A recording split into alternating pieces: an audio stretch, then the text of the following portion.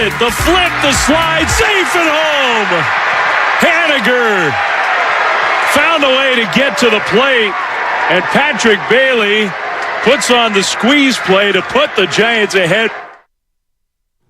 Dave Fleming on a call, NBC Sports Bay Area. Patrick Bailey with the squeeze, the bunt to give the Giants the lead in the top of the 8th inning. And you know, a lot of people are going to say, well, it's just the Colorado Rockies. They're 26-37. They have no pitching. But you know what? Wins like that can do a lot for a clubhouse. Moving forward, building that momentum. As late night Lamont makes another great play at first base. He goes 2 for 5. That was just a gutty, scrappy win. You got to remember the Giants are getting no hit. No hit. What, through 6? Mm-hmm. Until the 6th inning? This guy Seabold, who we highlighted yesterday, he stunk all season. He was dealing. That's how it works sometimes. But the Giants pick up Logan Webb. They get a big win there. They're second in a row to move one game over 500. We'll see if they can get the sweep. And they are rolling against the Rockies right now. And we say, oh, baby. To everybody out there getting off their graveyard shift. What a day. A Thursday here. Everybody getting off their graveyard shift. If you're at work, getting ready for work, good morning to you. Hey, the air quality is good here in the Bay Area. Hopefully everybody out there in the East Coast is doing better with the Canadian wildfires. I got some people in New York. It stinks out there, so a lot of people can't get out there and make that money. But here on the West Coast, the air is clear, and that means the strippers was out late last night getting that money after a Giants win. So good morning to them. Good morning to all the teachers, students, everybody getting ready for their finals. Everybody on YouTube, the Comcast Business Text Line. That's a big-time win for the Giants. Casey Schmidt with a 2 RBI single. I like that. Yeah. The chase rate, it's down. It shrunk a little bit last night. That's a big win for the Giants, Shasky. You know what? And I got to give, Gabe Kapler a lot of credit. There's been a lot of, I'd say, hand-wringing about the Bruce Bochy thing this year because Bruce Bochy's balling out of control with the Texas Rangers. And their roster's a little farther along than where the Giants are at. They were down for quite some time. Gabe Kapler, do I love everything about the guy as a manager? No. There are little things I can nitpick apart, but for the most part, I really think he's done a pretty good job adjusting in real time to some of the rule changes. And one area that I'm going to look at, pinch hitting in 2021, was something they found value in the margins. Yep. Austin Slater, Lamont Wade Jr., you picked the guy, Darren Ruff. They found guys in 2021 who would step up in key spots and come through with big-time hits, pinch hitting. They had the most pinch hit home runs in Giants history, whatever. Yesterday, back-to-back pinch hits. Wilmer Flores, and before him, Austin Slater, who you referenced, and they take out Mike Yastrzemski, and Slater comes through big-time with a hit. That was in the 7th inning. He comes back around in the 8th inning, another big hit, and then to do a bunt, a squeeze in Colorado. Okay? You got to do what you got to do to score. Yeah, but Bonte, that takes cojones. Yeah, but you know what? And to me, that shows that they are willing to adjust. This is a team that leads Major League Baseball in bunt hits. I didn't think that was part of the quote-unquote, Moneyball algorithm that I think he's most, closely associated with. So to me, it's shown growth from the dugout spot. Yeah, no doubt. I mean, I don't care if it's Coors Field, Mars, Yankee Stadium, Oracle Park. You got to do what you got to do to steal a game. Mm-hmm. And that's what last night was about. You didn't have your best stuff from Logan Webb. He tripped up. It was one of his worst games of the season. Yes. But you know what? A good team picks him up. And they owed a Logan Webb that. He's pitched his ass off this season. So you got to do what you got to do to get a win. And I like the suicide squeeze there. Bailey sacrificing there. That's a great play. A great play. Then you get to the bullpen. I mean, now the Rogers brothers are starting to deal. They really are. Rogers got a 1 point. Trevor Rogers has a 1.80 ERA. Tyler has a 1.80 ERA. Yes. This guy is dealing right now. Yes. And then you get to Camilo Doval. And, I already think he's better than Brian Wilson. I think he has a chance to be the best Giants closer in the history of San Francisco Giants baseball. I truly do. That's a statement. I swear to God. Well, you mean 300 saves for Rob Nen. I believe that was a career total, not a Giants total. Rod Beck was amazing. Really, it's been a position that Dennis Eckersley and Tony La Russa kind of modernized in terms of the one-inning type of a guy, although Eck would get 5-6 out saves. That's a statement, Bonte. You remember where I think it was the middle of COVID where we got a first little taste of him? And I remember we were talking about him, and he was so erratic, and I said to you, I think he could be a closer down the line. He's so much farther along than where I thought. Think about where he was a couple years ago. He was one-pitch guy. So Rob Nen, He's second with 199. Rob Nin. So that's his Giants. That's his Giants. This is just Giants. 199. That's a lot of saves. Rob Nin, 206. Rob Beck, 199. Brian Wilson, 171. Then there's a big gap to fourth place. Gary Lavelle, Greg Menton. Santiago Casilla had 123 saves in the Giants uniform. Really? 6 all time. I would not have. Robo. I would not have thought Casilla 100. How many did Romo have? 84. That's a lot of saves. Randy Moffett, 83. Frank Lindsay, 77. What about Worrell? That 1 year. He's not even in the top 10. Is he in the 30s? He's not. He's probably in the 30s, but he's not in the top 10. No, I meant 30. Did 30 saves overall. Yeah, wow, so where's Doval at career-wise right now? So career-wise with Camilo Doval. Has he eclipsed career, 50? In his career. Because of the COVID year, and he really wasn't the closer till the final 2021. Yeah, the final month, really. He has 45 career saves. Wow, we're coming up on 50. So all he needs is 12 to get into the top 10. 12 more saves, and he's into the top 10. At 25 years old. At 25 years old. I think this guy could be the best closer in Giants history. Wow. I swear to God. This guy has Who do you think is the best right now?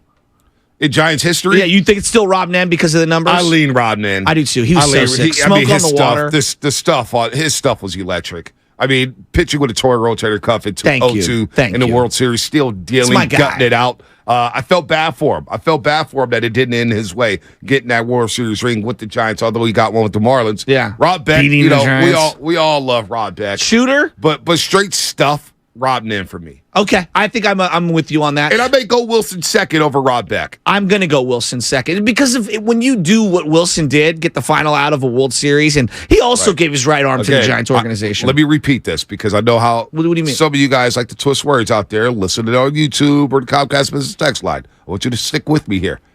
Camilo Doval has a chance to become the best closer in San Francisco Giants history, and I think he can do it. Yeah, I really think. Right now, of course, he's not the best closer in Giants history. But you're projecting. But right now, if he sticks with the Giants for the next 5 years with that stuff, throwing 101 mile an hour fastballs, that sinker, and the way him and Patrick Bailey, the best moment of the game yesterday wasn't the suicide for me. Okay, yeah. The best moment of the game was in that ninth inning when Patrick Bailey walked out to the mound and him and Camilo Doval are just laughing on the mound, having a good time. And I said, we could see these handshakes between Patrick Bailey and Camilo Doval for the next 5 to 10 years. I swear. Now, that's a long time. I get it. It's pro sports. Injuries happen. Especially at that position. But this guy, Camilo Doval, and I like having a guy at the back end of a bullpen where I say, go get me 3 outs. Totally agree. It settles everything down. It calms me. And he's going to blow saves. I get it. It happens in baseball. You're going to blow some saves. You're going to walk some guys. You may not have your best stuff. But right now, he's pitching like the best closer in baseball.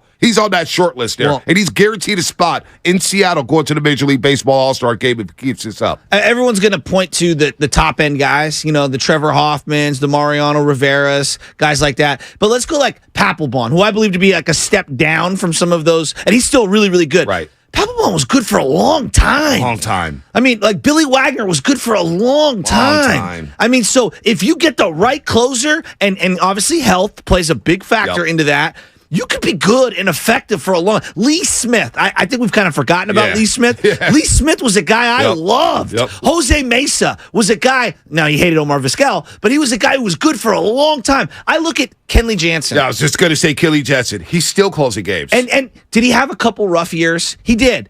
Kenley Jansen, you look up, I think he's going to be a Hall of Famer.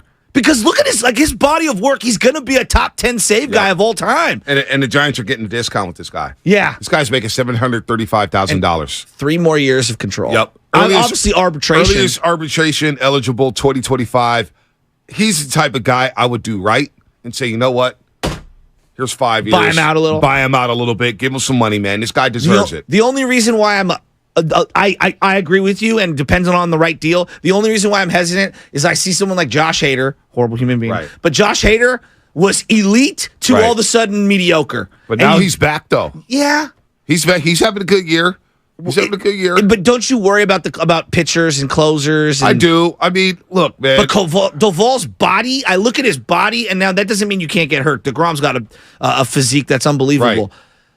I'm willing to roll the dice on him on a deal. I'm kind of with you. When you find guys like that, homegrown, and you could build this guy up, the fan base loves him. When he had the coming out hot, he needs to go back to that. Well, we need to find an entrance song for him. Well, the coming out hot was sick. Coming out hot. Coming out hot. And Ed said that we should have played that. And I was like, what is this song? Who was that? It was Steph's guy. I know. It was a Christian rapper, right? Christian rapper. Somebody coming out hot. Yeah, coming out hot. Comcast is it Andy Millen? I don't even. K-Rod, Houston Street. Yeah, you had a lot of good closers here. 831, Bonte, what are your thoughts on the Madden cover announcement? Josh Allen. Thanks, guys. Y'all are the best in the industry. Andy Mineo. On my about Lecrae. Lecrae. Yeah. That's who it was. Lecrae. Yeah, go back to that, Camilo. But that's a big win for the Giants overall. I thought you saw some of Casey Schmidt getting that knock there. I like it. That's growth. Yes. Play in these type of games. This is why I'm so excited Big for the month games. of June. This is why I'm so excited for June. Bailey is like a baptism by fire right now. Oh, my gosh, Patrick Bailey. Is there can we be honest? Can we have like a legit conversation? I like Joey Bart. Who knows what ends up happening? It's Bailey's job right now. Now Sable got some burn yesterday because they're going to go sometimes with positional or hitting opportunities for the lefty for Sable because Sable can't hit. But like in terms of defense, I think Patrick Bailey's the real deal. The bat's going to come along. Bart? What? What's the deal with Joey Bart right now? To me, there's no need to immediately move him off the roster. Let's see where it goes. Give him some starts here. Or not starts, but give him some opportunities as a DH if the opportunity presents itself, pinch hitter. If there's a deal where someone wants him as a throw-in, sure, I'd open my mind to that. But there's no need to move off of him, as in, you got to get rid of him tomorrow. Like, who, really? Is there some third catcher somewhere that's beating the bush that needs to get onto the roster? I'll wait on Joey Bart, but I'd be open to trading him for a bullpen arm or something. That's exactly where I am. Yeah, or if you want to give me a fifth starter or something like that, if you can get a fifth starter, I doubt it. Well, but, it feels like your boy Bieber is going to be the number one acquisition for most teams because of team control. I know. He's so good. There's a lot of teams that are going to be lining up to get him. He'd be perfect at Oracle Park. I think he'd be. Well, he's perfect for this Giants team because not only would you get him for this year, you'd have him in that rotation for next year. And he's the type of guy who looks like he'll re-sign with the Giants. Low maintenance. He's been playing in Cleveland his entire career. I think he's on a $10 million deal this year, so it only costs you $4 or $5 million if you get him at the deadline. I don't know what Cleveland's going to ask for him. Yeah, obviously, that's the they asked question. for a lot with Francisco Lindor, but we were talking about trading for football players. I don't know what the guys who Cleveland traded Francisco Lindor for. No. I don't know what they're doing. They weren't, honestly, if you look at where they were on their prospect list, they weren't even the top dog. Yeah, I don't even know who. I can't name one guy in that Francisco Lindor trade that sent him from Cleveland to the New York Mets. So I would trade something for Shane Bieber because I think he got a shot to make some noise. I'm with you. In the playoffs. This team's going to hit. Now, I know they didn't hit for the first 6 innings yesterday, but the back end, the 7th and 8th inning, when it was winning time. In these games, back to Casey Schmidt and Bailey, Camilo Doval, and hell, even Lamont Wade Jr. Playing in these type of games in June. Now you start to build some momentum. All right, you're taking care of the Rockies, and we got some crazy numbers on the Giants against the Rockies. They own the Rockies right now. Do you like those jerseys? They're good. They're like a good city edition jersey. Right? Good. They may not be in the top 5 because you listed some that I totally forgot about that are just ridiculous. No, they're good. I like those jerseys. They're good. They've grown on me a lot. Look. Well, I thought when they first came out, I was like, "Oh, these are kind of nice." And somebody on Twitter crushed me for saying it. I was like, "All right, whatever. God forbid you have an opinion." I want the Giants to do what a lot of these other teams are doing. When you wear the black jerseys, go black pants. Yeah. Let's just see what it looks like. Yeah. So the Giants against Colorado. They've been absolutely dominant. Absolutely. By the way, Kyle Harrison still starting to deal. Hold on, I had to. He's the number one prospect in the Giants farm right now. They did like a prospect readjustment on MLB.com. He's their number one guy. All right, I got to find that stat. Yeah. They basically dominated the Rockies. I think they lost like 11 games against them the last couple years. Really? I mean, so they got fat and happy on Colorado. They've been. I think it's 31 of their last 40 against there the it is. 31 of their last 40. Yup, that's the stat I had. 31 of their last 40. Wow. I mean, that's domination. Wow. So that's the mark of a team. You know what? The Rockies stink. Chris Bryant's hurt. They dodged a bullet there with Chris Bryant. He hasn't played much for the Rockies. I just don't know what they're like. What is their long term? I don't know what their direction is. They've got an Arizona Cardinal feel to them, don't they? Directionless. But see, at least the Cardinals could sign free agents. Yeah, that's a good counter. The Rockies can't sign anybody unless they overpay. I root for the Rockies. I want them to be like a good, fun team. I don't know why. Like when we were growing up, it was Dante Bichette and Vinny Castilla, and I don't know why, but I've always wanted them to be better. Just as another team in the division that actually can do something. They got a bunch of journeymen right now. Profar, who used to be a former prospect with Texas. Though. Yeah, but he remember when he came up with Texas, he was supposed to be the guy. A's, Padres. He's been on a million teams. He's been on a million teams. Charlie Blackmon kind of stuck in no man's land. He's a good player, though. Grichuk from the Cardinals organization, just kind of there, no man's land, but he's batting .336. They just don't have... I don't know what they're doing in Colorado. They can't get pitching. No. That's been the problem throughout their tenure as a franchise. Since they came into the major leagues in 1993, they just can't find pitching. And they've tried a couple different things, too. They went 4 starters, 5 starters. They tried 6-man rotation. They tried different things in Colorado. The humidor. The problem with Colorado, it's not just that the ball goes everywhere. You got to have speed in the outfield because that outfield is so big. Yep. So we'll see what the Giants do at the deadline here, but they have some assets here. If Jock can get hot, I'd flip him.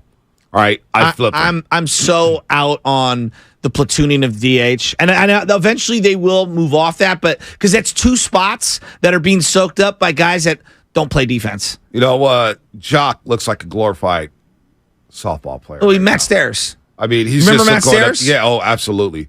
And Matt Stairs had a long career. No, I like Matt Stairs, but that year with the Phillies, that's what he reminded me. If you're not going to play against lefties, then what is your like? And speaking of which, he got left in the game because the Giants ran out of moves. He pitch hit for. He was in there.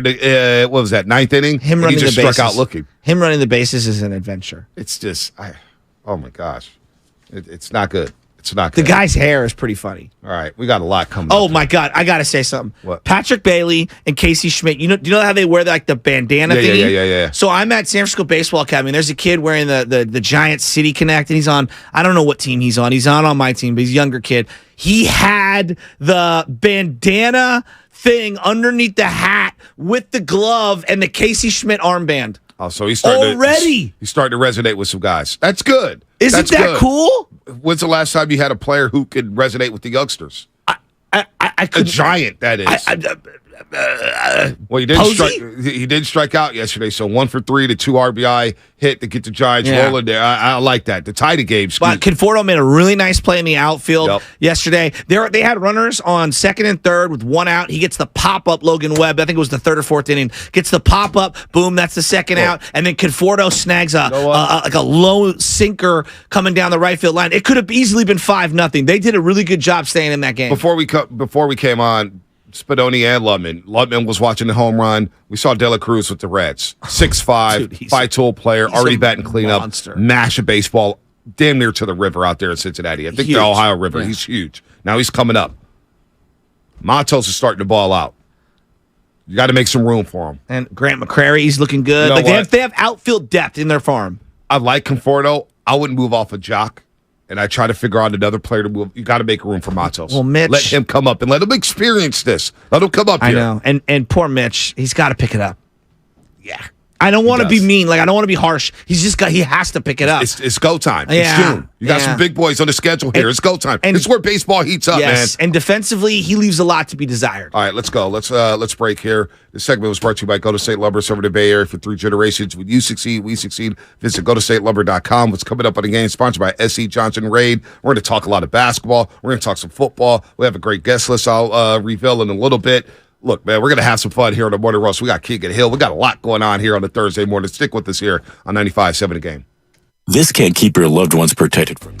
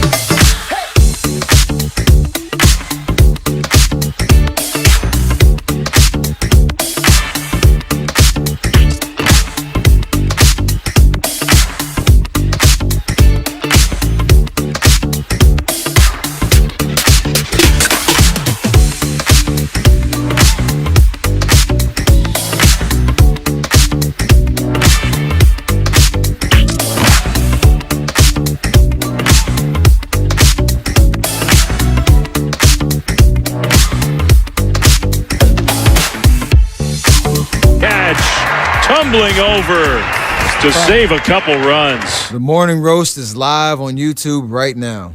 Take it away, Bonte. Fleming was really good on the call yesterday. Hunter Pence. I like back him. in the booth. I like Hunter Pence. Look, one day, we talk about what the Golden State Warriors, and it's very uncomfortable. One day, Steph Curry, Draymond Green, Klay Thompson not going to be here anymore. And we're going to have to move on from them. One day, we're going to have to move on from Kruk and Kite.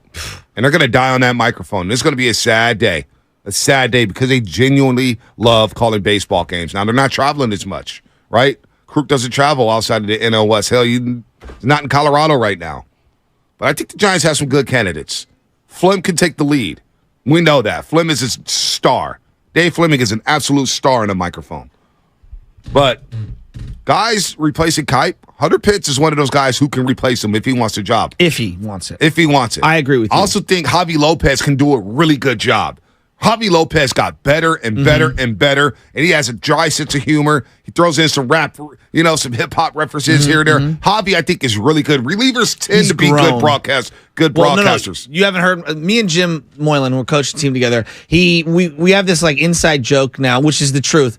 Pitchers are weird. They are. They're just weird. They're different. They're different. They kind of like work out by themselves. Right. They're down the line. Everyone else is fielding ground balls. Sometimes they're shagging flies, and they're not the starting pitcher and they're waiting. But they're an odd bunch. They're an odd bunch, but they can get the job done. No doubt. They know a little bit about everything. No, but that's what I'm saying. I think as a personality, they're great. They are. They're great because they're quirky. They're a little weird. They're not. I don't know. Everybody that knows a pitcher, like, are there some normal ones? Of course there are. But I'm saying the majority of pitchers, they just think a little different. No, they do. So I think you have some good candidates. I think Hunter Pence can usher in a new era if he wants to, and I think Javi Lopez can get the job done alongside Dave Fleming. Now you got to find some radio guys because John Miller's getting older. Yeah. Obviously, you're going to have to figure out a way to replace him. So we're not there yet. Yes, but I'm with you. I think you have some good candidates to replace Kruk and Kite on television when that time comes. I agree with you, and that's so. You want to talk about a crazy,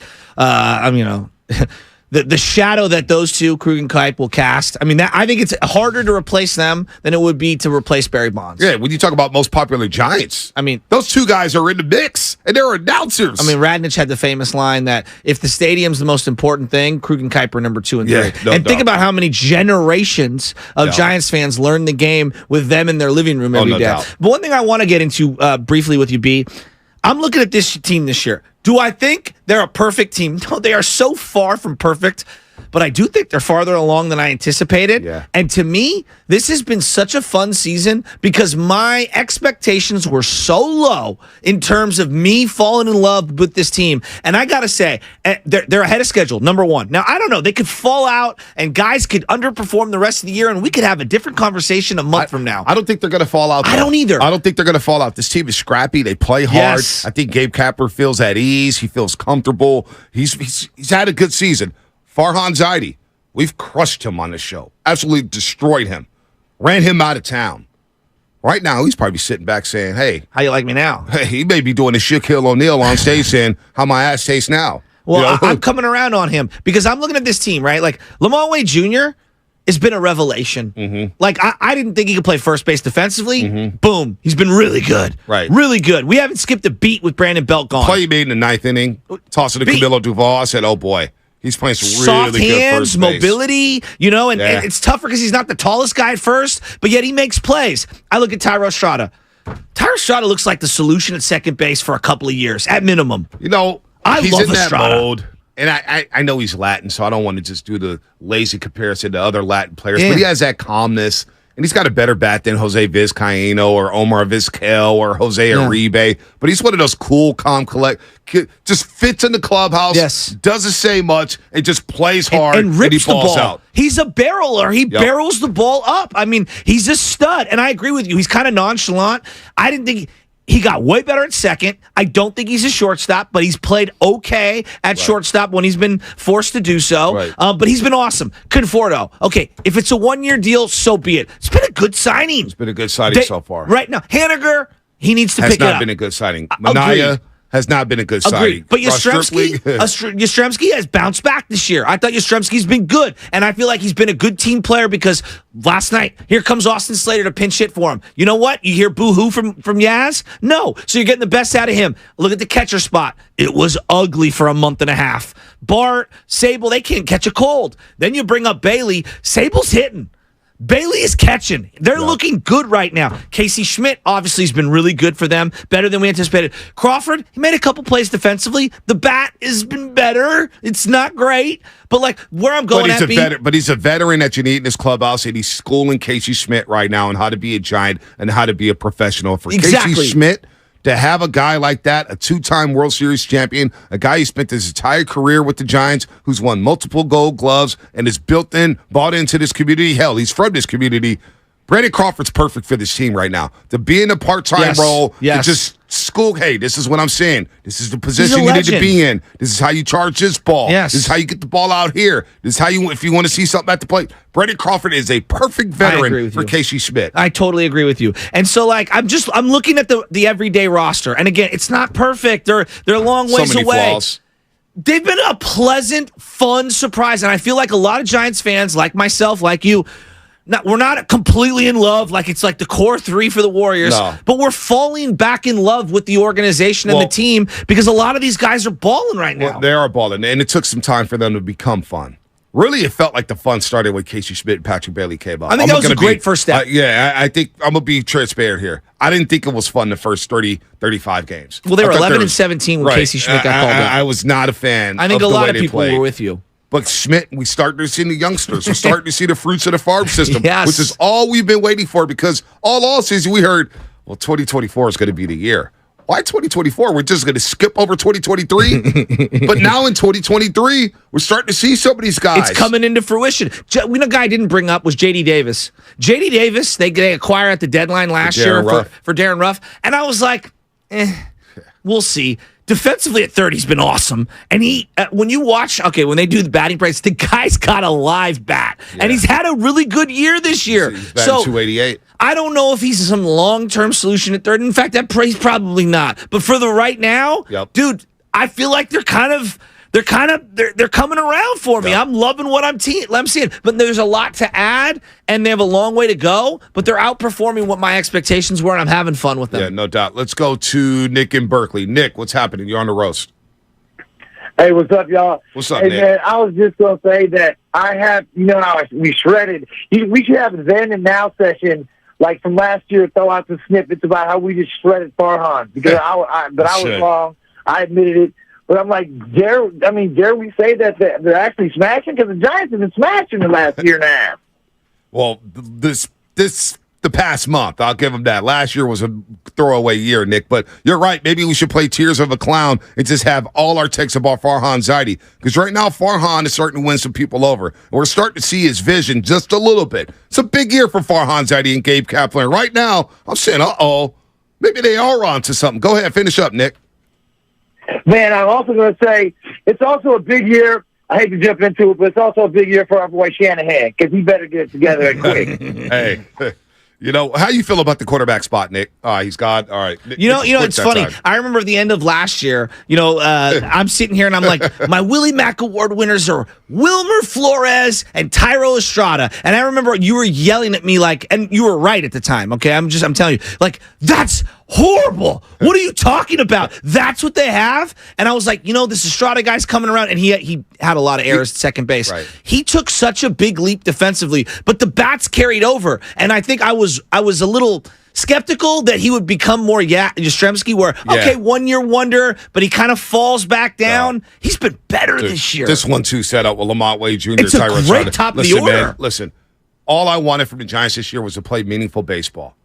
This June is meaningful. I'm so hyped up for June because you got the Cubs at Wrigley Field. Yeah. It's always a good series at Wrigley. It's going to be packed. I love those pinstripe. I love the pinstripe Cub uniforms. Wayland Avenue. I got to see Wrigley last year. And then you play the big boys. You got the Cardinals who's starting to play better. Yes. They would have won the game against Texas yesterday. Oh, my God. A lot of pressure internally for the Cardinals because they're either going to be in buy or sell mode if they can't pick it up. They're starting to turn it around. No, I know.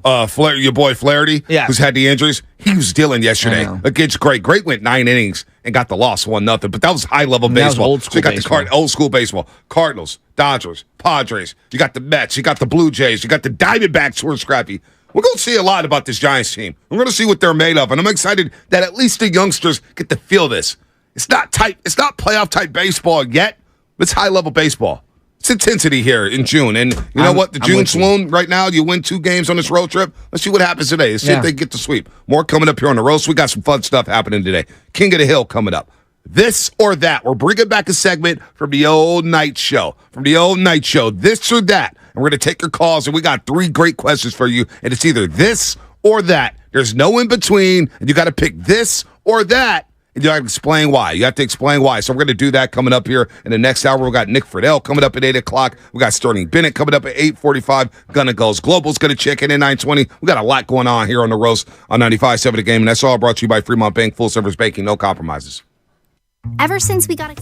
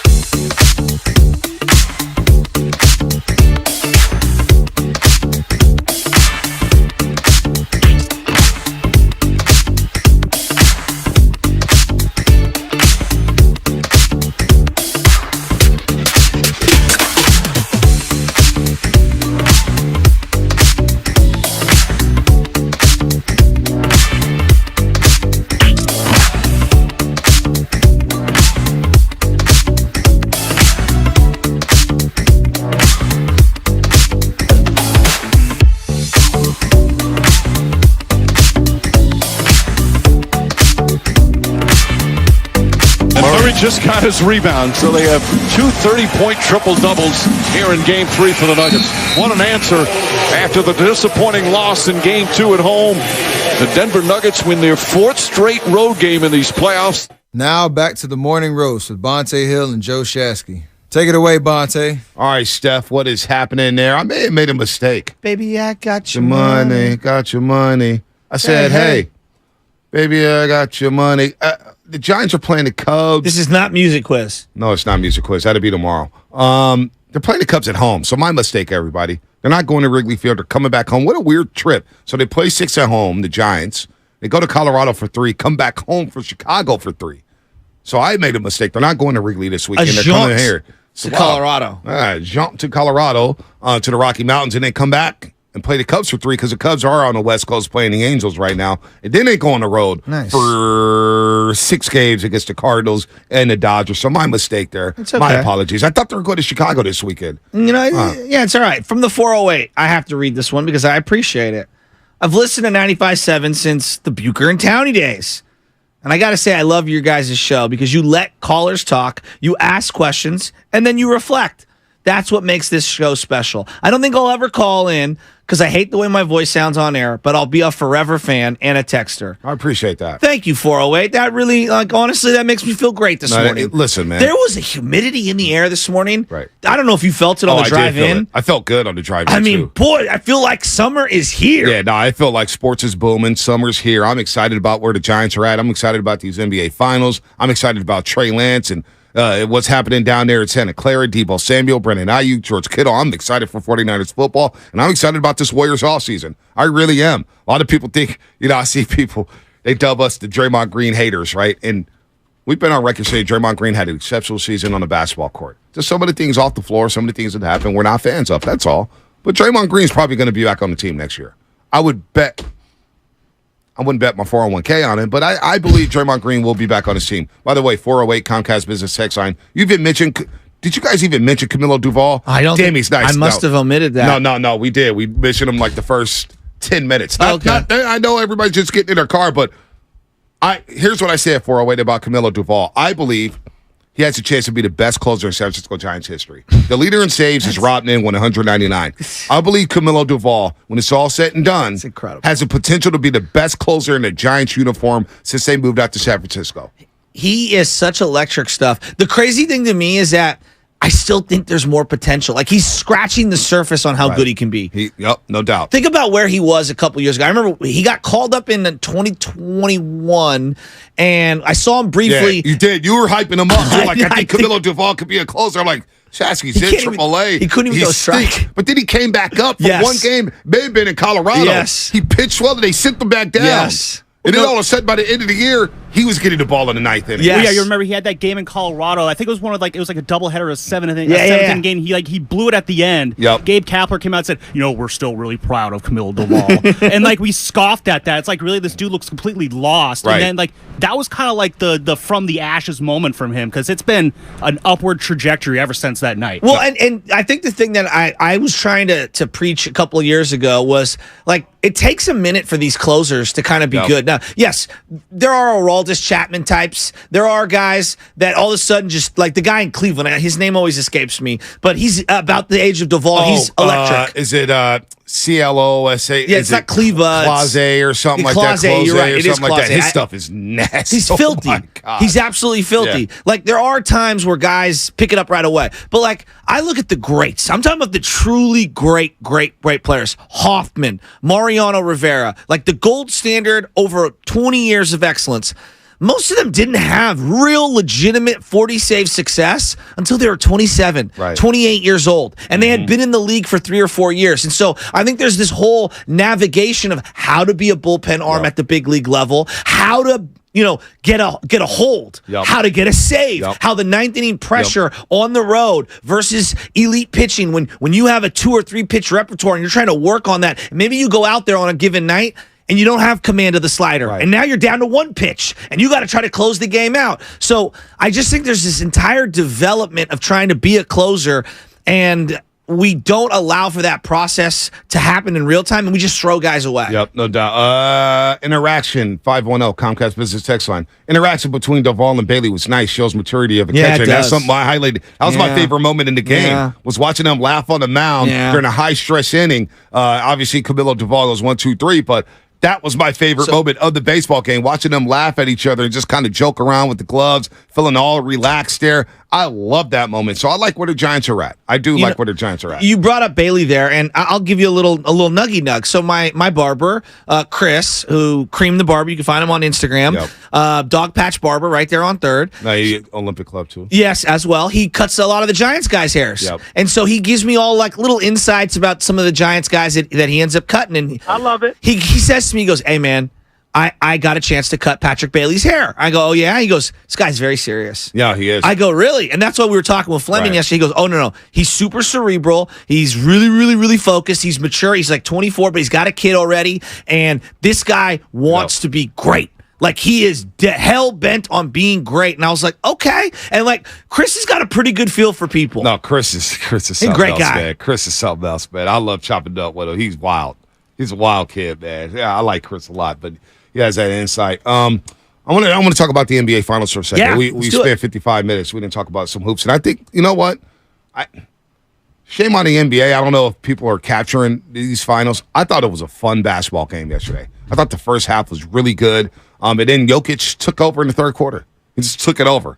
I mean, the first ever 30, 20, and 10 game. The first ever 30, 20, and 10 game in the NBA Finals. The first time two teammates both dropped a triple-double in an NBA Finals game. Murray had 30 plus, 10 and 10. I mean, it was just Murray was outstanding. Unbelievable basketball yesterday being played there by the Denver Nuggets. So I want to play a couple clips here. First from J.J. Redick, who on First Take the other day, he said something about the Denver Nuggets. By the way, as I was watching the game yesterday, Shasky, I was a little pissed off. Why is that?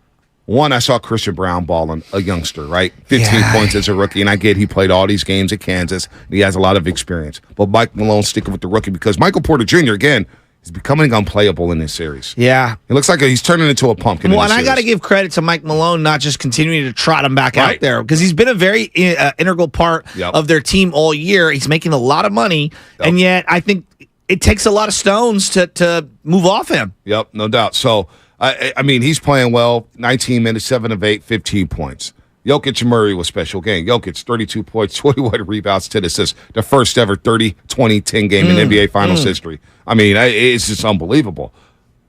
My buddy front office believes that Jokic is already a top 3 center in NBA history. And I said, dude, don't disrespect Bill Russell. Whoa. Don't disrespect Will Chamberlain. Like, I'm not going to. Yeah. I was just like, relax a little bit. But Jokic has a chance to be one of the best ever at the center position. But Jamal Murray, 34 points, 10 assists. In the modern era. Yeah, no, right? 34 points, 10 assists, 10 rebounds for Jamal Murray. Yeah.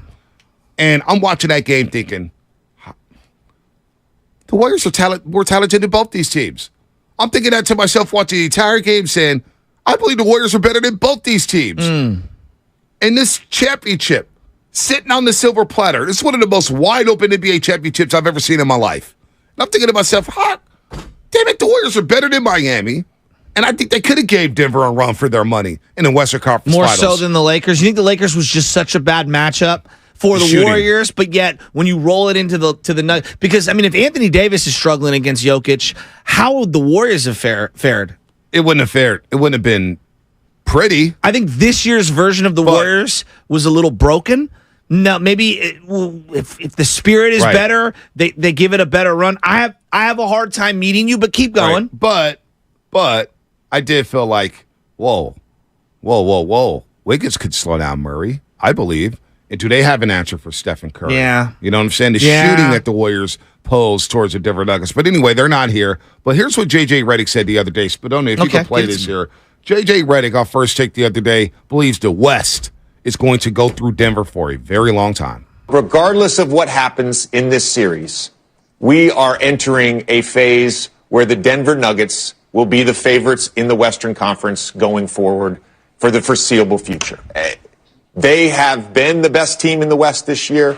They went through a tough gauntlet to get to the finals. Their core 4 guys, Jokic, Murray, Aaron Gordon, Michael Porter Jr., 28, 27, 26, 24, all just entering or about to enter their primes.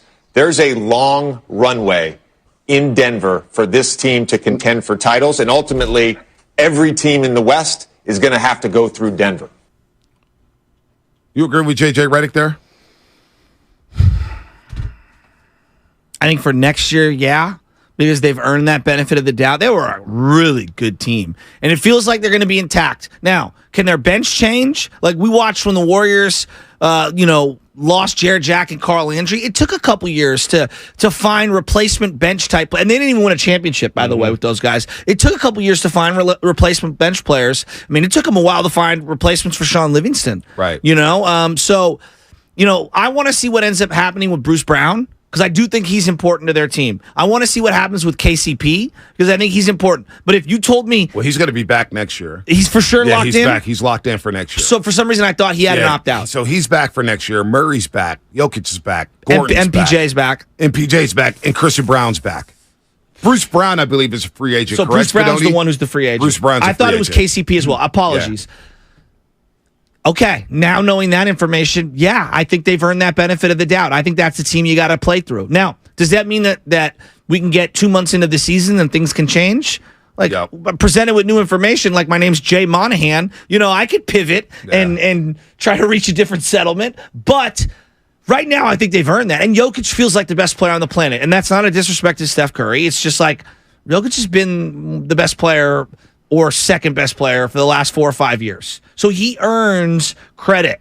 And I think you have to respect them. Yeah, I think this could be the beginning of something special for the Denver Nuggets. And they've gone through the progression in the playoffs, right? Losing in the second round, a Game 7 at home to the Portland Trail Blazers. Losing in the bubble in the Western Conference Finals to the LA Lakers in 5 games. They've had these stumbles, but they've built and built and built and gone through that playoff, kind of like the Bulls and Jordan. Couldn't get past the Pistons, couldn't get past the second round, couldn't get past the conference finals. Finally, they break through and boom, the rest is history. So with that said, because I do agree that the West is going to go through Denver. It's going to be very tough. There's no answer for Nikola Jokic. There's absolutely none. You cannot stop him. He's averaging a triple-double during this postseason. It's one of the sickest postseason runs we've ever seen. It's on par with Hakeem in 94. It's on par with Dirk Nowitzki in 2011. It's on par with Wade in 06. It's on par with Jordan's years. It's on par with Charles Barkley. I mean, this guy's having an iconic run. And on the flip side, Jamal Murray's right there alongside of him. So how do you slow down this two-man game between Jokic and Murray? That's what you got to devise up if you're the Golden State Warriors. How do we slow down this two-man game knowing they have shooters around them? It's going to be very difficult. Aaron Gordon slashed it to the basket. The perfect glue guy for that team. Another 10 rebounds yesterday. Another 10 rebounds. Physical, cutting to the basket. To me, the biggest issue, we could talk about players and Jokic. To me, length is the area that they have over the Warriors that I just don't, like, if you roll back a comparable team that you have this year, what are your size options against a team like that? Yeah, I don't know. So the Warriors got to figure that out. That's where I'm the most concerned. Warriors got to figure this out. Now, this is something interesting that you guys sent to the thread. Dan Lebitard, of course. Dan Lebitard is tapped in, big Miami guy. But he said this about Jokic, and I agree with him. We need to embrace this young man. Spadoni, if you could roll it. You got a player who's foreign, who, if he were American, good God, would he be a star. Good God. Same personality. Same exact personality. Holy, with that, a white dude's dominating the NBA? Yeah, but it's a white dude, but we don't understand or know him. Where does he come from? Oh, shit. What's his past? What? His brothers? What? What is all that?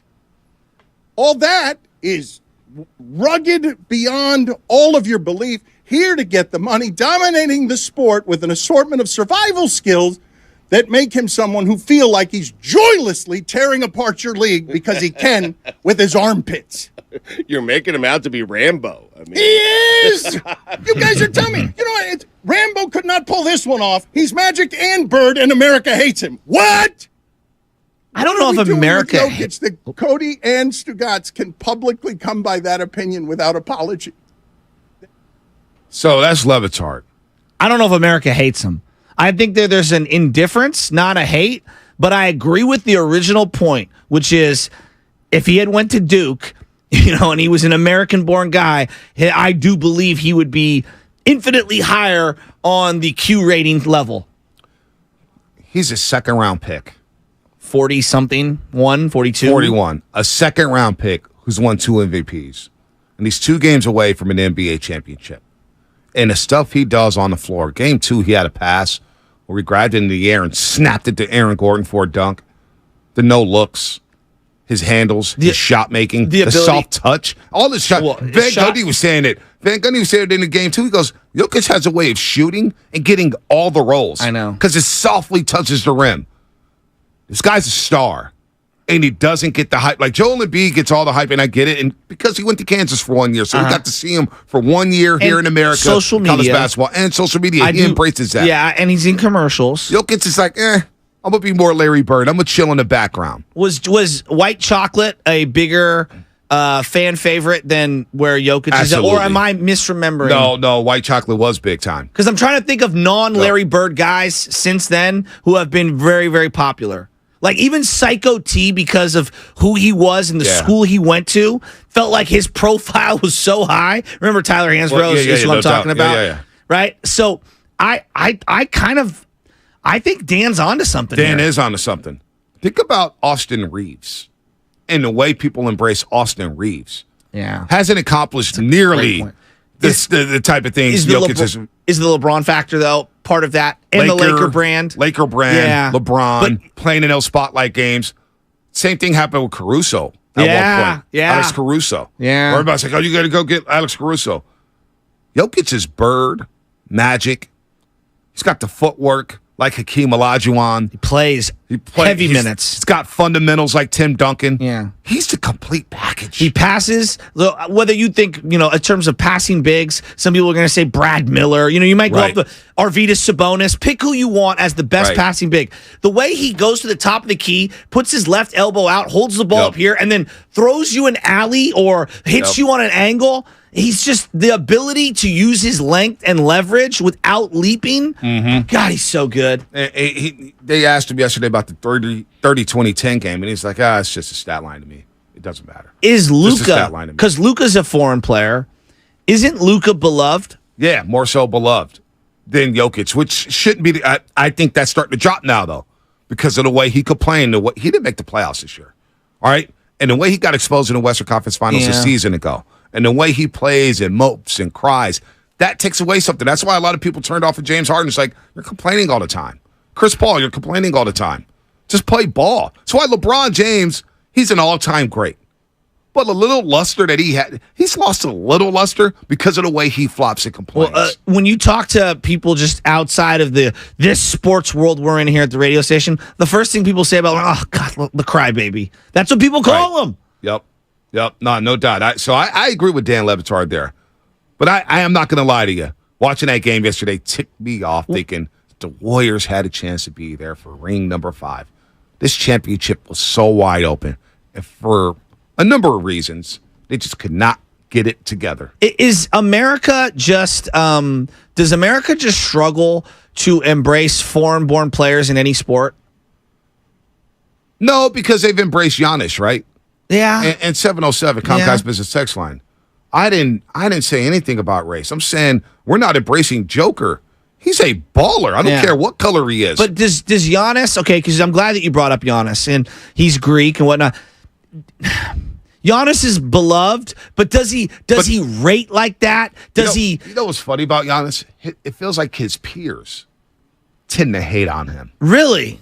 Yeah. Remember when Harden was battling him for MVPs? All he does is run and jump and dunk. He doesn't do anything. Interesting. And LeBron, they kind of, Giannis, okay. There's like this in their NBA bubble. I don't know if he has a lot of skills. Why are we embracing him? And maybe there was some jealousy because he was from Greece. We played in Greece, and obviously he's Nigerian by way of Greece. But the fact that they're embracing him and a guy like maybe James Harden's like, look, I've been in America. I played at Arizona State. I'm from L.A. Why aren't you guys embracing me like that? Maybe there is some jealousy towards some of these guys that come from overseas. That's interesting. And get embraced. I'm trying to think of other sports, right? Like football's so different because no other country really plays football for the most part, Canada. But like I look at like baseball, and there are some marketable, very beloved foreign-born players. David Ortiz comes to mind. Right. But a lot of baseball players. But think of how long it took David Ortiz to be loved by America. Yeah, but yeah. He was a Boston icon. Right. But Pedro Martinez, do you think he's beloved like that? I don't know. I love him, but maybe others don't. Yeah, you I don't know. Like I go back to Mark McGwire versus Sammy Sosa. I always felt like Sammy Sosa he was loved, but wasn't as loved because he was from. I look at hockey, right? Yeah. There's a lot of foreign-born players in hockey, and I think that's one of the difficult hurdles that hockey has to overcome. Well, how about this? The Vikings, according to Adam Schefter, the Vikings are expected to try to trade 4-time Pro Bowl running back Dalvin Cook one more time today. If they are unable to, they will plan to process his official release on Friday. So Dalvin Cook will become a free agent possibly tomorrow. And a lot of people are already pinpointing Rams Miami. on line one. A lot of people are saying the Miami Dolphins. Miami, okay. He's from there. Wow, he'll be in the same division as his brother, James Cook, up in Buffalo. Dalvin Cook still got some juice left. Well, I'm seeing people come in here and they're saying it's because people don't think that the center position is sexy. Shaq was one of the most marketable players in the history of the game. Hakeem Olajuwon, we still talk about to this day. Will Chamberlain, we still talk about to this day. We love a good big man. Yeah. We love a good big man. You think That's why we the do? heavyweight division, I was just reading something about boxing and the heavyweight division, or the sport of boxing saying we need a heavyweight division. To be good. It's not like the big guys. Yeah. It's not like the big guys. So, I don't know. Jokic, I think Jokic now is about to get a lot of respect, though, for the way he's playing. And I don't care what color he is, what race he is, the guy's a baller. And the NBA is a better game because of him. He plays honest All-timer. basketball. Pure basketball. Doesn't complain, just gets back on defense. Guy's a player. The league is better for it. But I want baseball, Major League Baseball, I think, does a better job, or fans at least does do a better job of embracing foreign players. I don't know why it's like that in the NBA. Maybe there's a lot of jealousy. I don't know. But the West going through the Denver Nuggets for the foreseeable future, yeah, they're a problem. They're not going anywhere here. So we'll continue to talk some hoops. We'll talk some football. We got Sterling Bennett coming on at 8:45. Our very own Sterling Bennett. He's been out in mini camps. Oh, nice. Getting videos. Nice. We'll break down a quarterback spot for us. Cousin Nick will join us at 8 o'clock. We got a lot going on here on the Morning Roast. And that's all brought to you by the Valley Transportation Authority. Looking for a fulfilling career with opportunities for job growth? Do you want to earn up to $39 per hour? That's a lot of money within the 3 years of starting. Then apply to become a VTA bus driver by texting VTA Bus to 333-161. Again, VTA Bus to 333-161 to apply. 333-161. All in the video.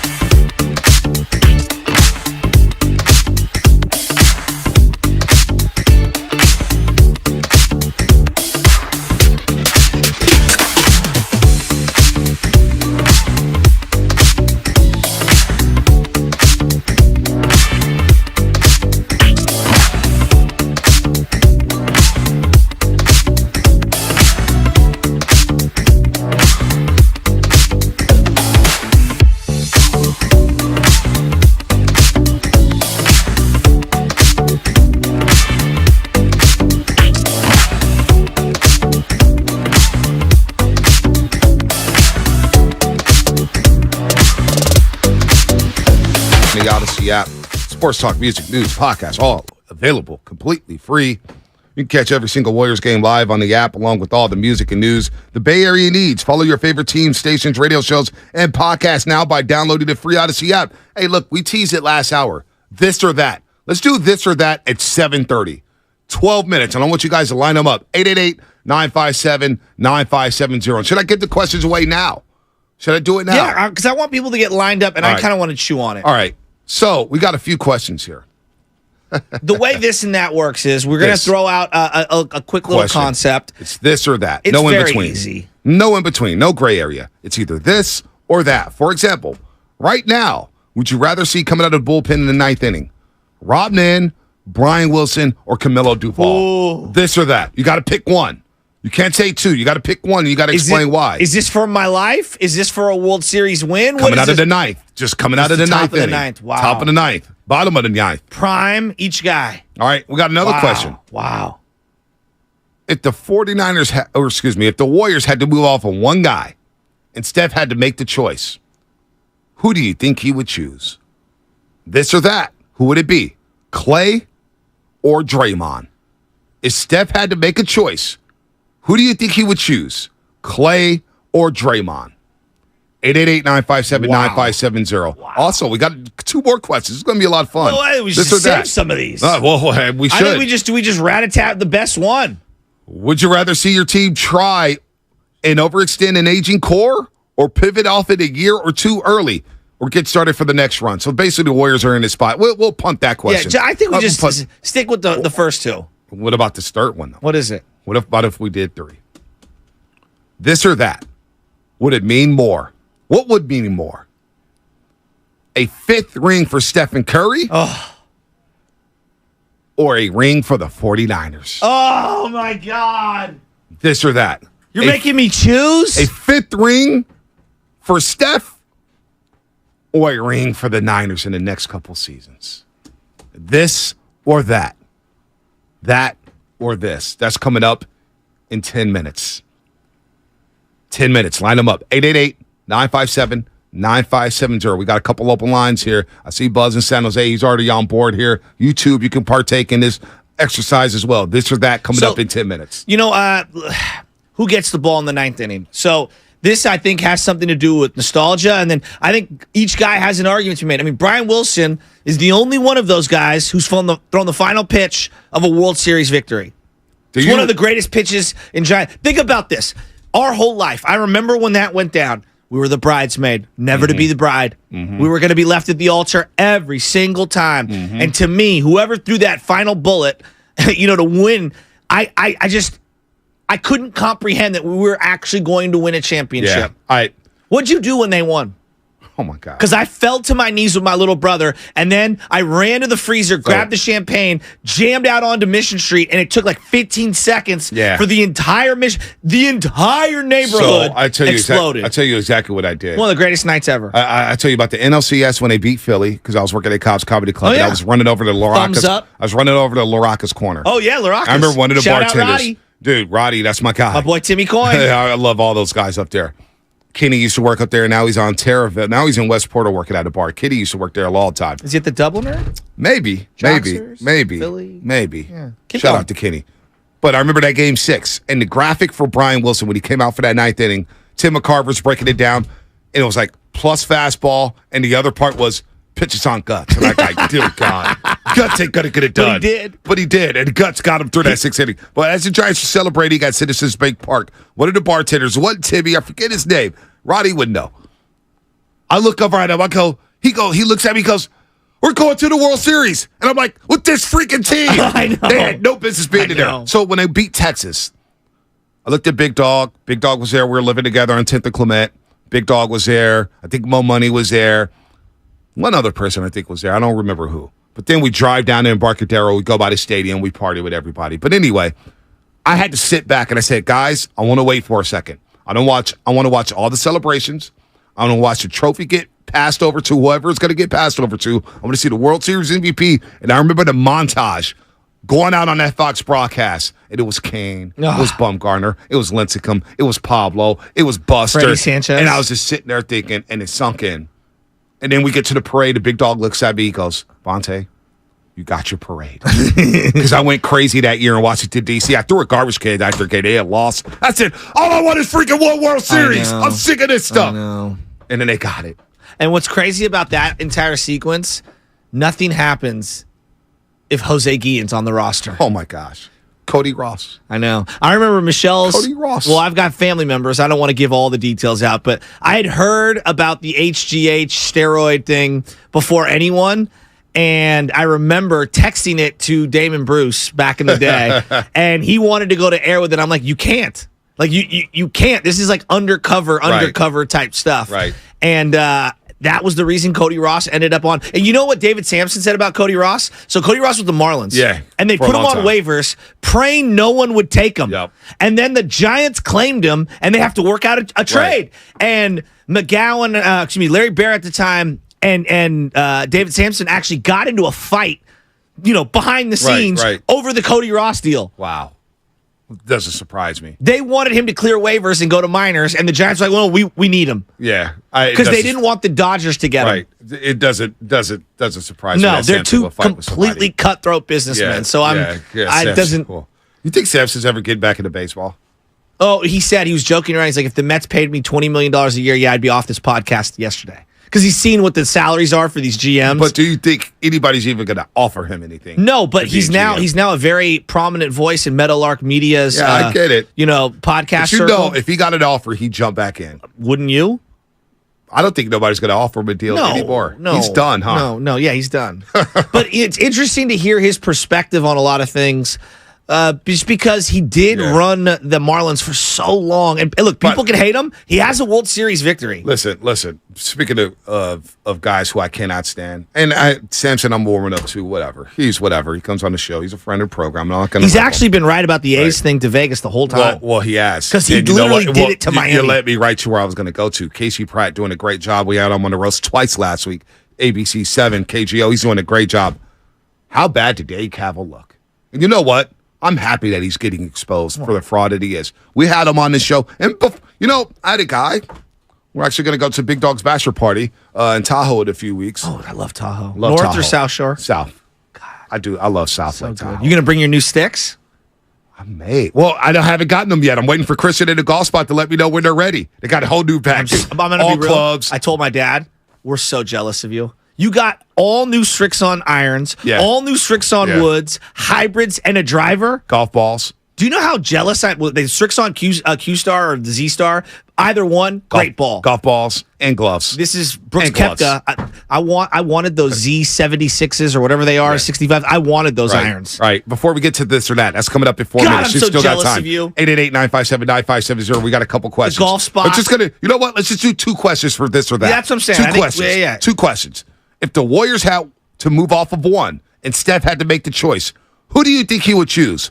Klay Thompson or Draymond Green? That's question number 1. Question number 2, what would mean more, a 5th ring for Stephen Curry and no more rings for LeBron, or a ring for the 49ers? What would mean more, a 5th ring for Stephen Curry and no ring for LeBron, or a ring for the 49ers? 2 questions, this or that. 888-957-9570. That's coming up in 3 minutes. It's coming up in 3 minutes. But first, I'm going to play this Dave Kapler sound as they had an emergency meeting with the Nevada legislator group trying to figure out, and they owned the A's yesterday. Ridiculous. Listen to this sound. Thank you so much for that. But that didn't answer my question. So again, it's a yes or no. Will you willingly commit to pay the live entertainment tax in the near future to fix the equity issue that exists? Like I said, we are committed to being a great community partner in Southern Nevada.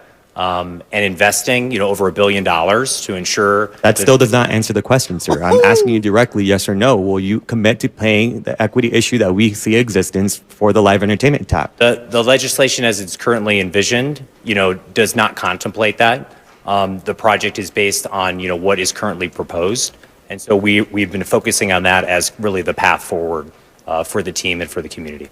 Thank you. I mean, I find that disingenuous. I asked you directly, you're going to be capturing this as part of your legislation, yet you can't even commit to doing it yourself. And so I think that's something that the taxpayers must know of this state, but I divert my questions for the next round. So he got on there, and he did that on our show. I asked him, I asked him straight up, Will John Fisher, the owner of the Oakland A's, ever come out and speak to the fans? Because I think the fans want to hear from him, not you. Well, I got to tell you about this great marketing plan we have in the stadium. It's like you're not even answering the question. And he's doing it there. Nevada's going to say, screw you guys. And I bet you Mark Davis is happy as hell right now saying, I told you these guys were frauds. Now, hopefully, Fisher gets to sell and somebody buys the A's and we can fix the A's and hopefully keep them in Oakland. But Shaska, I was going to get to this.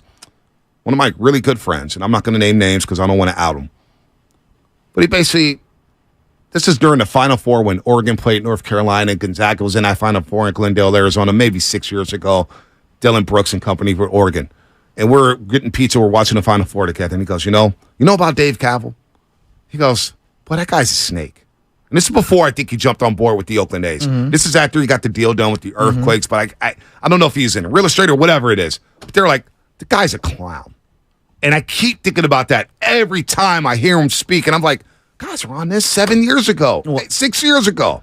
This, not to get political, but just take away sports team, okay, and insert it with like restaurant. Right. Okay? If that was a restaurateur saying, I need all of this public money and not having any answers or anything, wouldn't we all be like, what the hell are we doing? Yeah, kick rocks, dude. That's what I'm saying. They're trying to punk Las Vegas into a stadium. Well, and here's the other thing. Like, I live in San Francisco, and it's easy for me to say because my team has a stadium. It's easy for me to say, hell no, I'm not paying for all of these private companies to have stadiums funded by the public. Now, are there certain infrastructure things that the city has to put in place to help a business thrive? That I acknowledge. Trust me, I acknowledge. But the way we bend over backwards for these billionaire sports entities who are going to keep their profits and then try to fight you at every single turn on giving money back to the state, back to the city, back to our government, it's ridiculous. Now, are there a million things I pay for that I don't utilize? Absolutely. Absolutely. How absurd does this moron look? Begging for a welfare check again, over and over, and it drives me nuts. Dave Kaval ruining his reputation for John Fisher. What's his reputation? Is wild to me. When is John Fisher going to speak? It is time for John Fisher to come out and face the music. Talk to your fan base. Talk to your fan base. Go talk to Nevada. I need to see you. You keep hiding behind the background, behind your $1 billion, trying to punk Nevada into a stadium, and now they're not biting. They're saying, oh, really? Well, actually, I think Nevada's so dumb, they might approve it. That's how they feel so foolish in this. Like, and here's the thing I would say to Oakland, because I know a lot of people are putting a lot of pressure on the mayor. Dude, the city and county has bent over enough for the A's. The A's got to meet them halfway. I mean, come on, man. Like, you see our communities. Yep. You go down 6th and Market, it's a nightmare. I drove down 7th. It's a nightmare. And I'm just saying, now I know Oakland has their own problems. They got a lot of, dude, replace baseball owner with restaurant owner, and we're all looking at this so different. Was Fisher even there yesterday? Was John Fisher in Vegas? I think he's been lurking in the background. No, seriously. You see him kind of like being like you slither. Why won't he come out and speak? My bad, Spadone. Why won't he come out and speak? He has to hide. Like, Jed York would get on the podium and talk. I can't even tell you what his voice sounds like. I don't even know. Joe Lacob comes out and speaks. We've seen Jed York come out and speak. I don't get this. Mark Davis came out, faced the music, and spoke. Whether it was at P.F. Chang's, wherever the hell he was at. Well, this is where I think the difference between Joe Lacob, a guy who gets deals done, and someone like John Fisher.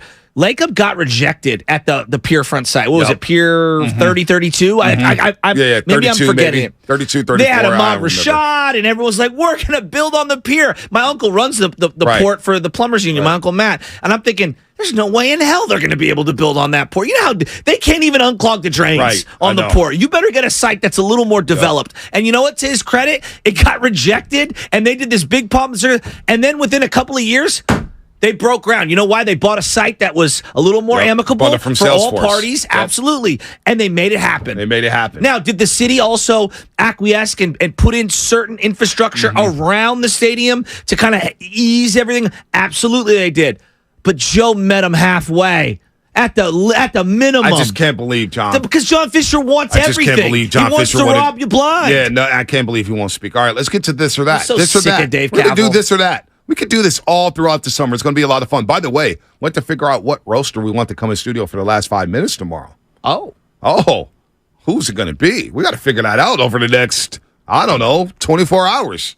I would say to you, if you really want to make a good case, forget the text line. If you can, log into YouTube, create a username, and pop into the chat and give us a reason why you need to be in studio with us. All right. I'll be reading all of that on YouTube. All right. Let's go to this or that.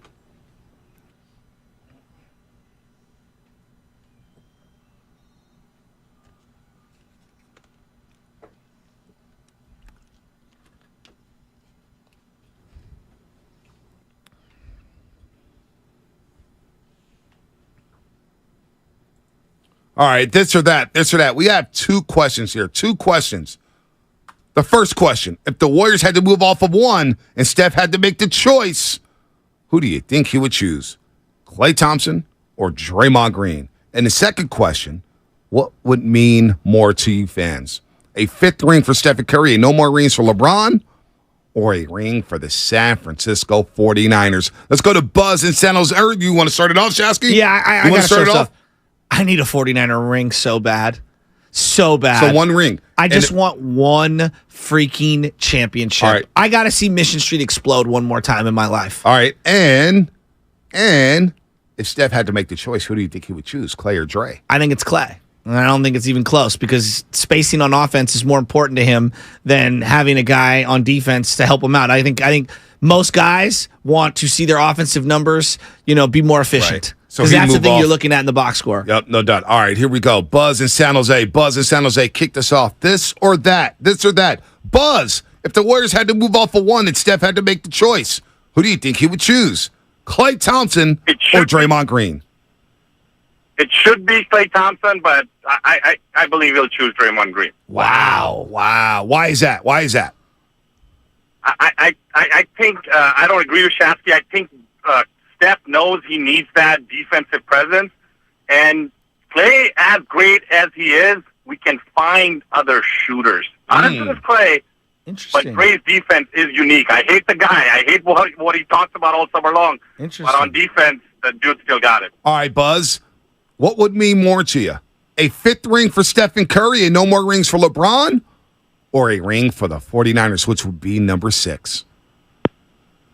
I want Steph to get that 5th ring, so there could be an iconic video or GIF or GIF, whatever it is, of him doing the Thanos fist bump.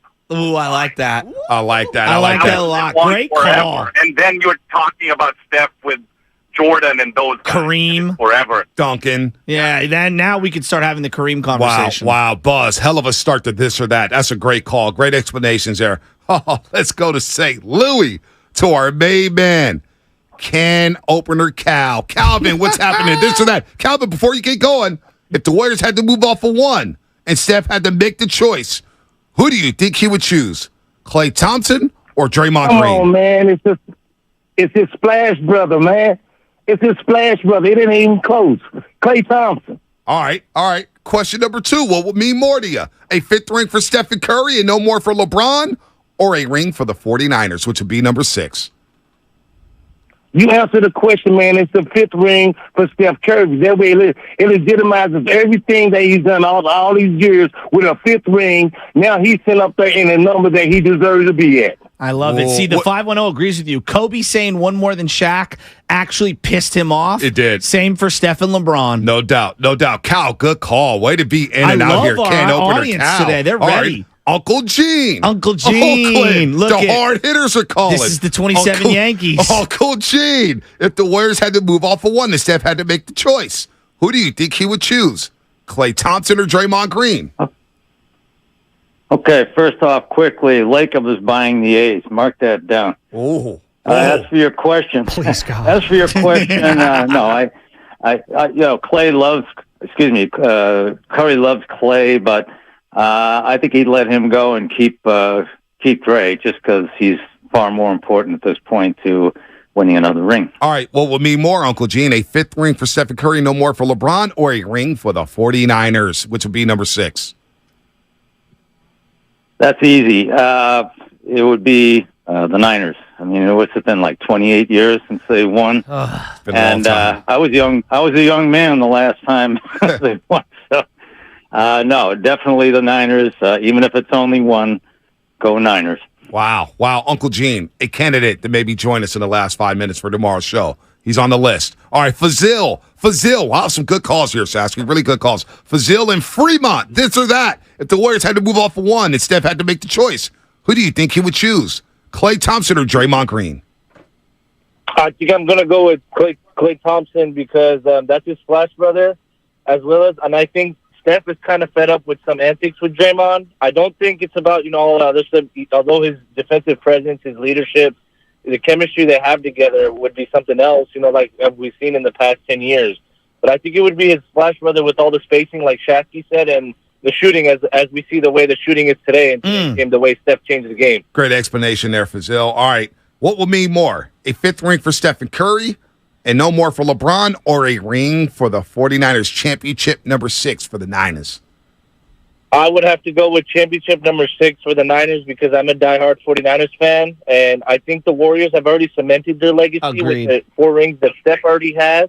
LeBron has also already cemented his legacy of how great he is. They're both great, but I would have to go with the 6th ring for the Niners, and it would mean so much to see that happen. It's been a while. They're due for one. All right, Fazil, 888-957-9570. This or that. Not bad here. Not bad. Lubman, or actually he's on the phone. Spadoni, what would you think here? I'm not asking you. You're a Laker fan. If the Warriors had to move off of one and Steph had to make the choice, who do you think he would choose? It makes me think because I feel like Draymond is more important for this team moving forward than Klay would be, just because of the defensive end. I think Draymond does so much on the defensive end and as an offensive facilitator than Klay at this point in his career. But I don't know if I think Steph's tired of his antics. I think at the end of the day, he wants to keep Klay just because of that. But I do think Draymond's the guy I would rather keep if I was him. But I think that it's just gotten too much. All right, that's good stuff. Robert has said Carlos. And Niners, this or that. if you're not. Yeah, I'm not even going to ask you there. I'm not. You got your Raiders shirt on. I'm not asking about the Niners. I know you're a hater. Robert has said Carlos. Real quick before we go to Robert, did you hear the conspiracy theory? About what? Well, maybe Jimmy Garoppolo doesn't get cleared, and after that joint practice, the Raiders trade for Trey Lance. Oh, my God. Conspiracy theory. We want to trade. I'm not mad at it. Are people really pumping up Brandon Allen? No one even knew Brandon Allen existed until he signed with the Niners. He could be the best backup in the league. People thought he was Kyle Allen. He's 30 years old. What are we doing? Brandon Allen. My favorite part was he backed up Burrow. Yeah, and if the minute he got put into a game, we would all say Bengals are done. Great. Curtis Painter backed up Peyton Manning. Guess what happened? I love you. Robert said Carlos, man. Thanks for waiting on hold, man. If the Warriors had to move off of one, Robert, if Steph had to make the choice, who do you think he would choose, Klay or Dre? I would choose. I would think that he would choose Klay Thompson because Klay, he doesn't really. He sucked in that Lakers series, but Draymond, Draymond is not a replaceable object. He's not replaceable because his defense is so unique and his play style is so unique that he's unreplaceable. While Klay, he sort of is. And you can just replace him and trade him for better, or maybe just draft picks and stuff to get younger players. Are you in the library right now? No. You're keeping it down here. I like the intensity. Yeah, I do too. What would be Serious more, man. a fifth ring for Steph and no more for LeBron, or a ring for the San Francisco 49ers? What you got, Robert?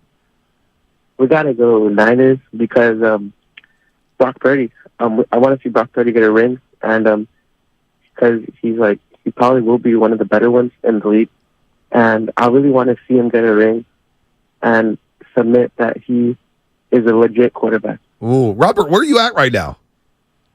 I'm at home. Oh man, were you keeping it down for the kids or something? Nah, I'm 13. I just really love your show. You're 13? Yeah. Wow, Where do you go to school? Sound very mature. Yeah, where do you go to school, young man? Robert. Oh, I'm done. I'm done with school. Oh, so you just dropped out like me? No. He's just on summer vacation, man. I know, I'm 13 teasing. years old. I'm Don't do that to him. I'm staying in school. What do you got planned for the summer, Robert? Let me tell you, it's a lot harder. What was that? What you got planned for the summer? I just came back from Tennessee. Oh, nice. A little Xbox, maybe some PS5 in your future? I play PC games. Yeah. Okay. All right. Robert, man, you What sound an very interview. mature for a I know, 13-year-old, Robert, man. the 13-year-old, I'm Damn, feeling you had it. me fooled. I like had me that. fooled. I You like know, it. you Love know the he's show. a gamer too. If he's going PC over console, Yeah, that's when he's hardcore. yeah. You know what I realized? So, Guido's kid, I went and treated him for a birthday gift or whatever. They want keyboards that make noise. They want the keyboard to make noise. They want it to pop. So you got boom. So they're like slamming on it. They all play these different games. Oh God, what's the game? Some of these keyboards, it is very satisfying. Like the key clicks they make when you play with them. Like they're $200. Yes. Oh, that's on the cheap end. And they're like colorful. I had a specific mouse when I used to play a lot of World of Warcraft back in the day at its peak, back in high school, back in the circa 2007. Yeah. I had a specific weighted mouse that was perfect for my wrist and stuff like that. So it didn't get, because I'd be playing like 10 hours at a time. So What's the most popular game currently on PC? No idea. No idea. All the kids play it. By the way, unlike Steiny, we love the kids on the morning roast. Can't tell you. But like Steiny said, I'll give him some credit for this. Here at the station in 95.7 The Game, we don't talk at you. We talk with you, which is why we're going to Dave and Fremont What's for this up, or that. Dave? Dave, what's happening? This or that? If the What's Warriors going had to on, move fellas? off of one and Steph Hit had me to with make the him. choice, who do you think he would choose, Clay or Dre? Personally, I think he would go with Clay.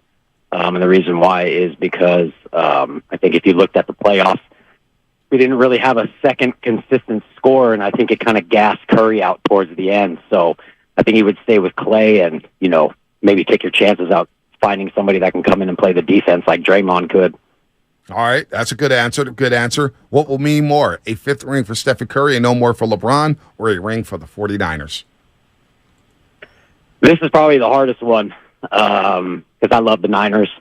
But to me, this is about individual over a franchise. And I would take Curry just because personally I don't want to see LeBron win another one. And I think when Curry's window is shorter as opposed to the 49ers as a whole franchise. And I think if you play the percentages, hopefully they should win one soon, especially with the talent that they got now. Seriously. But yeah, I'd definitely love to see Curry win another one. So Yeah. you guys do a great job. Thank you. Go and have a great morning. So, okay, a couple of quick cleanups as we're going out to the calls. We're doing this or that right now. We're going to reintroduce this. When we feel like we have some good content, we can go and hear from the people. We want to feel what you guys are feeling right now. Call of Duty is huge on PC and console, but the game I was thinking of, and thank you, 925, Minecraft. And the name of the keyboards when you go to GameStop, it's a mechanical keyboard. Gotcha. I didn't realize how expensive they Hopefully were. Baby Chaz doesn't get into PC games, so I don't have to spend that money. Look me in on the these eyes. PC Look me in the games. eyes. Look me right in the face. What? It's coming. There we will be addicted to video games. Maybe. She does like the PS5 though. We got Austin and Xavier, man. This or that. A lot of fun, man. A lot of fun. Tell them what the this or that So is. this today. or that is basically it's either this or that. It's no either or. You can't have both. You got to make a choice. It's either one thing or the other. No gray area whatsoever.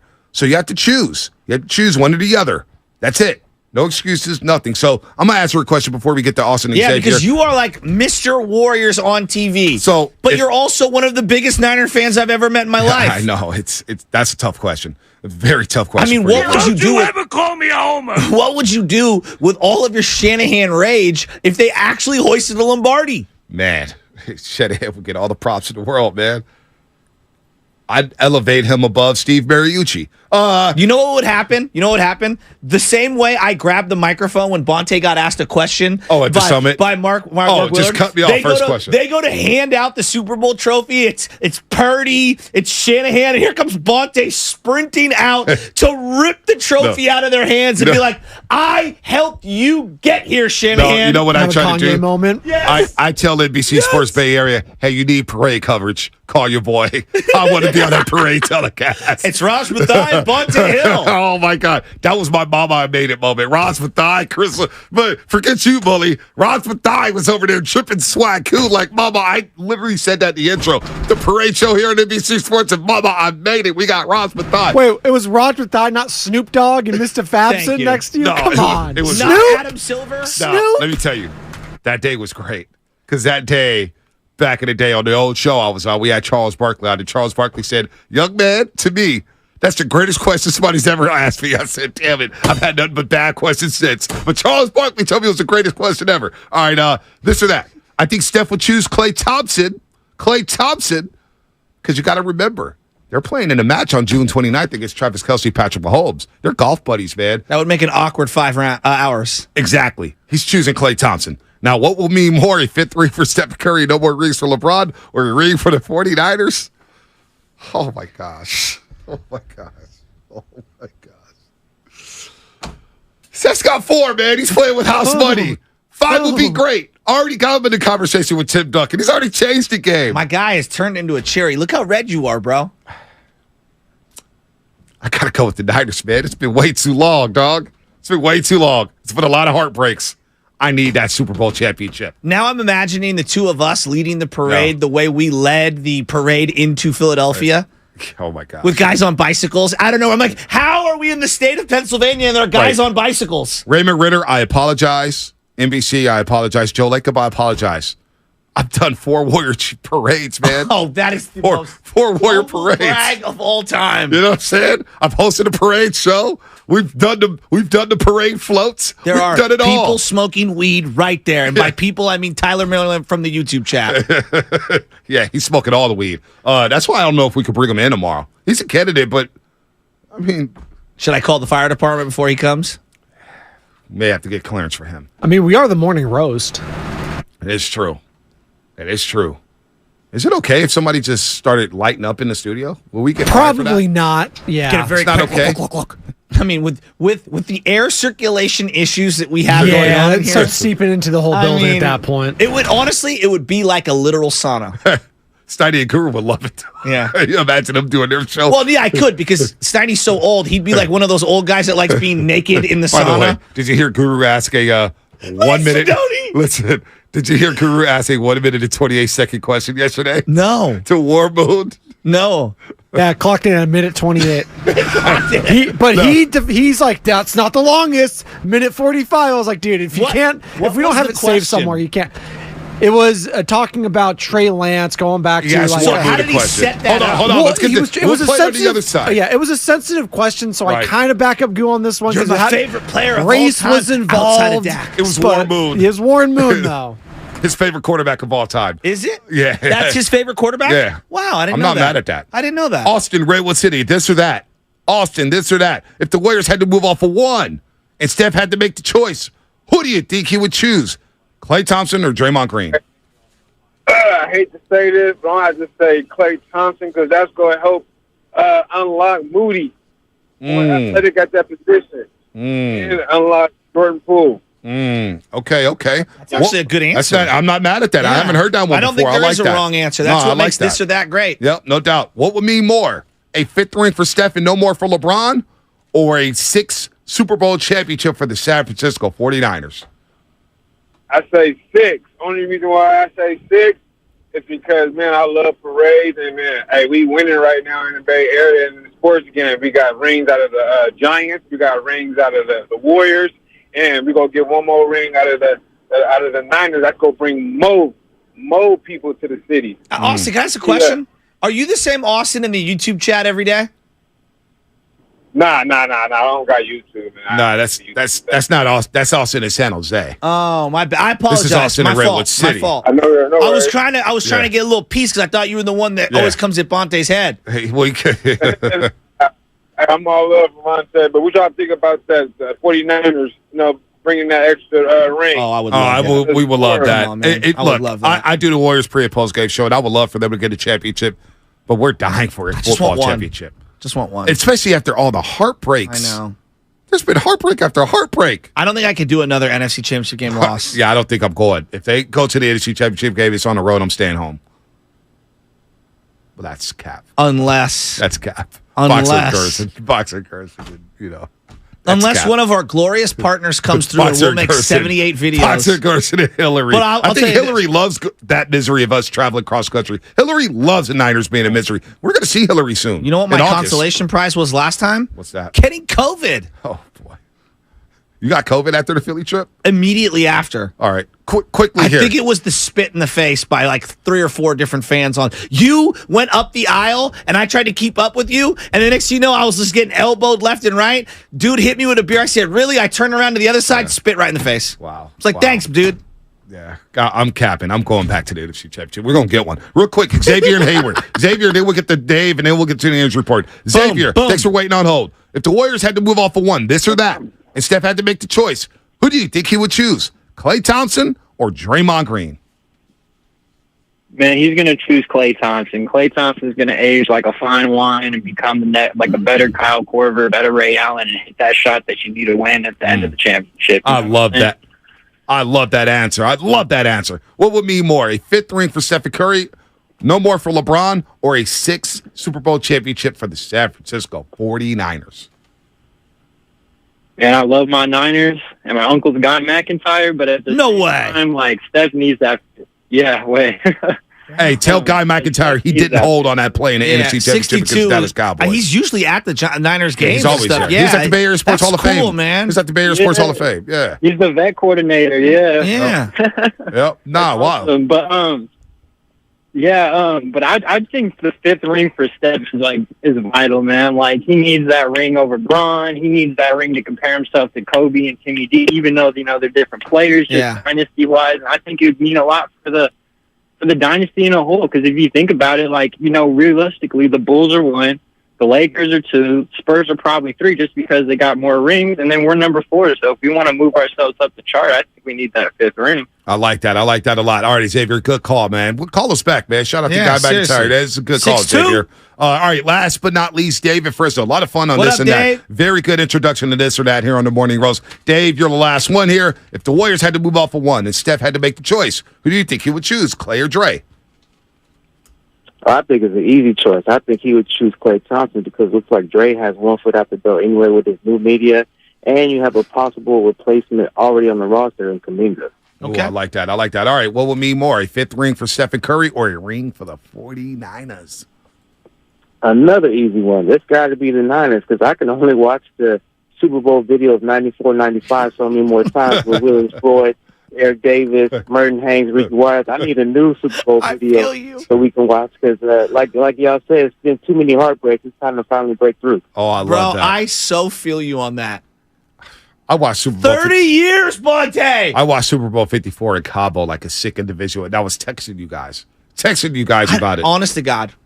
If we didn't get another one in our lifetime, I don't think I could die happy. I wouldn't die happy. Oh, my gosh. Don't even put that out there. Can I just get one? Is Shanahan going to get one? Who's going to get one first, the Giants or Shanahan? I mean... This or that. That may be a question next week. Shanahan. Oh, my gosh. Injury report. My psyche's bruised.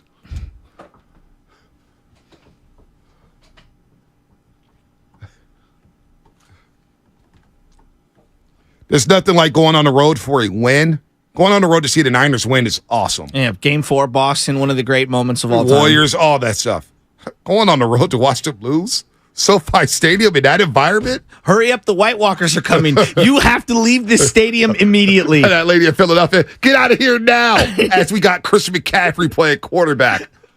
Oh, we got kicked so hard that day. Bonte, 925. You know it's old when that last Niner championship was on VHS. Al Michaels, Dan Diodore, and Frank Gifford on the call for ABC for that Super Bowl. Stan Humphries and the Chargers never had a shot. All right, Aaron Judge. Going to the IL for the Yankees. Aaron Boone announced yesterday, the manager of the Yanks, that the Yankees outfielder suffered a contusion to his toe and his sprained ligament in the toe while making a highlight catch Saturday afternoon. That was one of the best catches I've seen all season. Aaron Judge is playing at a high level, but he's on the IL. Big blow for the Yankees. That was the injury report brought to you by Boxer & Gerson, Northern California's premier workers' compensation law firm, helping injured workers get their lives back for over 40 years. Hi, Hillary. How you doing? You're overdue for a phone call. What's coming up in the game? Sponsored by Fremont Bank, full-service banking, no compromises. The one and only cousin Nick Friedell, going to shed some light on the NBA Finals and all things happening in the NBA. Bonte, Joe, that's a great question. That's coming up on the Morning Roast. Hi, welcome to the IKEA Midsummer Days. We're celebrating with lots of...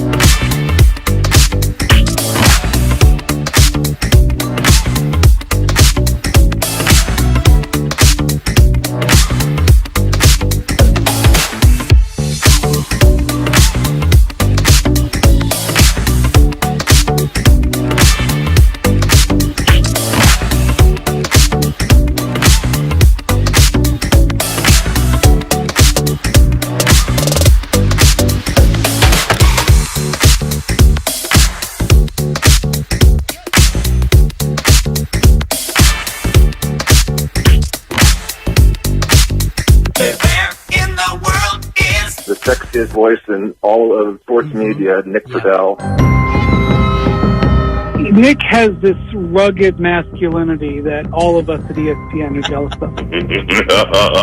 I don't know about friend of the program because I think you're lumping me in with being a friend of Friedell, and I don't want to be associated with all that. Thank you, Nick, and your voice is very deep and sexy. I have What you gonna do, brother? When Mac Jones is coming for you? How would you describe the level of hope that everyone else spoke with yesterday in regards to what James Wiseman brought? What are they talking about regarding Wiseman and like the impact he can make this season? Yeah, just how much the... Obviously, you can't predict the future. We'll see what happens this summer. But would you be willing to take less money? Bro, I'm not answering your questions no more. I'm sorry. Next question. That may be the greatest intro in the history of intros. Cousin Nick is back on the air. By the way, Raymond Ritter listening to this or that. We go, of course, Raymond Ritter. Yeah. He does everything for the Golden State Warriors. Apology not accepted. One for the thumb. So I may not have a job on television next season. Just FYI. Raymond, blame it on me. Blame it on Sasky. He goaded me. Just playing along, Raven. You know I want one for the thumb. Come on. Cousin Nick. Nick Friedell down in South Beach, Miami. Let me tell you, Nick, you've been on some roll. Yeah. The Red Rock, what do they call that in Denver, Colorado? Red Rocks? What do they call that, Nick? Red Rocks, baby.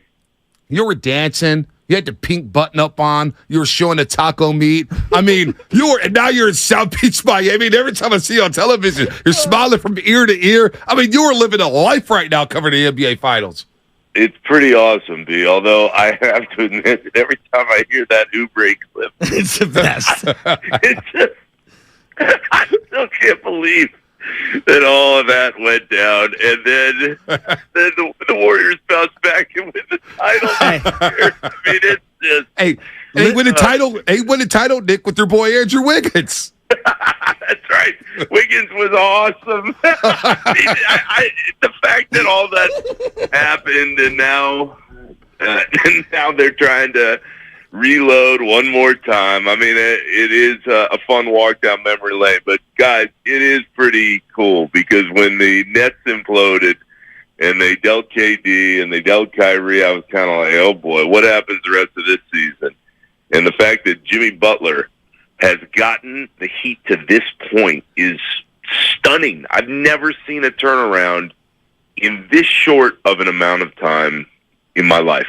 And it's been pretty cool to see unfold, although it sure looks like Jokic and Murray not only wanted to send a point last night, but are on a mission down here to end this thing pretty quickly. You know, it's interesting because I'm looking at two teams here, and as I juxtapose them to the Warriors, I look at the Heat situation, and it feels very outlier-ish. And bear with me where I'm going here. Like, Jimmy Butler from regular season to the playoffs had elevated himself. And those first 8 games were historic. He's cooled off since then, right? But he is a guy from the regular season to the playoffs. He gets infinitely... things here and the type of guys they find. What I would tell you is it's the closest thing that the NBA has to a college program. They find guys they believe will fit, and then they bring them in, and they allow them the time to grow within the framework of their program. And they give them a few years, and they hope that everything kind of improves incrementally. And you see guys like Caleb Martin and Max Strus and Duncan Robinson, guys that the casual fan probably doesn't even know or is just learning about right now. Gabe Vincent. You have those guys, and then you add a Jimmy who, I was talking to him the other day. Even he admitted he didn't think he would get to this point in his career, but he earned it all. He worked as hard as anyone I've seen, and he got himself, he willed himself to this point. And Bam has been very good at times, didn't play so well last night, but this team absolutely is an outlier. I don't see anybody being able to replicate what they've done. So anybody who's sitting there going, the regular season doesn't matter, and you can just kind of flip the switch when you want to, I don't buy that. I believe in what Spoelstra says. I believe in what a lot of other coaches have said over time. You need the regular season to grow the habits that you want to develop once you get into the playoffs. So count me as one that'll be surprised if this kind of story unfolds again down the line. Yeah, I'm kind of with you here. We're talking to Nick Friedell, ESPN. He's been covering the Brooklyn Nets, the Phoenix Suns, and Miami Heat. Down in Miami covering the finals here. And let's look at the Denver Nuggets because you led with that, Friedell. The first pair of teammates to have a triple-double in the same game in finals history. Jamal Murray was special.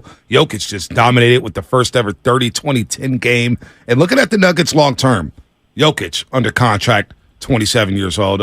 Murray, young in his mid-20s. Michael Porter Jr., who hasn't played well in this series, but he's locked up. Christian Braun, who had a big impact on last night's game, game number 3, as the Nuggets take a 2-1 series lead. Does the West now run through Denver for the foreseeable future, in your opinion? Yeah. And even hearing that and saying that is crazy. Because, I mean, let's face it. Denver just... They're not well known. They're not well known in their own market. One of the questions Adam Silver took before Game 1 was, why can't Nuggets fans see these games? Why is there still such an issue with being able to watch a game on television in that market? So I have not seen the Nuggets like this day to day, because usually I'm only seeing them a few times a year. Guys, Jokic is awesome, and he just doesn't get the credit, not only because I don't think people watch this team, but he's not going out of his way to do any kind of extra media. He's not really saying much to draw your attention in after games, but the guy is that good. There's a reason why he won the MVPs. There's a reason why that offense is in such a rhythm with him out there. And you mentioned Murray and Porter. I mean, they have all kinds of pieces. KCP. Trust Michael Malone. Yeah. I mean, there are reasons why they've gotten to this point. But what would scare me not only as a Warriors fan if you're sitting out there in the Bay, but like for the NBA, good luck getting by that team if they stay healthy. Real quick, Nick, just real quick on Jokic. Does the NBA need to do a better job of promoting Nikola Jokic? Because he's averaging a triple-double during this postseason, and we were just having a conversation kind of playing off of Dan Le Batard down there in Miami saying, why isn't this guy promoted more? He's Magic. He's Bird. He does everything they do and much, much more. Does the NBA need to do a better job of promoting a team like the Denver Nuggets and players like Nikola Jokic? You know what it reminds me of? It's the Mike Trout question in Major League Baseball. Oh, that's interesting. Because the three of us have talked about this for a few years now. I mean, Mike Trout, when he's healthy, is still incredible. Yep. Guy's awesome. But he doesn't want that extra spotlight. He wants to go to the park, play, hit a couple home runs, and go home. And that is his prerogative. And as I watch Trout from a distance, and now I'm seeing Jokic up close in these last couple of weeks, and I'm watching the run that he's been on the last few years, that's what it reminds me of. So, yeah, I mean, you can say, hey, the NBA needs to do a better job. Okay, I agree. But the other part to that is the player has to be willing to put himself out there a little bit more. Yeah. And from what I can tell, Jokic will do the interviews. He'll do what is required, but he's not going to show that much personality. And that, again, that's his decision. That's his choice. But it's not something that the league or anyone else can force upon him. And that's where I would be cautious of anyone saying, well, the NBA's got to do more. The NBA, I think we'd all agree, does a really good job promoting its stars, sometimes at the detriment of promoting its team. Yeah. But if you're Jokic and you just don't want that, nobody can make you do it. Yeah. Nick, I want to rat-a-tat-tat a couple of things because you're at the finals and it feels like all of the media from all the corners of America kind of like converges on wherever the finals are at, and I'm sure there's a lot of gossip, okay? So this isn't you. This is just gossip that you're hearing and you know, from all over, and if you can, I want you to be as honest as possible. I want to rat-a-tat-tat a couple of these. Bob Myers, was it money? Was it Why is he no longer with the Golden State Warriors? It's a variety of different factors is my my guess, Joe, but what I believe to be true is what Bob said. And it just sounded like, in listening to that press conference the other day and talking to people around the league, he was ready for a change. Gotcha. And he sounded like a guy who was burned out after all those years. And it's understandable, guys, because the grind of any of those jobs is so intense. But the grind of that job on that team with the pressure involved in trying to win all the time, it's just different. So, like everybody else, I'm watching from a distance, and I'm going, why would Bob want out of there? Especially because, and I know you guys hit on this all the time because I listen all the time, why wouldn't you stay and finish out with Steph? That always, for so many people in the organization, it's like, all right, we know we've got this once-in-a-generation superstar. Let's just finish this out and see how it goes. But I believe Bob and what he said. Just it's like I needed a second. Yeah. And he talked about his family, and I think that was genuine. So there are always a lot of factors in play when a move like that takes place. And certainly, I sat there and went, "What? Why couldn't they work this out?" But in the end, the organization runs too well to believe that they won't find somebody, whether it's Mike Dunleavy or somebody else, to make it continue to go with Steph in place. But Joe, it is a topic of conversation certainly around the league. But just from being around in years past and listening, I think he just needed a deep breath there for a second. It's got a Bochy feel to it. He's going to sit out for a year or two and come back. He'll be back.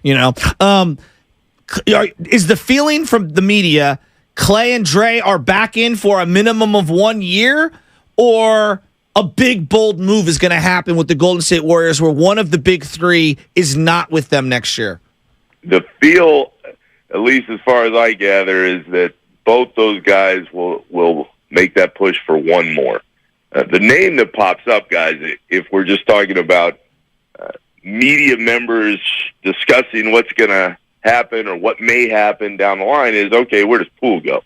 Yeah. It feels like Poole's time is running short out there. Again, you all have your fingers on the pulse much more, but I mean, when you're hearing Steve on Draymond's podcast, also unbelievable. Why is he on the pod? Yeah, that's Nick?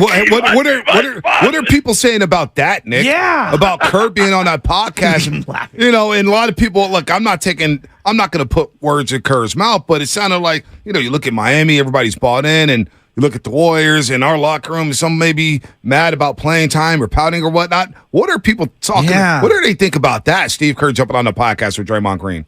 Well, it was interesting because I saw Mr. Spears. I saw Mark Spears the next day, and he's like, I think I'm going to ask Spoelstra about this. And, of course, Spoelstra was like, I didn't listen to the podcast yet, but well played. Yeah, exactly. I just couldn't believe, after all the ups and downs of that relationship, I see the clips coming on Twitter. I'm like, okay, Steve. All right. But what I think the way that everything kind of contextualizes for me, guys, is that for all the ups and downs of this season for the Warriors, they are still so highly regarded across the league. It's like when you're talking about different organizations and the way things are run, everybody is hell bent on discussing Heat culture. I mean, as it should be, the fact that they got to the finals again with this team. But then it's like, okay, they're up on that mountaintop with the Warriors, and I mean, the Spurs are terrible now, but they were so good and have been so good for so long, and now they got Wembanyama coming in a month or so. But when you look at what they've accomplished, I think that when you hear people talk about the Heat and what they've done, in the next breath, there is an appreciation for all that the Warriors have done. So as far as what happens in the future, my guess, and that's all it is right now, is that Draymond and Clay and Steph are all together one more time. But I think that the the general consensus seems to be that while there may not be a major move with one of the big three, there will be a major move with somebody else or someone else's deal over the next couple months here. Cousin Nick, you say, they may run it back with Draymond and Clay. Obviously, Draymond has the opt-in clause for $27 million. Do you think they get extended? Klay Thompson, 1 year, $43 million left. Kerr. We know about the terms. Steve Kerr, another year left on his deal, his last year of the deal. What do those extensions look like? Is it just, hey, Draymond, play it out? Because I don't know if Draymond's going to do that. I know he's looking for his money now. What does that look like? Do they extend Draymond Green for another 2-3 years, you think? I think that one is much more plausible. The Clay stuff, I just don't see how you can give Clay that much money moving forward. I mean, that's just the reality.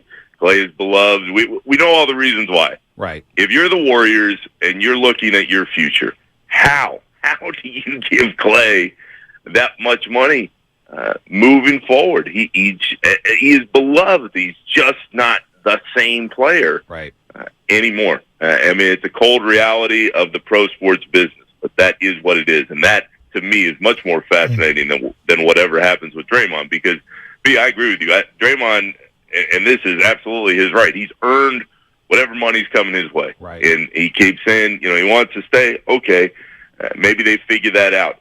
But I remember talking to Joe Lacob after that Rockets series a few years back when they won in the second round, and the team was going nuts going in the locker room because they were so happy. It was Harden and Paul, and they knocked them out again. Game after Joe KD Lacob got hurt. Right. And Joe Lacob said, I want Clay to be here forever. He said, I want Steph to be here forever, and I want Clay to be here forever. We have developed a special relationship over time.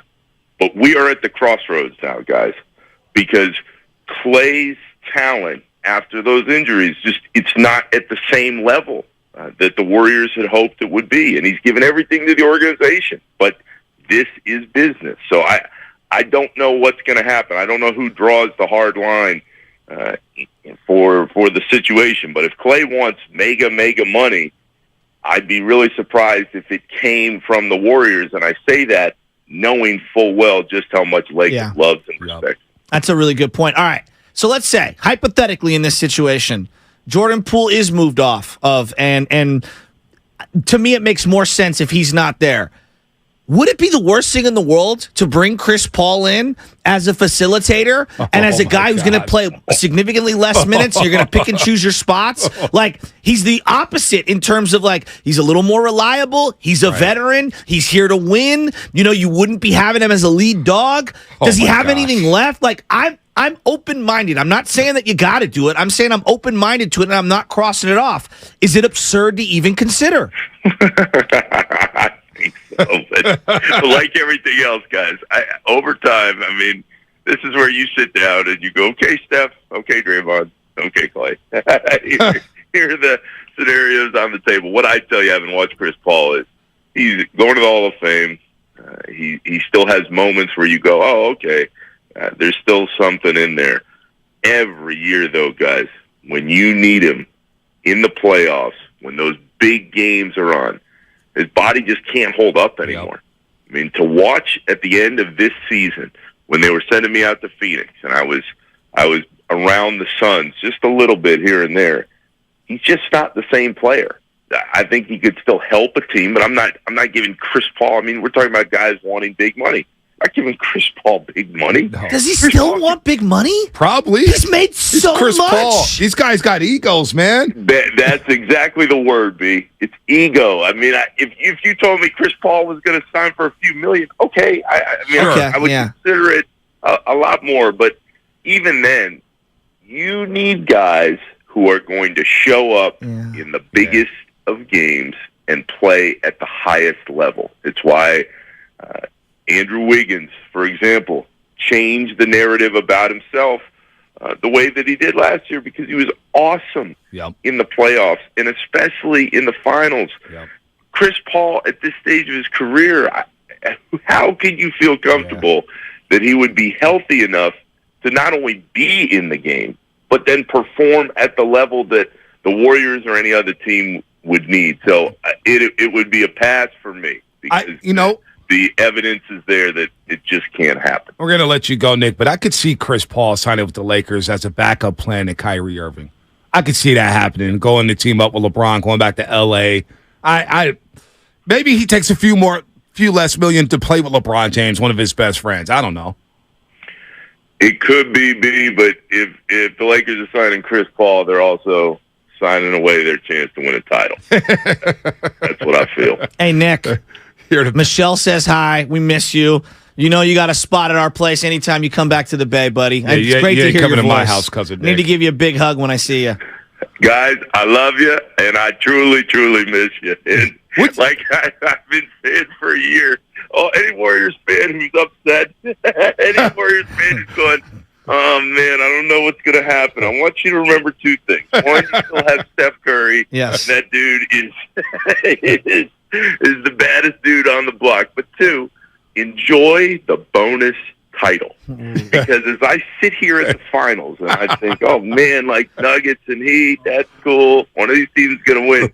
There is still a part of me that's like, oh, my gosh, the Warriors won last year? Oh. Are you kidding me? Like, that happened. Hey, Nick, so enjoy the moment. Nick, when you coming back to the Bay? When are you coming back? Let me know so I can load up the van full of roasters. We'll be waiting for you at the airport. Us, Mac Jones, Kelly Oubre, we'll all be in there.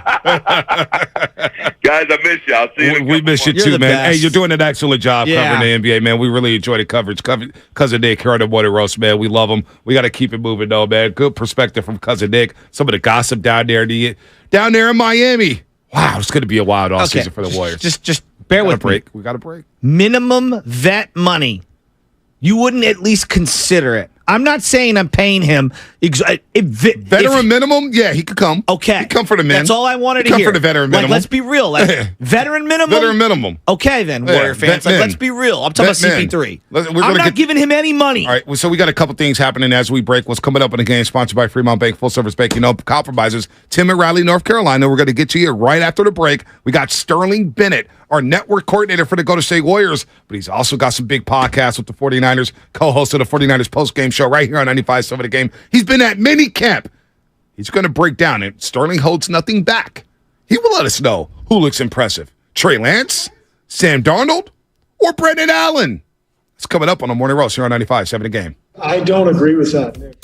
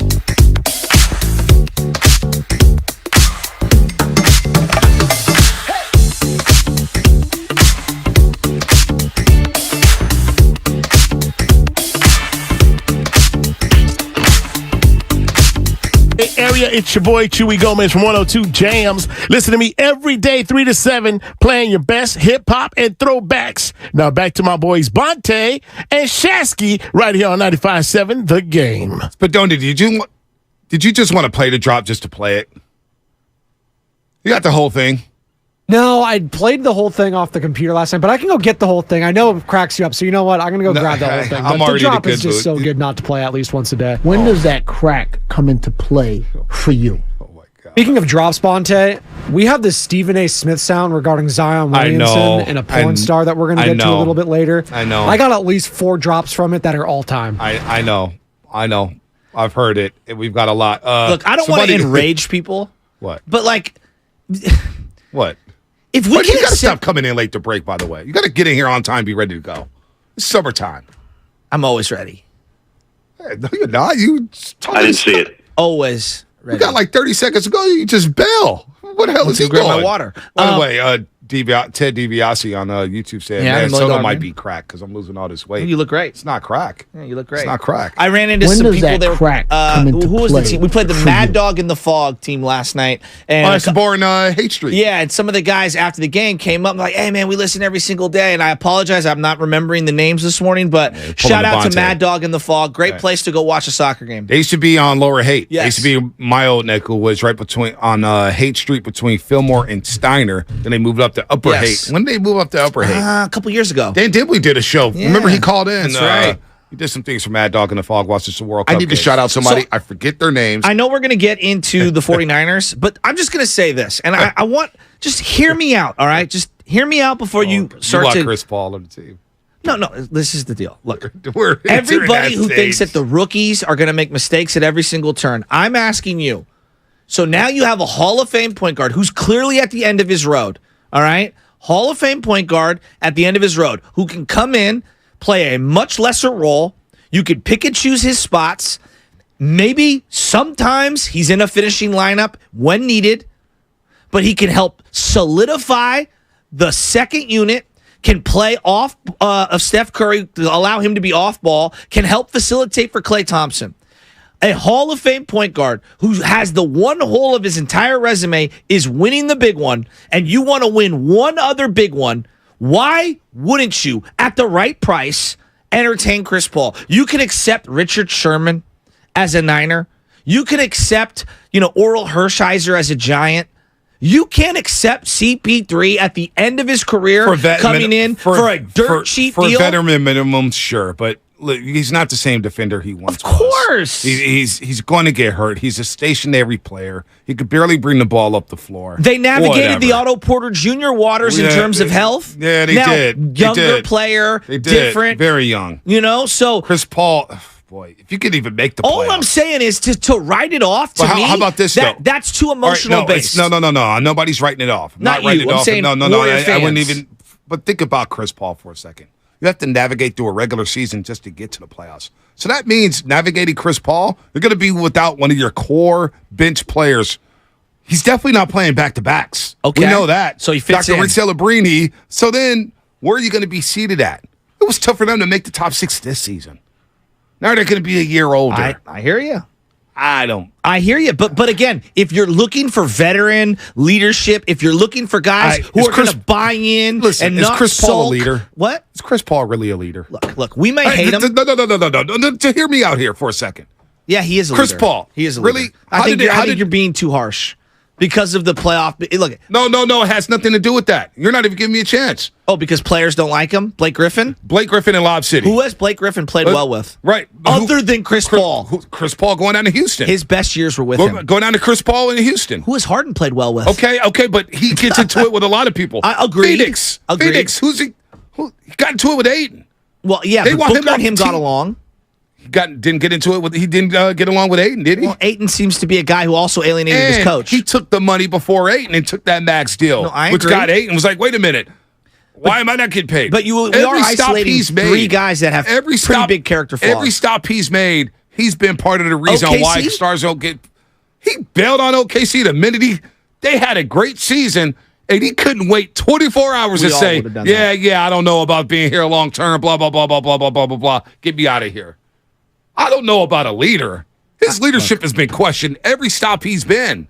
Every stop he's been to. Devontae, he's more of a leader than whatever if everyone wants to say the young guys can't contribute, the young guys aren't, they're pouting, they're doing this. Now you have a guy who's a veteran who has been the top dog on a team for many, many years and realizes he can't be that guy anymore. It's absolutely absurd that you wouldn't even at least consider it. I didn't say that. I didn't say that at all. But don't miss me with the leadership stuff because he has not been a leader, in my opinion. Every stop he's gone to, there's been some friction or something like that. I don't think they need him to be the leader on the Warriors. They just need him to be not a powder and a non-existent guy who can't play. The minute Chris Paul flops, you would be screaming loudly. No, this is what I would say. That's our flop. I'll take that offensive charge. You're unbelievable. Same way that we all root for Draymond. And if Draymond was a king, he drives you crazy too. What? He drives you crazy too. Of course he does, but that's my crazy. Miss me with Chris. I'm saying for the right price, I would consider it. I'm not crossing it off. Yeah, I didn't say I was crossing it off either. There's a lot of warts. It sounds good on paper. It sounds good. All veteran minimums have warts. When Can you we start to break that? it down, he's a traffic cone on defense at this point. Yes. He can't stay healthy. Yes. I don't even know if he's going to make it to the playoffs. The Phoenix Suns manage him as well as you can manage a veteran, and he still couldn't make it through this first round of the playoffs without getting hurt. I mean, this guy is cooked. That's when he has to carry the load and be your point guard. He didn't have to carry the load last year. No, I'm saying as a David starter. Booker was down there carrying load, and you had Ayton, you had Mikal Bridges for a lot of. He was a starter, yes, and they still managed him. I'm good off. The more I think about it, I'm kind of good off. No matter what the price is. I don't know. Boy, that'd be tough. That'd be a tough sell. That'd be a tough sell to me. I'm just saying I'd be open to it. That'd be a tough sell. I'm not saying no to it, but it'd be a tough sell. Let's go to Tim in Raleigh, North Carolina. What's happening? You're on the roast, Tim. Long time no talk. What's up, fellas? How y'all doing? I know, man, I wasn't able to get in early this week, so I wanted to hit y'all on this one. So, guys, just we're talking about the Kerr and the Draymond thing, man. I know I'm getting in late, but, guys, just look at this from the outside, right? You got the guy who seemed more concerned about the leak than the punch on the show with the guy who did the punch, kind of making veiled comments about the guy who got punched. Like, dude, I'm telling y'all, Kerr is low-key messy and a hypocrite. I mean, just think about the look on that, right? Like, I'm across the country, and I can see how that looks, let alone Jordan Poole's family and agents, the rest of the players on this team, family and agents. Just think about that. The hypocritical part about how everything is kept in-house. We keep it quiet. We keep it quiet. Oh, but when Steph has a meeting, everybody knows about that. We keep it quiet. We keep it quiet. But it's a meeting with Clay about he's shooting too much. We all know about that. But nobody never knew anything about Andrew Wiggins, right? Kept that quiet the whole time. I'm telling y'all guys, Kurt is low-key messy, a little bit unprofessional, and a hypocrite. And I don't know what this is all about, what he's going for, him and Draymond trying to do this. It's just a bad look, man. I mean, like y'all was saying yesterday, man, you guys were hitting it on the money.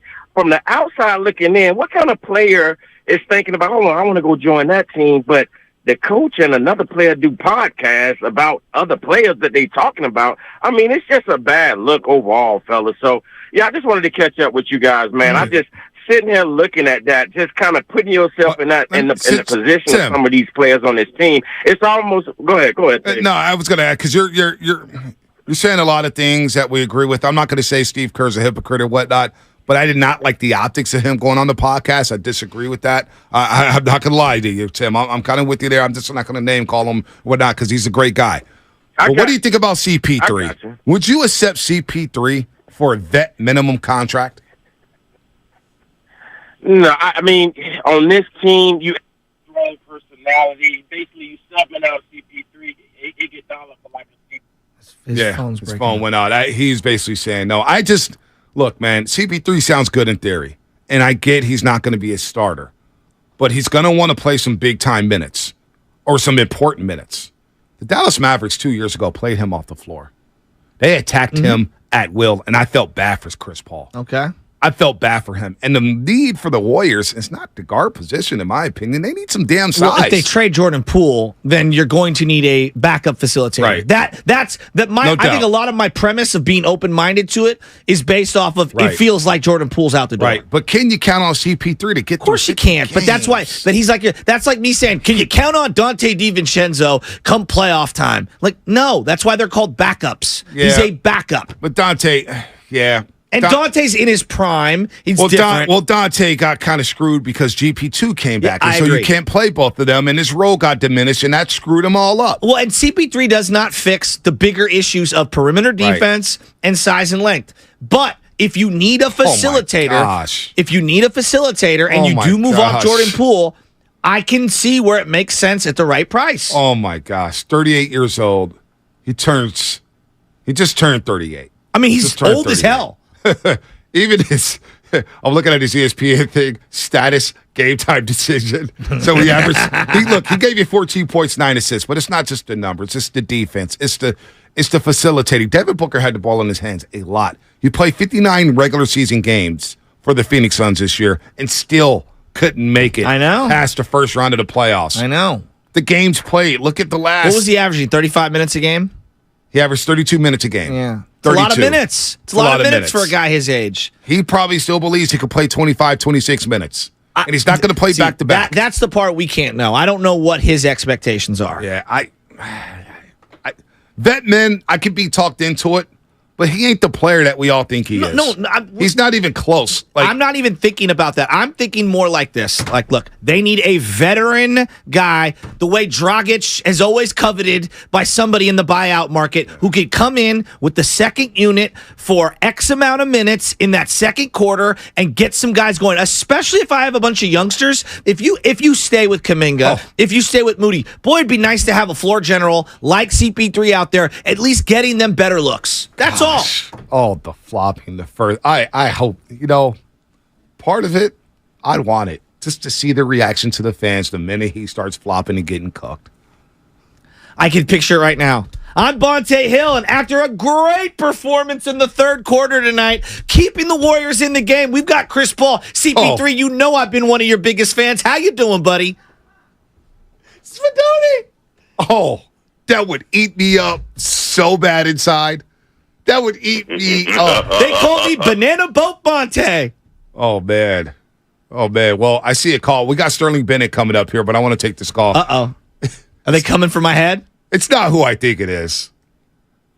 Draymond in San Francisco? Draymond Green, you're on the Morning Roast. No. I just want to come and just let you guys know that, you guys are here talking about the CP3 and the Warriors, but the Warriors should mainly be focused on getting a big man, because I feel like, let's be real, the only reason why the Warriors lost in the playoffs is because they didn't have a big man. If they could get a big man for the next season, they could easily go back to the finals. Where are these big men? Can I ask you? Like, we all agree, but where are you getting them? You just going to go to Walmart or Ross and pick one up? Well, that's why you got to. But see here. This is why. Go ahead, Draymond. Finish. I'm talking about CP3, but I could see Ayton being on the Warriors if I'm being completely honest. It's a lot of money. Here's my deal. Thanks for the call, Draymond. Although Jordan Poole would be fun on Phoenix. This is why I don't like throwing names out there. And, everybody's got their trade machine. And everybody thinks, I don't know who's available. I don't know what teams want to move off of. Like Chris Middleton, for example, just had arthroscopic surgery on his knee. Again. I don't know who's available for what price. So I don't want to play the game of, hey, what big man is available out there? Because I simply do not know. Well, but I do know Chris Paul's on the outs with Phoenix. So that's why I was like, hey, if the price is right, all right, and he's willing to accept the lesser role, I'm open-minded to it. Even though I couldn't stand the guy for the majority of his career. If Steph wants it, I want it. A lot of people complain and say the Warriors are old. And now you're getting older by bringing in Chris Paul. It's just one spot. He's going to be 39. It's one spot. That doesn't mean you can't get, different around him. Oh, my God. It doesn't solve everything. Doesn't solve everything at all. In fact, it only solves one thing. You imagine facilitating for the second unit. Chris Paul in the read and react offense was the at second the stage unit of his consistent? career. No, it wasn't, but that was because there was a lot of injuries to starters. Yeah, There's a lot of guys starting and benching, so we never saw connectivity with this basketball team. Wouldn't you also say erratic playmaking as well? But it's tough to judge the Warriors because Wiggins missed 40-plus games. Steph missed 20-plus games. Poole was in and out of the starting lineup. Clay didn't play back-to-back. You don't think your second unit, a lot of if you kept a couple young guys, wouldn't benefit from having someone like the skill set of Chris Paul offensively? You imagine Chris for Paul, short periods. Listen, just hear me out for a second. You imagine Chris Paul in the read and react offense? Who says you got to do it? He runs his own offense. Oh, Steve Kerr allowing somebody to run his own offense. He loves a veteran. This isn't a rookie. It's a veteran. Oh, my gosh. And it's about collaboration. Oh, my gosh. And CP3 loves to collaborate. Boy. You know what? After hearing you talk, I'm a hard no on CP3. Kuminga going baseline alley-oop. Keep him away from the Bay Area. Alley-oop? Keep him away from the Bay Area. Please. Dear God. I don't think you guys... You don't watch League Pass. So you're just saying this because of his reputation. Watch Chris Paul. Go back and watch Chris Paul last year. He's not the same player. Even as a backup, he's a traffic cone. You think Patrick Beverly was lying on first take? The guy's he can't guard anybody no more. Beverly, come on. As much as he facilitates and sets it up for the team, he's giving up buckets. They were picking up Brad Wanamaker. That was 2 years ago. You stuck on that. They won a championship since then. They won a championship last year. Vet men guys give you. They got Michael Green with the vet men. I'd rather keep Jordan Poole on this team than have CP3. Well, I'd rather keep Jordan Poole. I would too, but I don't think they can do that. I mean, Bonte, I would like Jordan Poole and Draymond Green to be able to kiss and make up and move forward, but that doesn't seem reasonable, right? So, of anyone you get in the vet men buyout has major flaws. Was JaMychal Green some unbelievable acquisition? Oh my gosh. No. Did you watch Chris Paul last year? He was better than JaMychal Green. Have you watched him the last 2 years, Shasky? Yeah, the Dallas Mavericks played him off the floor. And the Dallas Mavericks didn't make the playoffs this year. But I don't care, but they played him off the floor and exposed him. He was so did Klay Thompson. Chris started making $43 million. Paul couldn't even he got played off the floor by 7 different guards in the second half. He couldn't even make it to the playoffs. He played 59 games. They low managed the hell out of him, and he couldn't even make it to the first round without getting hurt. This guy's a walking injury who can't defend anymore, and he's 38 years old. And you want to bring that guy to this locker room? No, I said I'm open-minded. Oh, my God. To bringing him in at the vet His style of play is everything against the Warrior style of play. Everything the Warriors are about, Chris Paul is anti-Warrior. He's anti that. I thought we wanted vets. Who said that? Everyone. You want that veteran? Well, depends on the veteran. I'm just saying. Depends on the veteran. I'm just saying. Gosh. Chris Paul, watch him from last year. All right, we got Sterling Bennett on. We'll get back to Chris Paul because this is fascinating. I can't believe. If Steph Curry came out and said, "You know what? I want CP3," would you be more open-minded? I'm just asking. Steph Curry came out and said he wanted Avery Bradley. What happened? Well, he was wrong. Exactly. Yeah, but players could be wrong. Sometimes you got to let the decision makers make the decisions, and the players got to play. No, I agree with that. My opinion would not change. It would not change? No. Okay. No, it would not. May not. Oh my gosh, Chris Paul. Mm-hmm. Sterling, what's happening? Sterling Bennett, 49ers Access Podcast, Warriors Network coordinator here at 95.7 The Game. Also catch him on the 49ers post-game show this year right here on 95.7 The Game. Hey, Sterling has been out at minicamp. Sterling, what's happening, my man? I can't believe we're going to let you talk on these airwaves. I know. It feels like a big deal. My Roasters debut. I will say this, though. Chris Paul to the Warriors, not a fan of that one. Yeah. Vet men? You wouldn't be open-minded. I'd be open to it. There we go. But like Bonte said, Chris Paul might be everything anti-Warriors, and you cannot bring that player in here. Now that Bob Myers is gone, fans are already upset at the team. I just don't think that move is the right one for this team in its current state. Well, they need a variety of moves. I mean, that we can all agree with. And I'm open-minded to it, but the more and more I think about it, I'm saying no. Because I'm breaking down everything. Spinotti, did I not just break down why? I'm open-minded to it. No. I'm just telling you what could go wrong. I don't look at it just one way. Shasky's locked in on one thing. I'm breaking down everything and what we've seen from Chris Paul the last 2 years. Doesn't work. All right, we brought you on to talk quarterbacks here. All right, Sterling, let's start with the question of the day because Sterling's been at training. He's been at training. He's been at mini camps and OTAs. Excuse me. And he's been watching the quarterbacks closely, putting out some great content. Follow Sterling, and you can plug your Twitter account too, Sterling.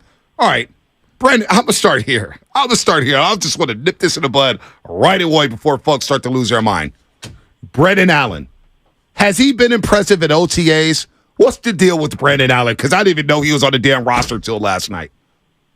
Has Brandon Allen been impressive? Yes, but he's been impressive as a third-string quarterback. He was 2 for 8, 2 for 10 yesterday, and how you look at stuff. He had a rough day yesterday. I don't understand this infatuation with he was Joe Burrow's backup. Who cares? He didn't play. He's the third-best quarterback on the field right now. Like, Trey Lance and Darnold have been head and shoulders better than him every single practice. No, clarify that again. He was the third best quarterback thus far?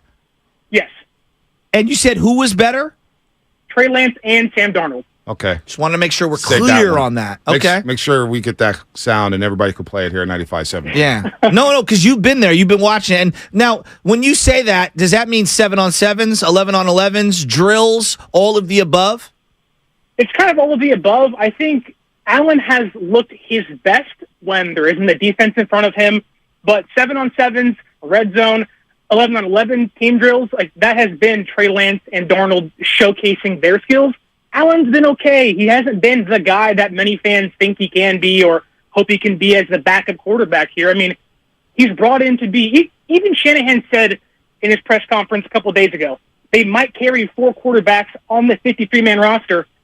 Can you guess who number 4 is going to be? It's Brandon Allen, not Lance, not Darnold, and not Purdy. He's the 4th best quarterback currently on this roster and the 3rd best one on the field right now. Sterling, that was well said there because I have seen a lot of that over the last 24 hours. Well, he was the Bengals backup. Well, if Joe Burrow got hurt, as Shasky said earlier, the Bengals were done. All right, done. Hey, Brandon Allen, chances were 0 to get to the Super Bowl. So, all right, let's get to the other 2 quarterbacks, Trey Lance and Sam Darnold. Break them down. How's Trey Lance look? Because George Kittle said the other day that he's been light years better than he was a season ago. What have you seen from the former first-round pick, Trey Lance? Yeah, I think in the first couple practices and OTAs, you can tell Lance was trying to find his footing again, being back on the field after a pretty major injury to his ankle. You could tell he was kind of timid, kind of reluctant to let the ball fly out of his hand consistently. But as practice has gone along and getting into minicamp, I think he ended minicamp on a much better note than how he started. He looked competent. He looked consistent. He looked like he finally got his feet back under him after a rough OTAs. But I tell you right now that his peak has looked head and shoulders above Sam Darnold, but Sam Darnold has been more consistent when it comes to team drills and 7-on-7s. Okay, so what are you looking for when you're there? Is it like, are you looking for composure, accuracy? Like, what are the things that you're assessing? Because I know when I go down there, there's a lot of things going on at once, and some people are charting just the 7-on-7s or the 11-on-11s. Are you just giving us the full body of work here when you're breaking this down? Yeah, I think, especially when it come's to Trey Lance, I know accuracy's been an issue with him. You want to look for how consistent is he being with his mechanics, his base, but also, is that ball in the right place at the right time? Is his timing on point? You know, Shanahan's a very big, my quarterback has to get that ball at the right place at the right time. And I think Lance has progressed to a point where he ended OTAs and minicamp. I think he's in a good point to be, the quarterback number 2 going into the season if Brock Purdy's healthy. And I think he is leading this race for quarterback number 1 in minicamp and training camp coming up in the next month or so. One thing Bonte always noticed, and he always identified to me when I first started going to these camps and stuff, was how the other players are reacting to the quarterback, after a drill or whatever. So how are the teammates reacting to both Sam and Trey Lance? Yeah, I think Trey Lance's play can kind of be encompassed in, I think, 1 or 2 plays, that being yesterday. He had a 60-yard touchdown pass to George Kittle. The team was hyped up. They were clapping, dabbing, and loving, saying that was a great thing and a great play. Then later in practice, he made some mistakes. There was a pick 6 to Kerry Hyder on a great play that Hyder made. And you can tell that Lance was like, dang it, I messed that up. But there wasn't this sense of dread. It was, okay, I'll come back and get him again. I think that's the one thing you look for in a young quarterback, and he's always shown that even if I make a mistake, my teammates have my back, and Debo isn't out there, Kittle isn't out there too much, Christian McCaffrey isn't out there too much. He really is throwing to Brandon Ayuk and Danny Grace and Juwan Jennings, and to see what he's been able to do, keep his head up, continue to come back after a mistake, and really focus on where he needs to get better. I think he's looked really good in these last couple practices. Wow, Sterling Bennett's on fire here. On fire. 49ers Access podcast was on the Niners postgame show last year. He'll be back on this sure. I know it. Here on 95.7 The Game. Also the Warriors Network coordinator here at 95.7 The Game, running all the games, keeps them on there. Deebo Samuel, Brandon Ayuk. Deebo Samuel looks like he's in terrific shape. And Brandon Ayuk, I hear, is tearing it up at camp. What did you see from those two studs at the wide receiver spot? Well, Deebo hasn't taken part in any team drills thus far. 7-on-7, it's no 11-on-11, so we haven't got to see him kind of put his maybe great shape he might be on the actual football field. But Brandon Ayuk has made every cornerback he is lined up against look foolish. Ambry Thomas, Womack, Lenore, he has made every single one look like a second-string cornerback, in my opinion. He is cooking guys left and right. He's left guys in the dust. I mean, we know he's one of the best route runners in football. He's shown that almost every single practice thus far. And people talk about, is he going to be here in a year? He might get traded. Brandon Ayuk might be the best receiver on this team currently. No, he is. And I really believe that. Yeah. When I went there last year, his separation, it just stands out, especially in those drills where the DB kind of knows what they're going to do. He's the only guy that automatically is getting 1, 3, 4 yards of separation every time. Last question, Danny Gray. When I watched him last year, I was like, all I see is straight line speed. He cannot get off the line. He doesn't separate well on anything kind of slants or outs or anything like that. Like, he needs a lot of refinement. Straight line speed, obviously a blazer. I was very unimpressed with him. How does he look in his second camp? Yeah, so Danny Gray, he's been kind of a mixed bag where in one aspect, yes, he has that blazing speed you look for and say this kid can actually be a dynamic playmaker for this offense. He made a great play a couple days ago in practice, caught a ball across the middle of the field, cut back and burned the entire defense, ran by every single player. It was a great play for a touchdown. But on the other hand, he's dropped a lot of footballs. And if you want to play receiver in this offense with this head coach, you cannot drop the football. But thankfully, it's not just been him. Guys like Chris Conley and Ronnie Bell, and even Juwan Jennings yesterday. Like, dropping the football has been a problem for almost every single receiver, not named Brandon Ayuk. But Danny Gray, again, it's almost like every play is really a new fold into his story of he looks great. He looks like the fifth receiver on this roster now. So if I'm talking Danny Gray specifically, I mean, he looks like he's below McLeod on this depth chart to me. Wow. But if he can build a consistent day after day and stack days in practice, he's got so much potential being a former third-round pick. But again, he has to come in day to day and focus on catch the ball first, then use my speed to get by a defense. Wow, Sterling Bennett, hell of a debut on the Morning Roast. We got to do this again, man. You're on fire right now. You got me so fired up here. So lastly, the recap.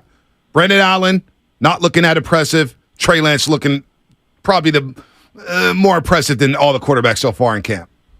If you had to ask me and had to pressure me and say, who is this team's starting quarterback right now if Brock Purdy's not healthy, the answer is Trey Lance. Who is this team's third-string quarterback? It's Brandon Allen. By far. Mic drop. Sterling Bennett. Wow. Well said, man. Great, very good job, man. You're on fire, man. You get good. Get good. Come a long way, my guy. Wow. Sterling, have a good day. You too, guys. Sterling Bennett. Awesome. Whoa. I apologize if I got a little distracted during that. It's I'll say it. My wife texted me during the middle of that on the Apple Watch, and the car got ransacked right in front of the house. I'm kind of livid right now, and I apologize for that, and I'm sorry to Sterling, but what is going on in this city? Wow, the car parked right in front of my house. Jesus Christ. Anything in there? I don't even know. She's asking me right now. I don't even know. I'm just so... It's like I get it. Like, times are hard for people, and I know, like, look, we don't leave anything in the car. Like, we've learned that 15 years ago. We don't leave anything in the car. Dude, like, it's such a violating thing. It's driving me freaking bananas. I was talking to a guy at the Olympic Club. It's out of control. Well, I was talking to a guy yesterday at the Olympic Club. Ian has been living back and forth in England. Yeah, what did he say? At the Overlook at the Olympic Club. Yeah. And we both kind of agreed that living in San Francisco at this point is overrated. Like, me personally, growing up in this city, and I know there's pride of living in this city, growing up and living here, but I don't think I could live in the city anymore. And I moved out on the outskirts of San Bruno, and I don't think I'm ever coming back to live in the city. It is not the same city that I grew up in. Downtown looks depressing. The fact that you have to take out everything in your car. The fact that, like, I go to restaurants and I'm wearing a backpack because I'm not leaving nothing in the car. No, you can't. The space in the city, the housing prices, everything about the city, the nightlife, even though we don't go on anymore, I'm good. I don't think I'm ever moving back to the city. Well, just to give you an idea, it's not like, let's say you're raising kids, right? And so obviously our facilities, there are some beautiful parks. I'm not here to deny that. There are some beautiful parks. But when let's say baseball, I'm using baseball as an example. We do a good job in soccer in the city, but baseball, we don't. I went to a South City tournament, and I was like, this is the best field we've played on all year. Yeah. And then you know what the South City people were saying? Yeah, the field's not up to our normal standards. And I'm like, no, this is the best field we've played on all year. And so it does break my heart. And like, dude, look, in front of my house? What do you think about that, though? I would never move back into the city. I was talking to Ann about this again. I was talking to Amy. I'm in too deep. Right. I got my house at a price that, 10 years ago that if I move somewhere, okay, now my property taxes are through the roof for the rest of my life, right? This is why we bought another place. We were going to move. We were thinking about moving somewhere. Yeah. And it's like, it's cheaper to just stay where we're at, okay, even though we've had tremendous equity in the home, because financially it's so difficult to get ahead. Look, the big city ain't what it used to be. That's for damn sure. That's for damn sure. Let me just sorry to hear honey, that. I'm sorry if you're listening to this. I don't mean to put our business out. It breaks my heart. I would have kept that to the chest, but I'm just frustrated. We're different. I'm frustrated, bro. You're listening to 95.7 The Game, KGMZ FM and AC1 San Francisco, always live on the free Odyssey app. Let's keep it together here. Let's finish strong. Let's go to Adam in the city. Adam, what's happening, my man? What's going on? Long time no talk. Yeah, for real. And I had no intention of calling in today, but I honestly just wanted to call in to give you your props. I heard the soda commercial. The fact that you're down 30 pounds is pretty damn incredible, so I just wanted to give you some props. I appreciate that. But also, really quickly on a CP3 take, Shasky, there's just no way I'd ever want that man on this team. And I think to even this last year when they played each other and Steph was like, this ain't 2014 no more. It's like, I want nothing to do with Chris Paul. That dude's a cancer. He's toxic. He's hated the Warriors his whole career, and for good reason. I mean, Steph broke his ankles. He's ruined his playoff career so many times, but even on a vet min, I mean, he's not coming here for a vet min. He wants more money than that. Well, what if he does? Adam, what if the three core guys say, we want CP3, and he's willing to accept his role and a vet min? Even then, you'd say no? Yeah, because I've besides LeBron, Chris Paul is like one of my most hated players in the NBA. I don't like how he plays. He's dirty. The flopping is one thing, but he's also dirty. He is dirty. People don't seem to talk about that a lot. Yeah. Too. So, I mean, if the core wants it, you can't really do anything about that. It's what they want. But after what just happened this last year, you're going to bring in a guy like Chris Paul. No, I'm good. But I'll sign off with saying again, congrats, Bonte. So thanks, Adam. Good to hear from you, man. Hope you're doing well this summer. No, his sister. I think that was his sister who just got proposed to, man. Congrats to his sister, nice. Adam. Congratulations. Adam from Stewart Hall, man. He's a good kid. The dirty part, I forgot all about the dirtiness of him. Even for the vet, man, I'm just like, Chris Paul. To me, it feels like he's destined for the Lakers to go play with LeBron James. He fits on that team. The flopping, the acting. Look, State Farm commercials are awesome. You get closer to L.A., it's all good. I don't want him on my vet men or not. I just really don't want to deal with Chris Paul. I don't want him on my team, the team I root for. And like you bring up Richard Sherman, it started off very well. How did the Sherman era end in San Francisco? Well, if they would have won that Super Bowl, wouldn't we be looking at this completely different? They didn't. I know. I'm just saying. But it's not a hypothetical. They did not win that Super Bowl. Oh, so how did it end for Chris Paul? Time out. So the Sherman exercise was a disaster? Think about how it ended. Wildly successful. Think about how it ended. All-Pro. Think about how it ended, though. Oh, okay. Oh, most things end ugly. This guy checked out midway through the year.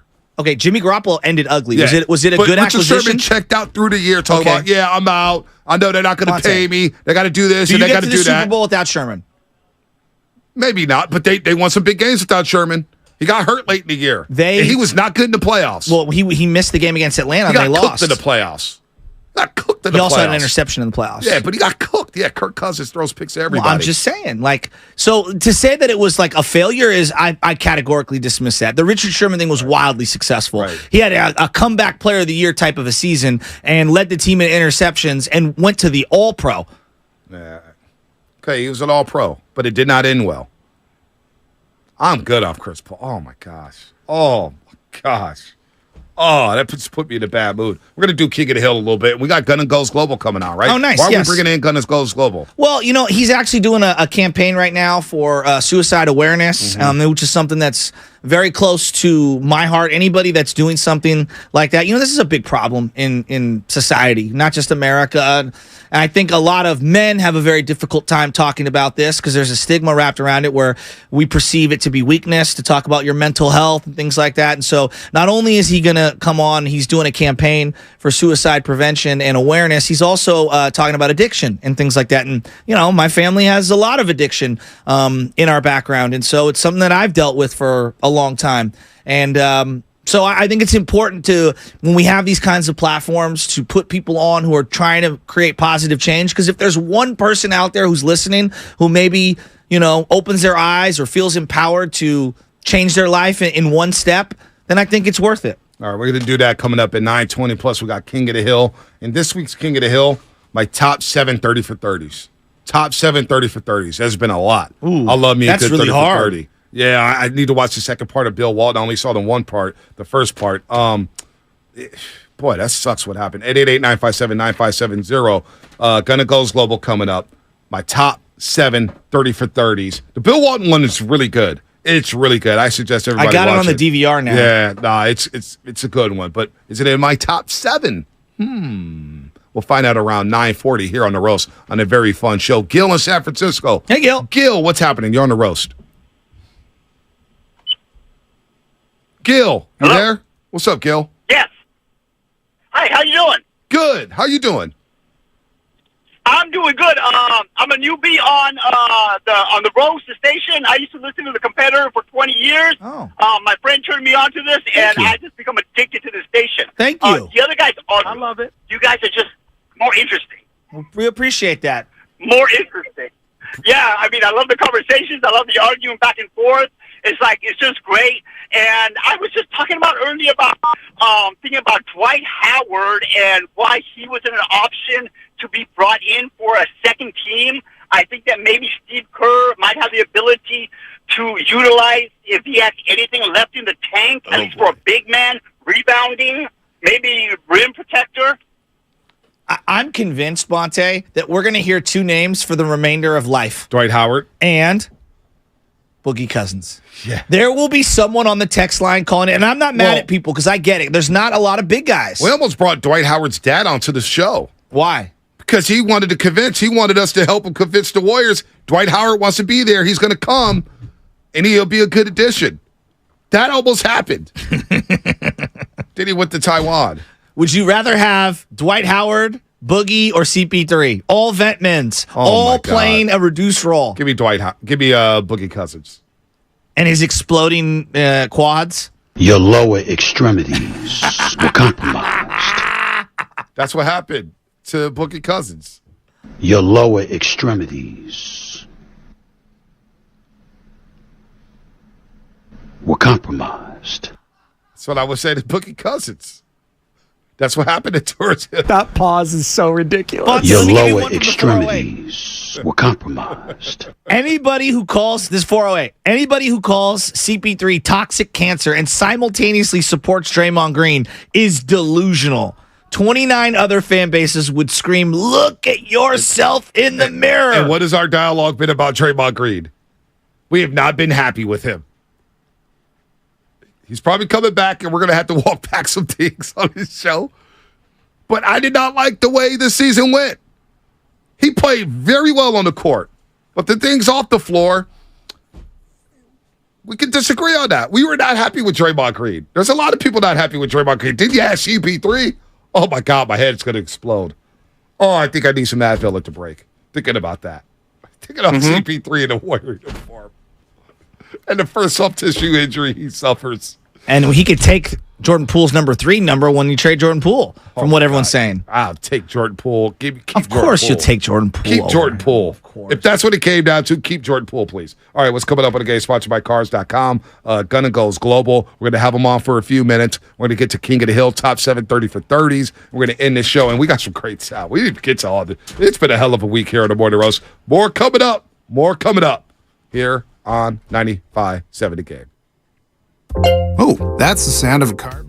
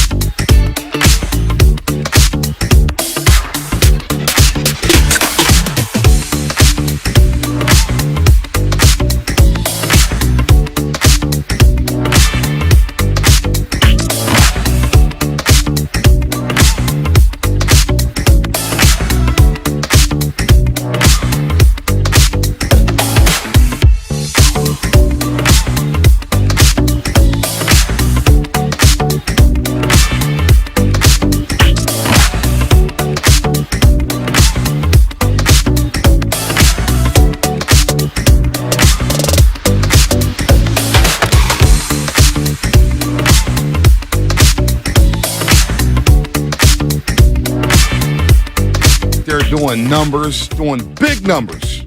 That's right. That's right. Another guy who does big numbers. Our guy, Gunna Goes Global. Remember we had him in his studio with Stunning Man, the Gunna Goes Global. I seen him at Chase Center, sitting front row, performing at halftime. He's a man of the people, and it's good to have him back on the roast. Gunna Goes Global. Far too long, man. Long time no talk. Facts. How y'all been? Man, we've been blessed, man. We've been blessed. How have you been, more importantly? How have you been? I've been good, man. I've been fighting a good fight, you know what I mean? Doing my best to help those in need and those who may not be aware. Now, Chasky, I want you to break down why we have Gunna Goes Global on now today. I got a text message from you recently, and it hit home to me because, you know, we have a platform where we're waking up the city that we grew up in, the city that we love so much, and I got a lot of family members, myself included, that have battled addiction, depression, mental health. It's a deeper problem, especially for men, than we want to admit, because I think there's this false dichotomy that you're showing weakness when in fact, no, like everyone goes through it. And then there's also, I've lost people in my life from suicide. And so to bring awareness to this, and anybody who's trying to do good or positive or to help others out there, I think that we need to give them a larger voice. So what are you working on right now, Gunna? Right now, we're working on destigmatizing mental health resources.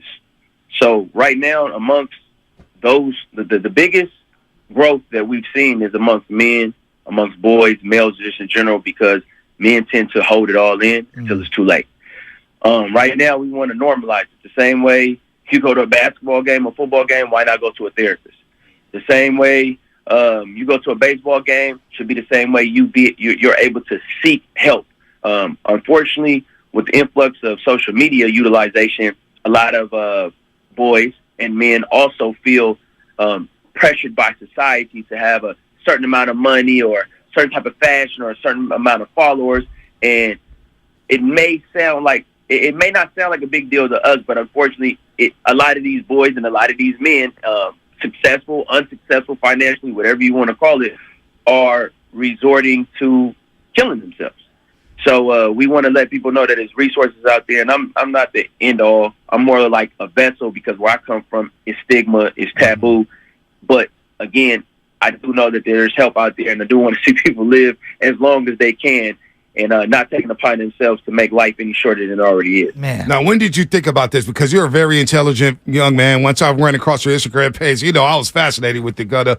I think the world of you. So when did you want to start this mission? Because you're a damn good rapper. You're a damn good lyricist, man. And you're from my neck of the woods here in Fillmore, California, of course. But when did you want to start this mission? When did you start to plot this plan together? Because I love what you're doing here. This is great stuff.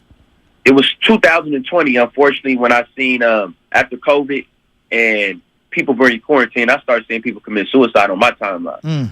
I'm in my 30s, so for me to see people that I went to school with and say, you're no longer here because of the situation that you were in and you took it upon yourself and it was just too much on you, I literally would be in the house thinking, like, how did it get to that point? And then I was able to look at the mental health umbrella. And around then, I realized how everything was connected, whether it be alcoholism to suppress feelings that you have, depression, anxiety, and all of these things are intertwined. Of course, suicide is the extreme. But before that, you have people dealing with depression. You have people dealing with the fact that they don't know why every day doesn't feel good. And that's normal. So that's cool. And what made me get involved in it again is I grew up listening to Tupac. I grew up listening to DMX, and their music was therapeutic. The music that I make, you're going to have fun to it. But I also grew up listening to Motown. The music that we listen to tends to help us, especially in times of need. I'm not sure if you realize there's a soundtrack to every day that you've been here. You know what I'm saying? So with this, it's me saying, okay, let me balance it out because others doing their thing out there, but very seldom do I hear So Many Tears, a Slipping by DMX. You know, just them songs that penetrate on a deeper level.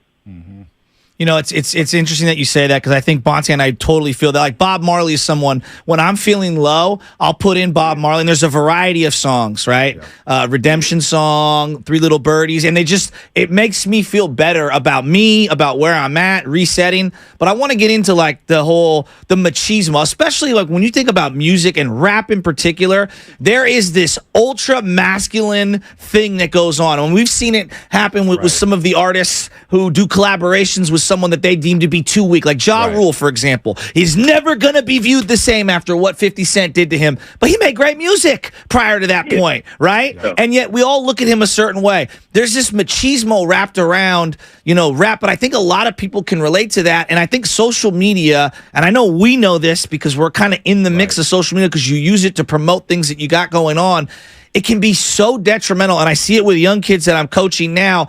I got to have this. I got to have that. I'm not here in the amount of followers. I only get this many likes. People aren't, commenting on what I'm doing. This is how my fashion is. It's sad to see how many people then go to self-medicating themselves because they feel so bad. And then you get into the addiction and the mental health, and they're all intertwined to me. Do you feel that same way too? I feel that originally hip-hop was for liberation, right?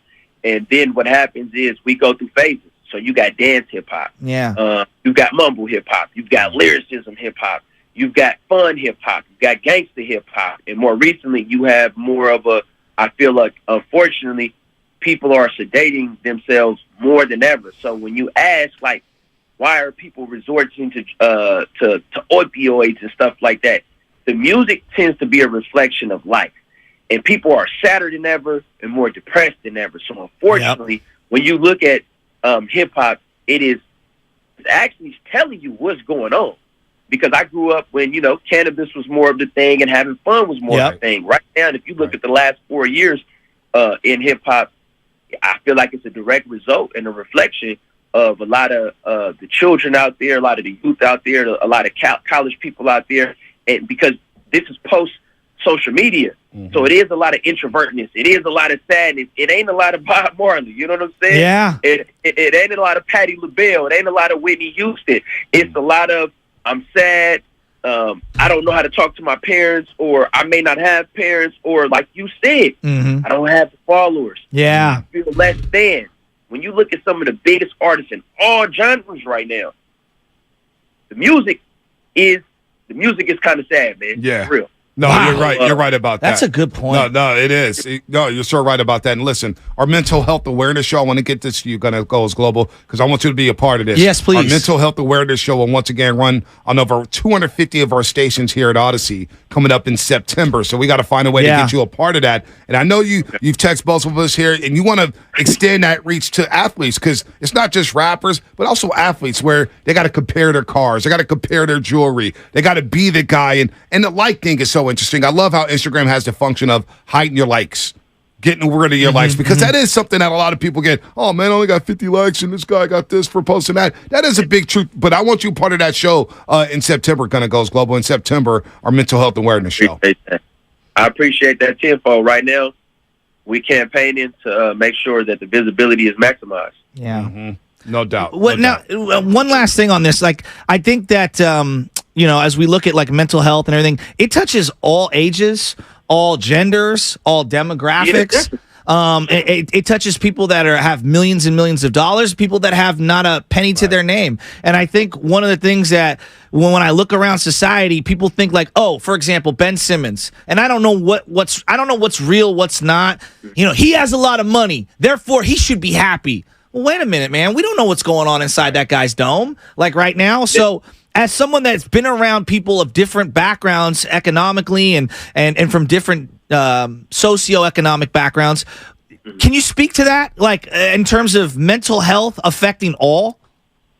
So the thing is, when you look at the middle class, the people who ideally we would assume have it, they're actually some of the biggest, their demographic is the biggest when it comes to overdosing and suicide. And from observation, I believe is because you get to a point to where you feel everybody assumes that I have everything. I don't have anybody to go to. Who can I turn to? Yeah. Do I have the right to complain, or do I have the right to ask for help? And honestly, when you get around entertainers, it's the same thing. These are providers. So if the provider isn't being provided for, what happens?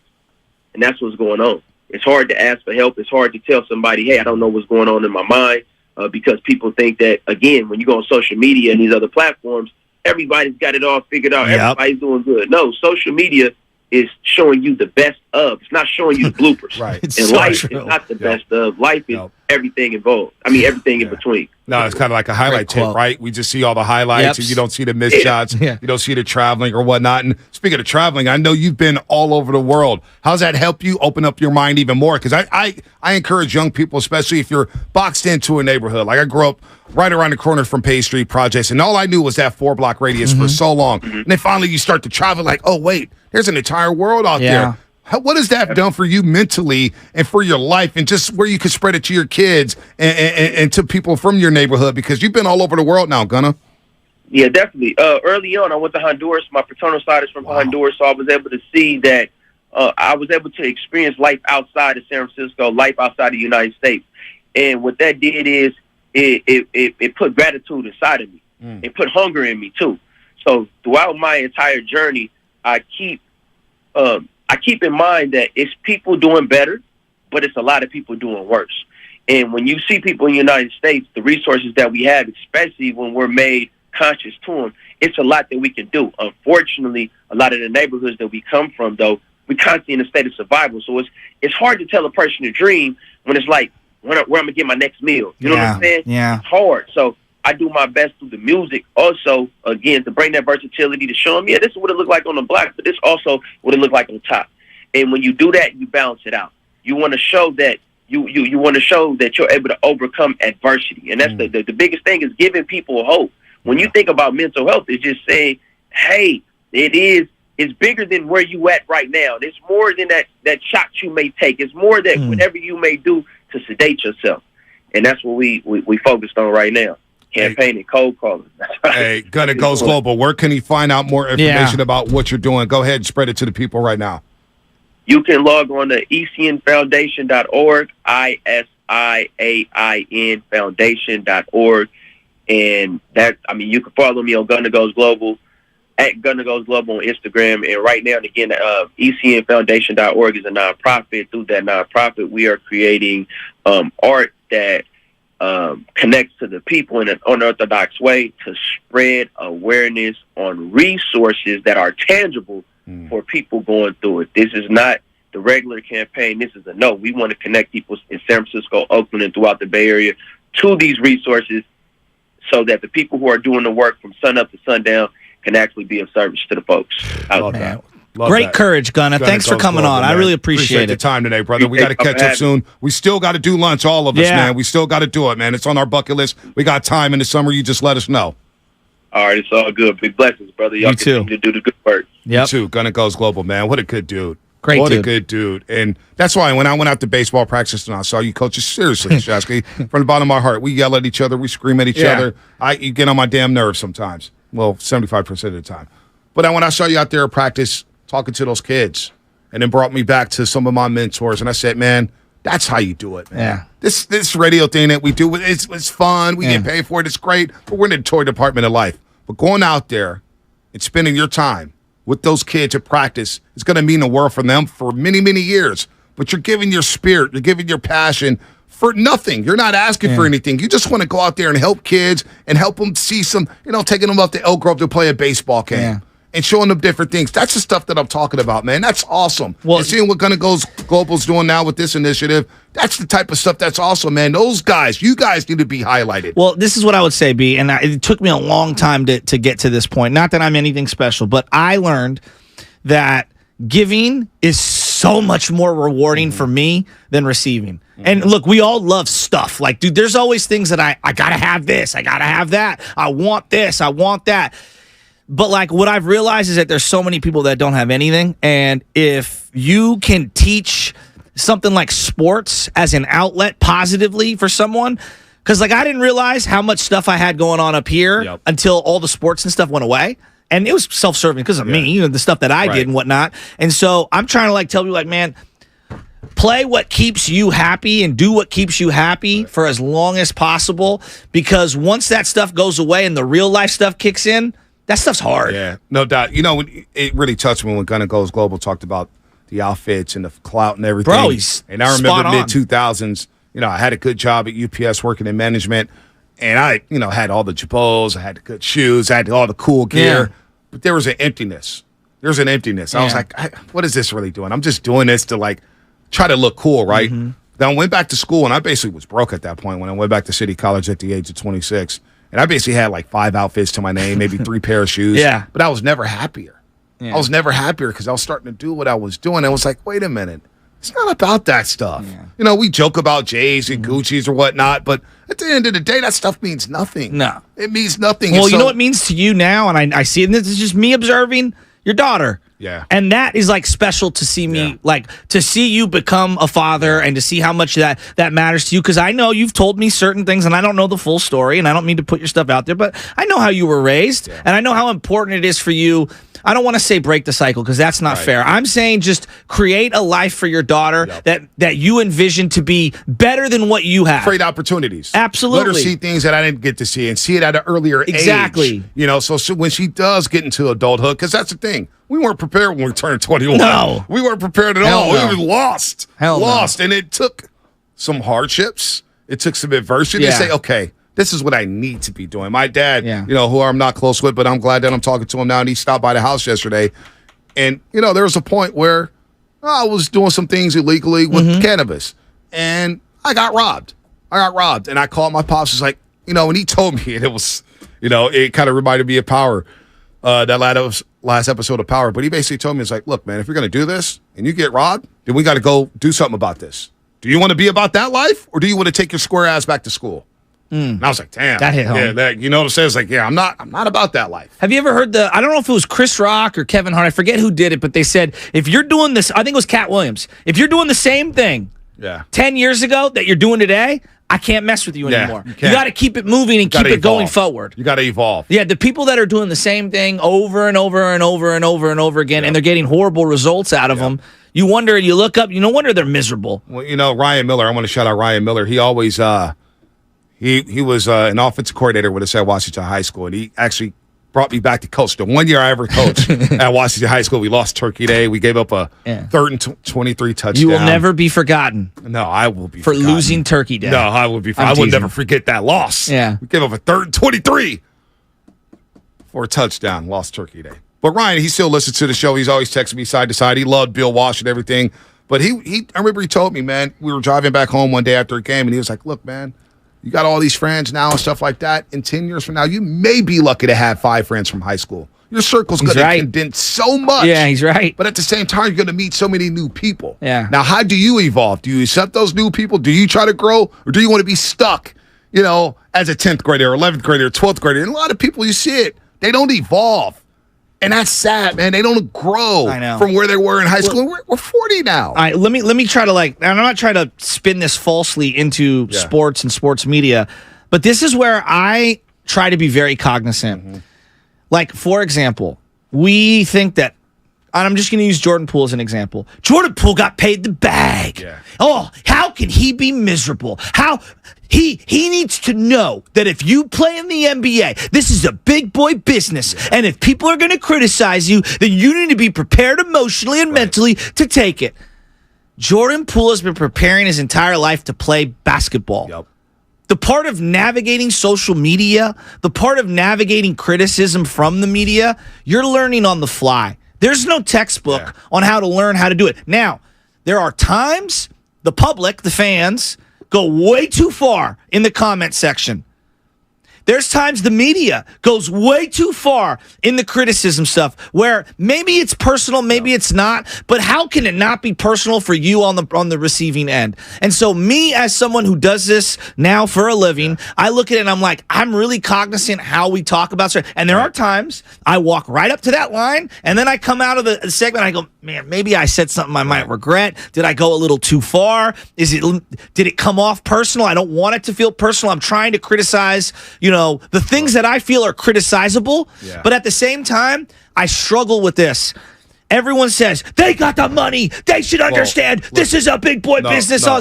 Yes, to a degree, but they're also human. Let's think about the situation. Since we're They're here. also human. Since we're here. Do you feel me, B? Like yeah, Pablo. I do. Pablo took the money. How many Giants fans crushed Pablo Sandoval? And I was like, dude, just because you take the money doesn't mean you're devoid of feeling agony. This is where I'm going to go.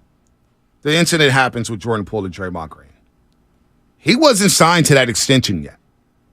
He signed that extension, what was it, a week later? Yeah. And then came out and spoke, maybe the day. And that first question at that presser, after signing his contract extension, was about what happened. The biggest moment of his young NBA career outside of the NBA championship, because he was so happy. And Willie Sandretto was like, man, I missed last year's final vibes. And it's Draymond Green and Jordan Poole hugging, and he's having fun. And one of the funniest moments in that video when they were popping champagne was Jordan Poole looking at Steph saying, yo, how do I pop this champagne? When Steph Curry 8 years earlier was struggling to pop champagne in Cleveland when they won the championship, he's like, oh, this is how you do it. Hold on one second. In the midst of the champagne celebration, Steph Curry having the wherewithal to be like, yo, Jordan, this is how you do it. Jordan Poole's happy as heck, and he's joking about the bag or whatnot. But his biggest moment when he signed that extension, the first question he had to answer or navigate around was an incident which was probably the lowest moment of his basketball career, which was seen all over the world through TMZ. And he has to live with that. So when you talk about navigating and being a big boy, sure, you can have all the money in the world. Kanye has all the money in the world. Look what he's going through. What's the template to navigate that? And every time, look, and you could say, ignore it, but every time you open your phone, someone is sending you a new article, a new media member criticizing you. You open up Twitter, you open up Instagram, you open up TikTok. Everyone's bashing you and tagging you and everything. That's what I'm saying. It's almost impossible in this digital world we live in. It's easy for people to say, ignore it all. It's another thing to actually try to navigate it. And now imagine everywhere you go, you're the reason why the team didn't lose. Kanye West, you're the one who should be traded. Kanye West has all the money in the world. Is he completely happy right now? I feel like we're watching someone devolve and spiral out of control, and I worry about him. Javon Kinlaw, first-round pick, got money and everything. You think he's happy with the way his career has gone? No. There's some empty feelings there. No. There's some low moments. That doesn't take away culpability of the individuals. Like, for example, Kanye has done some things. He's responsible for things that he said that have come out of his mouth. That doesn't excuse it. But at the same time, it's out of control. Well, we're going to do the King of the Hill in just a second. The best ever 30 for 30s. One of my favorite 30 for 30, which is going to be on this list, the best it ever was. Marcus Dupree was the man at Oklahoma. The man. Didn't work out hard. And he goes to the USFL, gets money taken away, and was in a low moan and blew balloons up to like 330 pounds. You know what I'm saying? You don't think he was going through things? Bo Jackson's career was cut short. You don't think he was going through things? So all the money and Jordan Poole signing that extension, he signed that extension after that stuff happened. And he couldn't really celebrate it. Yeah, I know. Couldn't really enjoy it because you knew what was coming at him, coming towards his way. And you didn't even reference you're the breadwinner for the family to lift them out of poverty. Like, that's the other thing that I think a lot of people miss that really bugs me. Imagine being, and I don't know what Jordan Poole's background is, but there are a lot of athletes who pick whatever race you want. They are going to have generational wealth that every family member who's even double cousins removed, married in 7 times over, wants a chunk of it, right? You're the most powerful person in your entire family at 23 years old. How can you? So now, and I'm not trying. We'll move off this in a second. So now it's Kuminga, and I'm not saying that Kuminga was right talking to the media. Here's what I kept saying this. Can we just acknowledge and be delicate on the other end? He's in his second language. He moved here from Congo. He's uplifting his family out of poverty. He's helping raise his little brother who's a freshman in high school, okay? He's 20 years old, and he's navigating social media, the NBA, being a millionaire. I mean, how many stories do you need to see of people who are first-generation lottery winners who fly through it in 7 years? So I spoke to City College San Francisco football team. I'm going to get the King of the Hill. I know. I'm sorry. It's just all I'm saying, and he's not right. I'm just saying, can we be delicate or a little more delicate? I remember speaking to the football team. Shout out to Jimmy College and everybody up there at City College. But I specifically told them, I said, look, I needed Twitter for my job and everything. If I was you guys as an athlete, I would not be on Twitter. There's nothing that good comes out of it. Nothing. Because fans, not out of everybody fan, but there's a lot of recklessness that goes on these streets. and they get in the comments. That's why I tell my family, stop commenting on 95.7 Gabe's page. And they stopped doing that. Who cares? People are going to say things about me. You got to ignore the stuff. But I told everybody on that football team, stay off of Twitter. If I was you guys, I would not be on Twitter. Nothing good comes out of it. Nothing. I know. Nothing at all. But this is, I'm not trying to play the other, a lot of, let's say, high school guys, because I follow a lot of high school kids who I either coached in grammar school. They want to put their stuff. Highlights out there. Their highlights out so that because they think that that's the only way that a coach somewhere is going to see them or whatever. You have so to do I that. understand that. I understand it too. I would say just have it go through the football team. Let them do that. I get it. I understand it. But it's not a lot of good. All right, let's move on to King of the Hill. It's a good conversation here. King of the Hill, my top 7 30 for 30s. I see what you did, Spadoni. I see what you did. Number 7, my 30 for 30 list. Number 7. I got to go with the U. To get the insight, and it's part 1 and 2. I'm going to lump them in together. Part 1 and 2, the U was so fascinating, seeing the insights on the University of Miami, how it was built with Howard Snellenberger, moving on to Jimmy Johnson, the athletes that they got, the characters that they have. It was so damn good. Football in South Florida, oh my gosh, it is unbelievable. So that's my 7th favorite. I love that one. 30 for 30. I love that one. Number 6. The short shorts, by the way. Short shorts were sick. Short shorts were 6. Number 6. Broke. It's borderline depressing, but how athletes blow through money. And I got to say, as we're talking about mental health now. I mean, Andre Rison talking about, hey, this guy came in with the new Benz, well, I'm coming in with the new Saab. Oh, that guy came with the new Saab, I'm coming in with the new Porsche. Said he invested into an ice cream shop that he went to 4 times in his life.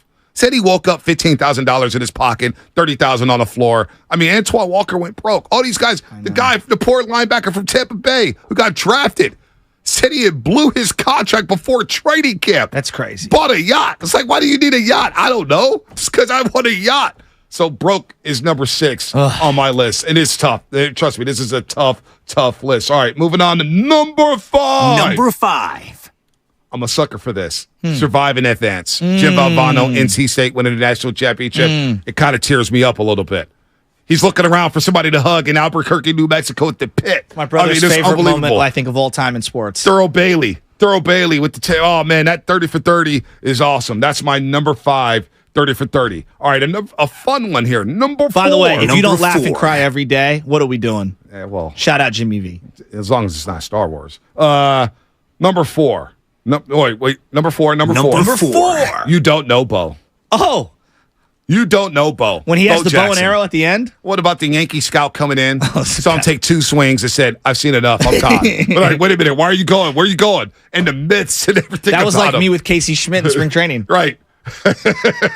Throwing out Harold Reynolds. Throwing out Harold Reynolds at the plate. I mean, all this stuff. The All-Star game. I got the All-Star game too. I had to buy it. Because when he was talking about it, we were stacked. And I got the bat lead off. Kirby Puckett. You see the faces? And then the commercial comes up, and then he hits a home run right away. Right. It was incredible. It was unbelievable. One of the Bo best. Jackson, also felt very 4. sad for him. It did. All right, number 3. Number 3. And this is tough. But I'm going to go Elway to Marino. Ooh. And I think getting the agent's perspective on Elway to Marino in that draft and how things were happening. Like, Pittsburgh didn't select Dan Marino because there was rumors about him doing cocaine. And he was like, where's this coming from? They sabotaged him. Elway was going to be an L.A. Raider. Al Davis had a trade in place. And Pete Rozelle and the NFL did Al Davis in because he was suing the NFL at the time over moving the Raiders from Oakland to Las Vegas. I thought it was fascinating stuff there. That is number 3 on my list. Number 2. Number 2. Doc Gooden and Darryl Strawberry. Doc and Darryl. I watched this on a plane to Puerto Vallarta. The first time I watched it was in Vegas, and then I watched it on the plane again. And I was crying. Incredible. I was tearing up. I know. Because these guys had the possibility to be 2 of the greatest at their positions.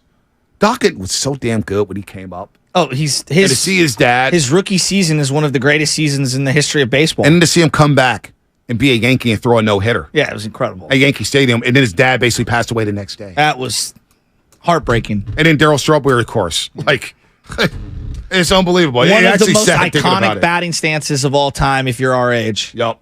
It was sad. And look, number 1 is tough. Number 1. Gosh. I'm going to say honorable mention. the two Escobars. Okay. The two Escobars was honorable mention, even though I should probably have that higher. The two Escobars probably, a lot of people. The Hands of God? The Hands of God. I mean, unbelievable. My number one is the best it never was because Marcus Dupree, nobody knows about him. My dad's favorite one of all time. Yeah, that's my favorite one, when he has a concussion and goes into the wrong huddle, that tells you what that football was like back in that time. The guy ran for over 200 yards on a torn hamstring in a Fiesta Bowl. Like one-legged. It's just, the guy was an absolute stud. So, I mean, look, here's his stats. My guy, Joan Thomas. Actually, Joan Thomas was awesome at Washington High School. He had 4 interceptions Turkey Day. Oh, we beat Galileo 50-14. This guy had 4 picks. 4 picks, went to Oregon State. Marcus Dupree ran a 9,500-yard dash, benched 400 pounds 10 times, ran a 40-yard dash in 4.3, stood 6'3" and 230 pounds, and went to Oklahoma. And he got bad advice and went to the USFL, and his career just went down the drain. Gosh. Best it never was. So that's my top 7 there. Number 7, the U. 6, broke. 5, survive in advance. 4, you don't know Bo. 3, Elway to Marino. 2, Doc and Darryl. Number 1, the best it never was. You know, it's interesting that there's so many. The best that never was. In my estimation, the guy that I feel like we got robbed of seeing a Hall of Fame career from was Marcus Lattimore. I really thought he was going to be a Hall of Fame running back. South Carolina. Dude, he was so sick his freshman year in South Carolina. Like I was with you, Shasky. I was like convinced this dude's gonna be the next big thing. Maurice Clarett was a great player, and I'm not trying to diminish how awesome he was as a freshman. The body of Marcus Lattimore at 18 years old, he was unreal. Right. It was like Ricky Williams meets Adrian Peterson. So I was having trouble with this list. The OJ 5-part series? That's not a 30 for 30. What about The Last Dance? That's not a 30 for 30. Okay, because those would be top 30 2. for 30s. Those would be top 2. 30 for 30 is something you can watch in one sitting. All right, cool. That's the way I view it. All right. Also, I don't think Last Dance was technically a 30 for 30. That was a separate entity. Yeah. I think the OJ one was technically a 30 for 30, but it was a 5-part. Right. It's really Because those would be my top 2. I would say right now, and you're going to most people are going to take The Last Dance. I personally think the OJ is the greatest documentary I've ever seen in my life. Also won July 17th, 1994 was a very good 30 for 30. On everything that happened on that day. It was incredible. Of course, OJ and the White Bronco, the Knicks-Rockets game, NBA Finals. I remember watching it upstairs at the house. We got this tiny little television from I don't know how the hell my dad got it, and it kept going to the car chase. I was like, what the hell? Why is this game not on television? That was great. There was a couple. Benji, the story about Benji, who went to the same high school as Derrick Rose, got killed. He was going to be Magic Johnson again. He was going to be Magic Johnson 2.0. It's a great 30 for 30. Catholics versus convicts. Oh, that was a good one. What else you got? You got.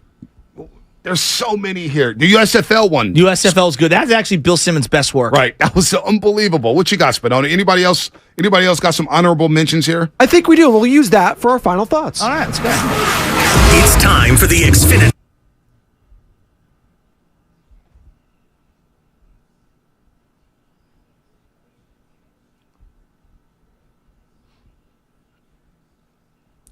Robin was really good. The Greg Norman doc at 30 for 30. Wow. Greg Norman was awesome. That was so good. Oh, man. Coming up short, getting how tight he was in his last round of the Masters. Going into that, he had a 6-shot lead and lost.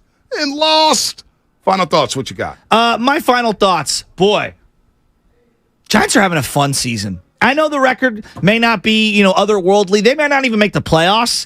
I just feel so different about the San Francisco Giants this morning than I did 3 months ago, 6 months ago, a year ago. I feel like the organization's trending in the right direction. Young players are contributing. The random guys are stepping up. And Camilo Doval, to Bonte's point, it feels like they found one of the best closers in franchise history. No doubt. Let's go, Spadoni. Honorable mentions here for 30 for 30. I think I've never felt more sorry for a person than watching Catching Hell and what Steve Bartman went through. And it is such an interesting case study about our society and finding someone to blame for something that, looking back, shame on everyone involved that team for the Chicago Cubs. Yeah. Not having the back of Steve Bartman, so much so we're alienating a guy because he may have interfered with foul.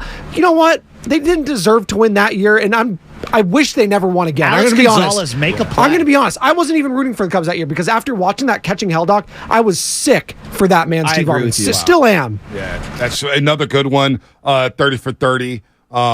The Marinovich Project. Oh, got that Tom was Marinovich. so good. And his So dad, sad. how he wrote it. Hey, Another so sad. Every one. parent that's overbearing, coach Yep. guy, just watch that, and it'll you'll get a little better perspective. Yep, no doubt. Great call on that one, the Marinovich. Ludman, what you I got? got like 100 of his Yeah, cards. one honorable mention I'll throw in is the day the series stopped, about the good 89 call. earthquake. Obviously, That was good. local connection there. My dad was at that game, so I always like to hear his story when he was at it.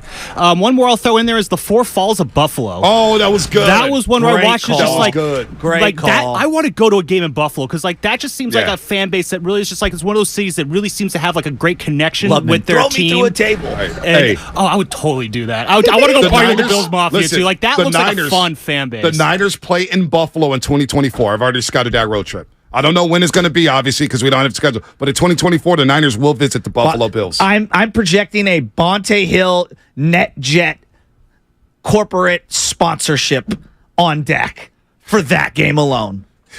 Fonte Hill may be out of employment by that time. He may not be going on that trip. All right, 415 Comcast Business Text Line at 30 for 30 about Mark McGuire, Sammy Sosa, Yeah. and the home run record. Yeah. That was really good. Also, No Moss, Roberto Duran, and Sugar Ray call. Leonard. Really good one. There's so many good 30 Well, for 30s. they're all good. They're all I good. can't think of one that was horrible. Playing for the Mob, Oh, that Henry was Hill, so good. Boston That College, was so good.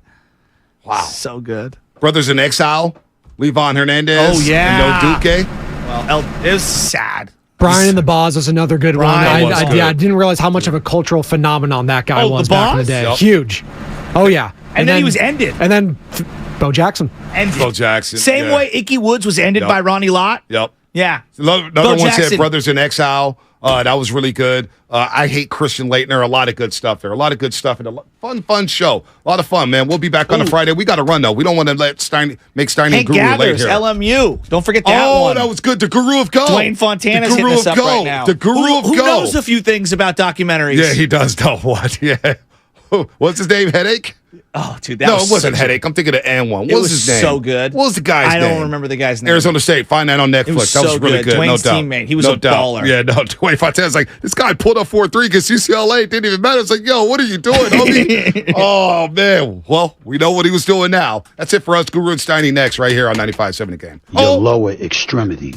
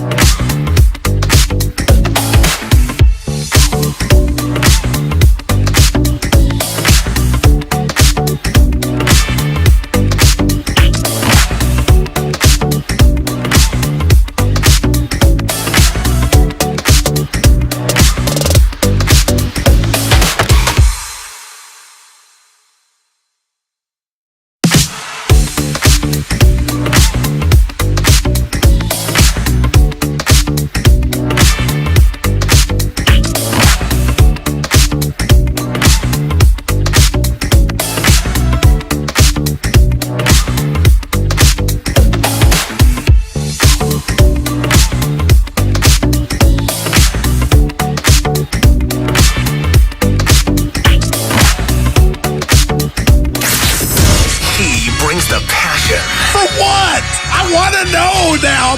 I'm mentally invested. Don't tell me to pray and you don't say what point.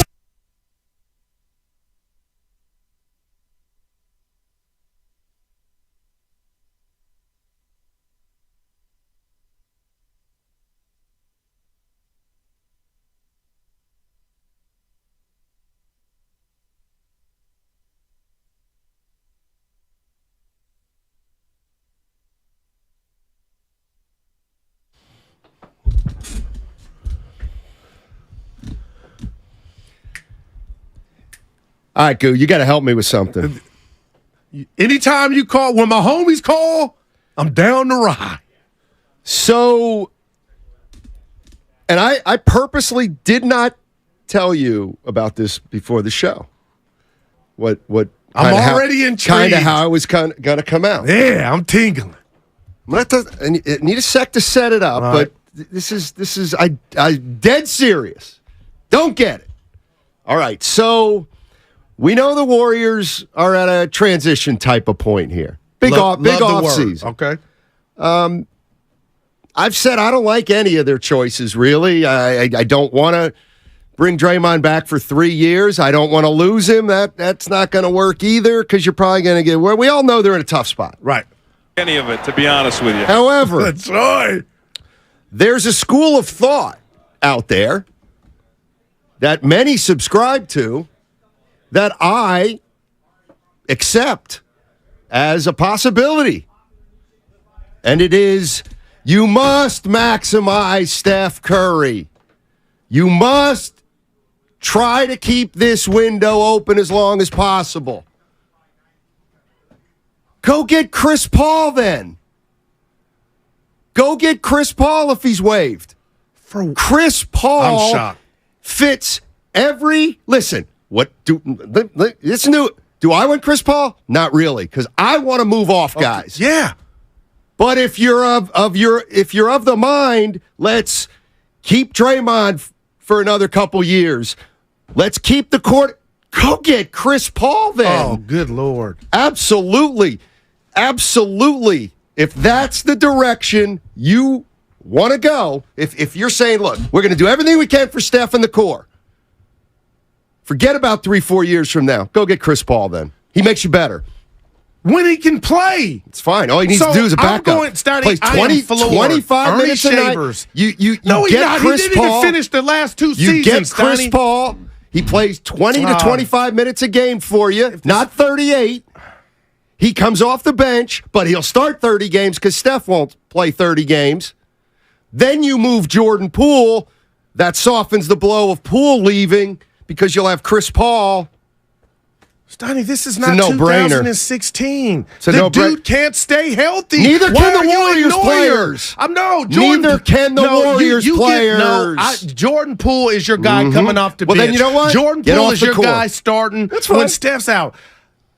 My only thing about CP3 is, Steiny, the best ability is availability. He is a broke-down Cadillac, and I don't think he would not be a starter with the Golden State Warriors. Why? I thought they're contenders. I think he has pride, and you told me the Charlotte connection, they work out in the offseason. I didn't know that, but no way in hell do I think Chris Paul would let his pride come at the end of his career after the debacle, Chris which Paul was played more games than Steph Curry this past year. Did he finish the season, Steiny? Hey. No, because he always lets his team down because his body cannot hold up. The Golden State Warriors had a guy on their roster for 2 years who didn't play, and then nobody cared. It was Andre Iguodala. Let me tell you something. You could say that. Andre Iguodala played 8 games, Spadoni and Evans. Joe Lacob but you're ain't worried buying about no 60 lemon. games. Yeah. Joe Lacob. It ain't about 60 games. It ain't about 60. 50. It's about the playoffs. And you're just ignoring that. I'm not ignoring it. He'll be ready for the playoffs. If you're going to be ready for the playoffs when he's broke down. Well, because he's broken down. The tranny is gone. You're wrong. I ain't wrong, No, Stoney. wrong. You know it. The dude cannot last. Neither.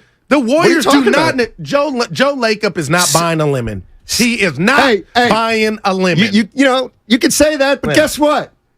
Chris Paul's played more games in the last 4 years than Steph.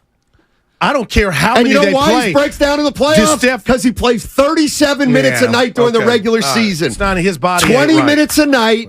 I don't trust his body. Fine. That's all. Fine. Hey, you know what? I don't want to bring him in here. I'd be like, I don't want to bring him in here either. I don't want to bring him in here either. I'm just saying, hey, if you're one of these guys, if you're one of these guys who wants to try to keep this thing together as long as humanly possible, go get Chris Paul. You would run the risk of what? Him getting hurt. Why are you ignoring that? What about Andre Iguodala last year? You pick What's the and difference? choose. Well, What's the difference? That's a big difference. Chris Paul played 60 games last been year. Here, Steiny. Andre's been here. That was a scholarship. But to go get Chris Paul, just do me a favor and stop saying he's broken down, because he's played over 60 games in each of the last 4 years. That's what I call broken. I don't want to hear all that. Let's see. I'm talking about in the playoffs. In the last 3 years, he's played 40 playoff games in the last 3 years. Yeah. He won't be a Warrior. Joe Lacob ain't falling for that, Stoney. And then the cool thing about it is, as much as I love you, you really ain't in on it. But you're just saying the state of the Warriors. I'm saying if you're going down the avenue of anything and everything. By the way, what happens when Steph goes, let's go get Chris Paul, Joe? Now all of a sudden he doesn't have input? Or does he have input? I don't think that'll happen. Why? Because I don't think players look at Chris Paul. Dude, he breaks your heart. You think every year at the most important time? Let me ask you a question. You think Steph Curry, Draymond Green, and Klay Thompson would want Chris Paul?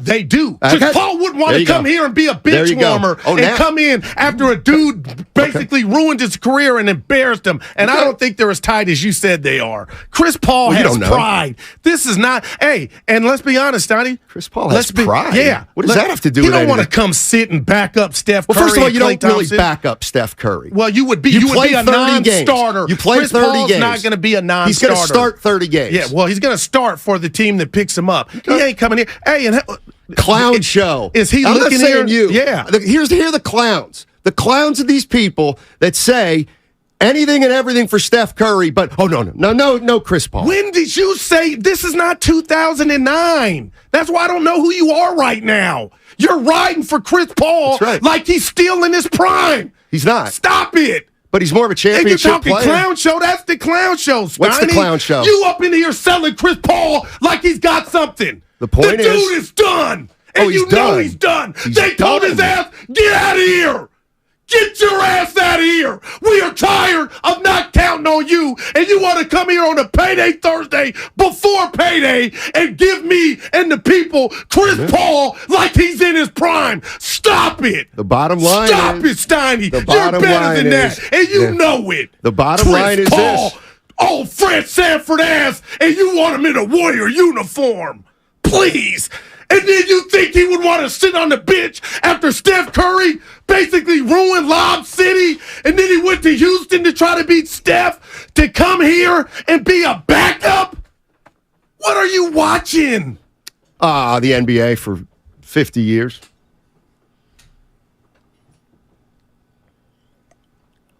I'll say it again for those who have trouble getting it. That's so funny. If your strategy is to try to run this back one more year, then Chris Paul makes sense. Period. End of story. If that's the road you're going down, I don't really want to go down that road. Gotcha. But if that, you're damn right I would want Chris Paul. If you're bringing Draymond back, you're bringing Klay back, you're bringing Curry back, you want to move Poole to change the dynamic of the team? Yes, I would be very interested in bringing Chris Paul here on a vet minimum. Yeah. Veteran minimum. I don't think he's going to do that. Well, maybe he won't. And there's no health concerns from you on Chris Paul. There's no health concerns. Let's do this. Not about games played. When the playoffs start, he's a backup. He'll go out. He's a backup. You load manage him like you load manage every... I don't think he thinks he's a backup, Steiny. I think you're speaking for Chris Paul, a guy that still probably thinks he could play. I think you think he is ready to sit and come off the bench. But you want DeMarcus Cousins, but you don't want Chris Paul. That's totally different. The guy's career was done. DeMarcus Cousins totally different. But to move Poole and say we got a Studebaker that's got a bad tranny, I mean, that's wow. And then, hey, it can be all good during the regular season. And then when you need a most Steiny, he can't finish because something's So you're gone giving wrong. no credence to the fact that if you lessen Chris Paul's role, you could elongate that a season. lessens his impact. If I got to get a He's a guy backup. that we're going to lessen his role, what's the impact then? The impact is lesser. The impact is that the guy who plays 20 minutes is very good because they've got money problems that are beyond comprehension. It sounds like the Warriors do too. Oh, but I thought you think Chris Paul's going to take a vet minimum? Well, he might have Steiny, to. I think, do you understand where he's at in his career, and do you understand the options he has? I think he still has. He's going to make $16 million. I got you. Okay. And you think he's ready to come watch Steph Curry start the game, and for the first time in his career, him be a non-starter? I don't think he's there. Okay. Yeah.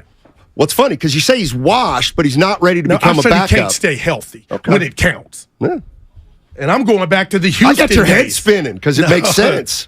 No, I don't think he's Steiny. The guy thinks he's a starter. You know what's still. funny? Here's the funny part. I just want to let everybody know how everything changes now. Now it's Chris Paul wouldn't want to come here. Well, why not? I thought it was the Warriors. He's a starter. I thought it was the Warriors. He's 38 years old. Oh, so he started last year? That's right. Did you get a text message from him that said he's ready to come off the bench? Why are you speaking for him? Why wouldn't he? He thinks he's a starter. You don't know that. You don't know if he's ready to come off the bench. I know that he's probably ready to come off the bench at 38 more than 28. All right. He's I'm here 38 for you, years buddy. old. I'm here for you. So Chris Paul's saying he's just been waived. He's just been waived by the Suns. He's 38, and he says, I'm looking for a place where I can play 38 minutes a game. No chance. All right. The bottom line is everybody's scared that Chris Paul might be available, look at the Warriors, and say, they don't have a chance to win. Why would I go there? That's actually the bigger worry, probably, for Warrior fans. Let's go to Eddie in San Francisco. Eddie. Can't be worse than Iguodala. There it is. Why That's did what I get high? What have you got to lose? That's what I would say there. Let me give you a 3. What's up, Eddie? Eddie. Chris is in Alameda. You know it. If that's the bottom line, Chris, is if you're all about maximizing Curry and the window, just acknowledge it makes sense. Yeah, I mean, take Steiny's logic. You know, when you go to the eye doctor and you have to rotate through those lenses, right? And they flip through and you see a different lens. So consider a 2-quarter game, just a hypothetical half a game with 2 decent teams playing each other. One floor general is Chris Paul, the other's Jordan Poole. And I am not a Chris Paul guy, but I know who I'm taking in. Exactly. Make sense? Yes. Yes, it does, Chris. I just got to put one plug in. This is completely different because I was going to call it an Go ahead. Draymond Green, I've been watching a lot of film, is the only guy who can cover Nikola Jokic. And he does it well. So I'll take everything off air. Oh, that's right, because Guru said he couldn't. I think this was a guy from yesterday. You said Draymond Kit yesterday when you were ripping Draymond. No shade. You said he couldn't guard Jokic. Please. No, you did. Stop. I don't know what to say to that. You don't have to. Yeah. Again. My tank is low. Again. You tell me where the logic, where I lose the logic. Let me repeat this. If you're hell-bent on Draymond and Clay and Steph and giving them another opportunity, as big of an opportunity as they can have, right now, not 3 years from now, right now, yes, I would absolutely, positively consider bringing Chris Paul in here if he'd want to come in here. Good chance he gets waived. That means he makes $16 million this year, even if he doesn't play. So he's going to make 16 no matter what happens this year. Could you get him to come for the vet minimum? So he makes about 20 You total? don't think he would be embarrassed taking the vet minimum? No. Why? Because he's a starter, Steiny. Well, he still thinks he's a starter. Stop, Goo. You can't say he's washed up on one hand and then he's a starter on the next. When I say washed up, Matt, that's my opinion. Okay. And you can't count on his health. Okay, but he's fair. a starter. He just started. Right. Okay, and he oversaw a collapse against Dallas. Do I need 2 to years make a ago, list of all the guys who've come off the bench late in their career? He couldn't even stay healthy. You know what? You said the same thing and about you're Draymond speaking Green. like this dude is ready to come off the bench. You said the or same thing about transition, Draymond Green. and those are big ifs. You said the but same yet thing you're about throwing Green. this out, and this is what I don't like about this whole thing. You're throwing it out, but the caveat is I'm not really feeling it. And Well, you I'm not got me feeling wound anything. up like a damn toy. Is that my fault? Yeah, because you hid it from me. You hid it from me, and that's how you started the segment. Yeah, I hid it from you, Goo. So you got me wound up about a scenario that you don't even really think is a good one. No, I do. But you want to bring it to the airwaves and like a fool. Are you incapable I just of understanding nuance? Call me catfish. Okay. Here's the Call bottom me line. catfish Goo. Here's the bottom line. I'd like to explain myself again if I could have a chance. I've been consistent from the minute training camp started. I think the Warriors are in trouble. I don't like their decisions. I don't like the decision they've got on Draymond Green. I don't even like the decision they have on Steve Kerr. My point is, we all have said there's two ways to go. Yep. To start to, I said I'd like to start getting off the core. There's another point of view that says you have to give the core whatever they want in the short term to maximize their chances. I don't agree with it, but it's certainly valid. Not only is it valid, it looks like that may be the road they start to go down. One more year, keep it together. One more year, keep it together. You want one more year? You want one more year? Chris Paul can help you. He can help you if that's the route you're going. Now, if you want to tear it down, obviously he doesn't fit. But you can then move Jordan Poole. Oh, my God. Mitigate. You're going to move him anyway, Goo, aren't you? We don't know that. Well, so you said you're going to... No, what do you mean? Slow what down. Are you talking about? Relax, because you know I got you right now. Because you got yourself. Because you don't believe this. You said it's not good, but you brought it up and I bit. Do you not understand what I'm talking about? We don't know if Poole's out of here. I feel like he needs new scenery. Okay. But you want to bring in an old bucket? That's an old car. When you got a Ferrari on a good day with Jordan Poole that could get you 20 points in his sleep and get to the free throw line for some old slow molasses. Let me fact check you again. Chris Paul has played more regular season games than Steph Curry. I'm talking about playoffs. You can't count on them. How about That's my premise. You told me all week the regular season don't count. Now you up here selling it? No. Which one is it? It don't count? The regular season is a myth. You said it's watered down. Now you want to sell. Dude, you are like a used car salesman right now. You are like a used car salesman right now. Because this is just terrible. Now you're selling us Chris Paul on regular season. Yeah. And the only reason I don't want him is he can't be counted on playoff time. But now that's can we play any game? Come on, man. You need players to get you through the regular season. If you have an old core, which they do, they have an old core, and we saw that last year. Steph got hurt again. Draymond played the most games he had in 5 years. The hope this past year for the Golden State Warriors, in case you've forgotten, was they wanted the young players to supplement the old players during the regular season so that they could ease up on the workload of the veterans. So the regular season, I don't know where the regular season, if it doesn't matter, fine. You're going to go into the playoffs as a 6 or 7 seed every year. You're not going to win it. You're not going to win it from a 6 or 7 seed. And I just don't believe he's ready to come off the bench, Steiner. Well, you have no clue. Either do you. Right. How you going to tell me I ain't got no clue, but you do? No, I don't. You know, but you didn't say it, no, so don't tell me I ain't got no clue. I don't have a clue. Both of us don't have a clue. It's 50-50, and it's probably 70-30 that man has too much pride to come here and take a vet minimum to watch Steph Curry start and come in. Okay. Miss me with that. That's why you didn't bring that up before the show. Would he start? And you don't even believe it. Would he start in L.A. for the Lakers?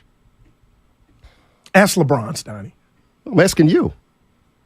Would that be a slap in the face to go sit for the Lakers?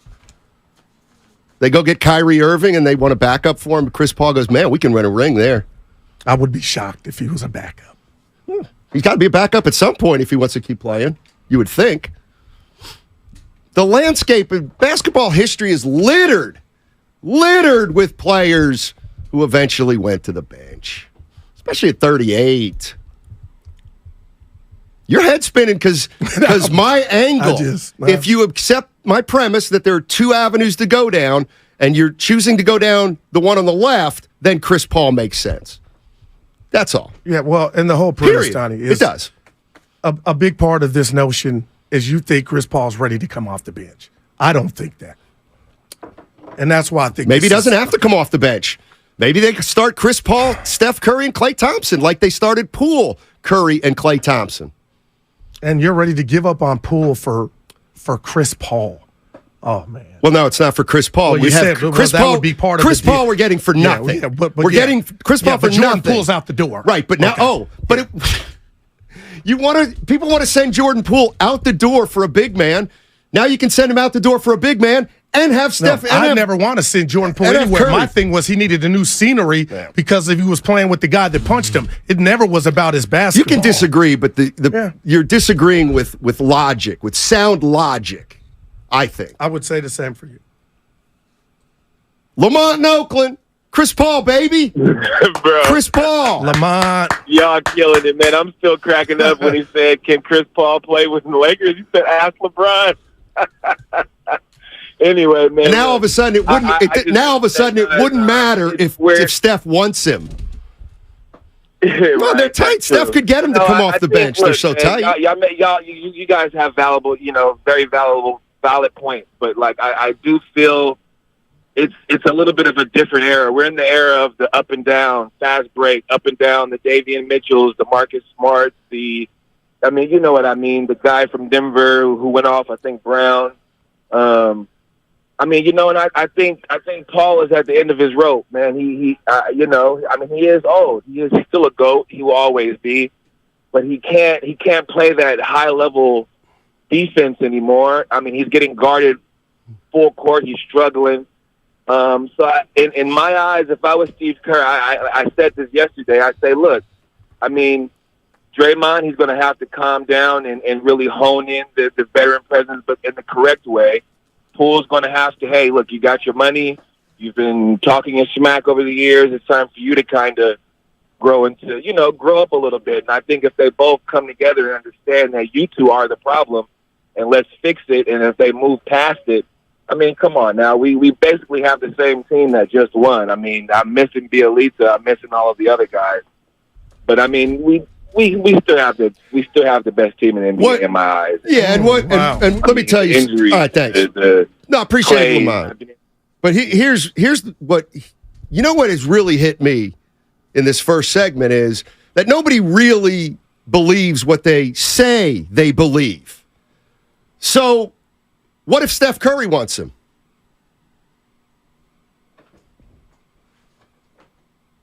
Exactly. What's that mean? What if CP3 don't want to come here? What? What if he doesn't want to come here? Keep talking like you know what he wants to do. Right. Well, we talked about LeBron. No, you do. We talked about LeBron. You got to remember that when you throw something at me and I'm throwing it back at you. We talked about LeBron. LeBron. You said if Curry wants him, what if he don't want to come here? Then Curry's got to try to recruit him. And act like this is coming from your heart because you said it at the beginning, which pissed me off. You don't really want it. This is not attractive. So don't ride this like you're passionate about it. Do you not understand You're just throwing English? This out. Goo. I said if you're going down Avenue B, then it makes sense. And by the way, can't speak for Chris Paul. Jesus, did you stop interrupting me? Is that what? Oh my! I'm trying to get a point out. Oh my! Like why do we accept that Steph Curry can recruit LeBron, but Steph Curry can't recruit Chris Paul? Paul he can, III. Steiny. He can recruit him. Okay. All of a sudden, Steph Curry doesn't have any power now in your mind. Yesterday, he was running the franchise. You just think about what I'm saying because I don't think it needs that kind of response. 888-957-9570 is the number. Matt Steinmetz, Darryl the Guru Johnson with you on 95.7 The Game. Have you been in a car accident?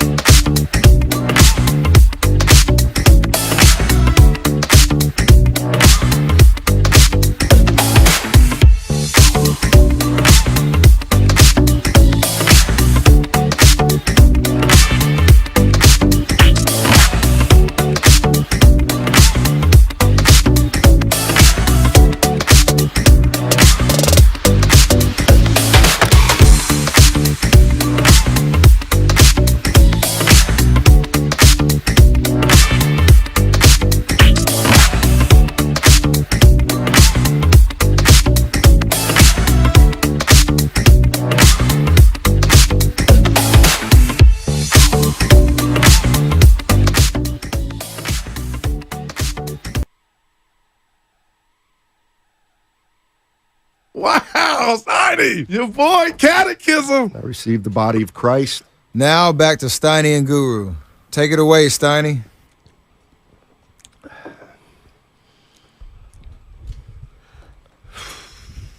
Steph, you want Chris Paul? I made it up. I made nothing up. That was good for that. But that was, you know what that. Whoa. Yeah. Steiny, I'm good now. I gotta hold on now. I don't owe you an apology, but you don't know that I've been holding on to CP3 breaking my heart because he shared with us what his daughter's going through at school in regard to his career.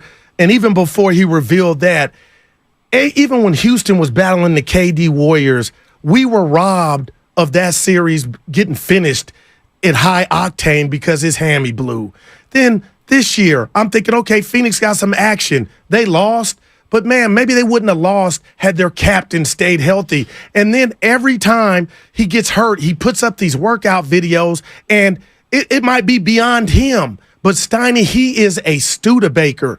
And the games played in the regular season, I just honed in on the playoffs. I don't think Chris Paul can control his body at this point now, and that's why I went off, because it was just pent up. This dude is the epitome of, yeah, he'll get you through the regular season, but when you need him most, something will come up. That's all. Yeah, I don't. Yeah, I don't take. I don't. It wasn't an apology.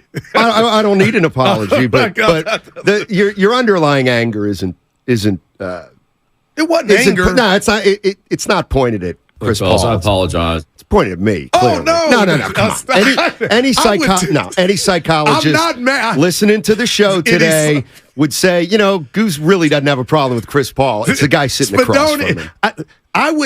Dude. I've never gotten radio. Well, I got radio mad at you a couple times. No. You thought I hid something from you. That's what. And I thought you were going to say something else, and thank God you didn't. And that had me. I was spinning for a little bit. So I'll tell you after the show because I can't say that. So but Steiny, that was passion. This is the last guy you want. Willard doesn't understand why we get mad sometimes. I have an answer for that, they never get mad at each other. I have an answer for Willard today. It took me 3 weeks, but because I care. Because we care. That's why we get mad, because we care. Willard, stuck it in. Dude, I stayed to 2:30 yesterday. I know you did. And look, that's not. Dude, that's 4.5 hours of radio. I got home. I'm fighting for my life. I can't have sugar. Do you understand that I'm pissed off when I hear you on at 2:27 because but I feel it's like a standard. I'm talking to you. Now they think we're just going to stay till 2:27 every single day. Yeah, I can't, Steiny. I'll tell you we what, had fun. Of all the things that have been said today that hurt me. No, you shouldn't be hurt other at all. than you. But you tricked me. No, I did not. Yeah, Steiny, you tricked me because the premise was, you weren't coming in here with this is the end all to be all. So you were cool hand Luke with that, and I bit hook, line, and sinker. But the rage was at Chris Paul, just his person. I've been rooting for him for a long time. You don't know that, and he's let me down, and it all just came out. I felt like I was talking to him. Yeah. I get everybody knows you were serious, but people think No, you said, "Dude, this ain't idea." What bothers me is people are like, "Oh, Steiny doesn't even believe this." Yes, I do. Oh, see, that's okay. If they're going down that avenue, then I think they should make a phone call. Absolutely, but not at the expense. And I gotta, because you said something to me, Steiny. I want to just put this on the record. I'm a big Jordan Poole fan. You cannot move him. I understand Chris Paul's coming for much of nothing, but he can't do anything remotely close to what Jordan Poole's future holds. So that's why I told you yesterday, if I'm Joe Lacob on the itemized list of what to do, keep Jordan Poole at all costs. His future is bright, and I know people are down on him. But hold on. You're saying that while you're not quietly, but you're saying that with the assumption that Dre's not coming back. I am. That's all I'm saying. And that's a big assumption, Steiny. And like we were talking yesterday, can Draymond even play with Jordan Poole? Well, if he can't, man, again, I'd want to get off Draymond. But if the Warriors want to stay on Draymond and get off Poole, then you can go get something for Poole, and you have Chris Paul too. Chris Paul coming off the bench. You said something during the break before you grabbed the call. Because we don't know, Stoney. It is 50-50. I'm telling you, the standard or high regard I hold Chris Paul and his career in, and him sharing that about his daughter, I really think starting is a big deal to him. I could be proven wrong, and I'll be shocked. Stoney, I don't think that man. You said, Goo, everybody has to look in the mirror at some point. I don't think he's there. Yeah, I don't know. I bet you though, seriously, like Steph Curry has a feel. I didn't know they were close. Dude, I just meant that. He used to work out all the time in Charlotte. But I thought there was a strain after the drop, after him dropping them way back when. I thought there was kind of like, not hate, but, they're boys, but not, I want to come in my career watching a guy that I could never beat. You think this is... This isn't soda related, is it? I'm kind of asking myself, dude. I just saw you filming something with Bonte out there. Dude. I do. Stoney, But I feel better now. Are you hungry now? Right now, you're hungry. I get hungry at night. And let me tell you when. When the Giants' first pitch starts or I'm watching sports, I need that sugar and those hot peanuts. I need a pack of Mambas. And I need, you know what I'm saying? I need that. That's what, I'm not no ham hock. Oh, give me some spaghetti. I'm sugar, salt, and sodium. And I feel my belt's light. So my first weigh-in Saturday, Sonny. Can I text the Vine what it is, how many I'm down, or should I just wait for Monday? Because you're looking like I could give up there. That's you got my back. Well, that's a good question. I'm going to discuss it with Evan and Spadoni. Because the one thing I'm not into is finding out how much you lost, but not knowing where you started. Oh, I'm going to give you that. Oh, well, then, I'm going to put it out there. I'm just saying, like you said, I lost 8 pounds. Okay. And then a week later, you're saying, I lost 14 total. And I'm like, well, give me context. Like 49er Frankie with gambling. When you send him a winning ticket, he's like, where are the losing ones, right? But put the rat on the table, sponsored by Atco Pest Control. Go to AtcoPestControl.com for all your pest control needs. Stoney, I'm not embarrassed. I'm still hooping. I'm feel good even before soda. But if you had a gun to your head right now, what would you say the Goo is weighing? And there's nothing. There's nothing you can't. I ain't know. You ain't gonna hurt my feelings. How tall are you again? 6'4". And you got to look at 240. Damn, Steiny. A little less. 247. Okay. Yeah. That's where I started. That wins on the Price is Right. Yeah. No, you were 7 off. But I was under. If I say 250, I'm disqualified. Yeah. There you go. Yeah. So, dude, I feel like I'm less than that now. So I'm sure see. you are. I bet you're 241 right now. 215, 219 to go. I can get that, Stoney. I'm worried about how quickly you guys are losing weight. Dude, But Bonte says the focus is to maintain the weight being off. So, it's harder to maintain weight than to lose weight. So you don't need any use Spadoni or Evan. Yes, I do. And Willard and Dibbs. Yes, I do. What were you need? I'm looking at your belt, Stoney. I do belt check. I'm going to be honest with you that I shouldn't even. The drinking part is. See that? I just enjoy having a couple beers. See, and I'm like not a beer drinker. I like beer, and I'm not a beer drinker. But the Red Bull is it's like a beer. That's 20 ounces of sugar. I'm drinking the bowling pin ones. That's like me just drinking 40 ounces. Yeah. I ain't about to be pregnant. Everybody's talking about this artificial sugar being awful for you, and I'm pumping Splenda into my coffee. I need to. You can't take it black, huh? Don't talk about that. I don't. No, I need. Yeah. Well, it depends. Depends what we're talking about. Yeah. Mike in San Jose. Hey, Mike. That's a pivot. What's happening, fellas? Our guy, Mike. Bay to tee it up.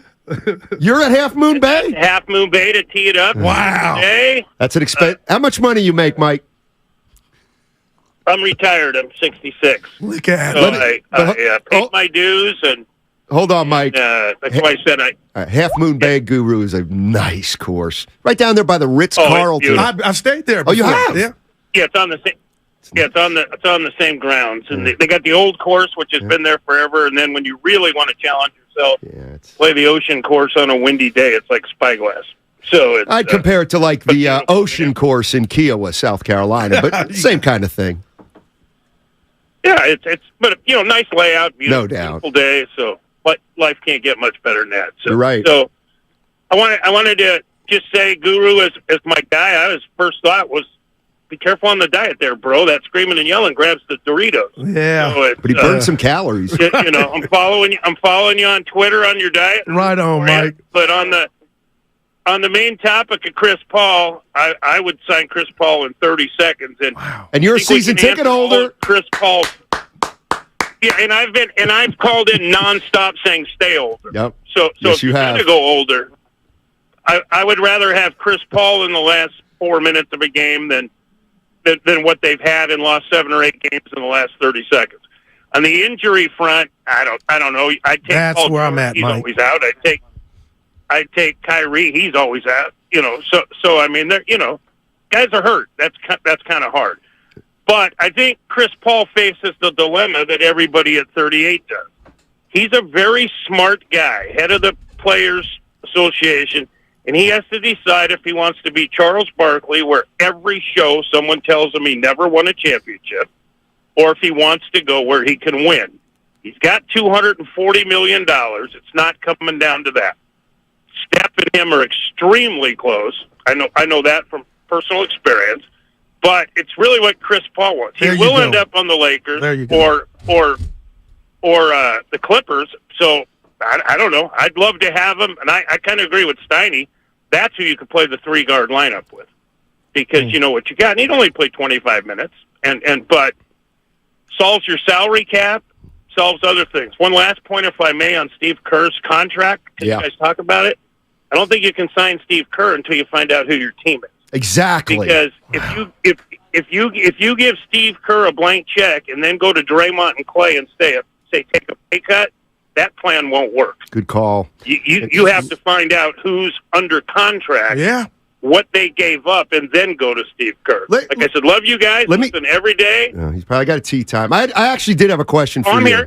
I'm here. I mean, the one thing, it seems to me like the Warriors may bring Draymond Green back, re-sign him. Absolutely. Okay, and I feel like Kerr's going to come back. Maybe sign a contract. Can you really bring Clay back then on the last year of his deal when Steph? No, I think Clay comes back at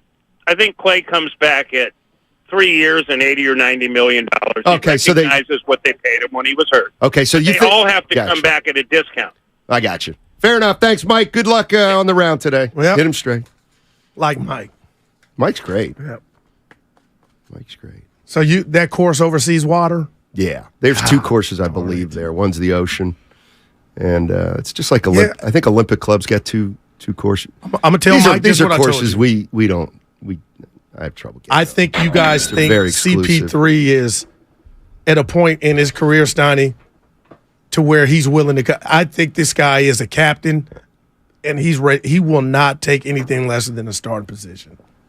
It sounds good. I want him on the floor in 4 minutes if he's healthy, but Steiny, he ain't there. This dude, nah. I just don't think the CP3. I think I know, and as competitive as he is, would not come to Golden State to come off the bench. Just no way. How many teams can he still start for? Now, you said this earlier while I was going off. You think he could beat the point guard for the Los Angeles Lakers? That's another team that's – well, here's my thing. Phil Handy picked up Kyrie Irving at the airport. Phil Handy's my boy. I got to be careful here. Steiny, I'm telling you, there's an interest between the two. I'm sure there are. Okay. I'm sure there are. And it ain't going to pop off in Dallas.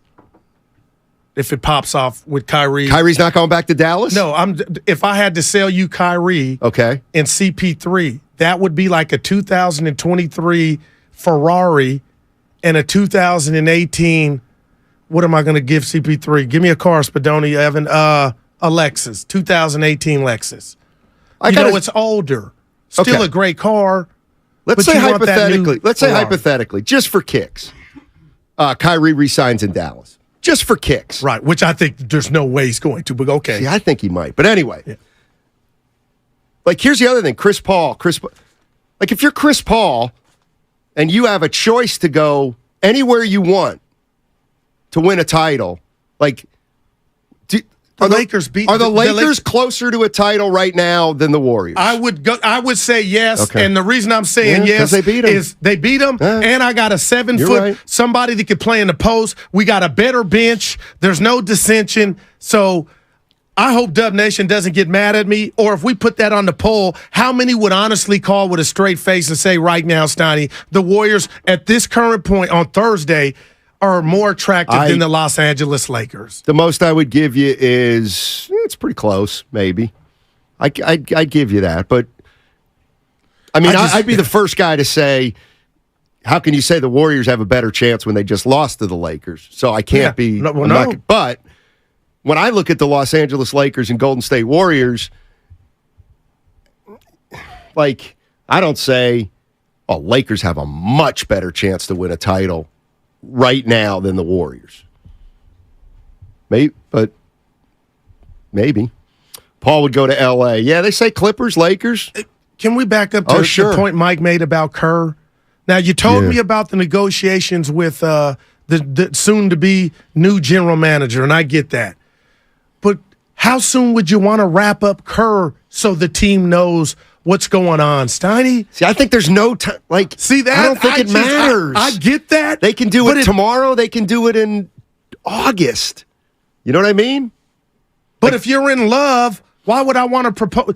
Can I give you the answer? Yeah. Here's the answer. I know what it is. What?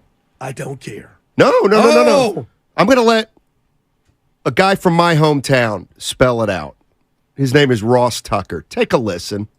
You realize that the reason why the front office and the head coach preach team is because their personal self-interest, their ongoing employment is totally based on your one-loss record. I don't know when it was when I was in the NFL, but I realized pretty early on, you're an independent contractor working for that team. And as soon as you realize that they are only going to act in their self-interest and what's best for them, the better off you'll be, and you'll start to make decisions in your own self-interest. And you know what? Wow. Am I a jerk for saying, yeah, that's what I think Draymond and Steve Kerr just did. But what about what Andre, I don't want to say accused, but you talk about what Andre might have, how he taught the game to Jordan Poole. Yeah. But it kind of had a negative connotation. It is negative for team building. Ooh. Absolutely is negative for team building. But what Ross Tucker's saying is team building from a front office standpoint in terms of loyalty is a joke. Because they'll especially in the NFL, they'll cut you in a snap of a finger. So once you realize that the organizations don't really care and that they're going to do whatever they need to do to save money in their self-interest, then the players and the coaches realize, well, I got to do the same thing. That's who Andre Iguodala is. That guy that Ross Tucker's. And he had to learn that the hard way. And it's a good thing if you're an athlete. It's like what you have to do. So I'm just saying this, like, and this is where I think, you can disagree with me, but the minute I saw what Monty Williams got, my first thought was, Steve Kerr is loving this. Loving it. But that's how the game works. That's right. Houses sell on your block. It helps you. That's right. But guess what? A house just sold in Detroit. Okay? That's a lot worse than the house you got in the Bay. Steve Kerr better get paid more than Monty Williams if he gets. I don't believe for a second that Steve Kerr wouldn't say, well, it just got easy, Joe. Well, what do you mean, Steve? Just give me $1 more than Monty Williams. Do you do it? Wow. And I got to read this from the 415 Comcast business text line. Stoney, honestly, I'm asking you this because I don't know where I'm at on it. Everybody's replaceable. No doubt. Steph Curry's not. Your hero is. Even your hero, Gary Radnich, was replaceable. Well, and it's a matter of Steve, you're going to have to replace Steph at some point, but you ain't going to replace him with Steph. Well, somebody could take over the spot, but nobody may not hit it out the park like the great ones.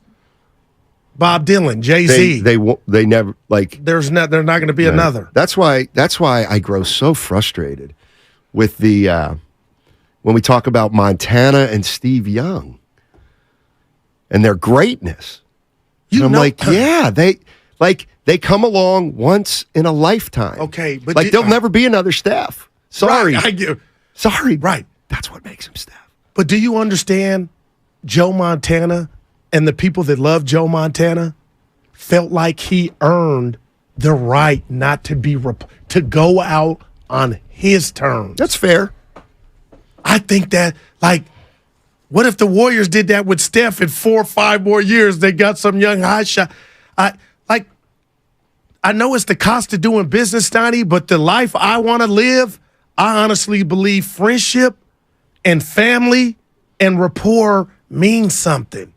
And maybe you're the beneficiary of, I got a long relationship with that person. I got the job and I really wasn't qualified. We see that every day in the world. Joe Montana had no business not being a Niner. Steve Young got 1. I can make an argument right now he could have had 3 if he was as good as Montana to beat those Dallas teams. I'll leave that for another day. He's a great. Young won 2, right? 1.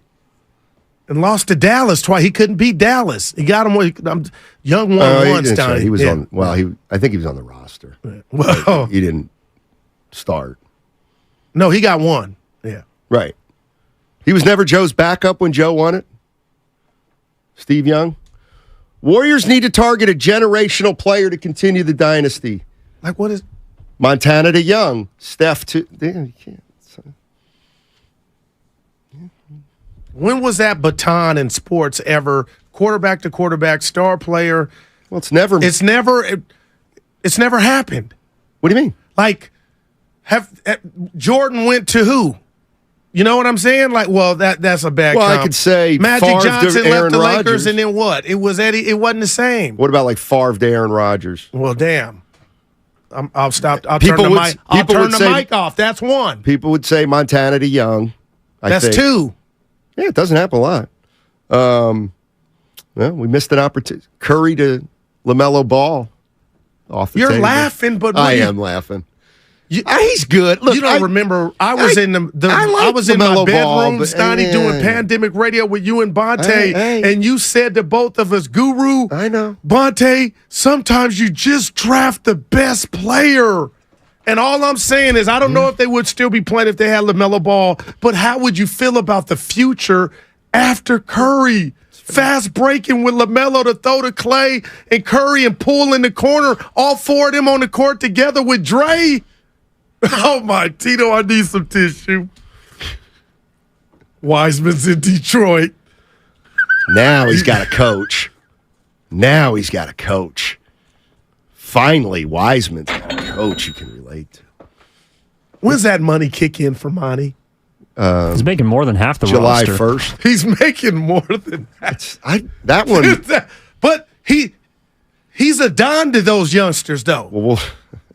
Well, I mean, I've been to the NBA Finals. Didn't win. All right. 888-957-9570 is a number. We got some guests coming up at noon. Larry Krueger.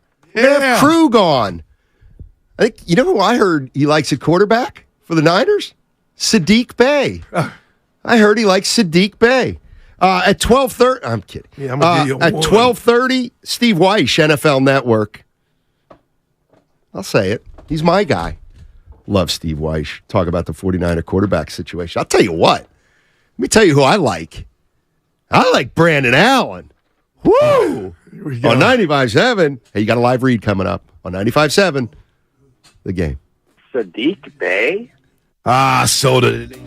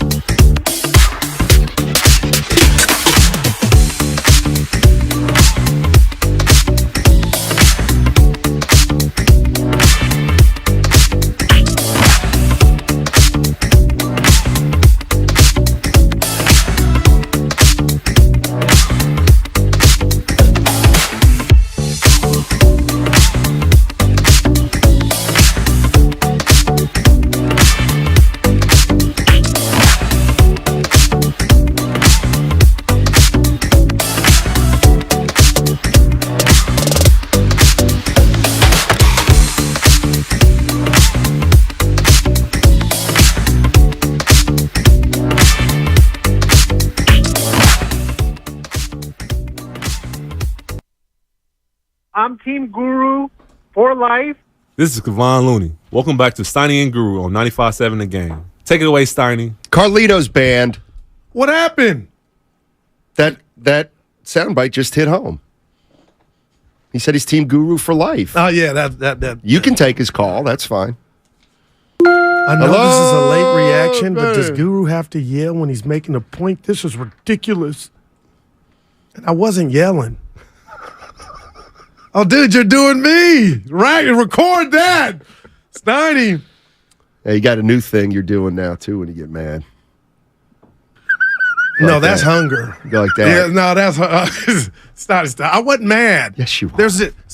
You thought I schnookered you. You thought I was trying to humiliate you. Please. Oh, no. And I would never try to do that. Back in 19 you did. But listen, we got another story started up to get ready for. Give it to me. The Gigantes.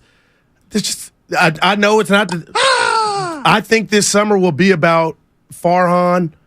Could he be vindicated? Steiny, they won 107 games 2 years ago. You know what? You are right, but they are 2 arms away from being 2 arms away. No, from being a problem. They got a bunch of guys that can basically hit half your starting. Give you a professional at bat, but it is. Did you just say professional at bat? Yeah. We got Larry Krueger coming on at noon. That's something that's a phrase he'll probably watch use. These games. There's a lot of dudes just going up there hacking. See ya. Strike 1, strike 2, strike 3 out. They got a formula, man. You heard me. All right. Let's go to Mel in Oakland. Hey, Mel, how you doing? Hey, you guys. Thanks for taking my call. First thing, Guru, I'm glad that you calmed down a little bit. Maybe we need to ease up on them Red Bulls because you were a little excited earlier. But back to the Chris Paul move, I actually think that would work great for the Warriors, whether he's in the starting 5 or in the end of game 5. Because one, he's, even at 38, probably is one of the best perimeter defenders the Warriors would have. And he allows you to have Steph and Clay off of the ball, which is what they're best at. Steph doesn't need the ball to affect the game. So now, instead of having Jordan Poole out there turning the ball over or little helter-skelter, you have Chris Paul in control, lower his minutes, and now you have Steph and Clay running, doing what they do best. I think it'd probably be the best thing for the Warriors. Let me ask you this before you go, and I'm not putting this all at the doorstep of CP3, but, I told Steiny earlier he hurt me, but I just get disappointed because I'm like, okay, this is his time. He's got Durant. But the fact that he can't stay healthy, that doesn't concern you at all because it's a fact, and he played the whole season. Everything looked great, and there was the CP3 injury in the playoffs. You guys are speaking like, that's not reality. What your thoughts on that? It doesn't affect me too much because we're not OKC or the Clippers or the Suns where Chris Paul has to be your best player or second best player playing 35, 40 minutes a night. Keep him to 25, 30 minutes. If DiVincenzo had got hurt in the playoffs, it wouldn't have affected the Warriors season. He's your third best guard. So if he stays healthy, it gives you another veteran and he'll be able to play with Steph and Clay. If he gets hurt, then you go back to playing with Steph and Clay like you would have anyway. Thanks for the call, Mel. Appreciate it. Mello.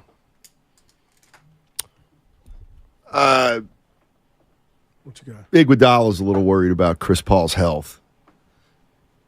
If we're going to hire him as assistant general manager, Iguodala's probably not going to want to sign guys who don't play. So, yeah. Man. Brandon Brandon IU on the chat. I can't see Chris Paul playing other than Los Angeles or Phoenix. That's what they say. As a starter. Who's that's the Clippers? The part, Johnny. Who do the Clippers have? PG-13. No, I know. I mean point guard. Russell. Who had a pretty... You laughed, you smirked, but you didn't do it as much. Now you got to give him... No. You don't blame him for because Kawhi got hurt. They had action. He had 2 games where he's 3 for 19 from the field. All right, I'm going to throw out a name for you. Oh? Reggie Jackson, who I think highly of, and he's just falling out the league. Which could you see him like... Why, Steiny? He can get buckets. Mr. April. Now that's Steiny. I love me some Reggie Jackson, and sometimes I just watch games like, what did he do to piss somebody off to where now he's not even a thought? But he could give you some firepower off the bench, man. And then playing this Warrior way, that would help him. I mean, he wasn't even getting his number called at all. Yeah, I don't know what's going on with Reggie Jackson. Any big name, whether it be Chris Paul, Reggie Jackson, whoever, that the Warriors could court, would you consider them ring chasers at this point? I never do that. I'll leave that up to my man. Because Barkley is the king of ring chasing. You did it, Barkley. You did it. You went to Houston with Pippen and Drexler. It didn't work. That's okay. But you did it. And you can mock people for doing it? Well, he didn't do it like David West did it. We all love David West. That guy ring chased for years. Remember, he was in San Antonio. He thought San Antonio could win it. And the minute he jumped out of there, got to the Warriors. He turned down 14 or 15 mil. I don't know what he did, but you don't. Like to Evan's point, you don't shun your nose at that. I Is get ring chasing if you take a pay cut to try and do it? Yeah, that's kind of what it is. I mean, who are the Gary Payton in Miami? Yes, I consider Payton in L.A. Well, that didn't work. Mitch Richmond in L.A. Yeah. Karl Malone in L.A. It is funny how ring chasing, the term, has this negative connotation, as if the ultimate goal isn't to win a ring, right? Preach. Isn't it weird how that's turned into this thing? And here I go, guys. Is social media social media has no voice, Snotty. It has bazillion voices, but it's why ring chasing all of a sudden is frowned upon. Go get you that chip. But I don't like what you did to our guy Caspi about when you get the ring, you can't wear it. He can't. Snotty, please. Be at any kind of party with the family, bling, bling. I was on the team. 408. That Iguodala imitation I was doing was material. They don't notice you. I'll be there. I like that guy. I'm just disappointed, man. I find him to be very smart. We got to give him smart because we've always said that. He's smart, but he didn't fix Poole and Draymond. That hurt me. He didn't fix Kuminga either. No, yeah. And by the way, why don't you take a victory lap? I'll be there when I be there. Stop it. Seriously. That is the best. It's just what does that mean? Well, we found out what it means. He ain't coming back. But go ahead. What you about to say? When you said after the punch, Iguodala on Twitter trying to have it both ways. Oh my goodness. Yeah. Remember that? Jesus, boy. Marie Antoinette. I'm tingling over here, my man. Remember. Let him eat cake. Yeah, remember that? Mm-hmm. Polo, San Mateo. Hey, Polo, how you doing, man? Yo, I'm doing pretty good. Hey, Guru, I love your energy, man. Keep it up, man. Right on, Get man. louder if you could. Hey, don't get rid of that. Look, call me crazy, but do we want to look like the Lakers looking old? Because we kind of look old right now. So does it make any sense to get rid of Clay for another shooter and a big and possibly pitting Moody in that starting lineup because he's more athletic at that position, and bringing Poole and Camilo off the bench and Poole playing that Lou Williams role and accepting that role? Wow. And if we don't do that, if we do stick with this core that we have, then we go trade all our young pieces, and we have to start all over and finding more young talent. Don't trade away Poole. So you're ready to move Clay? Comp. Are you ready to move Clay? Is that what you're saying? It's one of them got to go, because if they don't go, we gonna look old next year. Fair enough. But that was a hell of a comp. What? Lou Williams and Jordan Poole. I know there's ways to go, but Steiny, nobody can argue Poole doesn't have gifts offensively. Who would?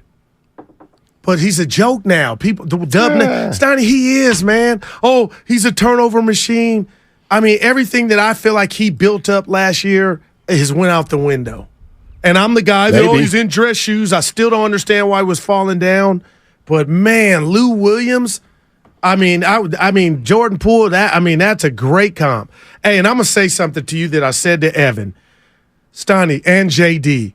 I was watching a lot of playoff basketball where the Warriors looked like it was just getting away from them.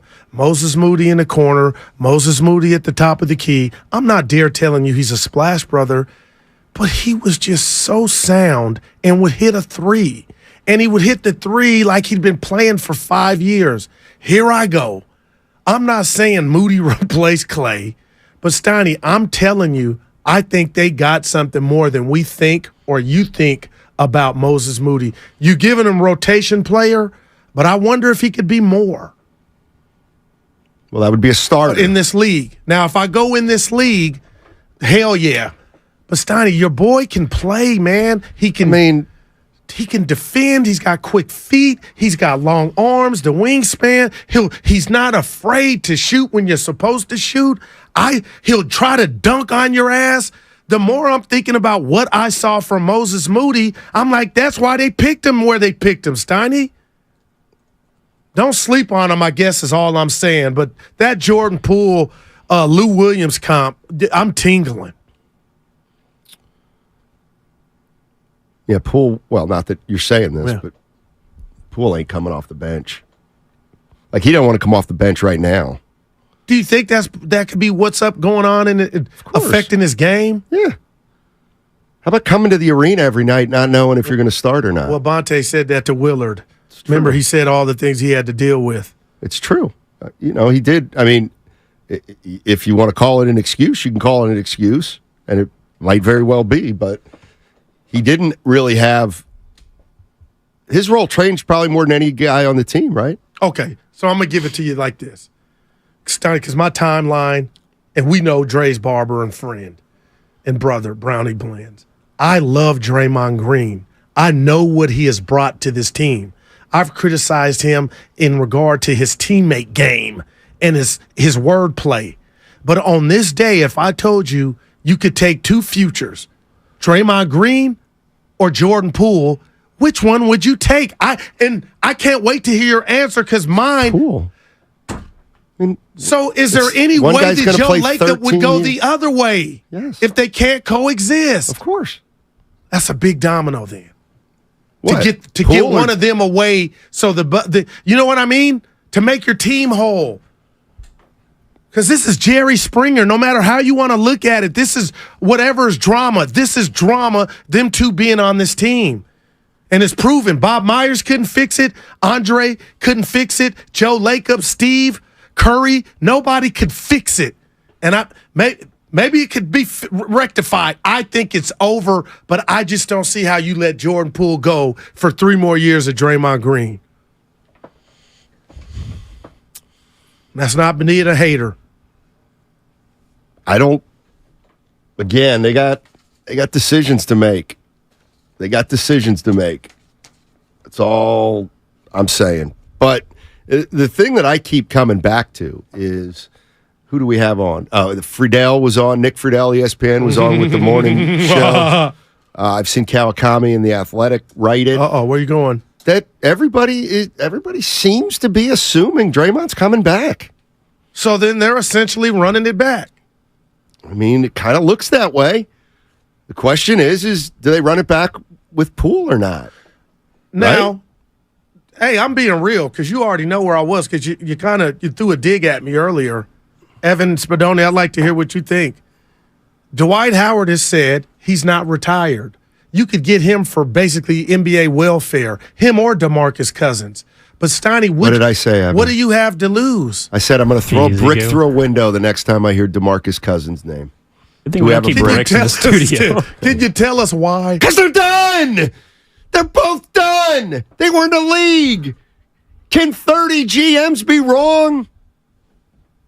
Well, now I know. Well, that gets I'm going to give you guys a 4, but that does make me think why. But Steiny, Dwight you don't have that.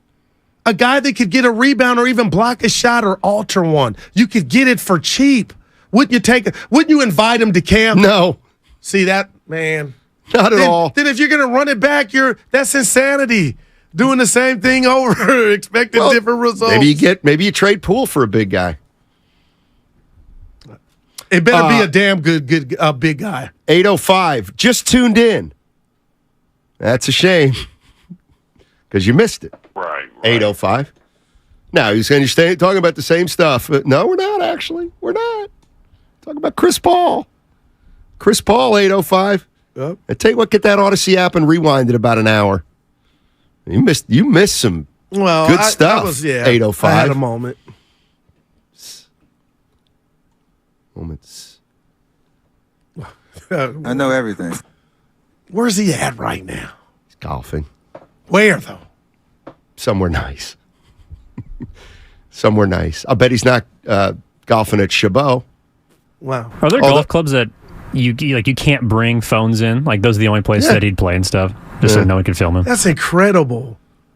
Yeah, he's got a racket going. That's my understanding. Oh, that Steph comes Curry's, with the territory, so that's not a racket, Stoney. It's like when you're Arthur Fonzarelli, you're going to get women. You know, it just comes with the territory. I got some. You know, Steph is he's got a guy who does all his golf for him. It might even be Brandon Payne, but I don't think it is. It's somebody like else. An assistant. Yeah, he's probably got an assistant. That's dope, man. So I can have my assistant. Yeah, go give me a Red Bull, some Funyuns. They'd go get it. I wouldn't have to leave the house. I think it's more like texting you, get me a tea time today at 1. Or I'm going to go get my dry cleaning. Whatever you need, you know? Yeah. Like the movie Entourage. That's how they used to do it for Vinny. I wonder if Steph's got an entourage. Yeah, there's kids. Go check out Sonogo from UConn. How old is he? That's a guy who's good. Is he 30? Because if he ain't 30, he ain't ready for the Warriors. He's 21. Where you at with that? Now he's 21. Can't get him. I don't like him. He double dribbles every single time he puts big. Puts a ball on the floor. Hey, but he's big, Starny. Yeah. He's big. He's absolutely big. Must mean he's ready for the NBA. Wow, I was trying to come up with something. There was one thing I wanted to play for you. Oh, what do you think of this? Finals last night. JJ Redick.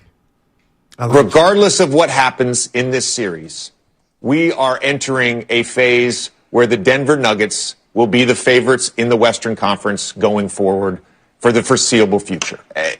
They have been the best team in the West this year. They went through a tough gauntlet to get to the finals. Their core four guys, Jokic, Murray, Aaron Gordon, Michael Porter Jr., 28, 27, 26, 24, all just entering or about to enter their primes.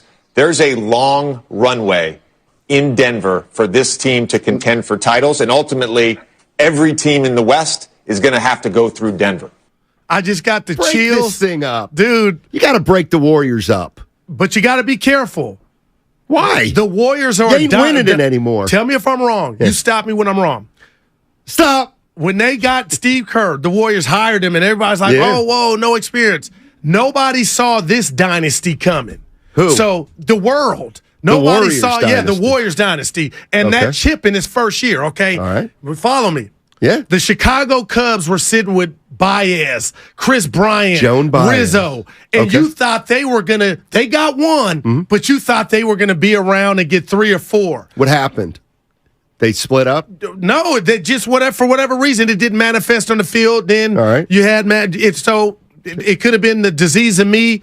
It just deteriorated. The Oakland A's with La Russa, Canseco, McGuire, they went and only got one. So we got to be careful. But I'm saying to JJ, you are right. That Denver team, Aaron Gordon, can Kuminga be that with some weight gain? I think he can. But do they got the right people to bring that out of him? KCP, now Braun, whatever you want to call them.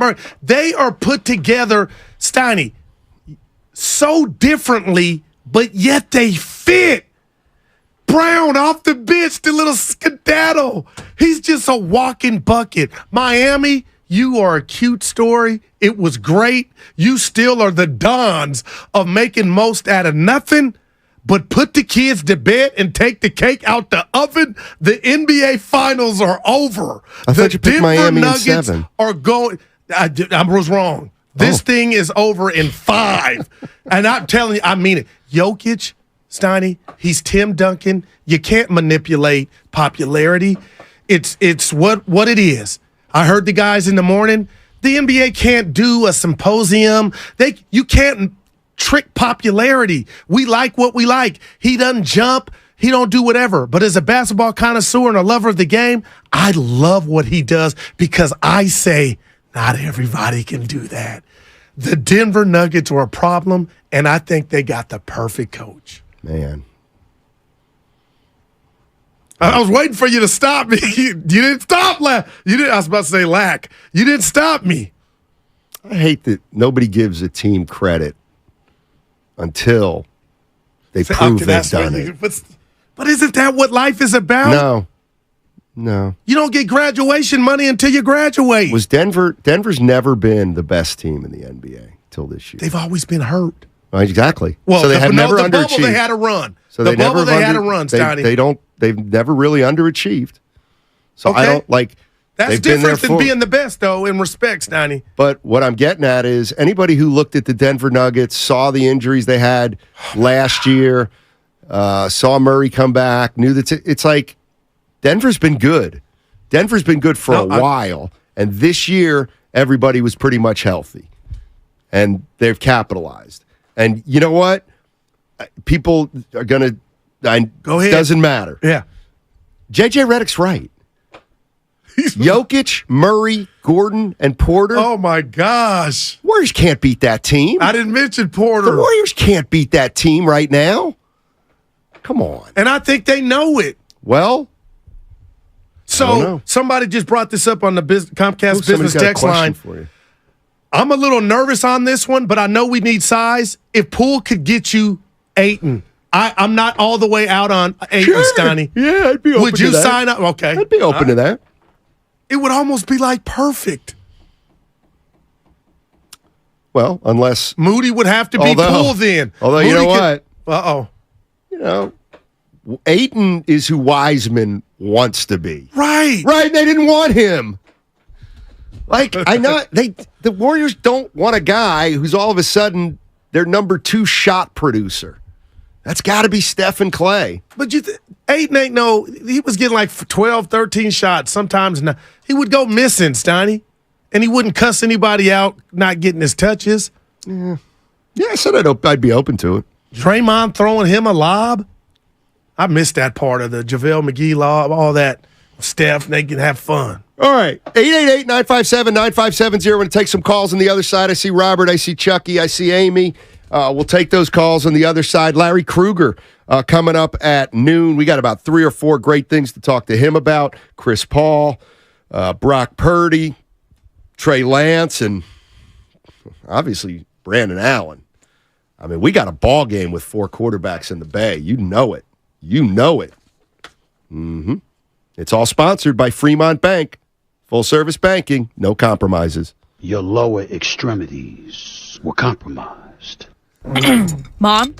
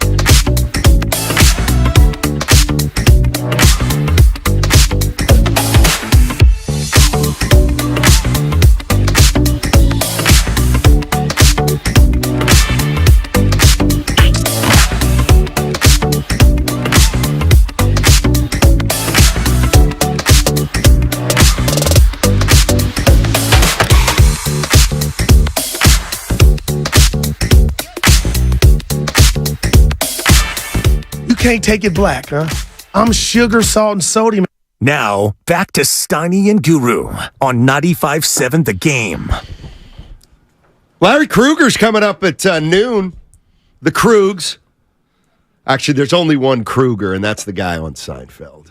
No, Kruger. Shout out Freddie. Oh, that's a good call. Yeah. It's a good call. Dude, I wish you were active.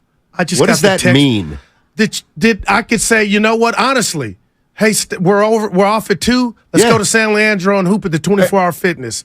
I've had that partner in my life before. Who? Zachariah. You know, we used to ball after the thing. So I just get this text message. I got to read it. Coach Webb, tracking coach. He's retired from James Logan. He's famous. He goes, guys, I'm putting together a celebrity 50-yard dash meter race on June 17th at 2. I would love for you and Steiny to participate. I'm there, but I want you to run. No chance. You think? But if you golf, you'd be right there. You know, Coach Webb, I'm there. Let me tell you a piece of footage that I'll never forget. I'll never forget a piece of footage that I've seen where they got Darren Ravel to run a 40-yard dash. And it was one of the worst things I've ever seen. Oh, boy. I'm about to bring it up. Oh, man. He's a pretty slim dude, though. But he can't run. And I can run. He's a perpetual meme now to make fun of. There's a lot out there that you can make fun of me for, so I'm not going to add to that by running a 50-yard Is it worse than Rich Eisen? When I don't want to take that chance. Okay, right. But you remember I'm very Ravel. self-conscious. Yeah. You don't know that about me. It's why I don't dance. It's why I don't. You don't dance? No. You got kids. So? What does that have to do with it? I call it dancing. Robert has a question for you, Gil. Yeah. Robert's in San Jose. Hey, Robert. What's up, buddy? Thanks for taking my call, Steiny. Sure. Guru. Hey. Guru, you keep saying that Jordan Poole would be, or implying that Jordan Poole would be okay if Draymond weren't here. What makes you think Jordan Poole is going to be satisfied with his role in this team as long as Steph Curry is here? Because he's not going to start over Steph, and you can't start him with Steph. So is he really going to be satisfied with his role and being a role player? And the Warriors really want to pay him $28 million to be a role player? Because that's all he's ever going to be here as long as Steph is here. No, I pictured that the Warriors would go with the 3-guard lineup. Looney would go to the 5. Looney would go to the 4, and Jordan Poole would be a starter. Steiny. That's how I say it. That's what would appease Jordan Poole. So I looked at it like he still wouldn't be coming off the bench. He would get what he wants, and I'm with you. He would want to start. So it'd be what? Curry, Clay, Jordan Poole, Wiggins, and Looney. If Draymond leaves. Yeah. And against Sacramento, they had to break that 2-big lineup up. And every team can't make that a problem for the Warriors, but I would love to see that. So under your case, under your scenario, Draymond walks, and you're still not starting Kuminga. Yeah. It's Poole before Kuminga for me in regard to, okay, hey, this is getting out of – because we just paid Jordan Poole. And he can do more than Kuminga right now. Steiny, I know you like a good documentary. Check out the Michael J. Fox doc on Apple TV. It's really good. Alex P. Keaton. I've watched 2 documentaries in the last 2 days. How do they find you? Or you find them? Seriously, do you go home, grab the remote? Because the TV nowadays will talk to you. Keyword. Oh, okay. Yeah. So how did you find that one with Michael J.? Well, I didn't. I don't. Oh, okay. This is the first I'm hearing of it. Because he's dealing with Tourette's, right? Yeah. Well, no. Chris Jackson had that. I think it's Parkinson's. You're right. I'm sorry. That's Chris Jackson. Yeah. Back moves. Yeah, I watched Alone last night. Alone, a trek across the Arctic. This guy made a 4,000. This guy, that's his name. This guy, Adam Scholes. Oh, okay. He's an explorer essentially. He did a 4,000-mile journey in the Arctic Circle from one end to the other. How How do you not freeze? Well, he did it in summer. Oh, okay. But it's still cold up there in the Arctic. And I learned a new word during that documentary, portage. Portage. You know what that is? It's Let me guess. Hold on, because I was told you. Well, I'll see if you were listening this morning when I and that's what I was trying to do. So now, even if I remembered, you were going to say you were ear hustler. But go ahead. So he had a canoe.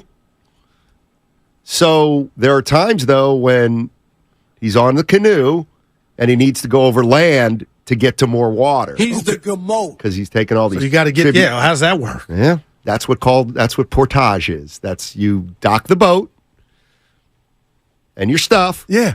You carry the boat or drag the boat all the way to the next piece of water. Goodness, man. You get it to the water, you leave it there, then you have to go back to get your stuff because you can't carry the canoe with everything in it. So portage. Who would want to do that? Adam Schultz. And how does it end? He made it. He made it to Baker Lake, which is the hub of. It's right on. There's a city called, I believe I'm pronouncing it correctly, Nunavut. It's the home of. It's one of the southern homes of the Inuits. So yes, dude. So you turned me on to the rock climbing. What was it? I watched it. I forget the title. Free solo. There was money involved. That guy started getting money. Was there any chicken in this for this guy? Oh, no. Not at all. It don't sound like you should have seen the canoe he built. He had built for him. He built it. He had it built for him specially. It was unbelievable. This canoe, like it. I would never press play on it, but if I came over your house and it was on, I'd be like that. You know, me being a hunter. I watched two, so you could meet me for the second one on Anna Nicole Smith. I watched the documentary on Anna Nicole Smith. Evan didn't know who she was. I know. That hurt me. But he's young. He was really doing young. That to kind of say, yeah. Boy, did she have a tragic life. Holy Toledo. You were not lying. Anna Nicole Smith. Yeah. Man, some of the stuff that happened to her was just, I wouldn't wish on anybody. No, that's real Goodness gracious. Yeah. See, that's what I want in a documentary. I want to find out things that I don't know. I don't want to hear Barry Bonds talking about hitting a fastball. Well, you don't know about the clear or steroids. No, I know. Was it a shot in the ass? Yeah. You know, we don't know. I don't care if it was a thing. But what fueled him? He took him. No. In the contest. Greatness fueled him. He saw insatiable desire to be the greatest. He saw Sosa and McGuire that summer, Steiny, and he said, I'm better than both of them. I could see myself doing something like that. What? You know what? You know, because it was going around, putting on the lotion to be able to hit more homers. I know, because you're afraid of getting older. That's obvious. One of the things that people who Tony Montana some HGH right now if you said you had it. I saw the documentary on it. Steiny, it's not steroids. It's stuff for the rich, the elite. Your tendons, your breathing, your hair comes back, your skin is better. What are we talking about? It is the fountain of youth, HGH. Human growth hormone is the fountain of youth. That's what it really is. You find somebody that can get it, and I'll be there. I think you need to be careful about promoting such a thing. Do we know it's safe? If you ain't trying. Victor Conti out there to give us an explanation. I saw the Real Sports with Brian Gumbel, and they had doctors, and it was a compare-contrast with HGH and steroids. Steiny, HGH had no blemishes. Well, we'll see, because my friend. If I get big-time TV. The guy I tell you about that I emailed, my friend Harry, he is a health expert. Okay, I can't wait for I'm going to wait for him to weigh in on HGH. I'm waiting on that report. Steiny, it's real. Oh, I'm sure it's real. There's no drawbacks. No side effects. Steroids, you do it and then no side effects. It hurts your heart and all that. And if you stop lifting, dude, just wait. No side effects. None. Chucky in Oakland. Chucky, I've always found when something's too good to be true, now I'm hearing it usually is. Organs. Hey, Chucky, what's up? I think you're right on that. I agree with you 100% on that, Steiny.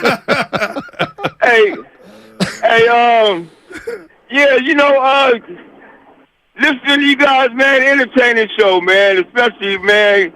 Good. I feel like a catfish. Just call me Catfish Guru. Hey, Chucky, now we spend the rest of the show where he tries to convince me he wasn't mad at me, even though I know damn well he was mad at me. He has nothing against Chris Paul. It's Matt Steinmetz. That's pretty funny. Yeah, that was hilarious. Hey, but I don't think my take is. Wait, first I want to say Kuminga. I think Kuminga can turn out to be the Warriors' version of a Dominique Wilkins if he work on his offensive game. Man, I just see him. Dominique Wilkins all in that cat, man.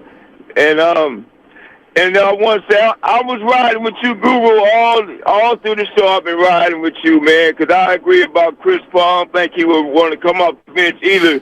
But then you just kicked me out the car, man. You just opened up the door and just kicked me out the car, man. I've been riding with you. When you do, how you gonna throw Miami under the bus like that, man? Just that quick. All right. It's over, man. And then that let me know that what Steiny be saying about you, how you be going back and forth, that just gives validity to what Steiny be saying. Yeah. Because now you just threw Miami under the bus. Yeah, but listen, it's not a bus, it's a good bus. It's new information. They have no answer for Jokic, and Bam is playing damn good basketball, but man for man, pound for pound, they can't deal with Jokic and Gordon. Denver's too much, man. So, hey, I'm going to still watch, but I've seen the light because I predicted Miami at 7, but it's Denver, man. Jokic is about to get his props, man. So they don't have no chance at the next game. Well, they got a chance, but I just feel like Denver. This is about Denver and the league and the world celebrating the Nuggets. I do really believe that. There you go, Chucky. Yeah. Hey, thanks for listening, Chucky. I appreciate it. A lot of people saying the organs, it affects your organs. No, that's steroids, the HGH. Affects the organs? Your organs, like they grow inside, the HGH. I watched the doc. It did none of that. So I can't wait for your boy Chucky. Not Chucky, I think Harry. When you're on the steroids, it doesn't affect anything, but it's how your body reacts once you get off the steroids. No, that's steroids. But, Evan, I'm talking HGH. Yeah, I'm not. You got me thinking that. I don't have a strong opinion. Yeah, and I'm out. I'm although, how could it be worse? Dude. Could HGH be worse for you than Splenda? Probably not. Dude, that stuff has that aspartame in it. I know. I think that makes you strong, though. No, it could cause cancer. Everything. Well, you're right. It's $1 million business, Donnie. I lost loved ones. We all lost loved ones to it. I like Chucky. He's pretty cool. He got some, what's our guy in Berkeley? The Viking fan in him. Shaka. Oh, yeah. He got some Shaka in him. Why? The way that their tone and their excitement. Why are you always going race, man? Well, hey. Hey. We got Larry at 12. Larry Kruger, 12 o'clock. I'm telling you, where's the one that... Oh, I'm sorry. You talked about this earlier. Jokic. Man. So here's Dan Lebitard. And I think this is what you were talking about. Tell me if it is. You got a player who's foreign, who, if he were American, good God, would he be a star? Good God. Same personality. Same exact personality. Holy, with that, a white dude's dominating the NBA? Yeah, but it's a white dude, but we don't understand or know him. Where does he come from? Oh, what's his past? What? His brothers? What? What is all that?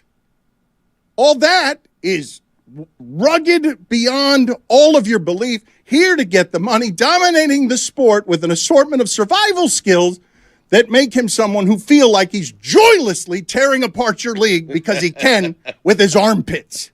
You're making him out to be Rambo. I mean, he is! You guys are telling me. You know what? Rambo could not pull this one off. He's Magic and Bird, and America hates him. What? What are we doing with Jokic that Cody and Stugotz can publicly come by that opinion without apology?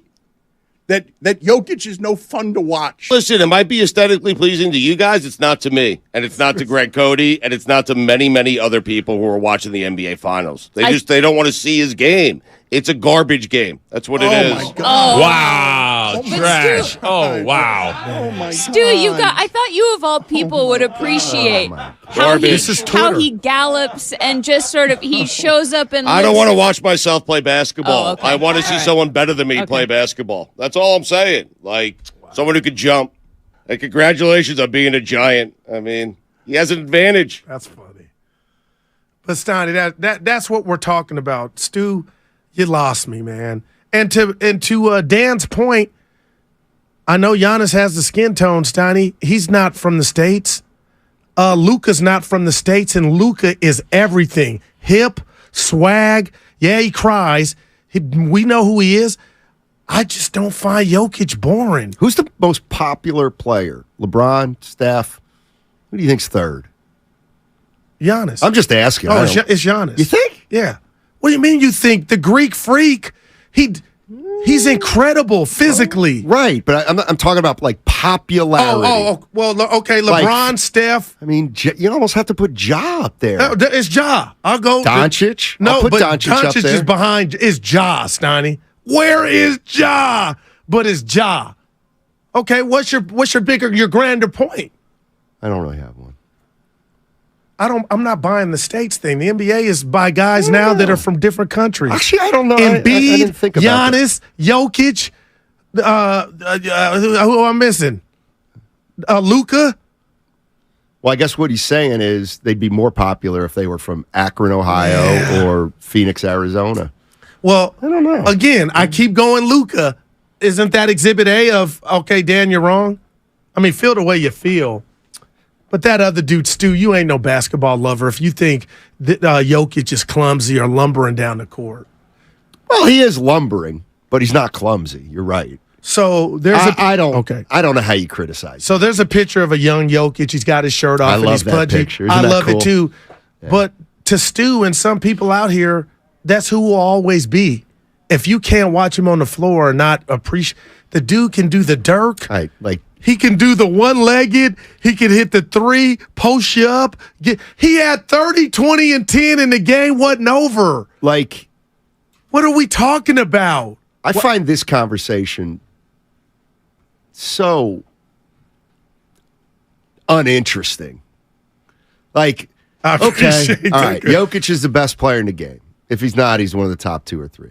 1, 2, 2. Okay, so that's great. But I don't like the way he plays. What does that mean? Exactly. You don't know hoop. Exactly. His footwork is second to none. I don't like the way Curry plays. I don't like that Steph Curry can make shots from so far away from the basket. Put on a damn I don't dunk like contest. LeBron James. He's too strong. He's just bulls people over. Like, what are we? Good man, Steiny. Why'd you make me play it? Yeah, it's unfair. You didn't make me. What's unfair? The dudes that play in the league respect the Joker. That's what I'll say. No doubt. He's too big. He was born a giant. So was Wiseman. And Joe Barry Carroll. Yeah. Give me some other dudes that didn't pan out. Jason in San Francisco. Michael 6 Olowokandi. James Wisemans. Yeah. Michael, that's your go-to. Pavel Polkazzini. Remember him? Pavel. Hey, Jace, what's up, man? Well, you asked me to give you names. I got a quick question for you guys. Sure. You guys remember when Monte Ellis and Steph Curry, Monte Ellis said he couldn't play with Steph Curry, Mm-hmm. and Steph Curry was struggling with the passing and his ankles, and the Warriors were getting ready to trade him or whatnot, or trade either one. And Monte Ellis, off the court issues, moped scooters, and this and that. Where I'm going with this is with Draymond and Jordan Poole.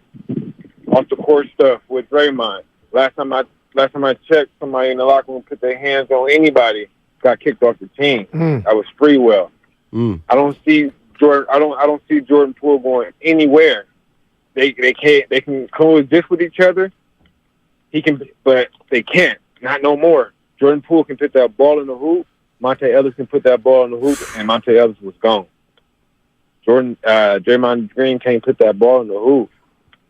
He got to go. He can always. He has. Wow, man.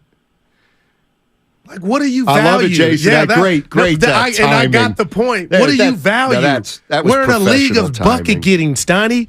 Dre doesn't give you many buckets. And is he the 2016 defender? I don't think so. He's still damn good. But if anybody's calling this show to say you're taking Dre over Poole, wow. I think people will acknowledge that Poole's got a better future.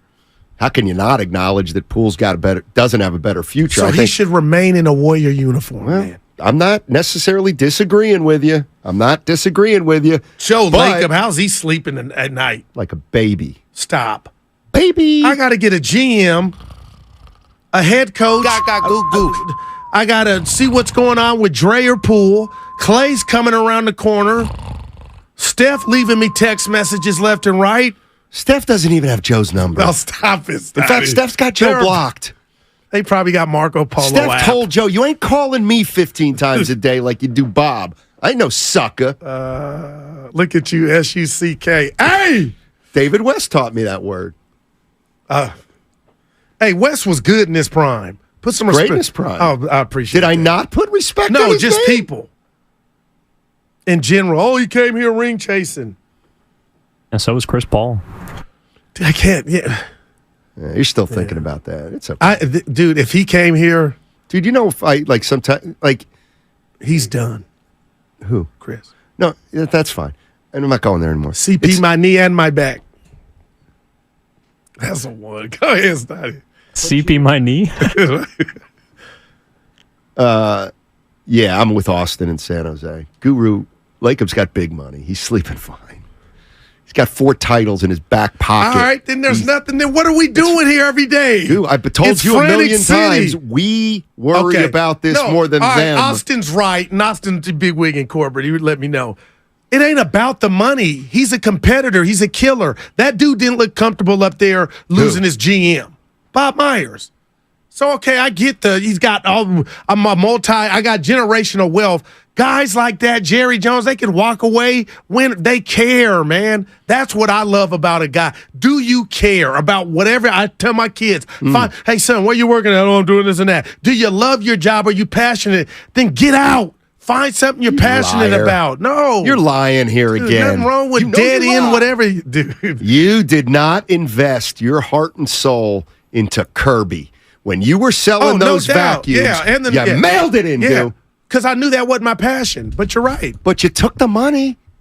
You took the money from the man. I earned the money. I didn't like what I did. You're saying Joe Lacob's got so much money. I get it. Yeah, he does. He's bothered by where his team is, I believe. Relatively speaking. Losing sleep might have been a stretch. But he also knows this thing's coming to an end. We all know that. What word can we call where they're at?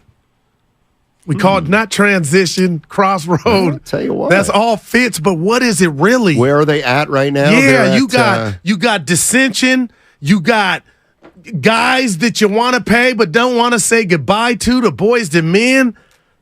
Damn. Austin and San Jose, God bless those who can make money doing something they love. Well said, Austin. Wow, that's a blessing. That's why I never take this job for granted, but for the times Guru yells at me 4 minutes into the show. Dude, I wasn't yelling at you. You were so mad. I love how you do it. And this is what you wanted. You wanted this, the press conference, for you to dig at me like I came in and just threw my lunch down and yelled at you. That's more we don't have a lot of content today. No, well, so I don't know where that came. Dude, yeah, Warriors got bigger problems than CP3. And he ain't. He's a starter. He thinks he's a starter. Okay. All right. And you talked to him? We got to go. That segment was brought to you by Cars.com. You know who's coming up next? Larry Krueger on 95.7 The Game. Mm-hmm. Oh, that's the sound of a car.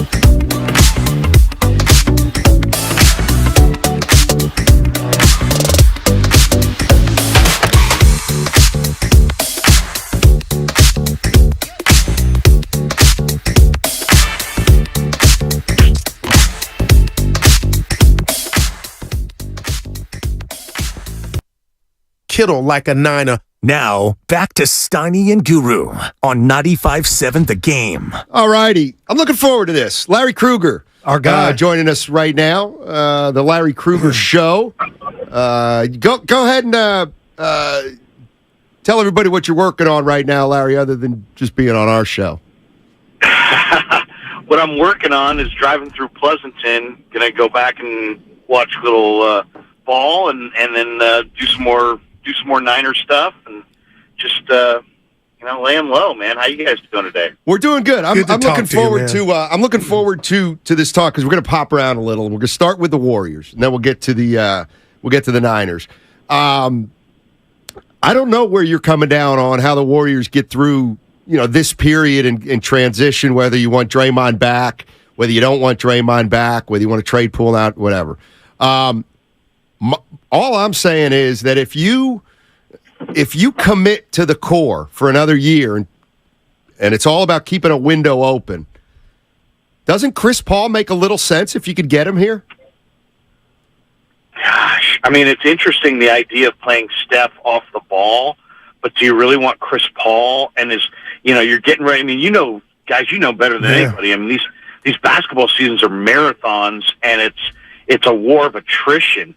Do you really feel like Chris Paul is going to be healthy in May and June of next year? I would say that's 50-50 at best. I mean, if you're going to take the ball out of Steph's hands, I'd rather do it for somebody younger than Chris Paul. Yeah, I'm with you, Larry. Steiny set me up to start the show, and I bit, and I went off about, that. You can't count on them when it counts. But let me ask you this, Larry.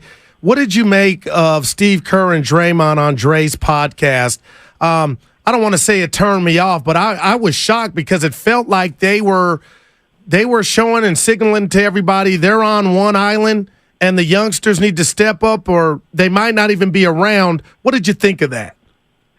Well, I mean, it's par for the course. I mean, this year the Warriors should have been called Warriors 1 and Warriors 2 because they were truly two different teams. It was like we have standards for Steph, Clay, Draymond, and Andre. We got standards for the young guys. And it's like, how many good workplaces do you know where half the people have one standard and half the people have the other standard?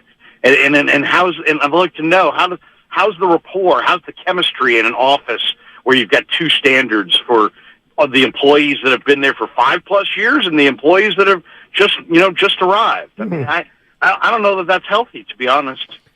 Larry Krueger joining us on 95.7 The Game. He'll be with Dan Dibley tomorrow. He's filling in for Mark Willard. So, Larry, you'll be in on the air, 95.7 The Game, 2 to 6 tomorrow. Let me just want to catch up here. Where are you with their decisions? Obviously, Bob's gone, Bob Myers. Steve Kerr's got one more year left. Draymond Green has 1 year left, but he's got a player option. Probably won't come back on 1 year. Who knows? Clay's got one. Like, what are you doing? Like, are you extending Steve Kerr? Are you re-signing Draymond Green? What are you doing with Clay?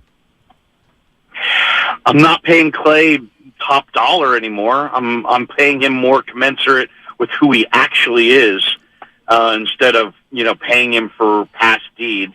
I'm giving Kerr, even though I didn't love the fact that Kerr seemed to struggle with playing the young players, I still have so much respect for Steve, and I don't think I can do any better. So I'm giving Kerr basically the blank check of what does he want to do? Does he want to stay?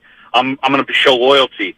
And as far as Draymond Green, I'm going to make it perfectly clear to Draymond Green that I love him and that I want him here to the finish line, and then let's just work it out as far as 1 year, 3 years. Do you redo the deal for a lesser amount?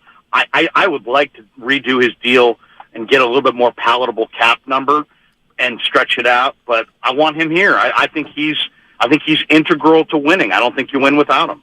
Larry, let me, I know you were down at OTAs. I want to switch it up and get your thoughts on the Niners. Larry, we done radio together. I told you I'm rooting for Trey Lance and his his opportunity, because I don't feel like we've seen him enough. And at the same token, I can say I know Brock Purdy brought something to the table. I get it. But there have been all these reports about Trey Lance's improved throwing mechanics, but I'm reading Twitter and I'm reading reports in The Athletic about, I know it's OTAs, how he's looked at OTAs, Trey Lance. Can you share with us what you've seen? Because I've been getting some negative stuff too. I think he's looked really good, Goo. I really do. I think he looks good, but there are still. George said it the other day. He said, to be honest, he looks really much improved. But there's also going to have, he's going to have 2 or 3 throws a game, a practice, or maybe a game if you want to call it in a game context. That just, that are just errant. That it's just in the ground or just way off target. But overall, I think he looks better. I think his ball looks better. I think he's having fun. I think he's made some absolute dime throws. He made a throw the other day on a fade in the end zone where the defender was draped all over the receiver, and he still found a way to kind of put some touch on it, loft it in there. It was just a perfect dime. So I think he looks pretty good. I think one thing, though, we have to get our arms around is that the evaluation is ongoing and it's constant. And it's not like, people always say, well, he's only played 4 games. He's played 4 games, but he's been in the organization now for a number of years. They're evaluating him in everything that he does in practice and all that stuff. Even though I'm not a big practice guy, I think that's part of the evaluation as well. So to us, we've seen him in really limited time, but they've seen more of him. But it doesn't make sense to me to get rid of Trey Lance unless you're getting something that helps you win the Super Bowl this year. Otherwise, what's the mad rush? I don't get it. Larry Krueger joining us on 95.7 The Game. He's the host of The Krug Show on YouTube, and he's filling in for Willard on Willard and Dibs tomorrow from 2 to 6. If I'm looking at the 49er quarterback situation, I'm going to try to be as simple as possible. All right, they've indicated Brock Purdy's the number 1. He's a little banged up. If he's ready for week 1, he'll start.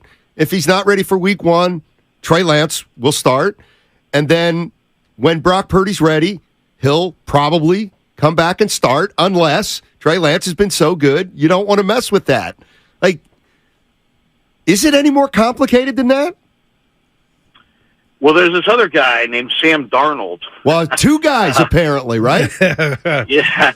Well, that's the other one too. People are crushing, the people that are talking up Brandon Allen. Yeah, Brandon Allen he's had his moments where he's looked pretty good, and he was the backup to Joe Burrow last year.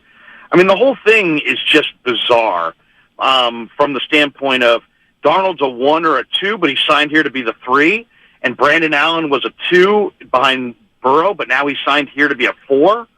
So I don't know. What was stated to these guys? What was stated to these guys' agents? Or are they suddenly just being with the Niners is more important than where you sit on a depth chart? It's just let's just say this. There's more there than meets the eye. There's a backstory that we're not privy to, and it's left us all guessing. And I think that's the best way to kind of frame it. Because there's no doubt. I don't know what that backstory is. I don't think you guys do either, but it's clear there is one. Great point, Larry. Let me ask you this. We had the great Warren Moon on yesterday, and Steiny asked him just a great question about, we always want this instant gratification with the quarterbacks, and he brought up Geno Smith, who was left for dead, Larry. I thought he was a bust and done, and now here he is with his new contract. And I thought to myself, because we were talking about the state of the NFC West, and how easy it was going to be. But I looked at Seattle's draft. I look at Walker in the backfield. I look at that playoff game, Larry, here at Levi's. Seattle was up at half. How do you look at the NFC West? And I know Arizona, not too much about them, but I think the Rams could bounce back. But is Seattle real to you? Because they have some weaponry. Well, it's funny. Mike Clay from ESPN Goo did a I saw that. Yeah. Saw that. And he had Seattle ranked over the Niners. The Niners beat Seattle in 3 times last year. Seattle, I was looking at it this way. Where are you offensively? Where are you defensively? Where are you in turnover margin? Where are you in run defense? And Seattle was 24th in the NFL in defense. They were 26th against the run. They didn't do a darn thing to improve against the run, and now they're better than the 49ers, who beat them, who are number one defense in football, number one against the run, and now Seattle's just better because Mike Clay has some fancy chart with colors. I mean, come on, it's laughable. Seattle or Arizona's, they're checked out. Yeah. Tyler's not going to be there till week 5. They're a non-factor. The Rams have cap problems and an older team. They'll be closer to 500 this year, but they're not a real contender. It's Niners Seahawks, but it's really Niners because Seattle hasn't done anything to improve their run D, and if you can't stop the run, that's all you get. So I love the kid Witherspoon. Seattle's better than the Niners in 2 areas, the secondary and maybe the specialists on special teams. But every other position, advantage 49ers. So I think the Niners are the best team in the division, I think. Niners got better receivers than Seattle? Well, I mean, yeah, I think so. I mean, I personally, DK Metcalf can run a go pattern. Lockett's a tiny little guy. The rookie receivers notoriously do nothing. And look at the Niners. They got Deebo Samuel, Brandon Ayuk, Juwan Jennings, Danny Gray, Ray McLeod, and some of the guys they have, some of their young receivers, I think are a little bit more ready to play. So, I do think the Niners receivers are better collectively. Larry, I need your help because Steiny brings up this point, man, and I don't have an answer. I give Kyle all the credit in the world for doing what he did with Jimmy, what he did with Purdy.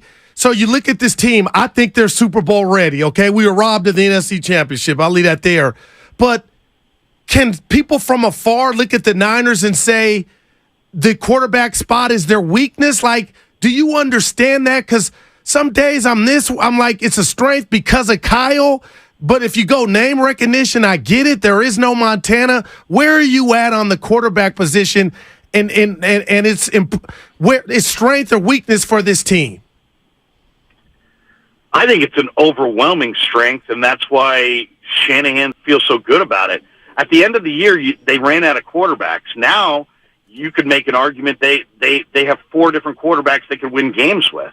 And as far as if Brock Purdy can't throw, that changes the dynamic, right? If Brock Purdy's diminished, let's just say this: there's a race in the NFL always when you have a young quarterback, and the race is, can he learn what to do and get up to speed and become efficient before his body gets broken? And that's still up in the air. I mean, I think Trey still has learning to do. I think Purdy's learned it, but both of those guys have had significant injuries. And so we're just going to have to find out, if they're winning that battle. I think they are, because I think Purdy's going to come back, and I think Trey is not diminished because of his ankle injury. But it's speculative. I understand the people that are looking at the Niners going, the quarterback thing's undecided. It's undecided, but it's not like the cupboard's bare. All right, Larry, I'm going to wait till tomorrow to that's good stuff. Push you on the 49ers are better at the quarterback position than Seattle. But we'll do that during the chain crossover tomorrow. One of the other things I want to get into with you guys, to me, the Warrior thing, all this talk about LeBron and these shortcuts, the Warriors built their core, guys, by finding skill that other people saw flaws in the draft. And if they're going to win it again, I think they're going to have to do that again. And so we'll see what they're going to do. You mean like a guy like Draymond? Is that what you're talking about? Well, there's tremendous skill there besides shooting. But, I'm talking about Clay and Steph specifically and Jordan Poole. Oh, gotcha. People saw flaws with those guys and bypassed them, and they all fell further than they should have. I think there's guys that have tremendous skill in this draft that are going to fall right into their lap, but are they going to be shrewd enough talent evaluators to recognize who those guys are and pick them? Go ahead, Goo. Yeah, Larry. He says it doesn't matter. They ain't going to play anyway. I love Larry's takes. I couldn't wait till tomorrow for this one. Larry, what did you make of that presser with Lakeup and Myers? And before you answer, I thought, and I was reading the tea leaves, that maybe Lakeup was penny pinching and he didn't want to pay Bob. I admit I was totally wrong. But what did you make of the production that was that presser? And you talk about draft, Wiseman's in Detroit. I hate that. Kuminga's pouting, and I like Moody, but Steiny's telling me if you ain't 30, Larry, you can't play for this Warrior team. Well, I mean, I understand where Steiny's coming from, and you know, Kerr's going to have to make an adjustment and introduce some of these young players in the regular season and stick with it through the bumps in the road. But as far as that presser, talk to me. The irony of that press conference cannot be lost on anybody. The Warriors have the best PR guy in the game, and that press conference was a PR disaster. And that's because Joe didn't listen to his awesome PR man. Wow. Just did what he wanted. And I'm afraid that the draft is going to be the same kind of thing. Instead of listening to his people, he's going to do what he wants. And if Joe does what he wants, I think it's 50-50. If he listens to Larry Harris and his basketball people, I think he's doing well. If he listens to his PR guy, I think he's doing well. When he goes out on his own, yeah, I think it's hit and miss. And I think that presser was proof of it. Wow. That was an embarrassing press conference. Wow. I'm glad I Good stuff, to. Larry. Appreciate we'll see you tomorrow, baby. Appreciate it, buddy, and we'll talk to you tomorrow. Thanks for coming on. Anytime, fellas. Larry Krueger, host of the Krug Show on YouTube, and he's filling in for Willard on Willard and Dibs tomorrow from 2 to 6. Wow, Steiny. You could not I know. have misrepresented me Evan, more. but I like saying 30. I just like how it rolls out. I understand it ain't that, but that's pretty good. Dude, he didn't like that presser. I did. I didn't either, but not to that degree. You know what? Maybe at the next break, I'll text Myers. Okay. See if we can get him on at some point. All right, that'll be dope, Stein. And the reason I'm going to wait till 12:30 is because I know he gets 30 minutes for lunch working for Joe Lacob. That's Usually, a 5. He's got to put That's in 8 hours. First 5 of the week. But he also Bob Myers he has lunch from 12:30 to 1, and then he gets the mandatory union break for 15 minutes from 3:30 to 3:45. Oh, that's Bob Myers' schedule. Yeah. Oh, we're actually pushing Bob Myers for Steve Weish at 12:30, so he's gonna have to wait. I like Steve. Well, I'm calling him during the break. Remember, we saw Steve last year when we went to training camp. Steve, you were Weish. Yeah. Remember, I was chatting with him for a while. That's what I said. You were pretty impressed that I knew the big guys, the big boys. He got some Pennsylvania ties, right? No. How you know him? He used to cover the Miami Heat when I covered the Warriors. That's good stuff. Yeah. So I'll ask him about the Heat. If he's still got the word would be if he still has an affinity for the Miami Heat. Have you watched LeBron on Peacock? They got a series called Shooting Stars. It's about him because it's on TV, and I ain't in the clubs. Steiny, in high school, there was a divide between the attention he was getting, him changing, and the teammates. It was in high school. You got to watch it. Well, that's what it's I called expect. Shooting Stars. Actors were pretty damn good. So you're saying that on a high school basketball team there was some jealousy and pettiness. But they were there's like a documentary for you. I want to go New Edition, but who would be the rock group for you coming up? The Whispers. They were good friends. They played in CYO together, and they all went to the same high school. So they weren't just, hey, I'm jealous. They were family, and it's still kind of. But I don't know if I got questions if LeBron changed because they were like, it started getting the disease of me. Anyway, check it out if you can. No. Do you have Peacock? Yeah, I think I do. Yeah. But no, I'm not going to check it out. I'm not. You're too smart a man to say no. I'm not checking out a documentary on LeBron James. So in high let's school. add this to the list. You won't watch Shaq. You're not watching Barry. No. Who? They're too famous for documentaries. Don't you get it? If you're famous, you shouldn't have a documentary because we know all about you anyway. Gets them. No, it's people a little bit under the radar, like Adam Schultz, the explorer. But how many of who our hiked the Arctic listeners are Circle. watching the Adam Schultz? I'll bet you more than you think. I would watch it, but I wouldn't go. I wouldn't yearn for it, Steiny. Well, you're different than me. I yearn. Why don't you want to watch Barry? I find him. So Joe Montana, I could add to the list because there's nothing. Montana. No, if they did one, Joe Montana.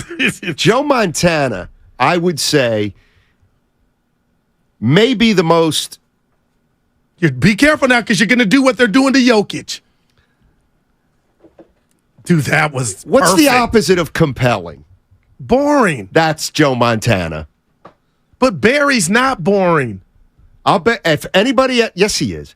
If anybody out there has seen Alone Across the Arctic, there's not one person. Yes, there are. I'll bet you a soda pop. There's not. Well, I'm gonna take care of that. Yeah, we're going tomorrow. Yeah. I was day drinking, but 888 I shouldn't have to give you the 100 back. 957-9570. And you're not requesting it back. You've seen Alone Across the Arctic. I know There's somebody not, out there has. and they're going to do it to stick it to me. Well, we're going to do a pop quiz. There we'll you ask go. Him questions. We'll know. Evan will know. We'll ask him now, questions. what if there was one on Rod Carew? See, you pick and choose. I already know your answer, and you're glowing. You would watch it. Well, Carew has a he's got a story. But so does everybody. No, I just mentioned. No, not everybody. Dude, you're special. There's also Carew's got a couple. Somebody mentioned. I was playing golf with a guy who said Rod Carew was his favorite athlete. Oh, I can understand and I said, that. Had him on the show. Oh, look at you. I got a T-shirt. Steiny would be a boring date. Yep. Correct. Dante Wiley. Because you can't dance. The Alpine. Can you imagine his first question at the table? Hey, so, my name's Matt Steinmetz, and I just wanted to ask, I don't want to talk about, what you do, where you've been. Have you seen Alone Through the Arctic? It's a documentary. Alone across the Arctic. Yeah, of course, he's got to correct them, too, when they ask. So, have you seen Alone Across the Arctic? And whatever we do tonight, we're not dancing because I'm not a good dancer. It's funny. And dude, that hit you a little bit. I can't believe I'm going to do this, but you guys have a lot of nerve, especially you, Evan, Mr. Stand in a corner wallflower. Whoa! And here comes your boy, Matt Steinmetz, with everything to lose. But you know what? I'll start a conversation. Oh, I do give you that. I can start a conversation with anybody. You're a great point guard.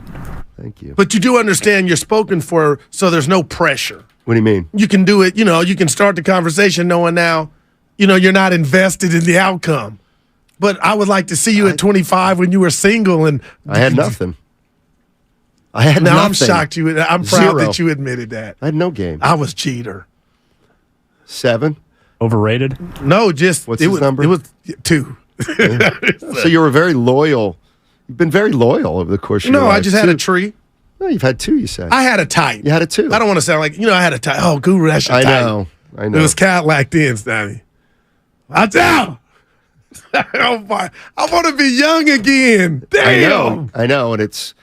Hey, watch out now. I'm going to run this 50-meter from my boy, Coach Webb. Shrink is what you need. Well, I'm working with because you are so deathly afraid of getting older. No, I don't I'm understand really it. No, we're You're lucky. infatuated with your appearance. No. Oh, stop, You're heading down the Botox road, I can tell. Oh, my God.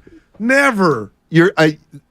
I would never do that stuff. Dude, you're a good-looking guy, man. But ain't nobody ever said anything about Botox. What are you saying? I would never do that. We got to take a break. Take a break. Right. Steve Weish on the other side, NFL.com. But, of course, I go back with him decades when he covered the Miami Heat when I was relevant, a little more than now, on 95.7 The Game. Mm-hmm. Give yourself a round of applause. Hi, welcome to the IKEA Midsummer Days. We're celebrating with lots of savings. Oh, yeah. I'm looking for extra chairs to host my pickleball team dinner.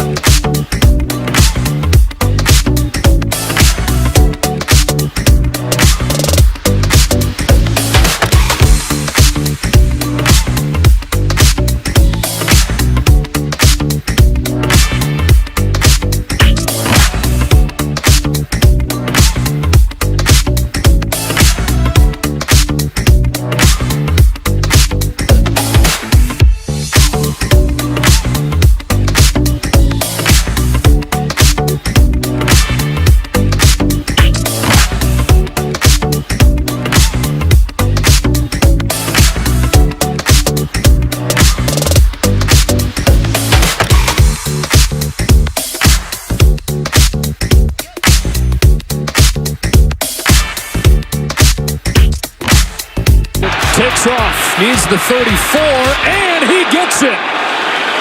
Trey Lance, you talk about him running the ball. He said he's put a lot of time thinking about when he can go down and avoid big hits. This wasn't one of them, and he gets a first down. Now, back to Steiny and Guru on 95.7 The Game. All righty. Thank you very much. Let's go right out to the phone lines and introduce Steve Weish, Chief National Reporter for the NFL Network. Steve, what's going on, man? Thanks for your time. What's going on, gents? Hope everything's going well here in the middle of minicamp OTA season. Where are you right now? I'm at home. I'm here in L.A. Okay. Yeah, All right. I'm not on the tour right now. Okay. Here's where I'm going to start because, Steve, you and I go way back when you covered the Miami Heat. So I just want to ask you, and I'm sure Spoelstra and Riley were still there, right, when you were there?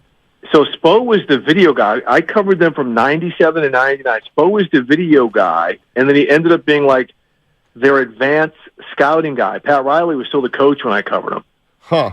All right, so here's my first question, only one about basketball. Is there something to the Heat culture, or is it more of a myth? No, it's legit. I mean, it's legit. I mean, and you hear when people talk about it, think it's not for everyone. You know, how they come in there and they grind guys. And, you know, some guys aren't built for it. But look at how, you know, you have got to be selfless. Like, even when I covered them, when they had Alonzo Mourning and Tim Hardaway and Jamal Mashburn and Dan Marley, I mean, it was an all-star starting five that they had on that team with a lot of depth. They all had to play a certain way. They all were built a certain way. Like, they were the first team to really embrace, like, crazy weightlifting and stuff like that. So it was really, you know, for those old enough to know, it was kind of that old Big East mentality when I covered. Remember, that's when basketball, when the final scores were like 87-82.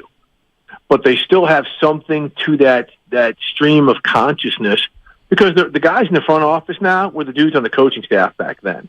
I mean, there's been very little overall turnover in that building when it comes to Heat culture in terms of leadership. Steve, good stuff. I want to switch it to the 49ers, and you tell me if I'm being overly critical because I'm all over on this subject, which is Kyle Shanahan. I recognize his brilliance, but yet I still criticize him for the 19 Super Bowl, the play calling in the fourth quarter. The 10-point lead against the Rams in the NFC Championship game. And, Steve, had he thrown that flag on the touchdown that really wasn't a touchdown against the Eagles, who knows how that game plays out? We never know what tomorrow's going to bring. I don't know how big this window is for the Niners and Kyle, but am I off base by criticizing and saying, you know what, in-game situations, I'm looking at Kyle to see if he's gotten better? Well, I've got to strongly disagree. I mean, look, I think any criticism is fair because they haven't gotten it done. But, you know, I look at some of the late turnovers that, you know, where Jimmy Garoppolo picks. With some of those, I look at, you know, when I see one of the teams that's best at halftime adjustments in the NFL, I think the Niners are there on both sides of the ball. I think in-game strategy-wise, Kyle Shanahan is one of the best in the NFL. I think that's why a guy like Brock Purdy can come in the middle of the Miami Dolphins game and not miss a beat because he's been able to do that. But I do think some of your criticisms are fair.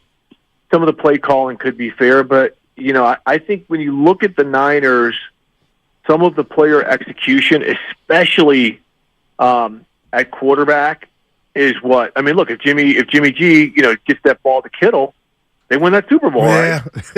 I mean, or Sanders, I mean, if Jimmy G doesn't throw a pick in that NFC Championship game late, they're going in to score. Yeah. So, you know, Kyle called the right play, just the execution wasn't there. But I do think some of the criticisms are fair as well. Steve Weish joining us on 95.7 The Game. He's the chief national reporter for NFL Network. Steve, when you look at the 49ers quarterback situation right now, is it a position of strength or weakness? I have to go neither. It's a position of, the bubble thought question mark. Like, what do we know? Because Brock Purdy, I know they keep saying, we think he's going to be healthy, and they said by the beginning of the season, but will he remain healthy, right? Trey Lance, will he develop? I mean, to me, the fact where I'm kind of like, What's really going on is the fact that Sam Darnold is still being mentioned as a possible starter. And this is nothing against Sam, but we know what he is. We know the body of work, right? Talented player who hasn't found a way to get over the hump. And he got the excuse of Adam Gase up in New York. He did some good things in Carolina, but he didn't do great things. He's another guy who's got some injury issues, durability issues. So to me, Trey Lance this is one of the biggest stories that's not being talked about. This dude has got a golden opportunity right now getting most of the offseason reps. And the fact that we haven't heard some of the he's taken a lead right now. He's showing us everything we need to see, that constant stuff, not just from coaches, but from teammates. That's why I'm kind of like, wow, like really what's happening at that quarterback position. Because at the other positions, we don't know about right tackle, but the other positions, they're pretty much rock solid all the way through.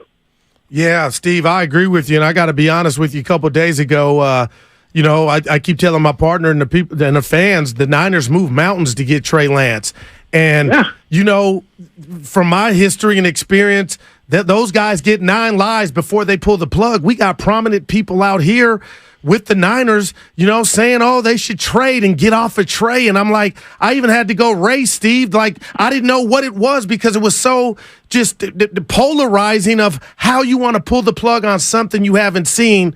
But with that, I can still give Brock Purdy his flowers. I want to ask you about Brandon Ayuk. He's different than Debo. I think he's a more natural receiver than Debo. And I know he was in the draft with CeeDee Lamb and Jefferson. But what are you seeing from Brandon Ayuk? Because I'm telling my partner, I don't think this dude can do it. Whoever thinks he can't do it, I don't know what you've been watching. Right. Seriously. Every year he's gotten better. And I think every year he's gotten opportunity. And I think he's gained trust.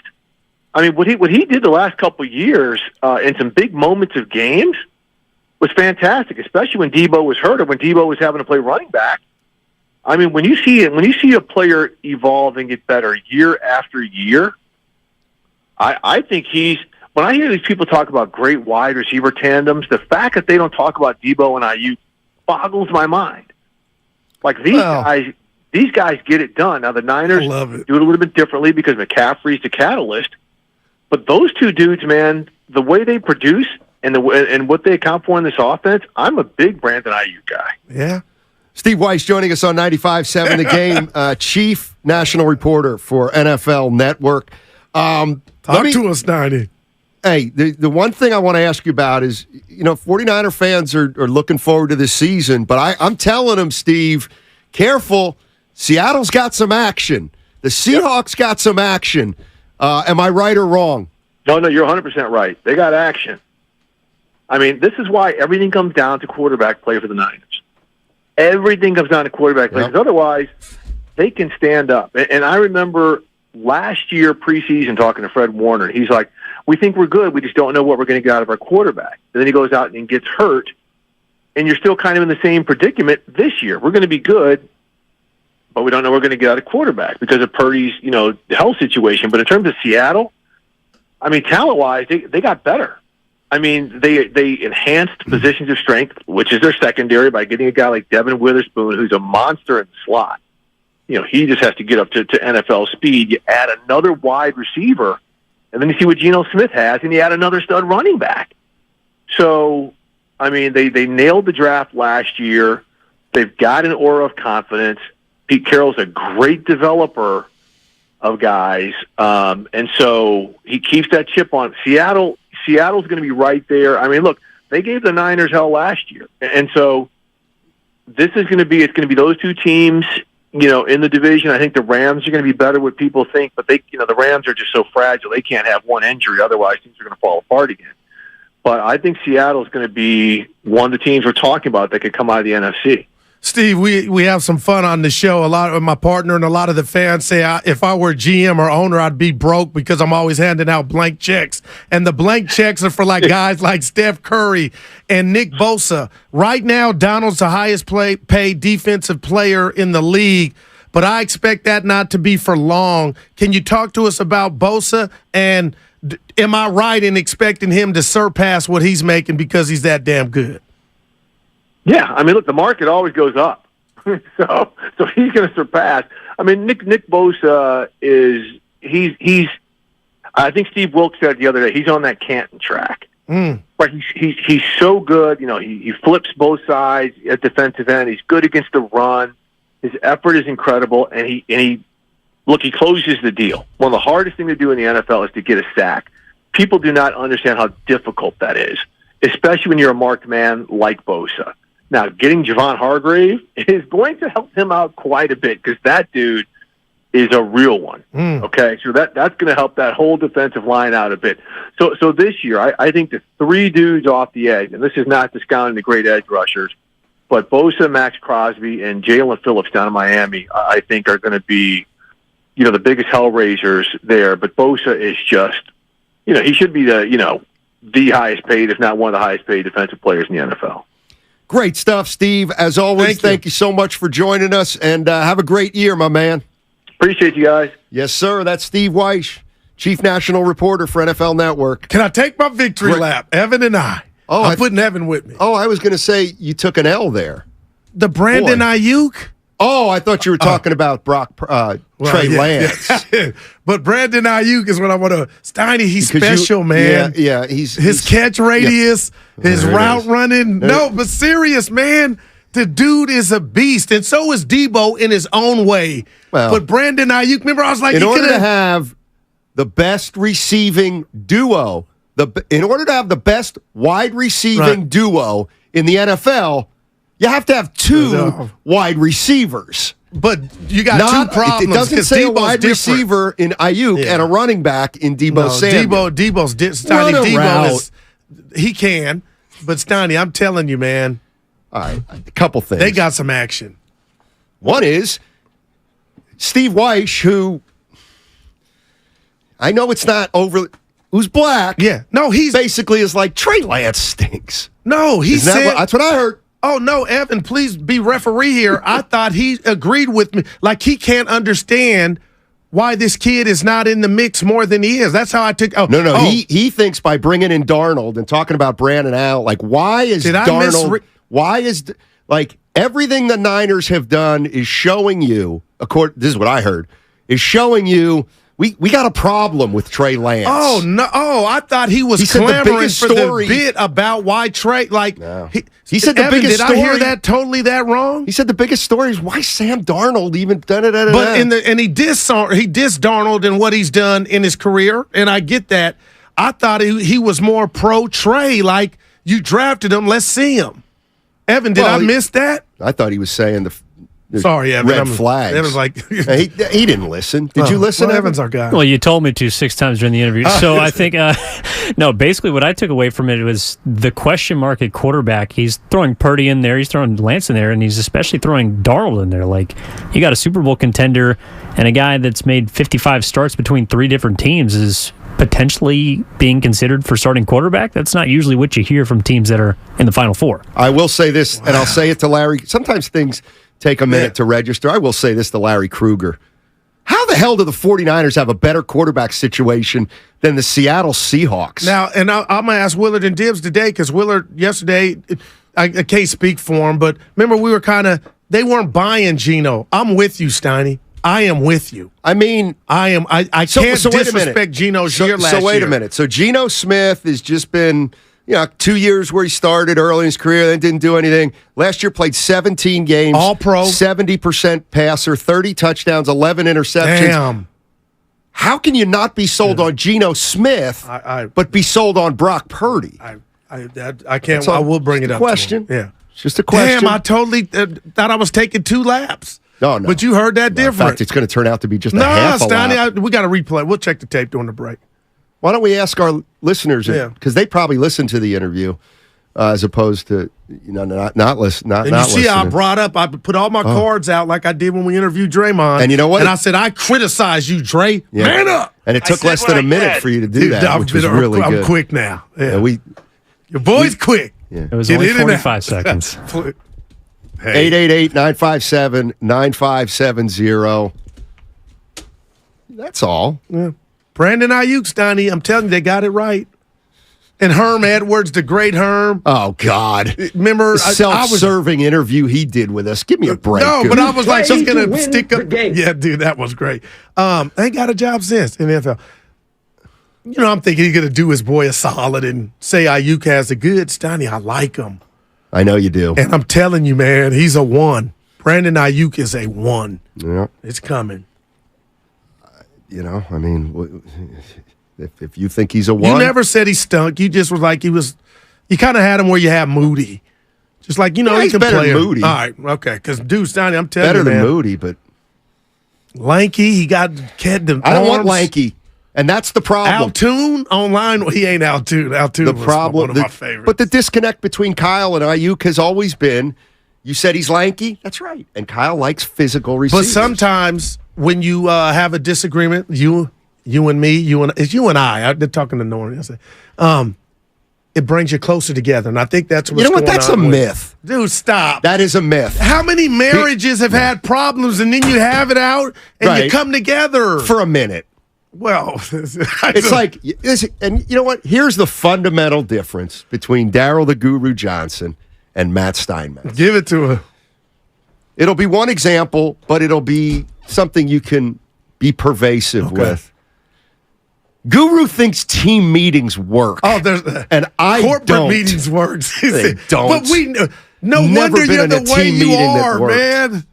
And I got to be careful here, but it works. We had a team meeting a couple weeks ago. We were about to have one, and we couldn't. I would have never been in that position. What are you talking about? You're Jesse James. Like, what are you laughing at, Evan? Right, because he knows. Like, I would have thought about the team. Right, and that meeting we ended up having in there a week later, 0. We're right back to where we started. Maybe the boss is saying that, but Steiny, that's terrible. You're like that little kid at the park telling his mom, "Shut up." You have what tantrums. Are you talking about? You go through tantrums. That's all. Says the guy who came out on Fuego this morning. But that was different. Good. That was Radio and Fuego. I'm just letting you know. Nobody's surprised you're anti-meetings in bonding. We get it. You have a team meeting. Everybody goes, "Ooh, that was great." You play about 2 quarters of the next game where it has a marginal effect, boy. and by halftime, it's all gone. By halftime, you know what? I hate the coach again. You hate your teammate, Not all the and time, we're 3-9. Not all the time, but that's all. There you go. Yeah. Meetings are like a movie. You come out feeling okay at that moment, but they don't last This is long term. incredible. Oh, man. Let's go to Mike. Oh, Mike in Michigan, my man. Hey, I'm following you on Instagram. Have you noticed? Uh-oh.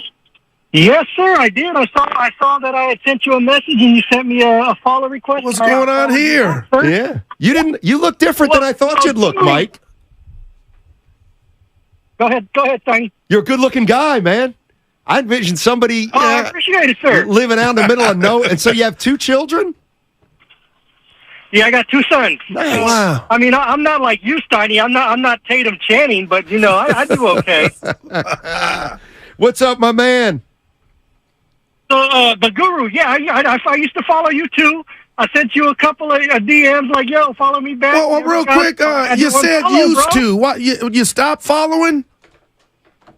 Yeah, because you didn't follow me back. It's All right, you send one today. Follow me back. Yeah, you send one today. It's spam. You know how that goes. You send one today, I'll accept it. Yeah, baby. I got you. All right. You probably got the haters in your DM, so I'll send you one again today. All right. Not many haters. Okay. So as far as the Steve Weiss interview goes, Steiny, I got to agree with you on how you heard his interpretation of Trey Lance. Okay. To me, Guru, he was basically saying, like, how in the HE double hockey sticks is Darnold still in play? Like, Trey Lance, he's basically saying Trey Lance should have far and away already put this competition in the bag and been number 1 going into training camp, unless Brock Purdy is healthy, which if he put it away easily like he should have, knowing the system, being in the system, working out with Mahomes, it would have been him and Purdy up for, hey, I'm coming for number 1, bro, even if you're healthy. But the way Weiss put it was, this guy he hasn't put it away, and we're still talking about Sam Darnold. And how is that this guy who's been to 3 teams, 55 starts, sees ghosts on the field, is still being... Okay, hey, Mike, real quick, I got to interject real quick. Yes, sir. I'm with you, but just like I tell Steiny, the last we saw of Trey Lance upright, he got hurt. So there haven't been many practices where he could be just stinking it up. So tell me what happened from that game in Seattle where he broke his ankle till now.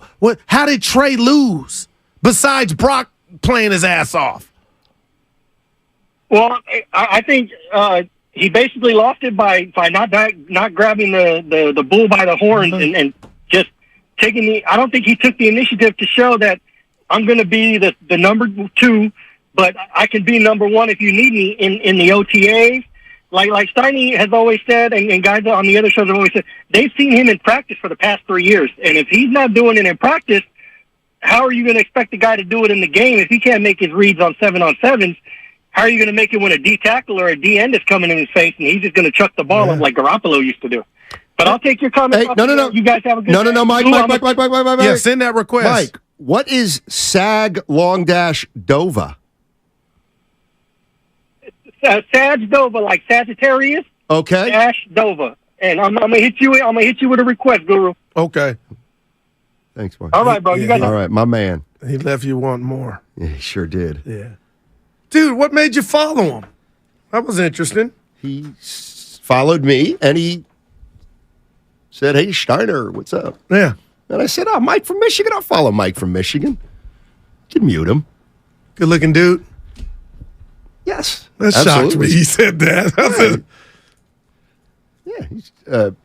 He's fine. Dude, maybe I need to start every show like we did this morning because you've been a flower since. Well, I think what you should really start doing is listening to the people that we interview. I thought I had that dub. And I'm not. We're going to check the tape. Oh, we got Fillmore Mike. Dude, he's been we're up against he's been in Miami, Florida, everywhere. You been following him? Whatever. Did I follow Fillmore Mike? No, have you been? He's been out of town. No. He's getting big time. I saw he was golfing the other day. Oh, since I golf, now everybody's golfing. I ain't mad. Tiger Woods. What about him? I'm trend setting. You're not doing People anything saw me swing. Now the brother's picking up the clubs. 20 years ago. Bonte, but he was doing it before. 95. Now we got 30 Mike. years ago now. When did he win the 95? But we don't have another black golfer that a prominent one. Like give me like a Calvin Pete. Tony Finau. Yeah, you said that last time. And but what? I don't know if that his Varner. name. There's a guy named Varner. What's his first name? I ain't heard of him. Harold? Yes, I'm talking about being in play right. for like the Masters on Sunday, you know? Yeah. Yeah, Harold Varner III. I heard that name. Dibs gave it to me. But you just reminded me. Thank you. All right, that was a fun segment. Mike from Michigan calling in. Go. I'm looking at my list just a couple things. Yeah. A couple things before we go to break. Yeah. We're out at 50. Oh, so we still have a minute. Yeah. Okay. Couple things. No Santa Claus. There is no tooth fairy. And team meetings don't work. Dude. I mean, this is. Dude, we got one today. Grow up. Yeah, we Guru. Hopefully, we have one today if you keep your composure. Have one what? We got a meeting this Thursday, buddy. And I'm excited about it. You come in, sit down. Sometimes you're on your phone. I'm like, the boss don't like the phones out. But I just, whatever. Evan's ready. I'm ready. Dude, we only get one a week. I can't stand you. Because I think you're serious. I think you do like these meetings. Dude. Guru's the guy. It's like, all right, one more question. All right. Coming up on the other side, Guru will talk more about meetings that do not work. 888-957-9570 is the number. It's all sponsored by calhope.org. Yes. I feel like I'm better than you. Life is uncertain. It's okay to feel stressed, anxious, worried, or frustrated. CalHope can help. Access CalHope's free and secure mental health resources.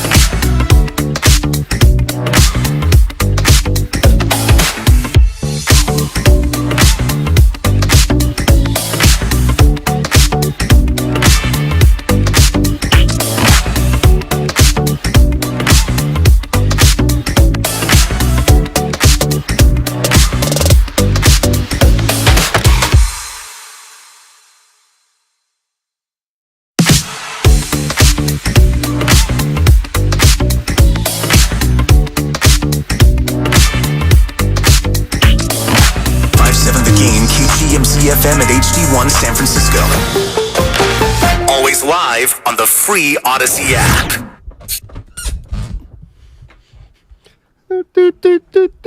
This is where I'm growing, man. The puberty is real. You can't take it black, huh? Let's now, lose the back to Steiny and Guru wait for the, on 95.7 The Game. Let's lose the first one about puberty. That's a bad drop. Oh, it's I actually the basketball, like Jordan Poole's going through his basketball puberty. He already did until he got hit. I've been vindicated. So he's repubertizing. No. Now it's you need a what did you call it? Not a shrink. You need a psychiatrist. Well, it depends. Psychiatrist or psychologist? Which one? Now, I'm going to be real, Steiny. Yeah. I think both are the same. I think there's one difference. Well, I'm not sure. Okay. But I believe that the single biggest difference between a psychiatrist and a psychologist is a psychiatrist can prescribe drugs. A psychologist doesn't. But the exercise of listening and diagnosing. They both fake it the same. They both psychologists and psychiatrists pretend they're listening. Yeah. Oh, I know I wouldn't be. Why are you looking at your phone, sir? The Jeff Pirates down 3-2 in the 8th. I had a bunch of. Oh, by the way, I would like to shout out to Jay. Yeah. From Evolve Training Center in South San Francisco. He's in the building. You could tell he trains. Yeah, the gun show. It's and the two other lovely boxing, young ladies. Yeah, but one of them works for us. Christina works here. Still two. Yeah, Christina works here. Hello. And Angelina works for the Evolve Training Center. Christina's trying to put the deal together. That's why she's only been here for about 3 years. Dude. Yeah, that's what. I mean, the bigger issue is everybody seems to have something cooking here except me. And what? Finau is black, Steiny. No, they're saying he's not. I don't want to get into it. Okay, I don't think we should be talking about saying. It. There's not been a new Tiger Woods from Compton. You can be from wherever. You know what I mean? And they're not good enough. But I would like to see the next, black golfer, from East Oakland or San Francisco or Union City. Well, now I know. That's phenomenal. We going to get into Zion? Well, we'll get into Fillmore in a second. Well, that'll be our 10-minute block. But he's not going to wait for a half hour. I didn't know. He's not a normal listener. I didn't know. He should have the hotline. No, he shouldn't. Does anybody have it? No. Yeah. But I do want to say we are going to get to Fillmore in a sec. But I do want to harp more on that. Maybe you didn't hear me. Everybody seems to have something popping here, except me. So I'm going to be your psychologist. Maybe if you were better and look forward to team meetings, that would change. Attitude matters. I got a great basketball court in my backyard.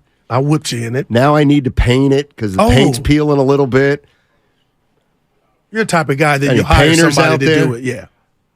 Well, you used to paint. You and the boss claim you used to paint. I made it up. I painted my court for. Let's go to Fillmore, Mike. Here's how bad this conversation is right now. Let's go to Fillmore. But it's all your fault, Mike. Fillmore. Hey, what's up, y'all? What's up, baby? Yo, Guru, you hella funny. Ain't nobody picked up golf because of you. Oh yeah, we know, Mike. I'm having fun. That was hilarious, man. Now, I'm fresh from vacation in Miami. Yeah. Better strip clubs than Atlanta.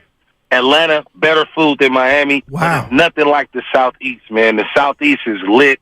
Don't let the stereotypes fool you. Go experience, as a Californian, these quote-unquote red states as a Californian. Were you solo, Mike, or were you with friends? Were you solo dolo or with friends?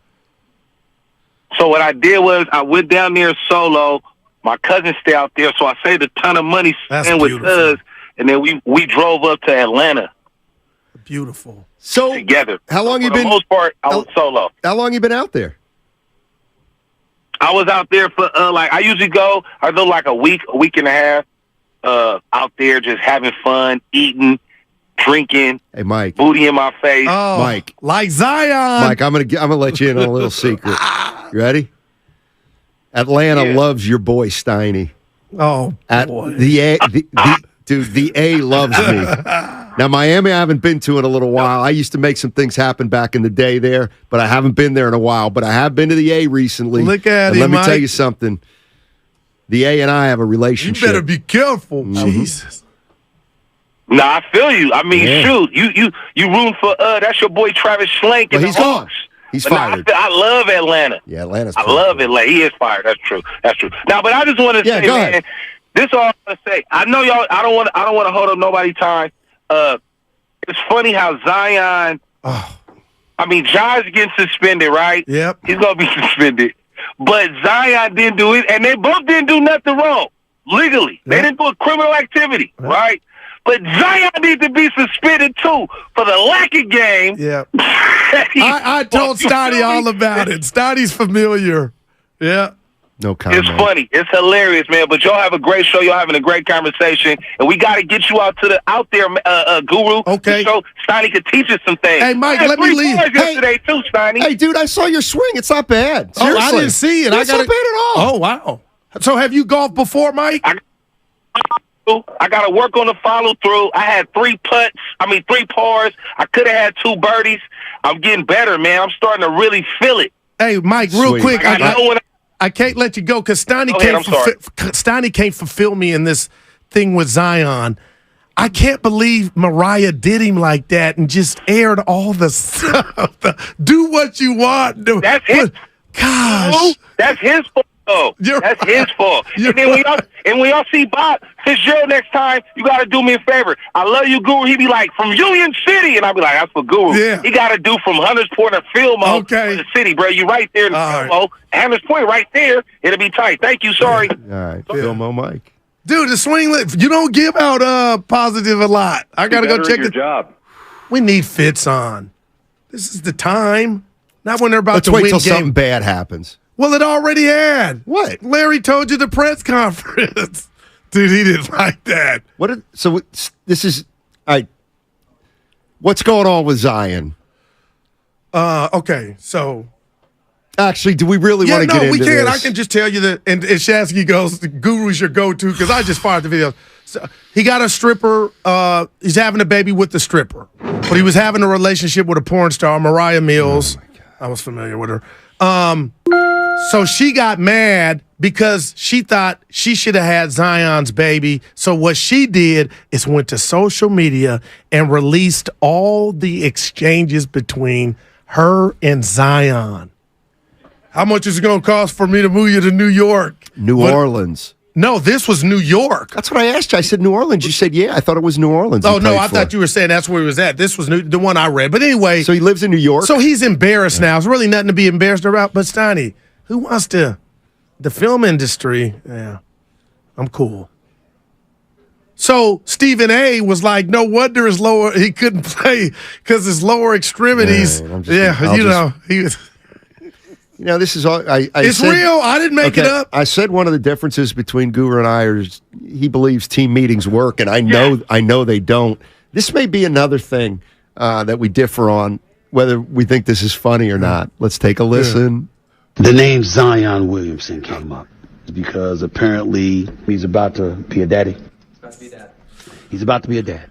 The person who's about to make him a new father is not the person that was on social media talking about him. A girl by the name of Mariah Mills calling him out by name, giving vivid details of their encounters with one another. She's a porn star. Where am I going? Man, you only played 29 games last year. And you missed the season before that. What the hell is taking you so long to get healthy? Well, now I know. You're young, you're not married, you can do what you want to do. It's a damn shame she's putting your stuff out like that. Need to cancel her. But there's a bigger issue here. I mean, she's a porn star. Well, one would surmise she's kind of an expert at whatever it is she does. You know, I've been waiting for the leg injury to cure to heal. I've been waiting for a while. You've been waiting for a while. I mean, damn, bro. No wonder you ain't healthy. I'm talking about your legs. We need those legs spry. We need you bench pressing with your big self. We need you bench pressing about 400 pounds. We need you running up and down that court. He's a man-child. But you can't get healthy. Your lower extremities Oh, boy. Now you got to get that was pretty good. We're compromised. Oh, man. I mean, it didn't look good, Stoney. Back to Wiggins. Like, you healthy enough to make love. But, man. Dude, he's missed a lot of time. She's a porn star. Depending on what kind of time you're talking about. Well, now I know. NBA time, Stoney. Games. Tell you what. I'm not giving up on Zion. Would you? No, I wouldn't. I'm not. But well, forget who the girls are or whatever. We all need love, Stoney. The bottom line is his body set to handle at that weight, jumping the weight? He's fantastic when he's on the court. I just think it's E equals MC squared. He has to lose some weight. And I guess he's doing activities that you could lose some, but not enough, Stoney. He's got to get thin. You ever been to Atlanta? Yeah. I worked for Home Depot. I was a salesman. I never knew you worked for Home Depot. Yeah, window panes. Your That's boy's serious. big time, Stoney. So they flew us out to the A. Your boy got lost a little bit. Yeah, convention. At the Marquis Marriott? No, it was downtown. Yeah, that's Marquis downtown. Yeah, okay, I can't remember where, but there's Buckhead and then there's downtown. Look at Stoney, sounding like Outcast, Buckhead. Me and Flavo, or Quavo. Oh, the A's got some rappers too. They got some guys who can. They put the ones and twos on, boy. Yeah. Look at you. Seriously. Young Jeezy. Yes, exactly. Luda. Chris. I don't give a damn who you say. Evan, that's a 4. But Stoney, so do you think do you think if you were Zion, would you be embarrassed? You're embarrassed because you're but do you think there's a parallel between him not being ready? No. All right. But I do think. Well, you're doing something. I do think that. Okay, I look at what's going on with Zion, and it's like he's 22. Like, yeah, I don't know. But why you want to make? To me, it's like, do I think this is a good look for Zion? Of course not. Right. But I don't think he cares. No, do you think he does? Other than that, he may lose. Well, yeah, I think half is already. He loves for moments at a time. I would say. All right, 888-957-9570 is the number. Steiny and Guru with you. We'll be here for another 45 minutes, 55 No, minutes. I got another hour and a half. I went 2:30. Oh, well, we got a meeting. I know. We're out of here I'm saying. We're out of here too. That's what I'm saying. So we're out of here at 2:10. So there we go. Steve Weish brought up something very interesting about the San Francisco 49ers. And Larry Krueger brought up something interesting, too, before Steve Weish. And Larry Krueger thinks the quarterback position is a position of strength for the Niners. Steve Weish isn't so sure. We have that Steve Weish, Evan? Hit it. I have to go neither. It's a position of, the bubble thought question mark. Like, what do we know? Because Brock Purdy, I know they keep saying, we think he's going to be healthy, and they said by the beginning of the season, but will he remain healthy, right? Trey Lance, will he develop? I mean, to me, the fact where I'm kind of like, what's really going on is the fact that Sam Darnold is still being mentioned as a possible starter. Oh, boy. And this is nothing against Sam, but we know what he is. We know the body of work, right? Talented player who hasn't found a way to get over the hump. And he got the excuse of Adam Gase up in New York. He did some good things in Carolina, but he didn't do great things. He's another guy who's got some injury issues, durability issues. So to me, Trey Lance is this is one of the biggest stories that's not being talked about. This dude has got a golden opportunity right now, getting all or most of the offseason reps. And the fact that we haven't heard some of the he's taken a lead right now. He's showing us everything we need to see, that constant stuff, not just from coaches, but from teammates. That's why I'm kind of like, wow, like really what's happening at that quarterback position. Because at the other positions, we don't know about right tackle, but at the other positions, they're pretty much rock solid all the way through. Wow. So I'll give you that lap. I didn't hear I heard the golden opportunity. Excuse me. I heard the golden opportunity. Why are you laughing? I heard the golden opportunity and put on my track shoes and just He's saying, but can I interest you in the George Kittle sound, Sam?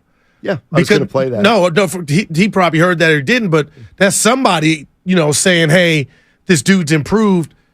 But, man. He might have been, we don't know. You know that Kittle sound that when he was praising he was praising Trey Lance? Do we have a photo of that? Was he at gunpoint when he said that? Do we know? That's a one. Steiner, your boy. Who's my boy? Kittle. Okay. Said that Trey has improved. Yeah. We'll see. Hopefully we'll see that he is improved. I'm just with Steve. I don't think you can say that the 49ers quarterback position is a position of strength. And what about the video circulating about the Brandon guy? Trey should be traded for the fourth stringer they brought in. Oh, man. I don't know. Yeah. I don't know what you're talking about. This has been about 4 days I wanted to play this sound, so I'm going to do it right now. This is Deebo Samuel back and forth with reporters from earlier this week. I'm just going to hit it, and I want you to hear what he says. How would you assess your season last year? Oh, it was awful. It was awful. In what way? Every aspect. Did that leave a bitter taste in your mouth? Oh, yeah, for sure. Me and Kyle had a long meeting the other day. We watched tape. We talked about it. We put it behind us, and just going through the tape and just look how sluggish and like how bad it looked on tape. Like I said, just reflecting on last offseason, it kind of played a big role in that, and I never put nothing like that back on tape again. Did you feel it as the season was going on, or was it not until you went back and watched it? I was kind of behind the eight ball a little bit for us, being in my routine that I normally be in for the offseason, getting ready to play because, like I said, a lot of distractions was going on. But, I kind of felt it, but I was just, trying to will my way to help the team in every aspect possible. Now, I don't have a problem with any of that. I do in this sense. That's his reality, but you're going to call me crazy here, Stoney, but this is what I'm about to tell you. I think he knows now, with Christian McCaffrey in town, Brandon Ayuk making the strides, and there was and has been conversation, there's a 49er offense without Deebo Samuel. No shade at Deebo, because there were times in the playoffs, the most important games, he was pretty much it, Steiny. He was being overused. That is a guy, to me, and I'm not mad at him, but be careful about you saying what you put on film last year, because you got to improve the drops. You got to be more of a natural pass catcher. You got paid, money in the bank. I get it. But this is, to me, him telling himself, I can't let IU catch me or surpass me. And he feels like that's kind of happening with Christian McCaffrey in town. That's how that's nothing wrong. But I'm like, Deebo, no, he's smart, Steiny. He's looking around this offensive room like, and Kittle's emergence, like, okay, I got to ball out, and maybe in a different way than I'm accustomed to, because they might not be doing those gadgets and me getting the ball all the time. Because now not only do we have C-Mac in the backfield, when you spell him, who's coming in when healthy? Mitchell. From Matthew Nath. I hope I'm saying that right on the YouTube chat. I'm with you, Matthew. I just think it's him being accountable and wanting to have a better season this year. No malice. Right. No, there's none. No shade. Yeah, but you got to really. It's funny because when I know people with egos. But Steve Kerr will take a discount.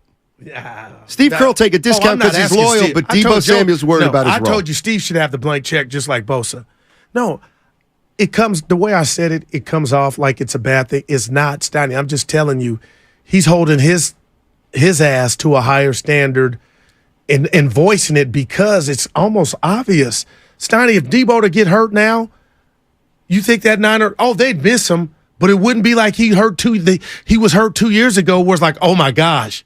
They can't win it without Deebo Samuel. You might be right, but I'm telling you, he's just a piece I don't now. know if they can win it or not. He's a piece. I know he's a hell of a weapon. Let me read this. He's a hell of a condiment. No doubt. I agree, Guru. Deebo was the offense in 2021. Now he has to really perform to keep his spot. And I agree with that. Problem is he's not a bell cow. But now he's done had to be. Exactly. So in the limited, like he's not going to he'll never have the role he used to have. Exactly. Okay, so he's going to have to do what's not easy to do, and that's make do with less. Yeah. Rolando's in Napa. Hey, Rolando, how you doing? Doing good. How are you guys? Hey. Doing well. Yeah, I'm a big fan of your show. I just got off work, and I love listening to you guys. Oh, thank you, man. Appreciate it. I love you, Stein. I love you, Guru. You always keep it real, and especially driving this Bay Area traffic. Listen to you guys makes everything go away. So I want to thank you guys. You guys do awesome work. And I have a quick question for you guys. I have a quick bet for you guys. So you guys are talking about earlier today, talking about Zion, Ja, Draymond, or Jordan Poole. Here's the bet for you guys. Which one of those four gets traded first? Zion, Ja, Jordan Poole, or Draymond? I'll take your answer off the air. Well, I got my answers. Go ahead. Jordan. Because I do think somebody on the Comcast business text line, they could just be trolling. Are you guys going to report on Steph Curry telling Lacob that he wanted the big three to come back? If that were said. But it's Jordan Poole. I think Draymond Green is going to win out and somehow be back here. But Zion's not going anywhere. I don't know about Ja. And you ain't going to trade him if he gets suspended. I think he's getting half a season. I'd say Poole, then Zion. Zion does not want to be in New Orleans. No chance. Nobody does. That is man. I hate that you say that. But nobody does. But let's just put, what if Zion were Nick? It would be Lynn Sanity time 1 million, but I got game. Is he playing or not? Well, I mean, that's the big issue. Well, they'd probably be ripping him for not playing, so he may be happy he's in New Orleans. Like, I'm so selfish that Zion's hurt. We just want to see good dudes play ball. And you think he's a good dude after? No. Oh, hey. He runs around. I know Mariah. Big Easy. I know Mariah. Not on a personal level. I know her. There's nothing wrong with that. Well, I mean, what about fidelity? Well, he's 22. But Emmitt Smith. I have a wife. What were you doing at 22? Not that. Well, no, it's who you get somebody they ain't been around the block, not doing adult porn. That's nasty. He was not faithful to the women he was with. Well, the one that's women did not know that he had Allegedly. another woman. Right. Allegedly. So that's the one is a stripper. Well, nothing wrong with so strip. what? Well, like I'm dead serious. So what?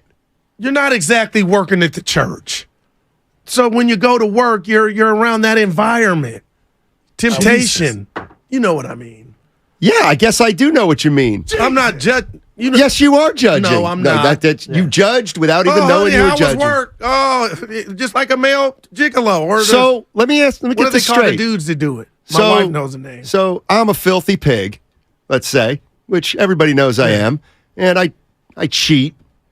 And Your prerogative. Yeah, of course it is. And so I've actually cheated with two women. They both happen to be accountants. That's different. But then there's another Steinmetz who's cheating with a stripper and a porn star. Well, the stripper and the porn star have it coming. That's what I'm hearing. No, I just tell you to go get a tested Kaiser for the latter than the one with the. That's you have no idea what the you ever see accountants going wild from Florida? You know what the odds are. You know what I mean. You know what I mean. We are going to come. We are coming back on the other side, and you will have an opportunity to apologize to all strippers and all people in the adult film industry, not just women either. I mean, you better be careful. 888-957-9570 is the number. They might not want to be sponsored by Fremont Bank, but that's what that last segment was. Sponsored by Fremont Bank. Full service banking, no compromises. You can't take it black, huh? Slowed down, held back.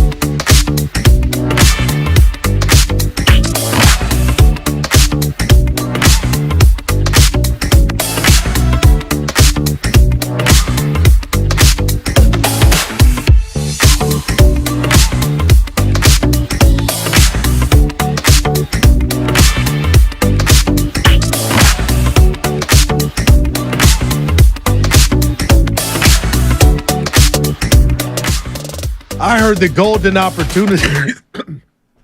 Excuse me. I heard the golden opportunity. Why are you laughing? Now, back to Steiny and Guru on 95.7 The Game. So this is just a... Walk it back. The bleeping blunders you guys love me to have, and then we just record it. Like, that's so That wasn't even the one we need to talk about. sophomoric. A lot of people are not happy with you being judgmental. I wasn't being... Yes, you are. What did I say? Tell me what you think I said. I'll tell you exactly what you All said. right, 'cause You basically said... You're not exactly working at the church. If you said that if you're a stripper or a porn star, who cares if you're getting cheated on?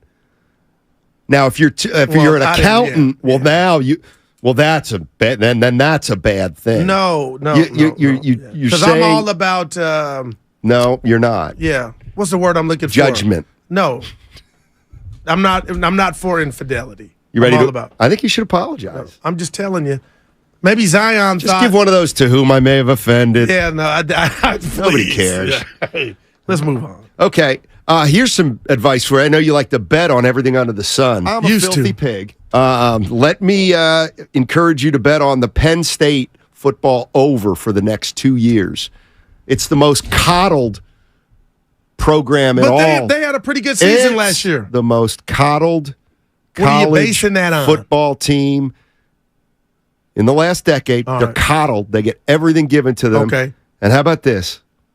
Penn State does not play Michigan in 2024 and does not play Ohio State in 2025. That's so Gutless. wacky. Yeah, that is.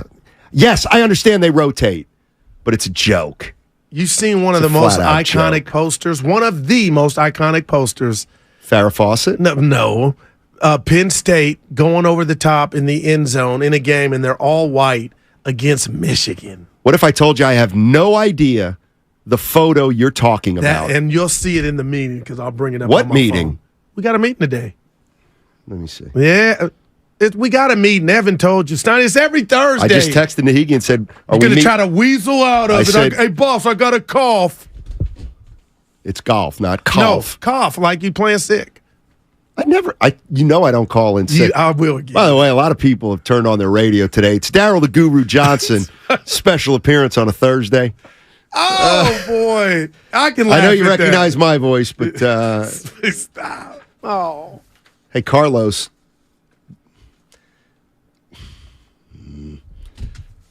I just hate when Go that's ahead. the price of fame. Like if Zion What do you worked know at- about it? That's but this what wow. I do care about this stuff, Sonny. It's like if he worked at UPS, nobody would care if his girl wouldn't put his stuff out there like that. But because we're in the world we live in today, I read it like Stephen A.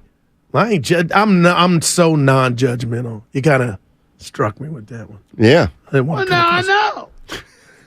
You better be ready game 1 next year, Zion. Or She's a porn star.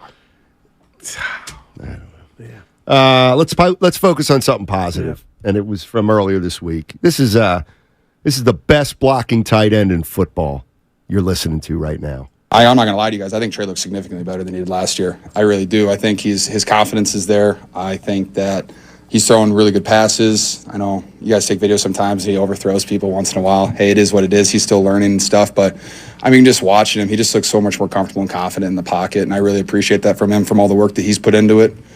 I think all of our quarterbacks, I saw one of you guys said a stat that Brandon Allen didn't have an incompletion yet. That's pretty cool for him, too.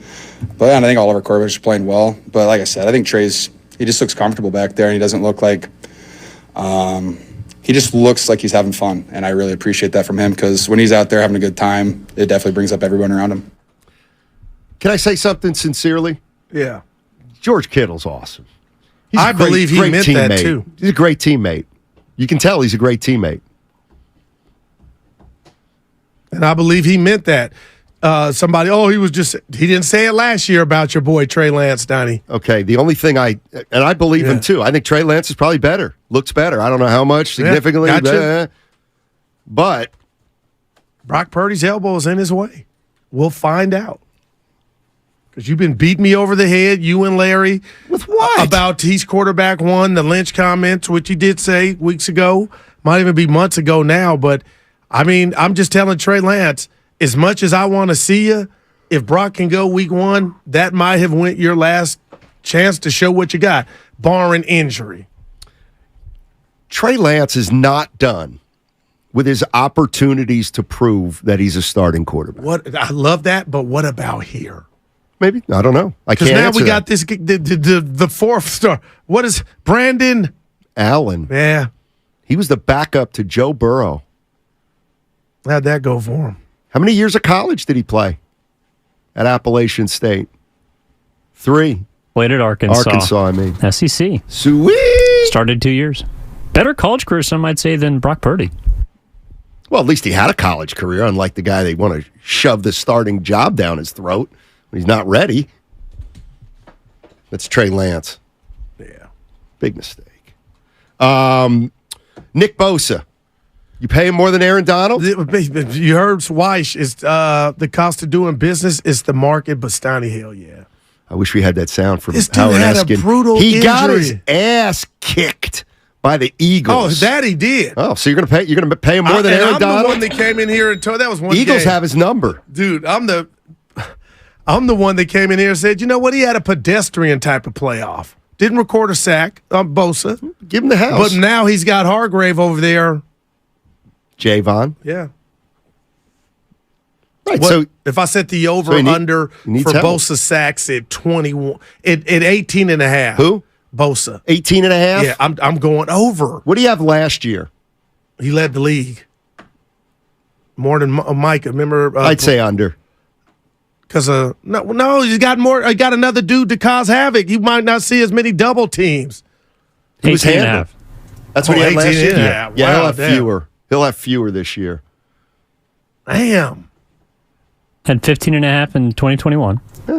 He'll be in between those two numbers. But now next he's year. got a Steiner. He's got another Bosa on the other side, so maybe he'll have more opportunities. Or maybe to see. he'll only have half as many. What's going to happen, and this is what I'm hearing from my guys in Philly, Hargrave's incredible. Oh no, I saw him. Hargrave He's in may be NFC the guy who East. gets double teamed. You could be onto something. I'm just Steiner. saying. He's a beast. I'm just saying. The Eagles have confidence when they go up against Bosa. Niners already. Who's my when they guy see the who Eagles. handled him? What's the guy's name? Lane Johnson. Lane Johnson. Who had the road grader. He had something going on in his like it was torn, and he played. His groin, yeah. Yeah. So he toughed it with out. a torn groin. He toyed. Well, with Nicky Bosa. They were chipping him too, Steiny. Oh, Bosa was hurt, according to Danker. Thought Bosa was your guy, Steiny. That's what we say about all our superstars around here. yeah. Oh, Steph Curry was hurt in 16. Who else lost recently? Oh, we win the Super Bowl with Brock Purdy got hurt. Well, no, we saw that play out. Danker. Bosa was hurt. Thought Bosa was your guy, Steiny. I like Bosa. The Panther. The cat. Big cat. Big cat. Steiny, what is the Yeah, I don't 650? know. The price of fame? Jesus, Goo. No, the price of fame is when you're famous. Your personal business will be for the world to see. That's all. That's what you call the What would price you of fame, take where it an doesn't work. exception to? You can't even go to a movie. Steph can't go to a regular movie theater. Jacqueline is Square. You got to call them and say close it. That can get tiring. You can't just go to the mall. And yet you would switch you'd love to be him. Going to the bank and leaving. All right. We got to take a break. We and got then, our guys. Who? Oh my God, that's just. I'm gonna let them play. Willard and Dibbs We next. got our guy. Who? I mean, the only outstanding question at this time of day is, what are they going to come in and try to pick at us about? No, they don't. That's not. They do that every day. See, They do it every single. See, now we look day at them differently. on 95.7. The game. Willard, stuck it in me. We're sticking it in people. Life is uncertain. It's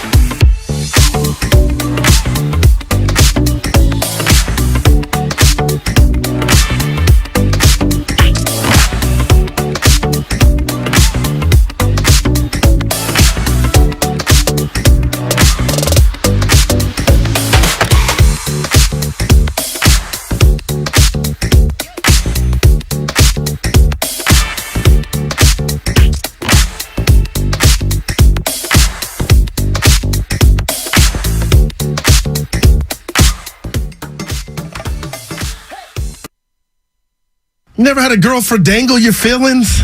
I was familiar with her. Now, back to Steiny and Guru on 95.7 The Game. Crossover time brought to you by California Academy of Sciences. Every visit supports the Academy's mission to regenerate the natural world. It's tough to read when I hear somebody whispering in my ear. Nevertheless, learn more and reserve your ticket at calacademy.org. Yeah, I can hear everything you're saying. No, it was nonverbal communication that was partially verbal. Omaha. Thank you. And it was on me because I was saying I know. I did that once. It was the first time I ever cussed on the air as a radio person because I was whispering, but I thought the mic was totally off. What were you saying? I was referring to my partner. This was when we were doing play-by-play for minor league baseball. Okay. I was referring to my partner jokingly as a BSer, but I was stating the actual full word. Oh, wow. Like he was talking, and I was heckling him, and we were laughing, and I was calling him a BSer, and the mic was just like one of those little Comrex machines. Hot mic. Yeah, and it was just a tiny bit up, and I thought it was completely off. And, that apparently was audible to some. Well, it's funny because a swear word was, around a swear word was when I first learned that you're a pretty good guy, despite some things. You remember? I do remember. I don't remember what made me a good guy. I'll tell you what made me a good guy. Why you thought otherwise beforehand. We were having an argument. Okay. And this does not automatically make me a bad person. But in my mind, it does. Okay, that's fine. And you said something like da-da-da, and I said, I don't give a... Oh, yeah, I do And I remember said that. the S word. So what did I do that made me a good guy? You looked right at Evans like, cut. And I was like, you know what? If he were a jerk... He would have let that fly. Just let it fly. Watch it fly. Exactly. So you're correct. So I was like, all right. So in other words, you're still here because of me. Or just that I've recognized. Yeah, maybe. Okay. All right. Although I don't think you get fired for that. No, not one S bomb. Let's push that on. You get to start a file. Exactly. That's one of those things that they fire you for if they actually want to already fire you. Fair. It's kind of like, right? Look at NBA players. Look at what the stuff we've talked about all year. I mean, there are certain Warriors. I hate bringing this up because let's please not talk about it. But if there are certain Warrior players, if they punched a teammate, they'd have gotten cut. They'd have gotten cut by the nighttime. No doubt. Right? And then other players, they don't. So, yeah. We had Steve Weiss on. I heard it. And Krugs. Larry Kruger will be in with Dibs tomorrow. Yep. And my 8th grader's graduating. Oh, that's awesome. nice. Yeah, that's why I'm out. And what's his or her? I forget. Her. You have 3. Yeah, her. There are 3. It's the middle. It's the daughter. This is kind of what we're like. I love and this is God love progress, I guess. No chance my parents went to my 8th grade graduation. Mine did. Alvarado. Mine did too. Did St. Rita's, the now defunct St. Rita's school in Fairfax. Yeah, they both came. I hate that for you, Snotty. It was a full mass Mary too. and them didn't St. show Rita's. up. Well, they were teachers too, Oh, so okay. they had their own stuff going. Full mass. Pops Well, Willard, never I don't came want see to get me in your play either, pockets, but I don't want to get into But that. these two gentlemen, my mentors, when my son was graduating high school, I didn't know how much to give them. So I said, what's going to be? And they gave me their, what they did. Go ahead. And I just felt good. What does everybody think? For middle school. For middle school now. I didn't do middle. This So was high for school. your daughter? It was $500 for high school. I did $100. Middle school's a hundo. I was thinking it's clean 100. See, I'm leaning more towards Steiny. And part of the reason is this. You really did nothing. Well, it's you better graduate. I actually, you showed up with a pulse, basically. I actually even pulled my oldest son aside the other day, and I go, "Hey, you remember what I got you for your 8th grade graduation?" Because I was sitting there going, "I can't even remember what I did." And he goes, "Yeah. You bought me that tailor-made spider putter that I wanted." And I go, "Oh. That's right. There you go. About $249. I ran in the other room and Googled how much it cost because I couldn't even remember what it cost. I go, okay, I got a little bit of a sense of what to. I got you. Yeah. And my daughter and she's been doing this tongue in cheek. What grade is she in? 8th grade. Okay. She's graduating. Oh, She's the one graduating. Right. She's been like, "What are you getting me? Dude. What are you getting me?" Like it's going to sound super snooty, but it's tongue in cheek. Like, what do you get me? Because you got to tell me so that you don't mess it up. Yeah, don't mess it up. And I'm sitting here thinking, I'm not going to mess it up because I'm not shopping for you. Sure, you shop for you. And there it is. You shop for you. Cash rules. Yeah, exactly. I would give rules my everything around me. Cream, get the money. Dollar bill, y'all. I gave my kids money every report card. So I came with an extra 100. If you got straight A's, you got 100. I paid for grades.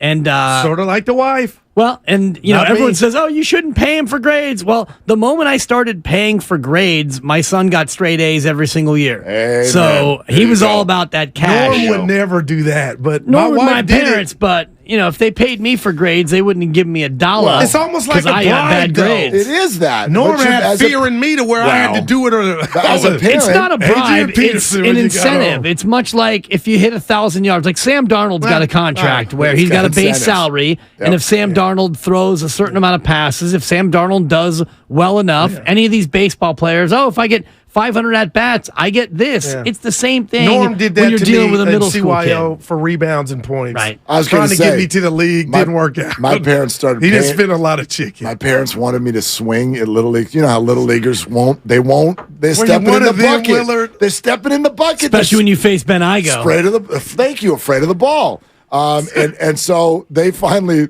My mom's sweet thing. It was like they set up an incentive structure for home runs, triples, doubles, and singles, and then it got so bad one year they're like, we'll pay you for a foul ball. I mean, for crying out loud. Contact. They're like, just swing the bat. And I'm over there fouling things off the fence. And just get cha-ching. Which you cha-ching. deserve I'm nothing like, for, I know. I'm right. like, well, I figured out. I'm like, I could make more for 6 foul balls Totally. than I can for a double. Oh, boy. Yeah, I mean, I was over there. The funniest story was one time I hit an inside the park home run, and my dad was the third base coach.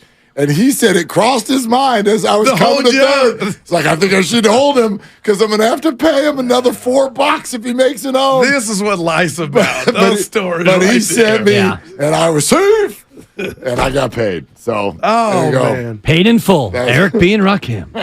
You guys didn't hear the beginning of the show, did you?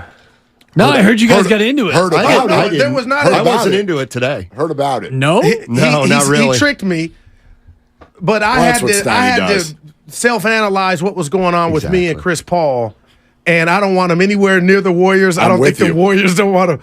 And he kind of tricked me into saying something that he did put a disclaimer on. I kind of don't like it, but he fought me like it was in his heart. And I was Catfish Johnson today because I hook, line, and sinker. And I went crazy. But I went crazy on Chris Paul because he breaks my heart because I want him to not have his daughter get ridiculed and bullied at school because he hadn't won a chip. But his body is still a Cadillac. It just breaks down at the most inopportune time, which is the playoffs.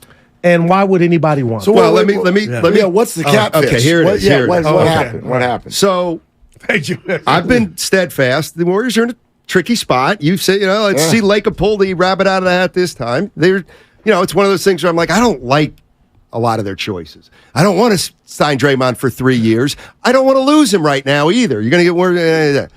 And so there's a school of thought that is the run it back. Draymond's going to be here. Clay's going to be here. Kerr's going to be here. Keep the window open as much as you can. Do it.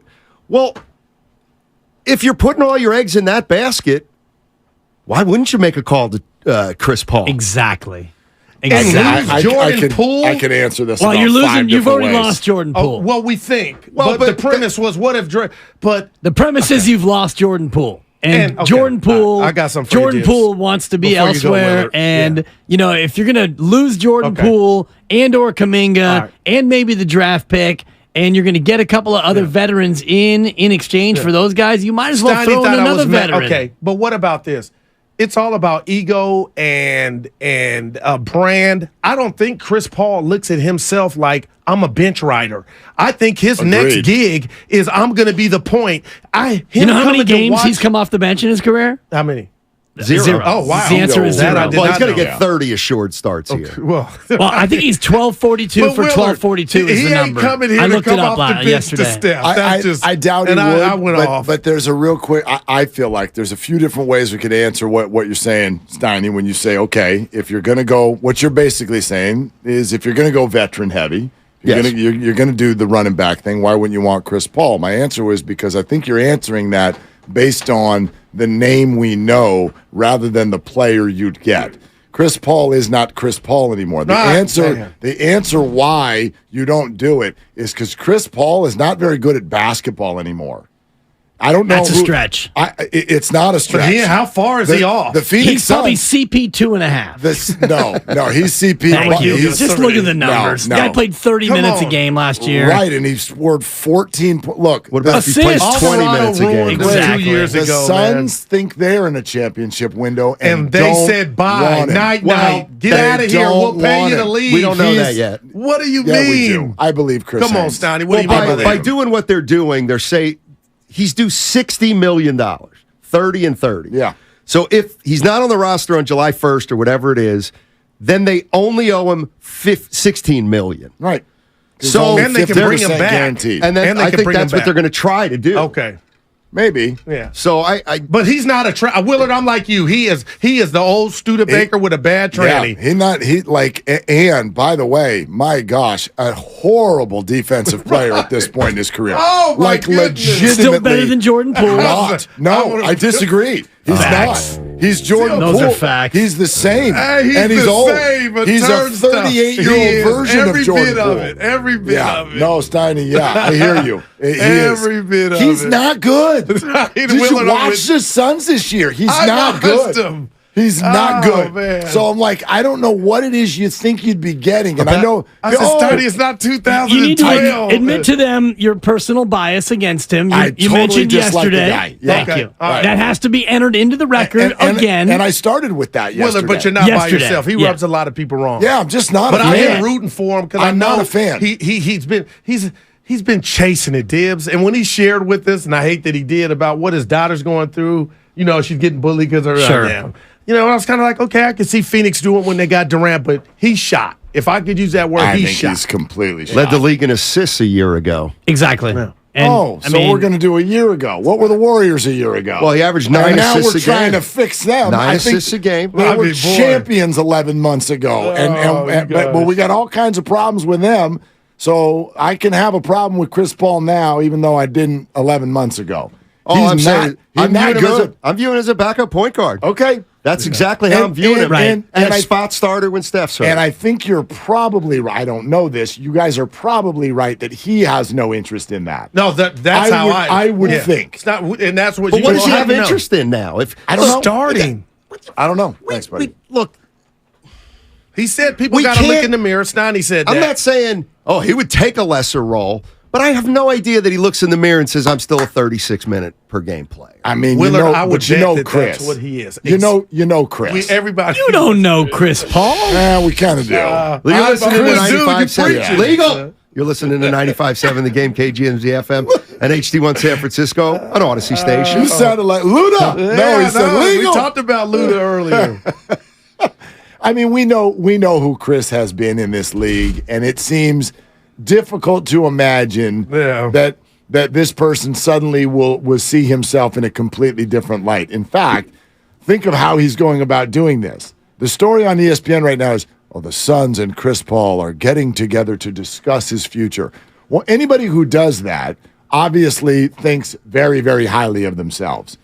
Bench role players don't get to meet with the organization to discuss their future. They just get shown the door. And you're passing the ball now to Booker and Durant. How easy can the job get? So why would Steiny? I believe he's coming back at lesser pay. Okay. I just don't think he's very effective. Yeah, and if you do bring in the hated one, my gosh, you better be effective. Because if you bring in the hated one, you were already emotionally shot. He was number one on the list. And then he doesn't play well. Are you saying Chris Paul is the hated one? Yeah, him and Harden from Dub Nation. Is he not one of the Warriors fans' most hated players Warriors right now? fans. I mean, I'm not concerned about the Warriors fans at all in this conversation. It's what does Draymond, Steph, and Clay think about Chris Paul? Well, what do you think about that? It doesn't matter what the Warriors fans think. It totally does. Not of course really. It does. You're an entertainment The Warriors fans entity. want Jordan Poole to still be here, and if they trade Jordan Poole, how many fans are going to give up their season tickets? Dibs, the Giants. The answer is zero. The Giants are not hiring AJ Pierzynski to be their announcer any day soon. Like, yes, you do. You don't need to take the fans' opinion on roster building, but yes, your customers have to be a part of your conversation when you are bringing in something that they don't like. This is not Dylan Brooks, as I mentioned to you yesterday. Dylan Brooks is the hated one. I'm actually like Dylan Brooks. It's literally the next level. I think it's multiple levels down from that. There's been 2 iterations of Chris Paul. The Rockets, he had him down 3-2. It was masterful. Right. And then he tore his hammy, and they lost that. Then the L.A. Lob City, Stein's like, they're both from Charlotte. They're friends. I didn't know. Okay. Steph crossed him over, and he fell down. It's you great. Think he wants to come off the bench here? Nah. Well, here are the odds for Chris Paul's next team, as released by Jimmy Shapiro, friend of the program. Oh, beautiful. The Lakers are 3-1.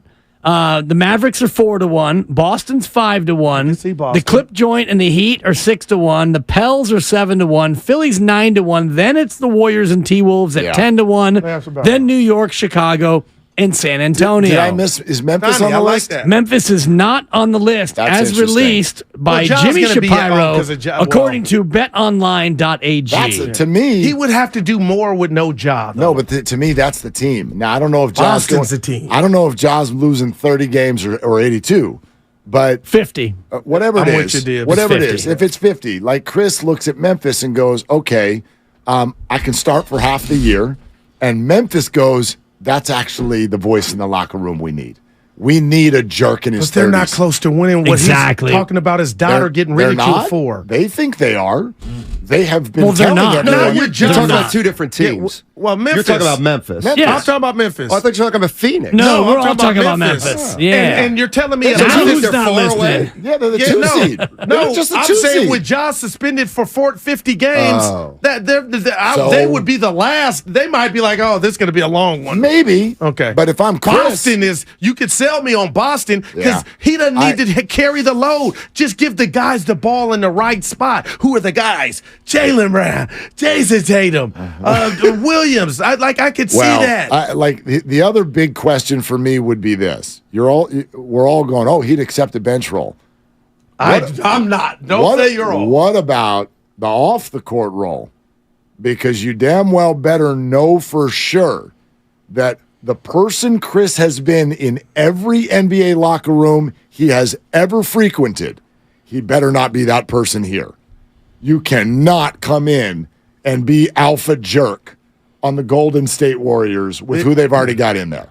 Do you believe that players can change? That players, when they get to the end of their career, can change their role and change their personality to the extent where you could, if Chris Paul wants to go to a winning organization and win, do you think that he can become a different person at 38 years old? I don't know about him. Your general sense, I would say yes, it has happened. Yeah. We have watched players do it.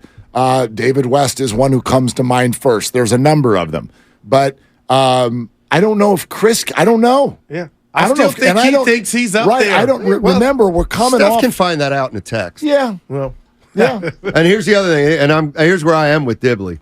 The fans, you don't matter in this particular instance. That's why we had to get rid of Monte Ellis, and you hated it, but it worked out. So that's like... But that was basketball opinion stuff. I think they matter from the standpoint of you're bringing in someone they don't like, and he better be fantastic, or else then you've got egg on your face. Well, they brought in DeMarcus Cousins. One sentence from Steph Curry that's not Chris Paul to me. fixes everything. This is a great idea. Yeah.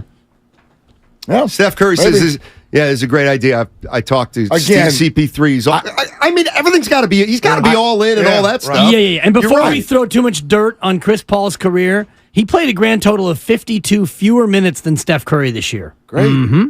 Great. He played more games than Steph this year. The most important game was unavailable. He played 52 fewer minutes in the regular season. So let's just not say that he's washed or he's broken. Totally washed. That's a nonsensical take, in my opinion. It's not about minutes or games. Yeah. It's about effectiveness. No doubt. I watched them play. I watched every Suns game this year. You didn't. League pass, hello. I didn't get the dribble. This guy, I think washed is strong. The Phoenix Suns. Definitely. They're telling him to go bye-bye. No, they're not.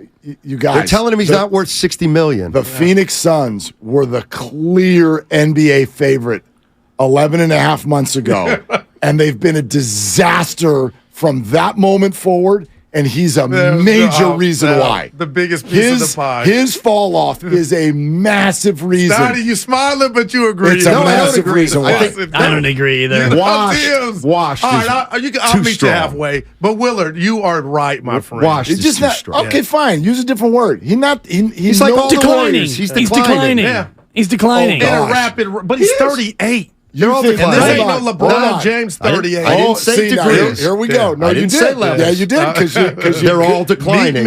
Okay, if you think the Chris Paul decline is anywhere near the Steph Clay Dre decline, I didn't say that. Okay, I just said they're all declining. Not like he is. Not like he is. I put a period on the end of my sentence. Does Chris Paul have one more year in the association where he can play close to what he did last year? I don't know. Which was 14 and 9 in 30 minutes a night. Is he going to miss his last 3 playoff games? Yeah, it was he not led good. the league in assists per minute. That's you're saying per no. 36, yeah. That killed Phoenix. Next thing they these guys are going to say, when he got hurt. Let me guess, he's a turnover machine now. No, I'm talking about Denver. The series was over at the moment we found out he was unavailable. Did the Phoenix Suns overachieve or underachieve this year? That's a good question. Thank you. Well, they overachieved because they got Durant. No, they wildly underachieved. They were the Western Conference favorite until 3 weeks ago. Until they got Durant. So, and we're going to blame Chris Paul. So you get one of the most singular offensive forces in history, and you lose because of your point guard? That's unfair. Nobody was beating Denver. No, nobody's beating Denver What if I this told year. you? But we all thought they were. Oh, I didn't. What do you give me for this? I feel like They Chris were the Paul Western is Conference where favorite. Iguodala is at in his career. Wait, what? Chris, they're about the same. I wouldn't go that That far. is Iggy wildly Iggy disrespectful. didn't play We got a because he meeting. was hurt. Yeah, he didn't play because he was Chris hurt. Paul played 60 games I'm- last the year. last Iguodala three, played he was 6. unavailable. I'm gonna text my guy. Yeah. I'll text my guy. We'll get an Yeah. answer. I'll text my guy. Oh, John Bloom? No. John Blum? No. And even if it was him, you're not supposed to say it out loud. It kind of ruins the whole thing. Well, I mean, remind me to start whatever. the show tomorrow with that. With what? Comparing Chris Paul to Andre That was Iguodala. That's scandalous. egregious. I'll send you a text. Kerry Washington, that was scandal. But you won't read it. That's a four. I'll take it on your way out. Thank you. I can read it, but no one will listen because I'm not on the. Here we go. Namdi. Stanley wants to go. They're longtime friends. Let me tell you something real quick about Dibs that I'm sure not everybody knows. And first-time partners. Hang in there, big guy. There'll be brighter days ahead. Now these two homegrown Bay Area boys finally come together to take over sports talk. Get the hell off of my doorstep. Major League Baseball, you stink. It's Willard and Dibs on 95.7 The Game. Yeah, I'm glad we're here. This has been a fun day with regard to this specific conversation, and there are many more to have. Welcome in. Good afternoon, everybody. 888-957-9570, YouTube, Twitch. How you doing? I'm going to promise a little bit more conversation on the YouTube chat during the breaks today. So if you want to hop in there, I don't want to speak for you, Dibs, but I'm going to talk directly to our group on YouTube a little bit more during the breaks today. Also, Comcast Business Text Line. Each show has had one thumb up and one thumb down. It's fascinating, with right? the idea of Chris Paul. And this, by the way, for those of you out there, this is a classic radio gimmick, completely unscripted. Wow, you and I had no conversations prior to the news. Steiny and Goo, Butch and Bonte, none of us decided to pick sides in some contrived argument. First of all, we don't do that ever. I can't speak for any other show. Oh, yes, we do. We don't. We just did we do? right there. Okay. We just did. Well played. Anyway, this news broke right before we started yesterday. We had some conversations about it. Then it got hot. It got hot with Bonte and Joe. It got hot with Steiny and Goo.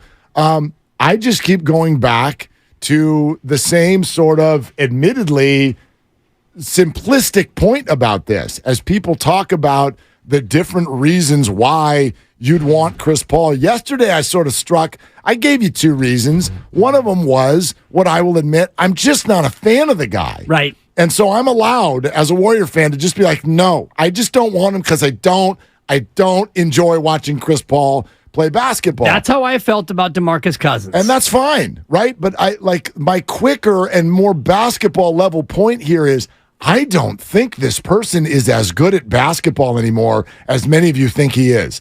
I think you all think you're getting a version of, you're going to get Chris Paul. You're just only going to get him for 23 minutes a game. And I'm like, you guys all know that he's not Chris Paul anymore. That's his name. He's CP 2.5, and I stand behind that. If you look at his numbers last year, and I don't think so. I didn't exactly watch every single one of his games. I watched a ton of Phoenix basketball. Yeah. And Chris Paul is not peak Chris Paul, but if I imagine a Chris Paul on this team, last year he played 30 minutes a night. If he plays between 20 and 25 minutes a night over the course of 60 games, last year he played 59 and he averaged about 9 assists a game. Could he come here in this offense and be good enough to be your backup point guard? Would he be better than Ty Jerome or Anthony Lamb on this team? Well, absolutely. I don't know why I would compare him to Anthony Lamb. And I don't think any of us think backup point guard is the number one issue on the team. And yes, there's a premise there of, is Jordan Poole still on the team or not? Right. And none of us know that right now. So you can factor all of that in. I would warn against falling in love with his basketball reference page, because you've brought up stats a couple of times, and I could quickly retort and go, well, Jordan Poole could walk around, and in another market, maybe they're talking about acquiring Jordan Poole, and there's two guys. Call them Don and Matt. Matt and Don have a radio show, and they're sitting there going, Don, he averaged 20 points a game last year. And we're sitting here having watched all the games, and we're like, yeah, that doesn't tell the story. I know Jordan Poole averaged 20 points a game. You tell me, was he good? At times, he was unbelievable. At times. How about all the other times?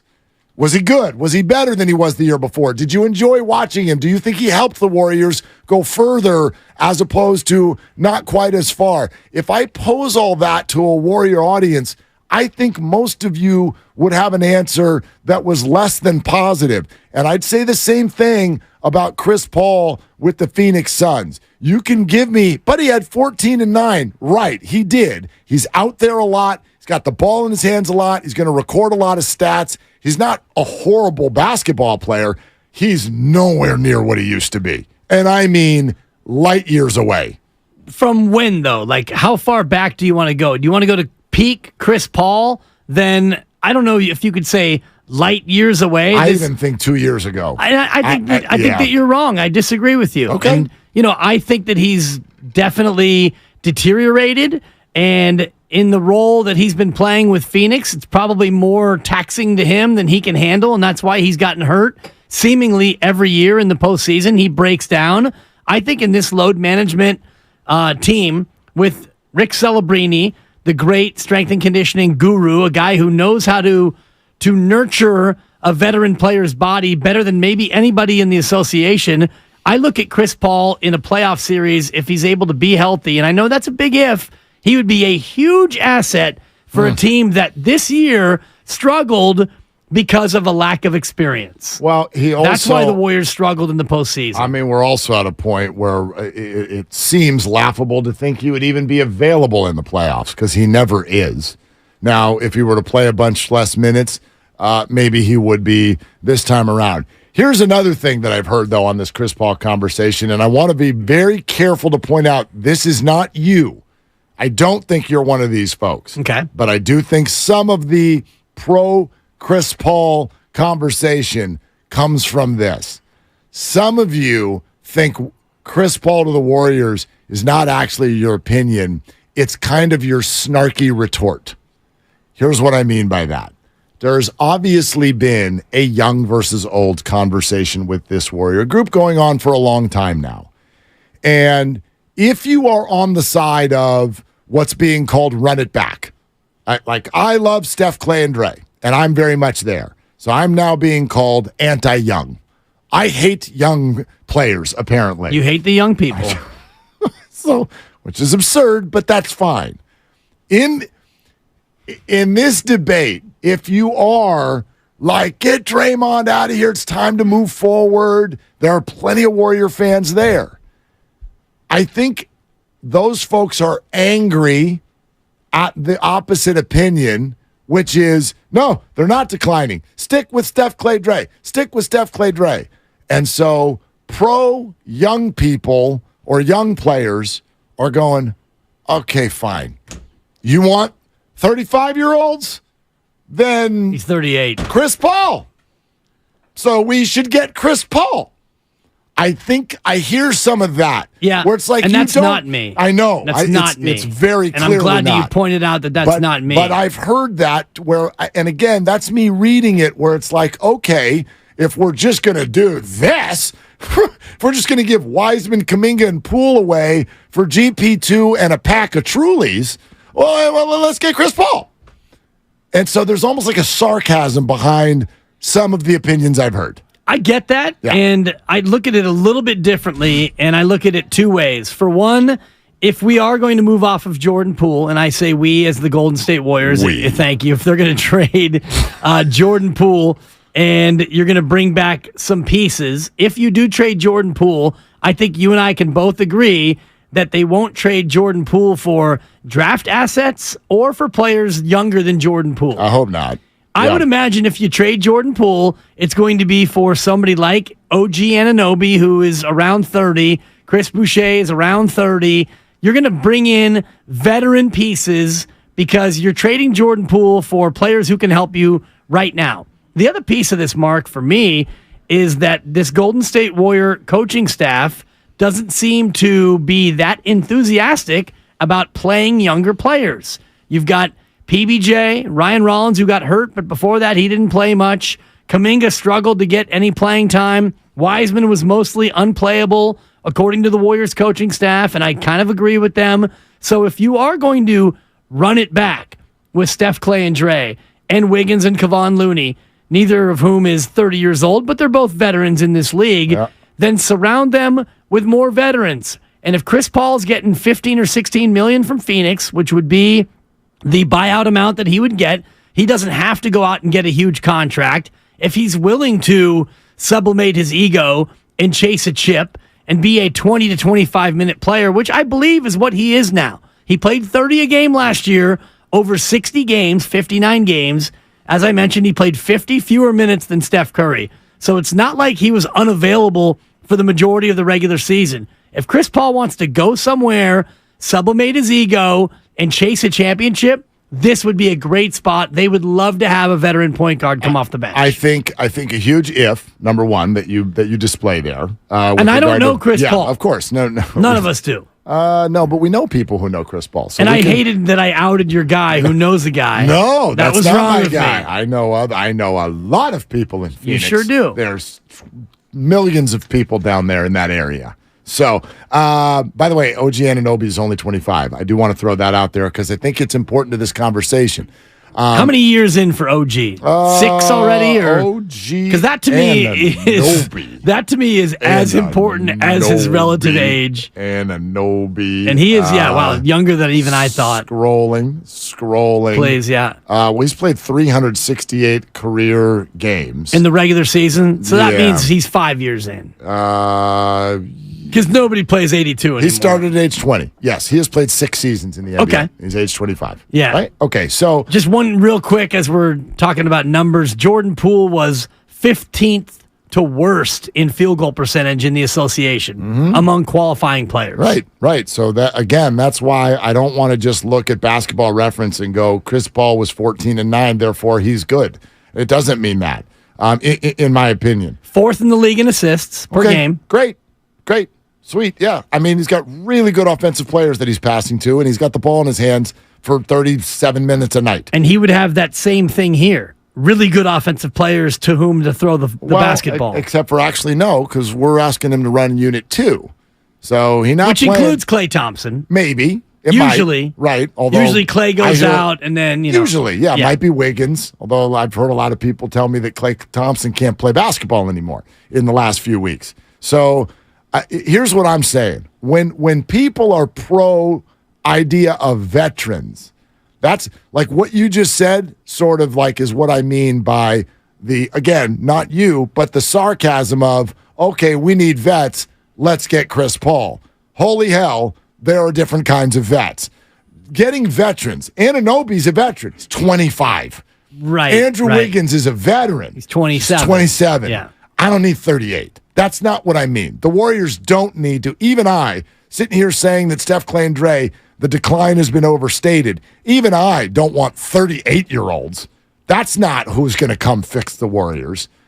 Yeah, he's experienced. You can find experience that's not old, is what I'm saying. Well, I don't think that he is old, honestly. Chris Paul? A guy who plays NBA 32 minutes a game is not NBA old. And breaks down. Well, if he was a Warrior, he wouldn't play that many minutes in that frequency. He was playing for an organization that misused his body. And yes, he's an older player. I'm not saying, and to me, what you're talking about, the snark, is what Guru threw out, saying, bring in Dwight Howard and DeMarcus Cousins. And Carmelo Anthony while we're at it. That, to me, is the snark part of this conversation. Let's get Jordan. What the hell? Michael? Or DeAndre? DeAndre. I was going to say DeAnthony. I knew that was wrong. Is Isaiah Thomas available? Which because one? you need a good How point. about both of them? Both of them. They can both back up Steph Curry. That, to me, is snark. Talking about a 37-year-old who's now 38, who played 32 minutes a night, that's not snark. But I just don't think he didn't do it well. I'm telling you, man, this guy is more trouble than he's worth. The idea that Chris Paul, at age 38, is going to suddenly, overnight, he's a starting point guard for the 4-seed Phoenix Suns, okay? And a guy who's got a 2-year, $60 million contract currently on the table. The idea that overnight, bang, he gets hurt, he's out of the playoffs, and overnight, he suddenly decided, you know what? I am now a bench player. I now am no longer needed as a voice in the locker room. I am just going to go somewhere and be their sixth option and just hang out at about 17 minutes a game. Now, could you be right? Sure, you could be. That feels far-fetched to me that Chris is thinking that for what's next in his career. Life comes at you fast, bro. It sure does. And he's at a spot now where he's got a fork in the road if he leaves Phoenix. One fork is continue to play as much as you want and be a starting point guard for a team that maybe isn't as competitive for a chip, or sublimate the ego, take a big swallow, and go somewhere where you can win and maybe be a 7th or 8th man.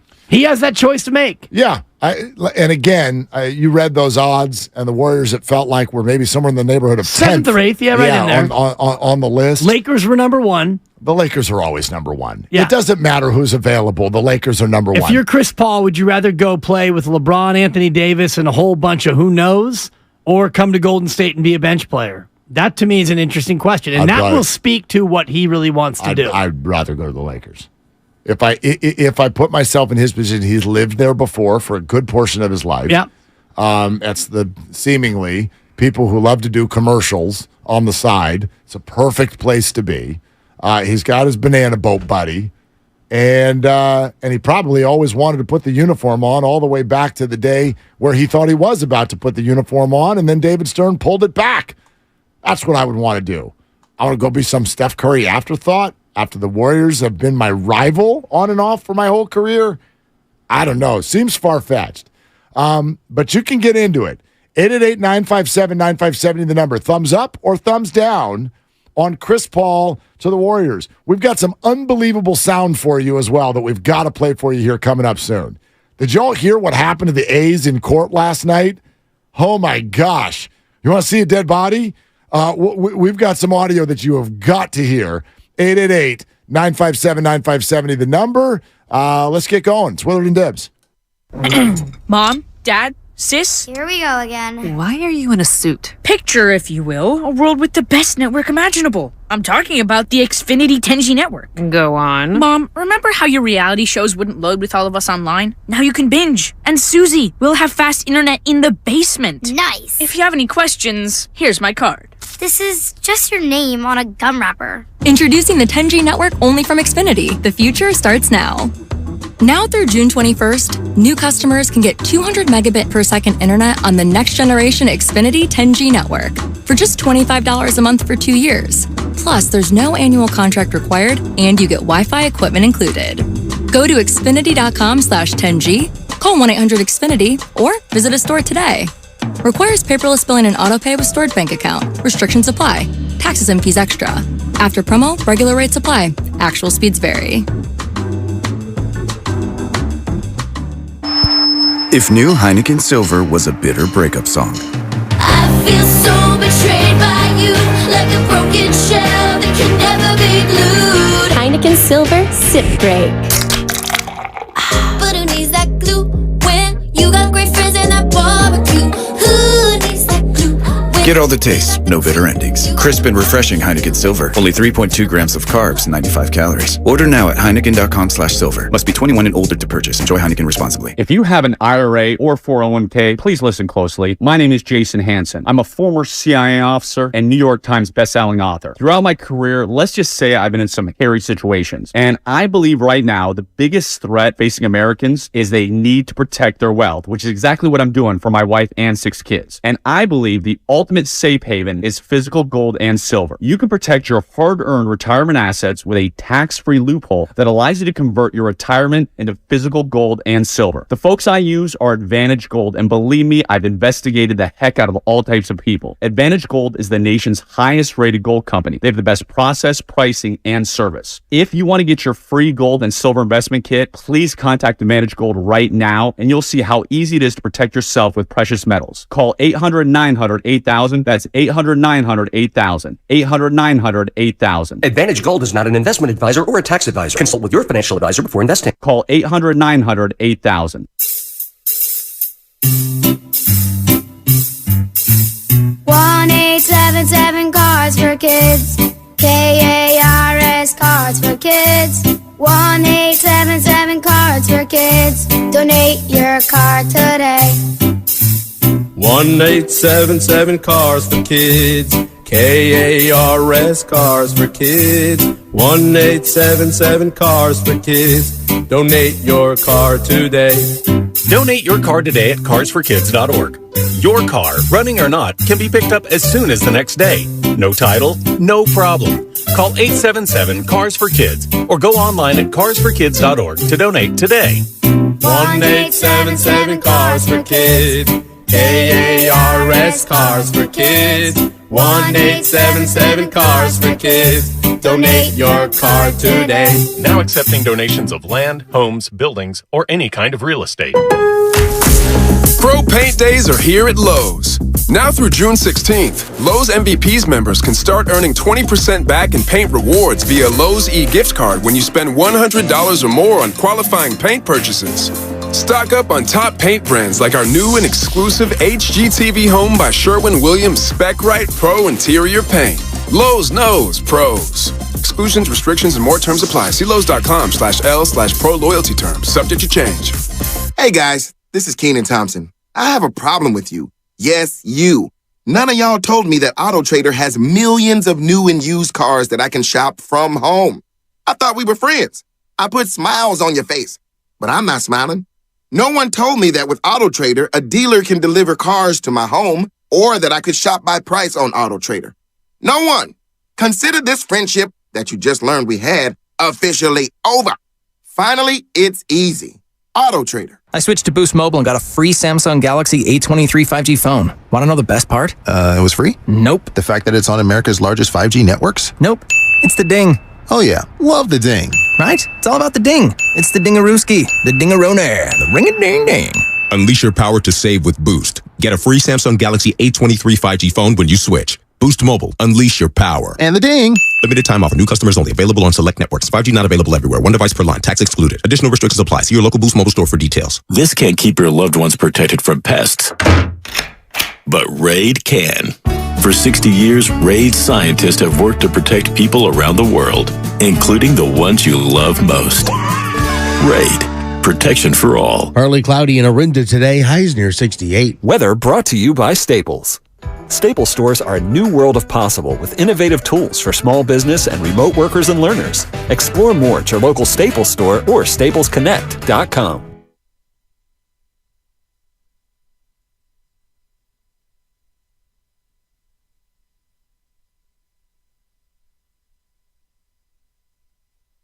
This is crazy.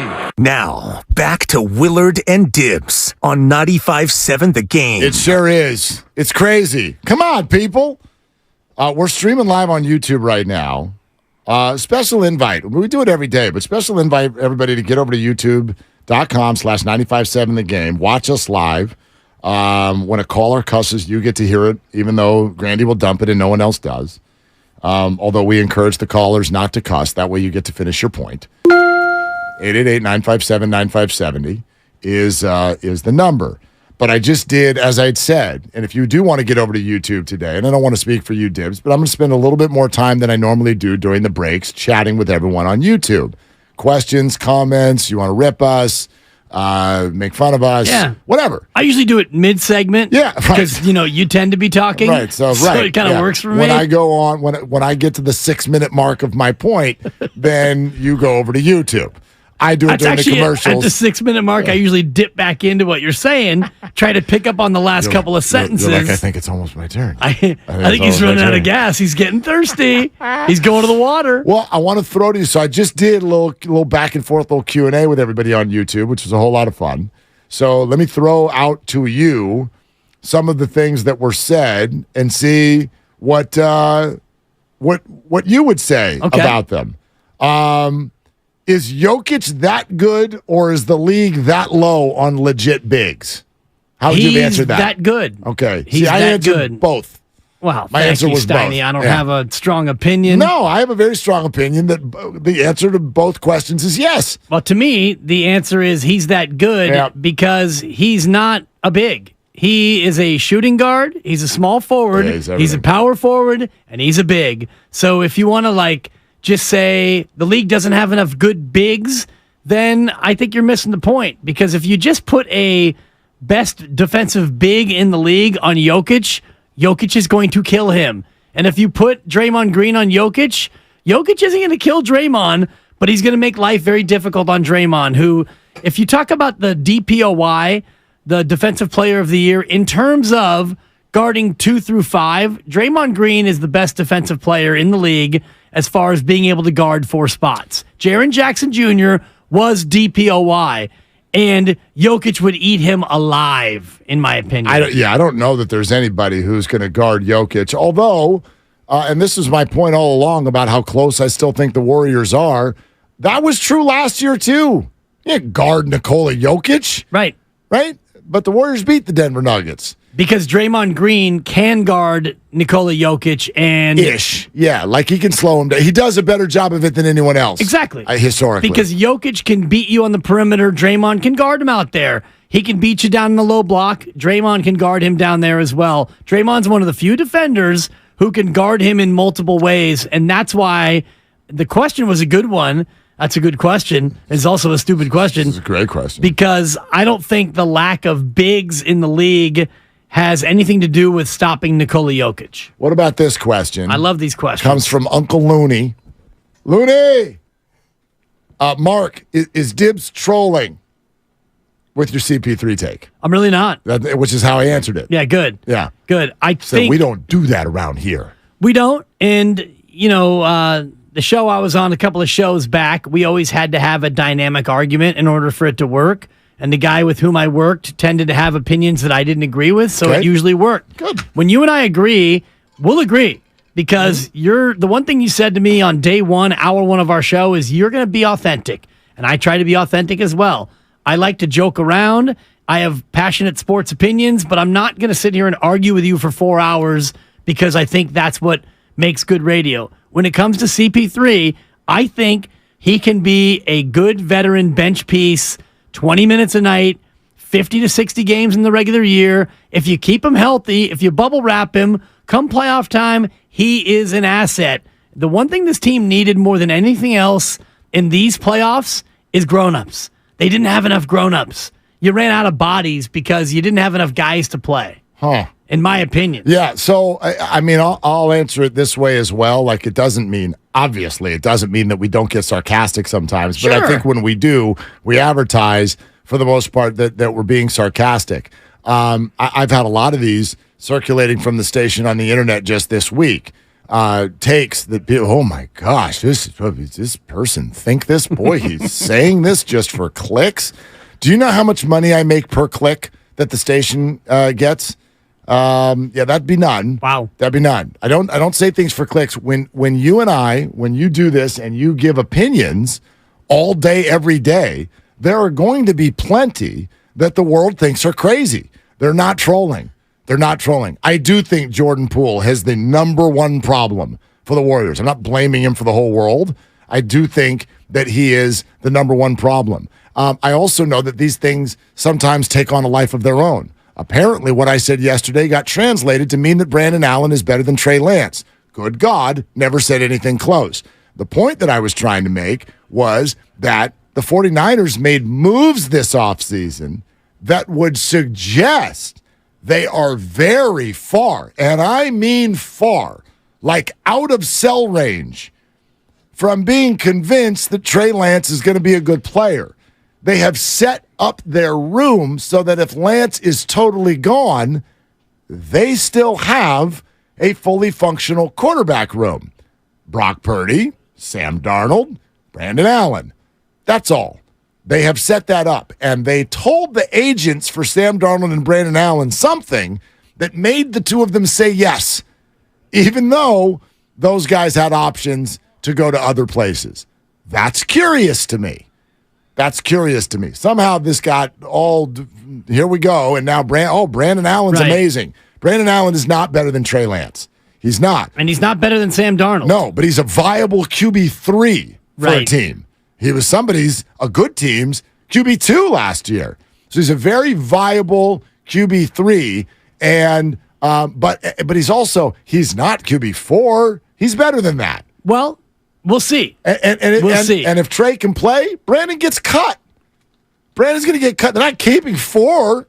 Right. They're not keeping four quarterbacks. You remember last year they had four quarterbacks, and the fourth quarterback was a guy named Nate Sudfeld. And Sudsy got cut because he got beaten out by, I think his name was Brock Purdy. I'm not sure if that's how you pronounce it, but they drafted Brock Purdy with the last pick in the last round in the draft. And the expectation at the time was, well, Sudfeld's got a guaranteed deal, so Purdy will probably be a practice squad guy. You're going to cut him, and you're going to let him sift through the waivers, and then you'll keep him on the practice squad, and we'll see if this Purdy turns out to be anything, and then maybe in the future you'll keep him around. But then Purdy beats out Sudsy, right? And so Sudsy gets cut. Well, so then Jimmy gets welcomed back. Remember? Well, that was all part of it. Well, Sudsy got signed to be the two.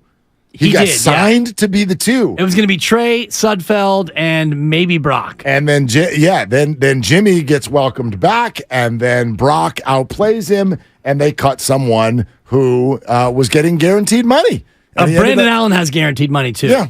$200,000. Okay. Which is chump change. That's a risk they're willing to take. It's a $1.08 million deal with the Niners. It's a 1-year deal for the 31-year-old signal caller, $200K guaranteed. So it's exactly the same situation, Mark, as Nate Sudfeld, but at a lower price. So if they still believe in Trey Lance and they don't want to trade Trey Lance and Sam Darnold beats out Brandon Allen, which is the expectation, Brandon Allen will be cut and Trey and Sam will be duking it out for the two. How about this one from Michael Silberg on YouTube?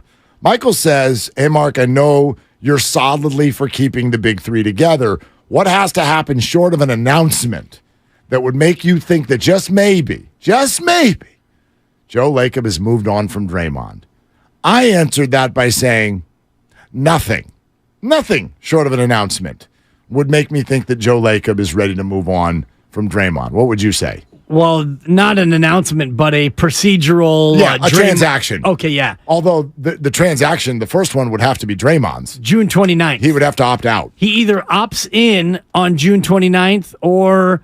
I don't even think he has to opt out because it's a player option. So if he doesn't exercise his player option, I know it's semantics, but June 29th... He's got to make a decision. If he does it 3 weeks from today, if he doesn't opt in, or if they don't sign him to a long-term deal, or even what I thought, Mark, might be the contract is, all right, Draymond, you opt in. We're going to give you 1 more year on top of it with a player option for the third. That way, the ball stays in your court. If you don't like the way things are after 2 years. We'll give you the 27 and change this upcoming year. We're going to give you 27 and change, the same thing the year after that. And then we'll give you a player option for, let's just call it 26 to make it around 3 years and $80 million. At that point, Draymond, if you don't want to pick up that player option, we can revisit that then. Yeah, okay. Here's another, this is another interesting one. This is YouTube Q&A with Willard and Dibs. Never go full Jeff, who's there every day as well. What's up, Jeff? Huge fan of his. He's talking over here about Kyle Lowry, and he wants to point out, because you've been bringing up Chris Paul's stats, and he says, just FYI, Chris Paul and Kyle Lowry's stats are very similar the last few years. So he would like me to ask Dibs if he'd be okay with Lowry off of the bench instead of Chris Paul. Yes, but it doesn't work at the same price point. No, it's probably cheaper. Kyle Lowry? Well, it depends. Ew. It depends. Well, no, I mean, we're talking about the $15 million. Yes, I guess it's potentially right. It's certainly set up that the whoever acquires Chris is not paying that. I don't know how that negotiation is going to go, by the way. With Chris? I don't know. The $15 million from the Suns, maybe Chris and his agent go to someone else and say, well, I'm actually supposed to make 30 this year, so how about 15 from you too? And who knows? Yeah, maybe someone. That's a no. Of course, it's a no. It's a no from the Warriors if it's anything above vet minimum.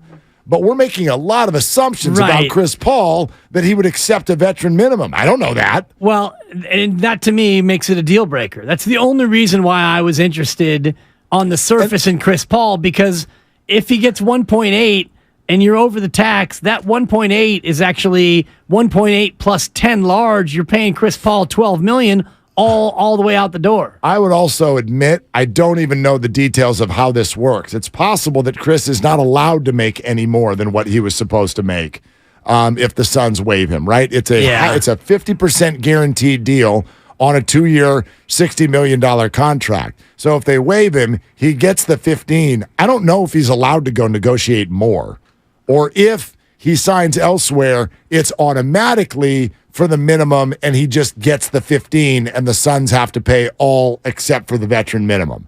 That'd be my guess, but I don't know that. I don't know that CBA rule off the top of my head. And never go full. I appreciate the effort, but the stats aren't even close to being similar. Lowry, 11.2 points a game.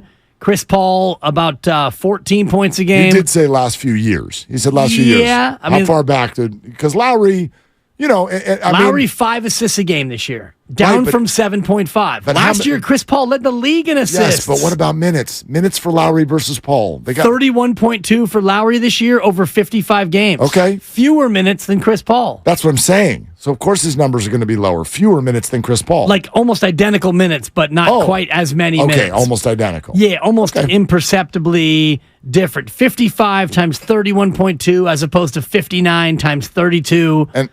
And then factor in what, and I know Kyle's getting up there too, but what's his age? 36. And he'll versus 38. Yeah. So year difference and probably not much of an injury history at all. Kyle Lowry much more durable. Yeah. And still contributing to this Miami team as they try like heck to hang in these NBA playoffs. And one more point, I don't despise him. So that's why that's a you problem. It's not a problem at all. It's not a problem at all. I love it. That's part of sports. The guys we love and the guys we hate. Max Muncy, bleep you. I've never met the guy. He got mad at Madison Bumgarner. For all we know, we actually, if you took their uniforms off and sat down with them, have a beer with these, who would you like better? I don't know. It might be Max. Bumgarner, with his act that a lot of us ended up finding tired, we only side with him because he's a Giants World Series hero. That's part of sports. I don't have to know them personally to decide whether or not I should like them or not. I do not enjoy watching Chris Paul play basketball. I do not like some of this is a man who threw Steph Curry off the court. Like, no. I don't want you on my team, not for $1. Yeah. That's me. Yeah, and that's surprising because you don't tend to have this strong of a distaste for a lot of athletes. You don't. It's not your normal modus operandi. Very small outside list. of Los Angeles Dodgers. Very small list. And this guy's not a Dodger. And yet you feel that way about it. But there are even some Dodgers who I have finally grown up to admit there are some Dodgers that I find okay. Yeah? Mookie doesn't bother me. How about Clayton? Clayton Kershaw. Right. That's just like lifetime. Because he shoved so many times. Award. Yeah, just like, all right, enough already with all the Dodger over and over and over again. But yeah, I don't. And by the way, I hate the word hate. But sports hate. Yeah. When we say hate, it's sports hate. I don't sports hate Clayton Kershaw. Yeah. It's an annoyance. But he's not one that you've grown to even like or appreciate. If you Oral Hershiser'd Clayton Kershaw, I could wrap my head around that. If he became a Giant last year of his career. Yeah. I mean, we played with that rumor last year. He was a free agent. Yeah. You could pitch for the Giants for a year. I think you were out on it at the time. I might have been, but not for, you know what I mean? Because he's a Dodger, yeah. I'm not for it, but I wouldn't lose any sleep, right? There are very few, I would lose sleep if Dylan Brooks comes to the Warriors. Would you lose sleep if Chris Paul came to the Warriors? Yes. That would cause you to lose sports sleep. You know me. And you wouldn't lose actual sleep. When I lay down, I go to sleep. I am gone. I can't make it to takeoff on a plane. Seriously. But you can't watch a show on Netflix. I mean, you're useless when it comes to pop culture. It's the worst. I can right. Stuff that I'm trying to watch. I'm like, I can't wait to watch this. And then, you go through and log in and Netflix and search and there it is and play and gone. So yeah, I wouldn't actually lose sleep, but Chris Paul, he's on the list. Okay. That would bother me. Yeah, I don't love Chris Paul and the history. The thing I like most about Chris Paul is that the Warriors have always gotten over on him. Other than the first playoff series when it was Clippers in 7 back in that 2014, the last year of Mock Jackson. That one stung a little bit, but with the Warriors having won 4 championships, I look at a veteran point guard and think if he'd come in for 20 minutes a night over 50 games in the regular year, if he could somehow be healthy in the postseason, which I know is a giant if, knowing his track record, I think he's a player that could help him. I know that we can end up wrapping our heads around people like this. I think the poster for this in this town is Richard Sherman. And when that first came up, that was even Kershaw plus, if you will. We're like, oh gosh, right? This guy's coming to the 49ers. And it ended up being, quite frankly, a wonderful experience with both good football and becoming a voice for the team, a leader in the locker room, somebody that we welcomed. Absolutely. And you can at least justify that in that he played at Stanford. So it felt like almost a kind of a weird homecoming of sorts. But I mean, players in any sport who I would absolutely no, I just can't stomach the idea of that person playing here. Most of them are basketball players. The first 3 names that come to mind for me are Dylan Brooks, Chris Paul, and Russell Westbrook.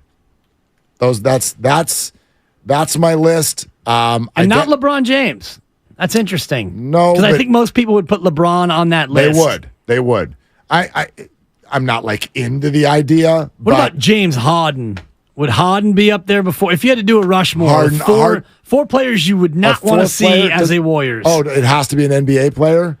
Well, I mean, you could say, Gavin Lux, but it doesn't really work for the bit. I was going to say, Max Muncy is another one on the list. Right. 4 NBAers who you wouldn't want to see become Warriors. 4 NBAers. Oh, no, I got it. Dennis Schroeder. Wow, that escalated quickly. Oh, gosh. That bothered me all 6 nights. All 6 of those games. I was literally turned off by the way that person plays basketball and talks to the refs. That really turned me off. I thought you were going to go Sabonis. No. I didn't like Sabonis. I really, really, really didn't like Schroeder. Sabonis, that was for a week and a half. And then, they lost and I got over it. Xavier on the YouTube weighing in with Patrick Beverly. That's a great one. It's a good one. It's a good one, but Schroeder's worse than Beverly. I'd put Beverly up there ahead of Schroeder. Would you? Definitely. Westbrook is on there. And without a doubt, Dylan Brooks. That's an easy one. Yeah. Brooks is the George Washington of the Rushmore. Absolutely. Yeah. And Put honestly, a powdered wig on him and bring him in. I'm trying to go to the NFL and think of who's there. Like, oh, gosh, no, do not become a 49er. And I'm struggling to even come up with a name. I think a guy like Tyreek Hill would be one. I think for you, it'd be Aaron Rodgers. I can't stand Aaron Rodgers. Yeah, that's who it would be for you. Can't stand him. I've talked to you long enough to know who it is for you. It's Aaron Rodgers. Dude, take your ayahuasca and just go back in the dark. It's Aaron Rodgers. I am so out on the Jets this year. I can't wait to see Buffalo roll them, Miami spank them, and even the Bailey Zappies, the fighting Zappies in New England. Get it done, baby. Kyler Murray, Dak Prescott. These would be the names for me. I was thinking more along the lines of like just bad characters, or maybe guys who've gotten into some bad trouble off the floor, off the court, off the field. I mean, back when he was playing, I would have said Ray Lewis. Yeah, I definitely would have said Ray Lewis back when he was still in there. Not me, having gone to a Super Bowl party in Miami. Ray and I are friends. We're close. I wish I had you with me when I saw him at that pool in Hawaii. He scared the living hell out of me. I told you that story, right? Oh, yeah. He is legitimately. Do you know these people? We watch these athletes on TV, and you're like, man, that person looks intimidating. And then if you were to ever meet them, sometimes they are complete pussycats. Like they're the nicest. You know what? Patrick Willis. I just met Patrick Willis last year. I was like, dude, he's like my little buddy. Troy Polamalu. Oh, my gosh. Just a nice guy. Soft-spoken, very religious, kindest, like he almost sounds like talking to Michael Jackson. And you're like, you are an animal on the field, not off the field. Super respectful, buttoned up, nice guy. Ray Lewis, though? A little intimidating to you? Oh, my God. Just like even being in his presence. He's like on the phone in a bathing suit. Nothing but a bathing suit with sunglasses on at a pool. Oh, yeah? Yeah. I'm like, oh, my God. Just a terrifying aura. When we met, he quietly was a little bit scared of me. That's the untold story. Who isn't? Thank you. All right. Thanks. Presented by Fremont Bank, full service banking, no compromises. Thumbs up or thumbs down on Chris Paul, 888-957-9570. And then wait till you hear this. Oh, my gosh. Wait till you hear what happened at 9 o'clock in a Nevada courtroom last night. This will blow you away. This will make you laugh. That's next on Willard and Dibs. Hi, welcome to the IKEA Midsummer Days. We're celebrating with lots of savings. Oh, yeah. I'm looking for extra chairs to host my pickleball team dinner.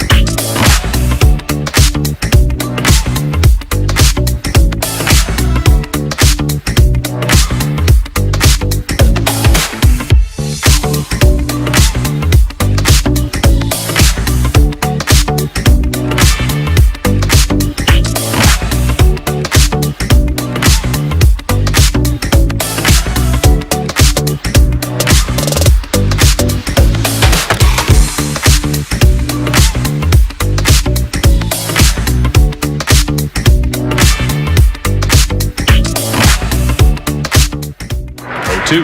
Crawford drives that one to right center. Into the gap. It's going to go to the wall.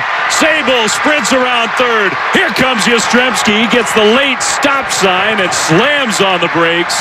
The Giants have tied the game up. Crawford with the pinch hit double. It's 4-4, and they are set up for more. The 2-2. Wade, a high fly ball. Right center field, going to be plenty deep enough. It'll be Doyle from center to make the catch. Yastrzemski tags. So does Crawford. Yastrzemski scores. It's 5-4 Giants. Now, back to Willard and Dibs on 95.7 The Game. What up, Flem? NBC Sports Bay Area. And the Giants bust out the brooms on the Colorado Rockies. And 2 of them were tidy little comebacks. 4-0 yesterday. They come back and win. Today, down 4-1. They come back with a 9th-inning rally and win 6-4. The Giants are 2 games over 500, and they're going to the playoffs. Yeah, they're going. Our Giants, Mark. Get your playoff tickets now. That's right. Beat the rush. Our boys, yeah, the boys are back. What a piece of hitting by Crawford on that pitch down and in. Oh, that had to be just not golf it, but to top spin it into right center. Moment of the year for him so far. With what no doubt has been a very frustrating year. As he's watching let's be honest, he's watching his career wind down. He has seen his job be diminished. It's not going away. He's going to be out there a lot. But batting 9th, he's been pushed all the way to the bottom. That had to feel real good for DJ BC Raw. Yes, especially as he's fighting. I'm fighting for my life. He's fighting for playing time is what he's fighting for. He's a made man. His career is settled. This is probably going to be it for Brandon Crawford in his career, unless he wants to, go on and play somewhere else next year. Doesn't feel like he has a future here beyond this year. This is probably it. So to have a highlight like this in Colorado, it wasn't a game-winning hit per se, but his hit basically won the game. Down 4-3, first and second, nobody out. Hit a rocket into right center field off the wall, tied the game and set up the go-ahead runs. So, good one. Good week for the Giants. And they now immediately turn around and come home for the always popular 3-game homestand. That's it. Coming home to take on the Cubbies.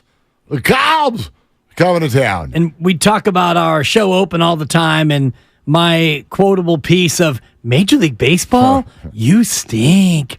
This, Mark, is what I'm referring to. This sort of schedule where you go from Colorado, you come home for 3 games, and then you go back out on the road. The balanced schedule, to me, is one of the few things still broken in Major League Baseball. Well, it's interesting because they'll come home with no day off. That's fine. They're only in Denver. But then no day off early Sunday game and get your butts out to St. Louis to start that road trip, which will then take them back to L.A. So the Giants are on the yo-yo a little bit before they come home for bunch of NFC West games. San Diego and Arizona come in on the next homestand. So that's what's going on there, and the feel-good is all over the Giants. How about the Oakland A's? Did y'all catch this last night? If you are a frustrated A's fan, then last night in Nevada legislature, it had to feel like sex. I'm sorry. That had to feel unbelievable because John Fisher and Dave Kaval, the likes of, the evil empire, the Emperor and Darth. That's who those two are. Boy, they got taken behind. They got surged. They did. John didn't even show up, did he?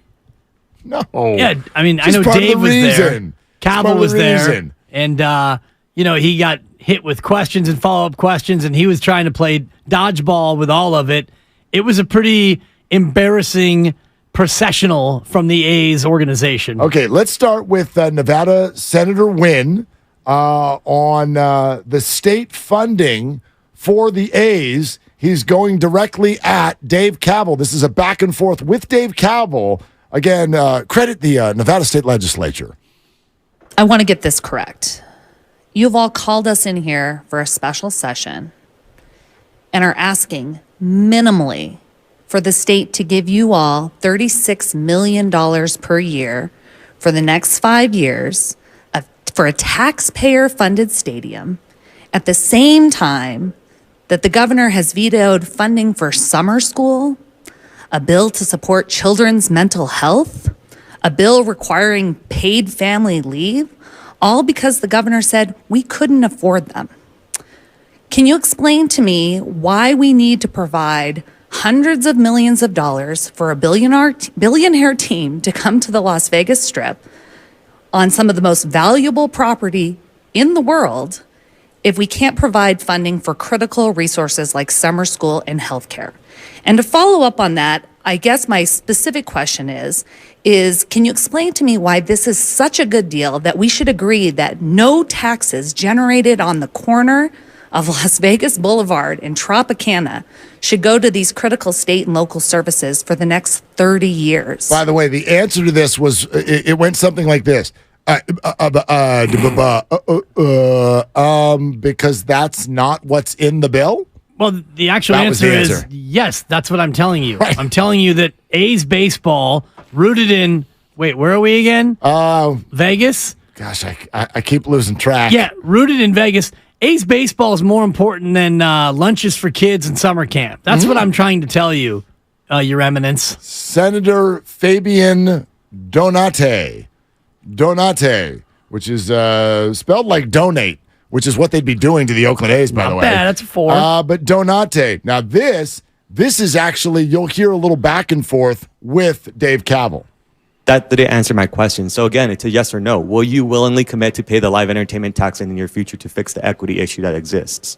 Like I said, we are committed to being a great community partner in Southern Nevada and investing, over $1 billion to ensure that still does not answer the question, sir. I'm asking you directly, yes or no. Will you commit to paying the equity issue that we see existence for the live entertainment tax? The legislation as it's currently envisioned, does not contemplate that. The project is based on, what is currently proposed.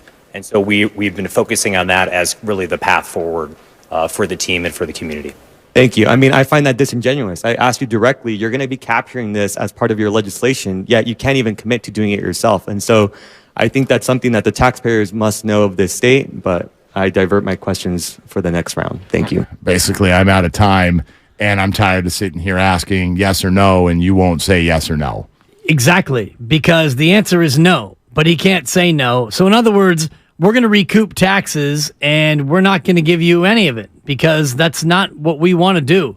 Have you not seen what we've done in Oakland? We've driven this franchise into the absolute bottom of the barrel in terms of investment, yet Major League Baseball keeps giving us gobs and gobs of money because we are a small market team. So we're used to getting a lot of money for free. So no, Vegas, we're not going to turn our tax profits over to you. It's not what we do. I left the mic drop for the end. You ready for this one? This is also good. Former A's executive Steve Pastorini. This is great. Pastorino, sorry. Steve Pastorino used to be an exec with these A's. These people were his coworkers. He now lives in Vegas. So he showed up.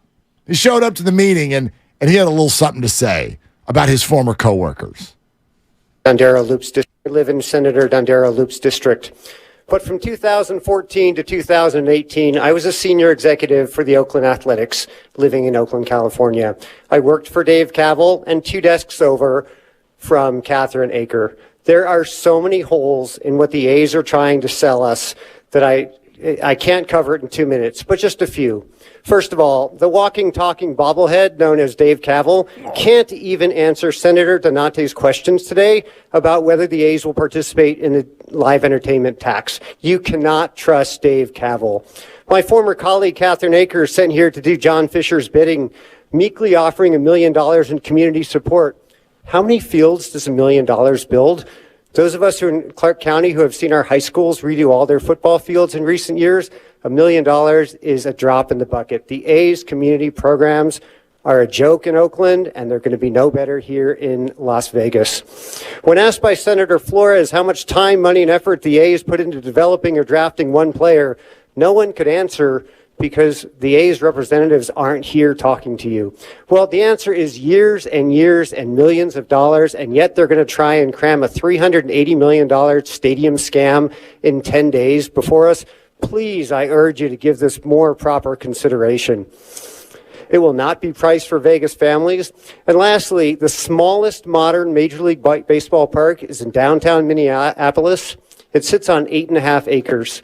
The A's have 9 acres. There is no land left over for ancillary development to generate tax revenue to pay these bills that are going to accumulate over the next 30 years. Again, there are so many holes in this proposal. Las Vegas is built on philanthropists and families with great integrity and history and tradition in this town. The Gahn family, the Boyds, Kerkorian, et cetera. I could go on and go on.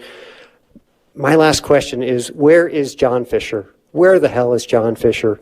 The corner of Tropicana and Las Vegas Boulevard is great real estate. It's a great place for a ballpark. I'd love to see Major League Baseball in my town. John Fisher does not need a penny of our dollars. And if you could go ahead and wrap it up. And let's go ahead and wrap that up right there. Wrap that guy. I tell you what, though, you might be surprised with what potentially is about to happen next. Also, you said something fascinating about Sam Darnold yesterday that we need to get into. We will coming up next. It's sponsored by calhope.org. I'm going to jump into the YouTube chat. Let's get over there and continue talking. This is Willard and Dibs. Life is uncertain. It's okay to feel stressed, anxious, worried, or frustrated. CalHope can help. Access CalHope's free and secure mental health resources.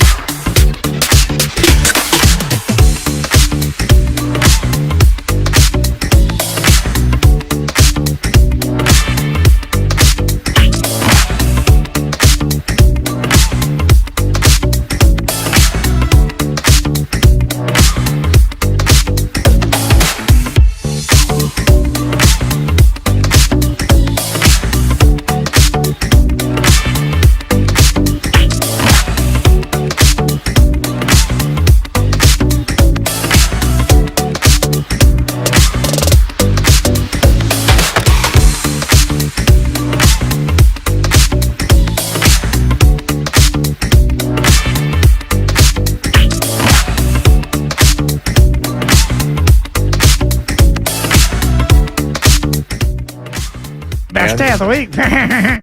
Now, back to Willard and Dibs on 95.7 The Game. What'd you do? What'd you say? I'd have to hear that again. My headphones cut out. Let's rack that day of the week. Was that like was it a Dave Cavill impersonation? What was that? Just straight mockery. Remember. Yeah. I don't remember what that was. That was Dibs doing his best Mark Willard. Oh. Okay. That's right. Now I want to listen closer. What was it? Best day of the week. Oh, because, your Thursday take. Thank you, Grandy. Because you say, Thursday's best day of the week. It is. And I don't want to get into this again because there are very few things that you say that make me honestly, truly angry. This is one of them. Which is weird. Super weird. Why would you be bothered by me loving Thursday? You can love Thursday, but to say it's the best day of the week erodes your credibility, and then that erodes the credibility of the show, and it makes me resent you. It's funny. Credibility I attach to whether or not people have done the work, know the facts, have the relationships. Yes. You can't lose credibility based on your opinion of your own experience. Thursday is my favorite day of the week. I'm going to say this once only, and then we can move on. Okay. Your experiences suck. Okay. Thank you. Well, I will say this. I don't have as many years on this planet as you do. So scoreboard. I've had a lot more Thursdays than you have. That's for damn sure. That's true. That was unnecessary, Grandy. Gotta hate my Grandy. I tell you, man, the energy is just through the roof on a Thursday. I'm ready to. Come on, let's freaking go. We'll get back to the Giants in just a little bit. They sweep the Rockies.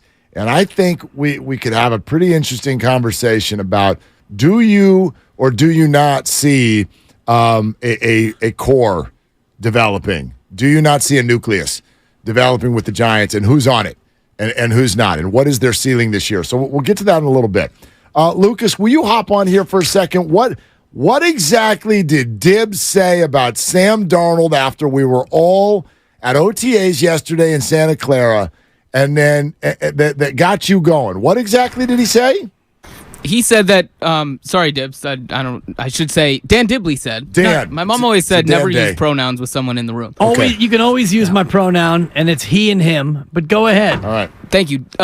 He. Thank you. He. They said that after, just from what we all watched yesterday down there in Santa Clara, and from talking to people around there, it sounds like Sam Darnold is ahead of Trey Lance for that competition for the number 2 spot. And if Brock Purdy isn't ready to go week 1, I don't know if this is the exact quote Dibs used, but he made it seem like it was a foregone conclusion that would be Sam Darnold's job starting week 1 if Brock Purdy's not ready. Do you feel that way? I do feel that way. Okay. Yeah.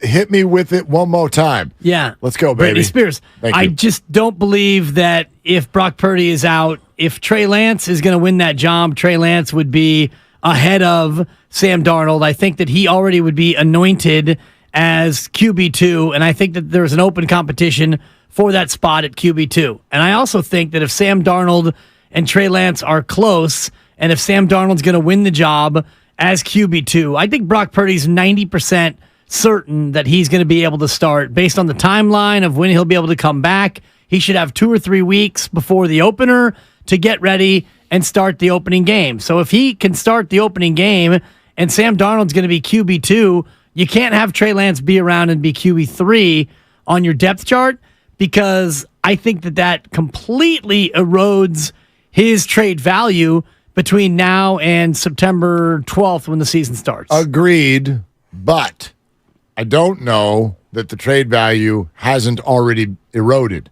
So I guess my answer on it would be this. I sort of agree with you from this perspective. Let's say you get to 20 days until the first game. First real game? Yeah, week 1. Okay, and Brock is ready to go. You're ready to turn him loose, put him out there in practice. And all signs are everything's good. He is back to full health. He has been cleared to play. Thank you. All right? So he's back. And in that moment, you have already, you're Kyle Shanahan, you're John Lynch, you're the 49ers. You've decided that Sam Darnold is clearly your number 2. If that were the case, I'm on the phone right away and I'm trying to trade Trey Lance. Absolutely. But, a la Jordan Poole, if I don't like the answers I'm getting, oh, yeah, we'll give you a conditional 6th rounder for him, then I'm keeping him. I'm keeping him because he's still on a rookie deal, and the worst case scenario, if you hang on to Trey, is that you have 2 more years with him, and then you don't pick up the 5th-year option, and he walks, which the Giants were about to do with Daniel Jones last year until he had a good year, and now he's the guy. So if it gets to that and you lose Lance for nothing and he walks out the door, by then that's not the end of the world because it means that Brock Purdy worked, quite frankly. Okay. Or during those 2 years, he continues to work, he continues to improve. Maybe through injury, he gets his shot, and maybe it still turns into something. In other words, I'm with you that if Darnold beats him out, I'm not presenting him to the world as QB3 unless I try to trade him and there are no good trades. If there's no partner, then I'm keeping him. I'm not giving him away for nothing. And what would nothing be? Because to me, if you can get a 3rd-round pick for him, that's not nothing. I agree. If it's 5, 6, or 7, I'm not really that interested. I think a 4th is where it becomes kind of the breaking point because let's just play out your scenario of keeping Trey as QB3.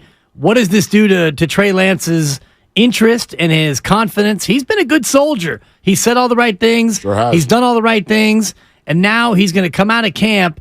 And if the depth chart goes Brock, Sam, Trey, and Trey's the 3, and Brandon Allen, whatever, they pay him his $200,000 and he goes elsewhere and he gets cut, that's fine. But Trey Lance is healthy and he did all the work in the offseason. He was taking reps with the first team in the mandatory camp that we were at. They were sharing the reps. They were kind of rotating between the 3, and now he's not even going to dress on game day. I can't imagine that Trey is going to continue to be that good soldier that he's been. I don't know that he would have a choice. You know what I mean? And some guys are just wired that way, and I think Trey is one of them. I don't think Trey has it in him to be a diva. There's no doubt. I don't know if that would be diva behavior. Well, if he comes out and says he can be disappointed, but September 9th before the opener, and he leaks word through his agent that he wants to be traded. Yeah, that's not good. You don't do that. Right. You don't do that. You don't do that before week 1. Would that be a diva behavior? It'd be being a bad teammate. Yeah, absolutely. You'd be creating a distraction that's negative for the 49ers, and I would think his relationships in the locker room would stop him from doing it that way. You could do it privately. You wouldn't yet be at the point where you don't go public with a trade request until your private request isn't being heard.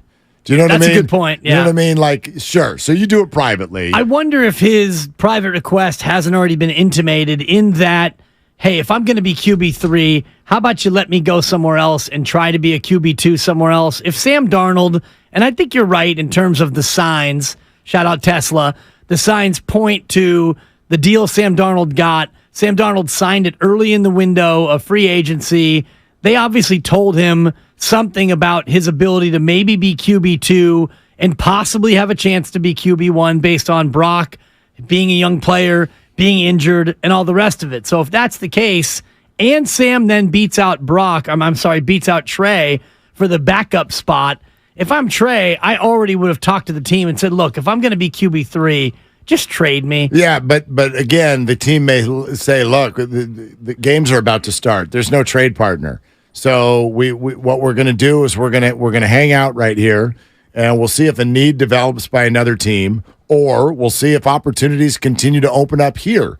And Trey's response to that, I am very confident, would be, okay, like you play it out. I think we're at least, if this were to go bad. What we do in June, Mark. I know, but if this were to go bad, everyone's thinking right now, the Trey Lance 49ers relationship, if it were to go bad, I don't think it goes bad until next season. I don't think there's any way for it to go bad this season. There's no doubting that Trey has gotten a raw deal. He got a raw deal. Like, this is not the way it was supposed to go. However, it's also no one's fault. I know some people are, Kyle hurt him. Ran him into the ground, It's Mark. no one's fault. It is no one's fault. No one knew that Brock Purdy would play this well. No one knew that Trey Lance, let's remember, would get hurt multiple times, and sometimes while not running the ball in his early career. So it's no one's fault, but yeah, he's gotten a raw deal.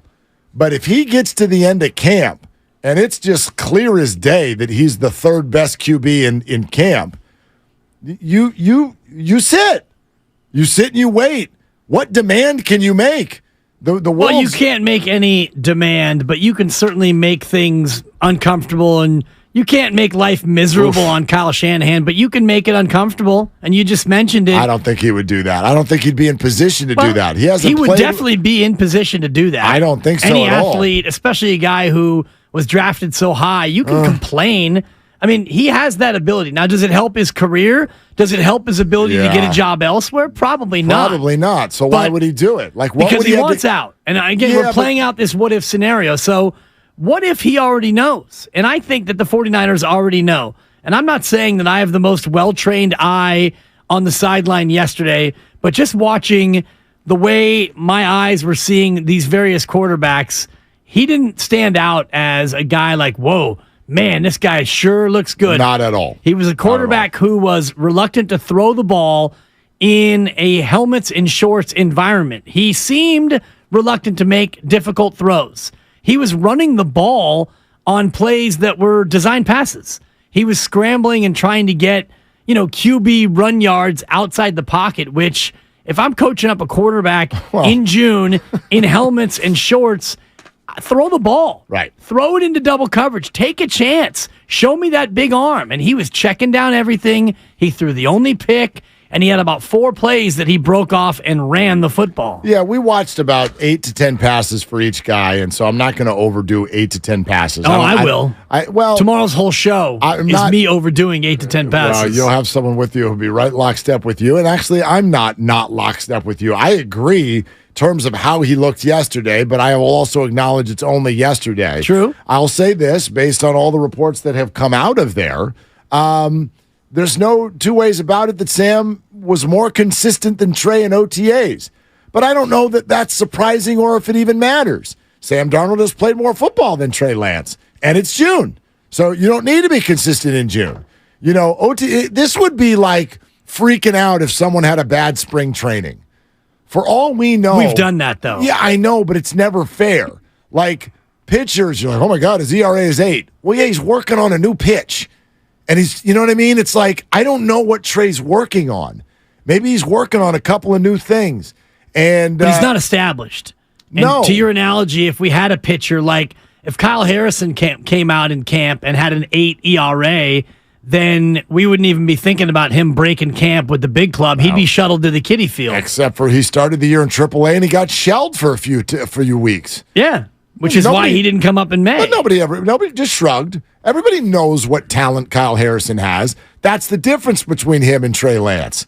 I hate to say this because it's only been at the minor league level, but when Kyle Harrison has performed at his level, he's popped. It's like, oh my God. They don't have AAA football, unfortunately. This is what I would love for everybody to really receive and just receive it with no emotion. I understand that Trey Lance has had very, very little in terms of chances. But what you're looking for from a young player is when they do perform, they pop. Watch the guy who just got a save for the second straight day in Colorado. Woo! Let's go back to when Camilo Doval first came up for the Giants. Filthy. Yeah, but he also struggled a little bit. A little? All he would do is he would rely on that slider. It was in this very stadium that he coughed up a 4-run lead in the 9th inning, and Charlie Blackmon went walk-off on him.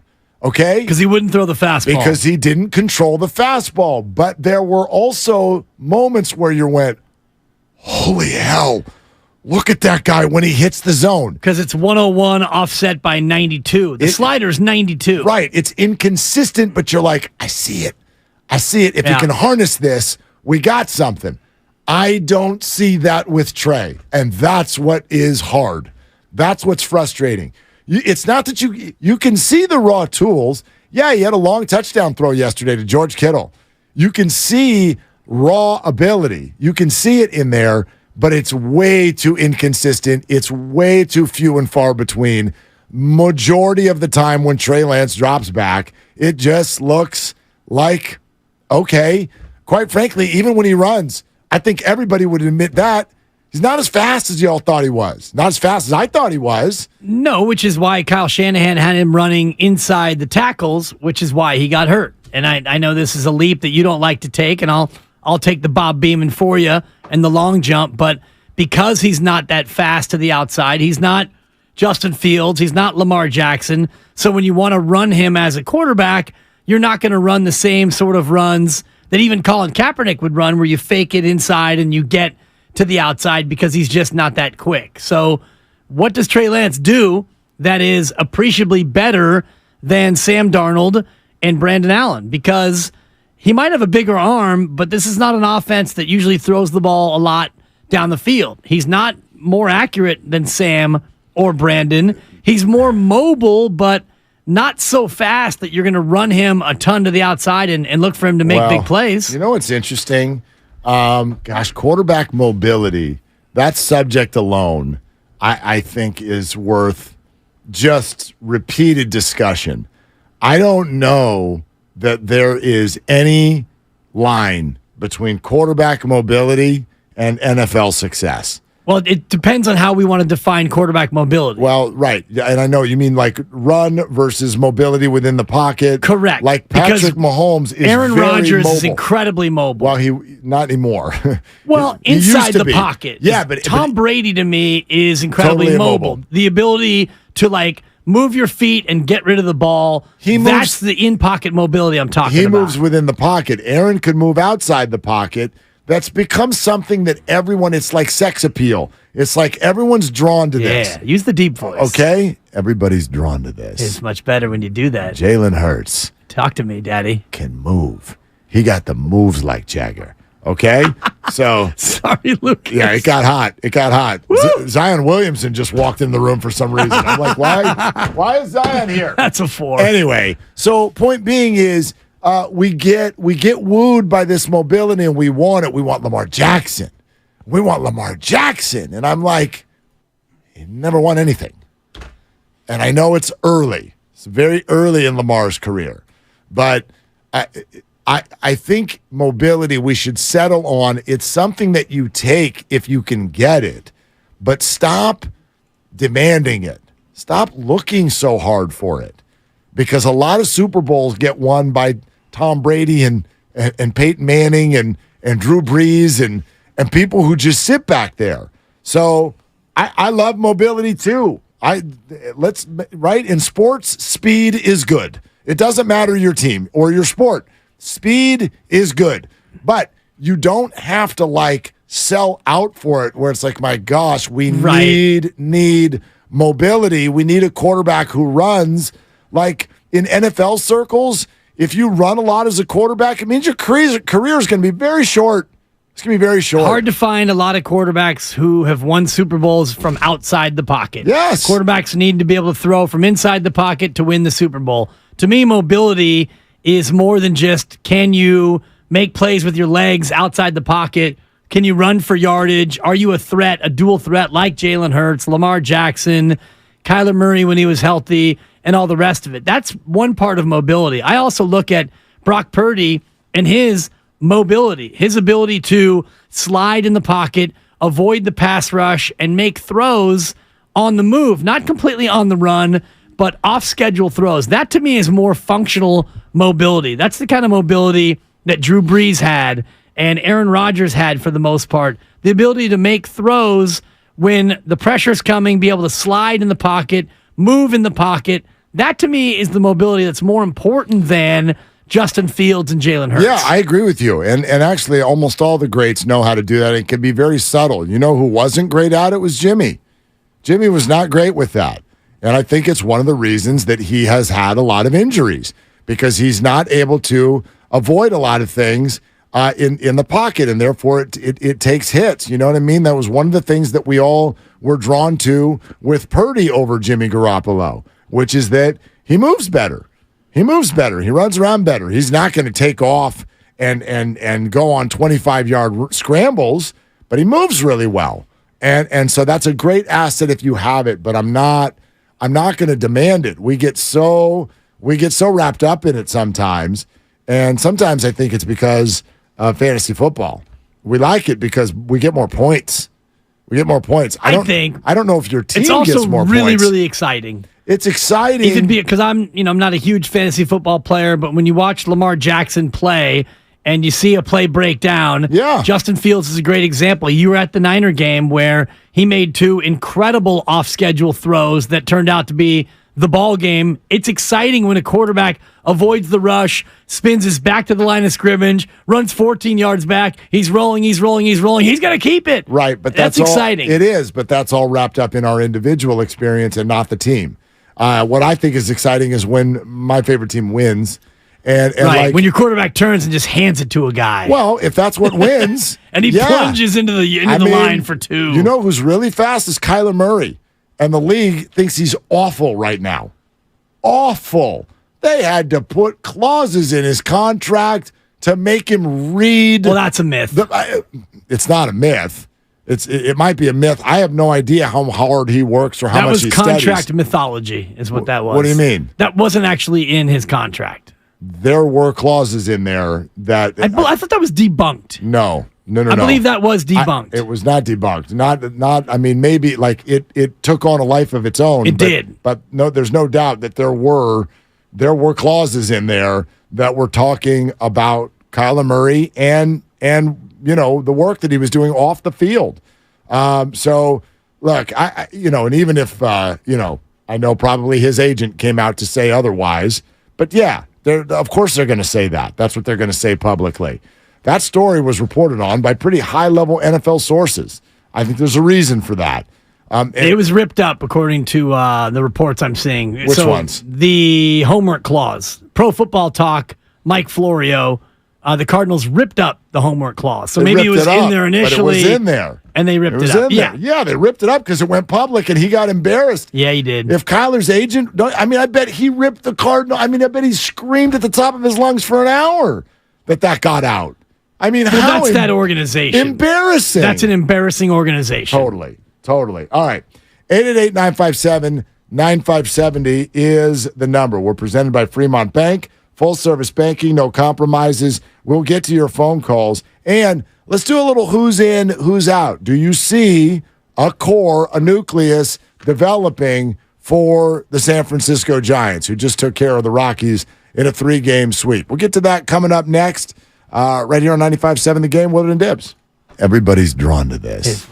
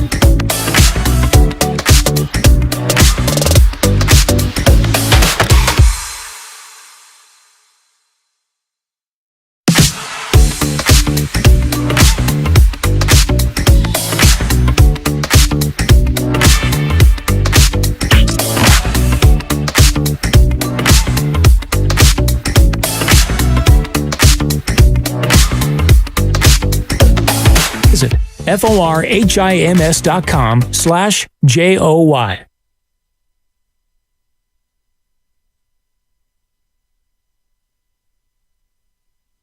Come on, let's freaking go. Now, back to Willard and Dibs on 95.7 The Game.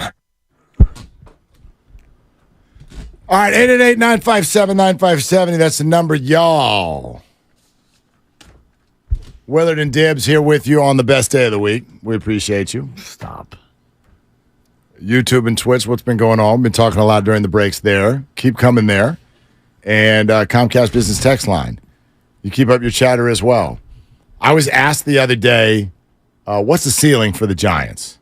How would you answer that? This year or? Yeah. The ceiling? What is the ceiling for the Giants? 2023 San Francisco Giants. I would say one playoff series win is the ceiling.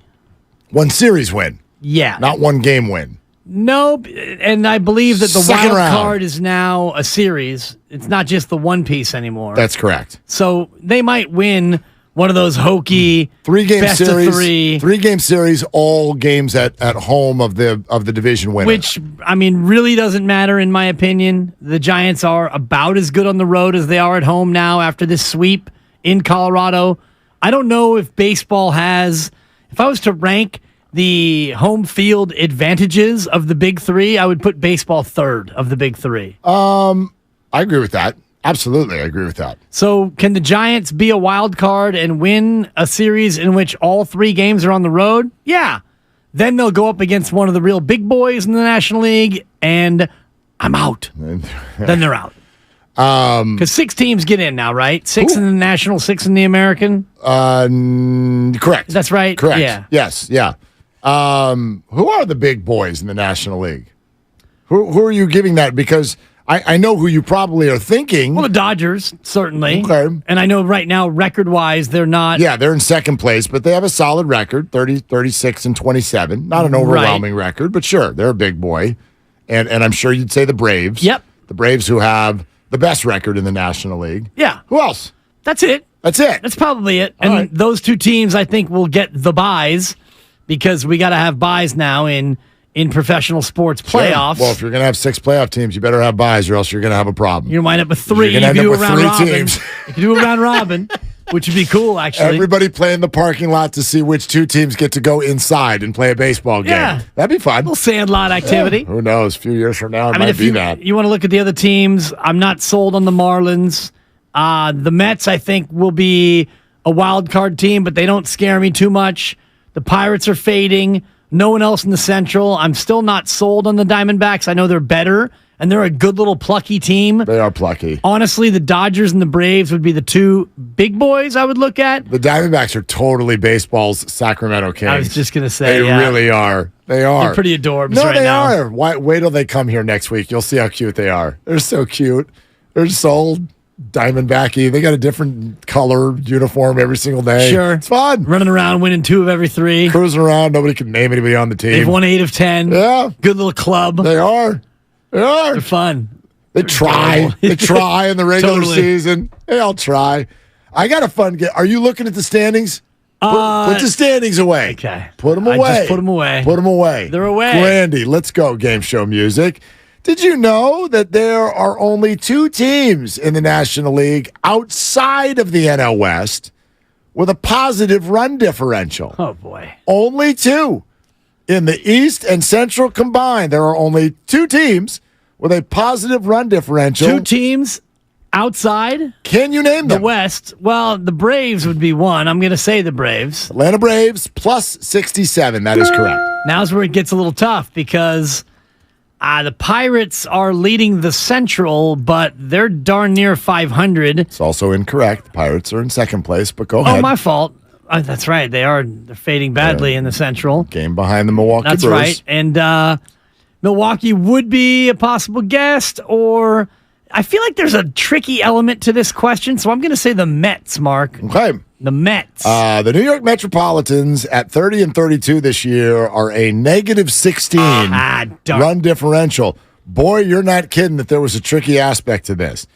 Do you know that the only other team that has a positive run differential is the team with actually the worst record of all of the teams in those two divisions. Now, actually, they're tied sort of with the Washington Nationals in terms of their record. The St. Louis Cardinals at 26-37 are +1. Oh, God. Everybody else is negative. He doesn't get the ding. It's his question. He's looking at it. I absolutely get the ding. God. That's Grandy's way of being like, that was a great game. Great job, Mark. Just a little confirmation sensation from me. You know, that's a buck, and you're gonna have to pay that one, Grandy. He wanted to give me the ding so badly that he decided to pay for it. How about that? Exactly. He paid for it. The Miami Marlins are the quirkiest ones out there with a -24 run differential, yet 35-28, 7 games over 500. And then the quirky on the other end is the Padres, who are +16, yet 4 games under 500. So the NL West, by certain metrics, by far and away the best division in the National League so far this year. Yeah, the metric of plus-minus, certainly. And if you look at that division right now, Diamondbacks over the Dodgers, over the Giants, over the Padres, I think you could look at 3 of those 4 coming out of there, and you could say that Arizona might not be one of them. And maybe that's just me hating on a team that's won 60% of its games. No, but I'm gonna believe in the Diamondbacks. I am. This is gonna be difficult for the Giants to go grab a wild card. Although I certainly think that they're gonna have the opportunity to do it. But like all 4 of those teams, I think are solid teams. I would predict right now that all 4 end up north of 500. All 4 of them. Yeah. Will be better than 500 at the end of the year. And you would say 3 of them then would make the playoffs because 85 wins is probably going to be good enough to get you the wild card. With the unbalanced schedule, this would be very odd, but it's possible with the balanced schedule, I should say, that all 4 of them go. You could have all 3 wild cards be from one division. Normally, that would be much harder with them playing one another 18 or 19 times because they're going to knock each other down. But we're not doing that as much this year, right? If you're going to play the Reds as much as you're going to play the Dodgers almost, well, then why not?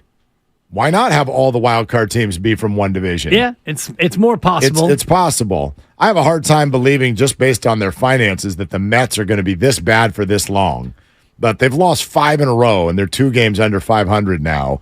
They've got to get it going on some level, right? So yeah, they'll be in the conversation. The Marlins, I would predict that's not going to last. Probably true for the Pirates as well.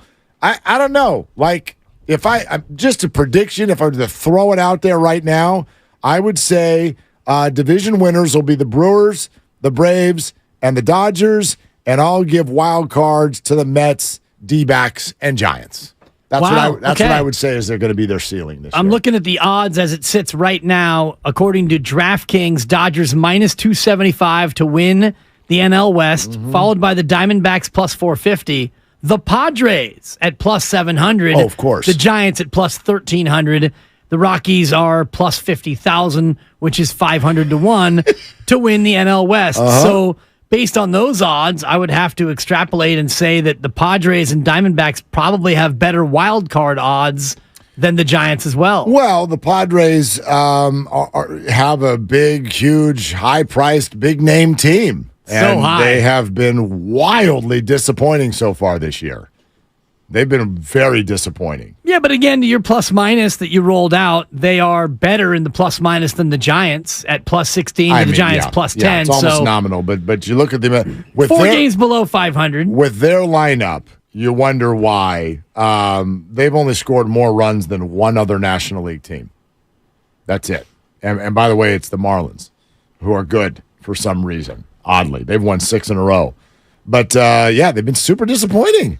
They've been super disappointing. Yeah. And it's interesting because we're at a point now, 62 games in, we're not quite at the halfway point, but we're well past a third. So you can actually look at these teams now and make actual judgments. We're getting there. Yeah. Yeah. And here's what I would say is exciting as far as the Giants are concerned.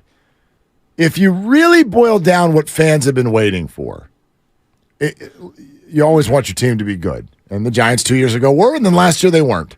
So it's not like it's been some long period of losing. I don't think the impatience has to do with that.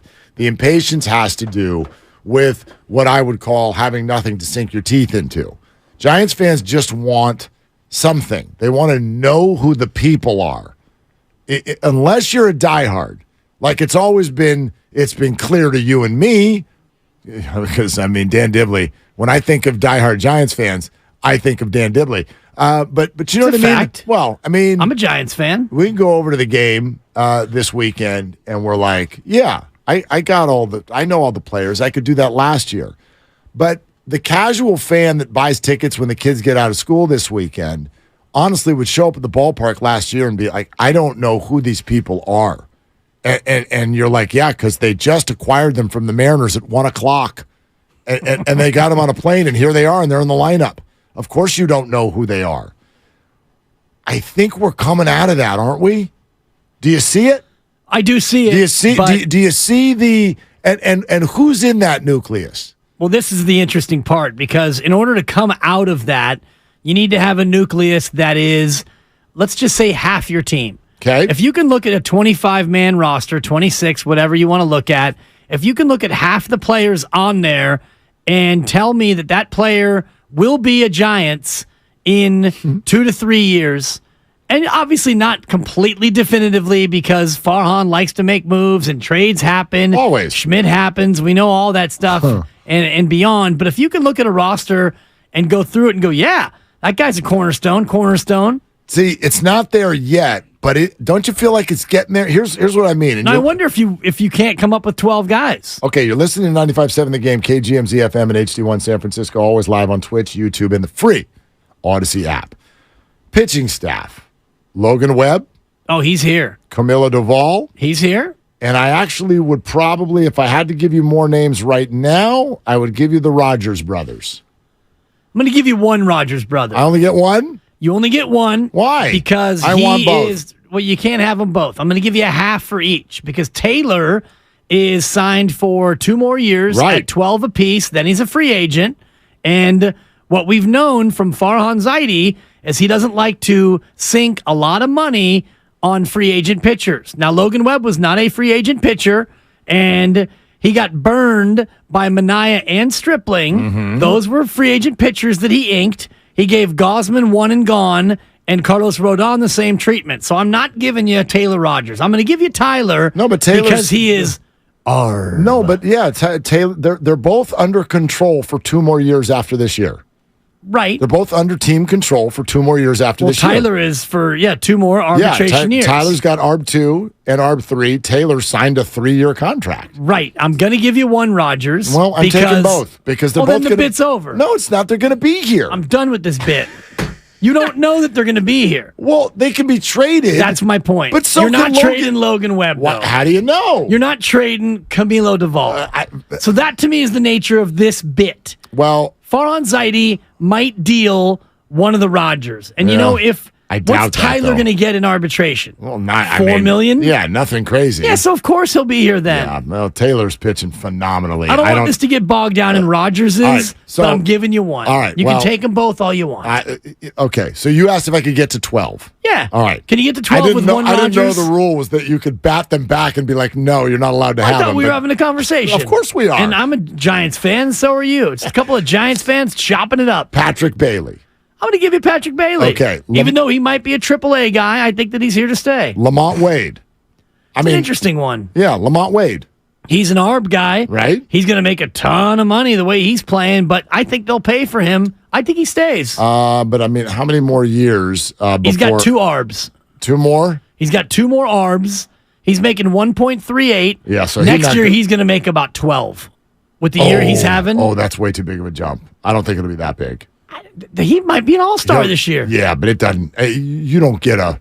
If you hit 30 home runs, then Lamont says, "Give me 15," and then the arbitrator comes. That'd be interesting. I think that's a little bit of a leap, but it doesn't matter. Whatever it is, it's super affordable. Yep, it's affordable. So Lamont Wade he's going to be a Giants for at least 2 more years after this one. So how many are we at right now? 6? Well, no. And you haven't even gotten to Casey Schmidt. If you're giving me both the Rogers, then you're yes. begging for both the Rogers, so you get them both. All right. I'm not going to fight with you on the best day of the week. Tyro Estrada.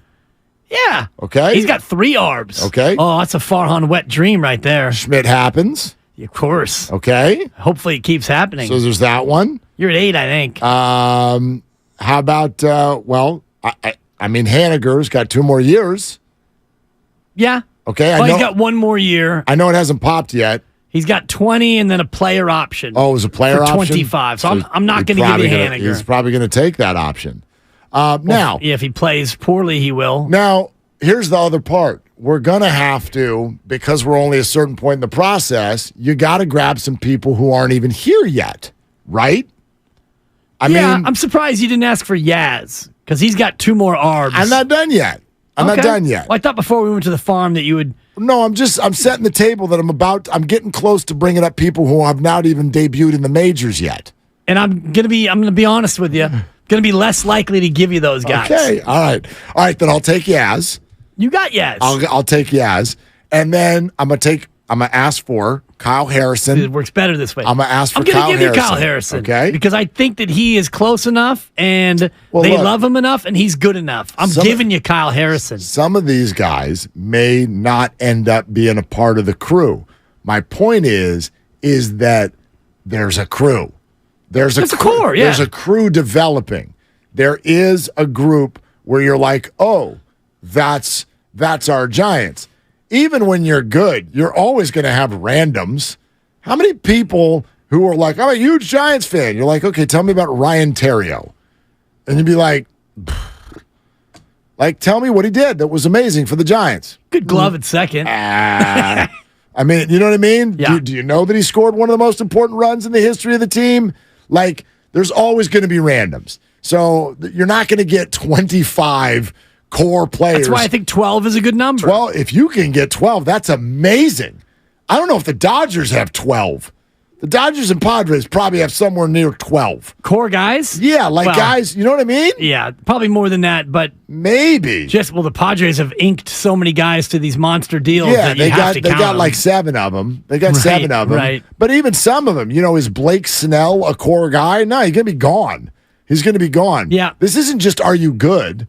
Are you going to be here? Yeah. Like I wonder about someone like J.D. Davis. What's going on with his? I was waiting for J.D. Davis. Yeah, what's going on with him? 1 more ARB and then he's a free agent. So he's got another ARB. So I'm not going to say that he's a core guy. No, but he's around. He's going to be around for a little while longer, right? And David VR is a more interesting case to me because he's got 2 pre-ARBs and then 3 ARBs. So even if he's not great, he's a part of the core just because. I control you, David. Yeah, but he may not even come up. If he can't produce, he's not going to be up here. He's not going to stay. Do you know what I mean? Like, I'm not going to use the name Elliot Ramos. Thank you. I don't think he's going to make it. Man. I don't think he's going to make it. I know everybody's been high on him. How many times Ramos and Bart? And I appreciate you not going to Joey Bart either. I'm not going to Joey Bart. I think Patrick Bailey is going to be their catcher. I think that Farhan Zaidi drafted Patrick Bailey to be their catcher. And here he is. He's their catcher. Then he's probably going to stay. That and Sable.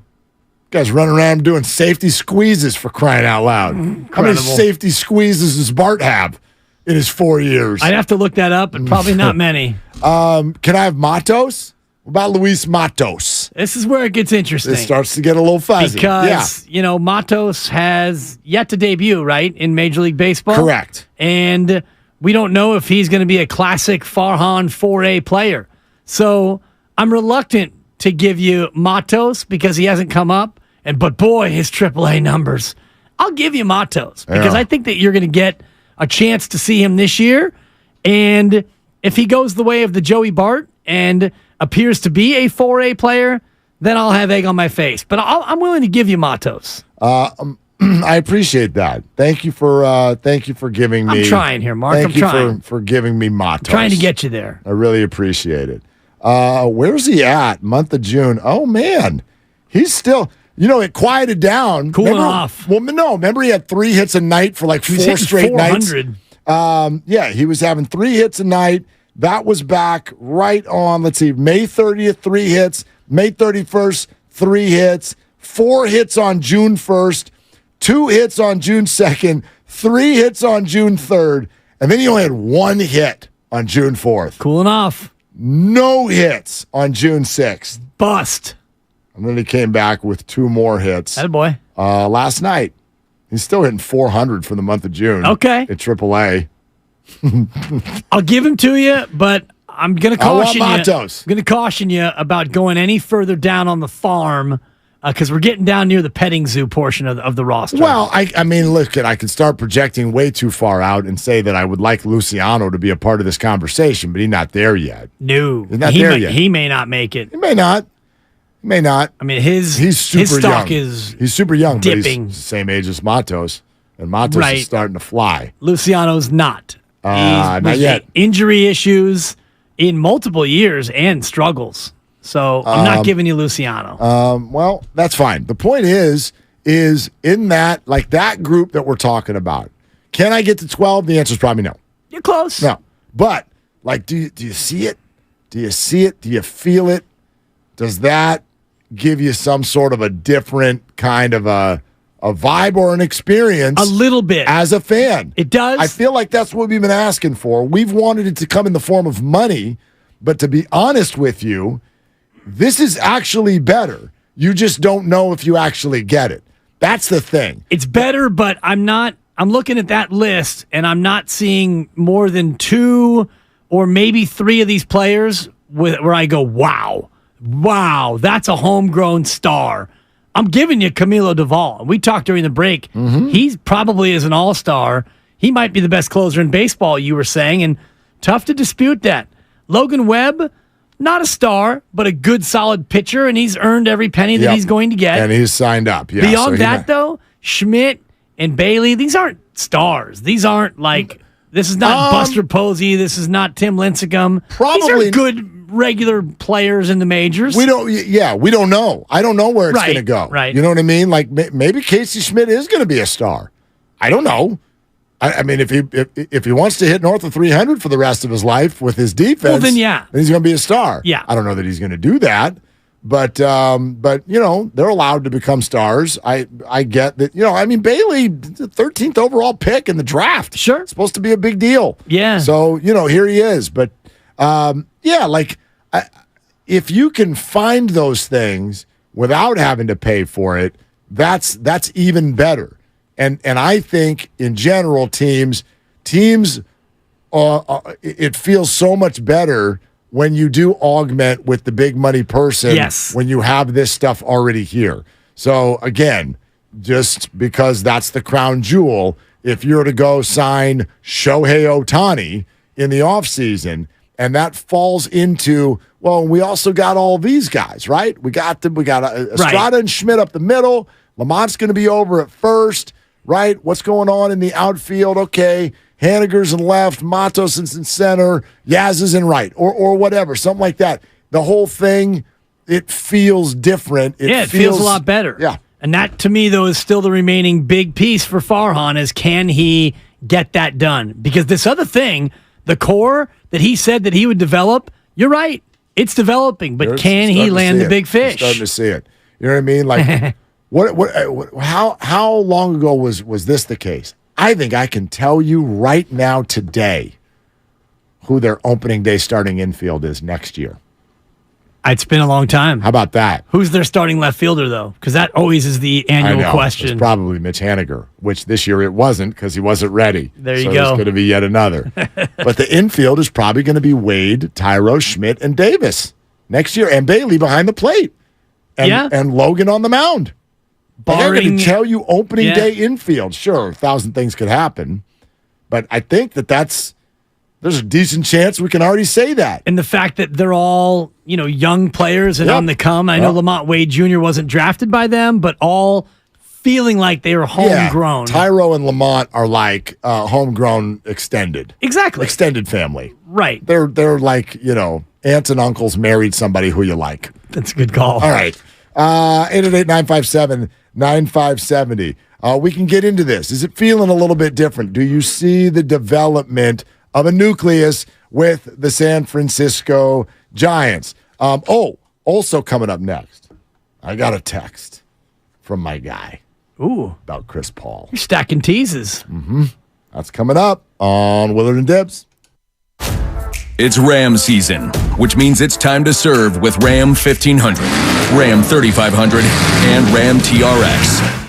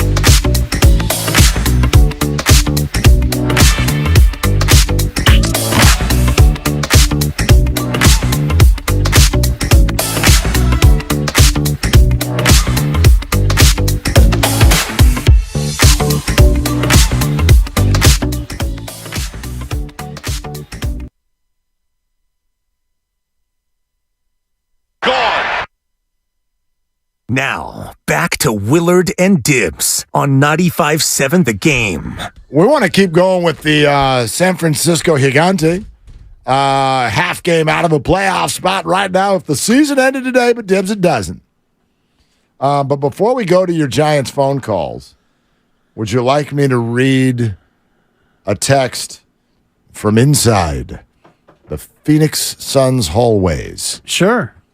With regard to CP 2.5, as you have nicknamed him. Yeah, and I think it works. He's not CP3. Well, you'll like portions of this text, and then I'll like portions of this text based on our opinions. Which, if you're just joining us, I am thumbs down with regard to the idea of CP3, 2.5, 2, 1, or any other number joining the Golden State Warriors. And I am thumbs up over the idea of bringing in a veteran, yes, that veteran, in a diminished capacity to a team that is so thirsty for more veterans. I am thumbs up on Chris Paul to the Warriors.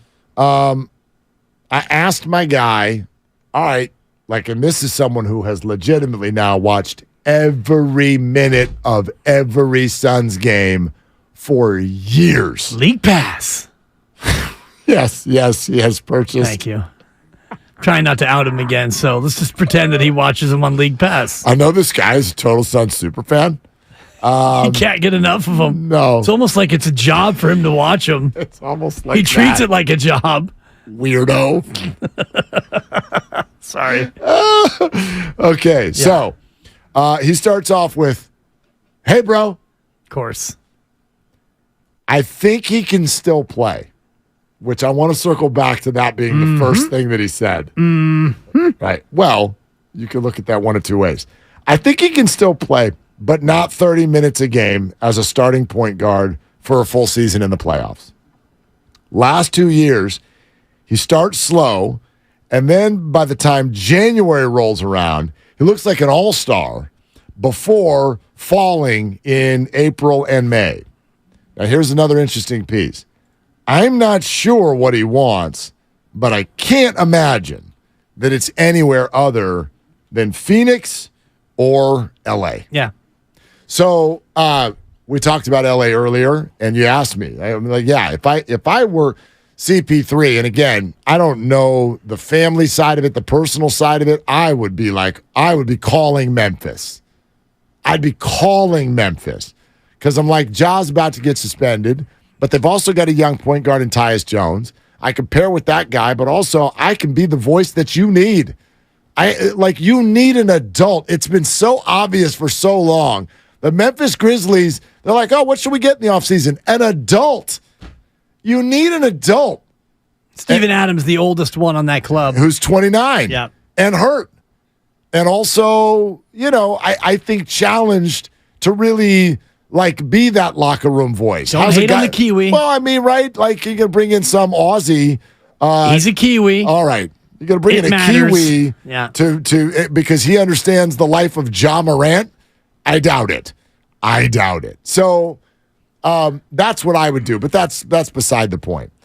It's interesting because I know what you're going to take out of that, which is, he can still play. He can be a backup. But listen to those first words from someone who has watched every single minute. Shout out League Pass. I think he can still play. How come it wasn't just like, dude, he can still play? Because he's 38. And I don't want, I think he can still play. Well, it's his thoughts. Isn't that how you start a response to the question? No. And what was your question to this unnamed individual? Don't you think CP3 stinks? Totally. That was my question. Led the witness. There's no doubt. No, I was straight, brother. I was straight. I said, thoughts on CP3, the player now, ?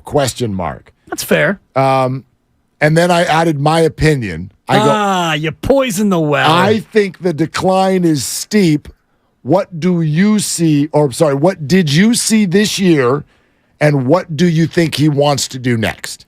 That was how I wrote it. And it's a two-part question, as you know. There's 3 parts. So I got 3 question marks in there. He's only going to answer the last part, as we've discussed on this very program. No, he answered them all. And you asked him, what what do you think? And so that's why he responded with, I think. I think he can still play because you asked him, what do you think? And so the natural way to respond is, I think. No, but he's a radio dude. We don't talk that way. He's like, he can still play, bro.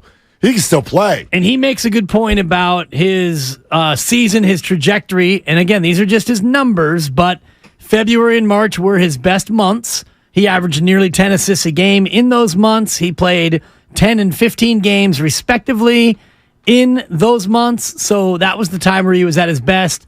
3 games in April. We know in the playoffs he eventually got hurt and couldn't finish the series. That would be the biggest fear. All right, so we'll push back to that here in a little bit at 888-957-9570. But talking about whether or not a core, a nucleus, is developing with the Giants and what their ceiling is this year. I want to answer that one too. What's the ceiling? Because that was asked of me last week, and it's not a 2-part question, but it has 2 different answers, depending on how you define that. But let's go to Mike in the city. Hey, Mike, you're on with Willard and Dibbs. What are you doing? Hey, what's up, guys? Oh, Mike, come on, man. Tell me your phone is still active. Did you not pay the bill? Mike, can you hear us? Yeah, damn it. I can hear you guys. Okay, all right. Now we hear you. Now rock and roll. What'd you want to say? Oh, man. Okay, I'm just saying, I'm happy that you guys are talking about the Giants and shedding some lights on them and not waiting till the postseason or until, things really get hot after the All-Star break. I appreciate that.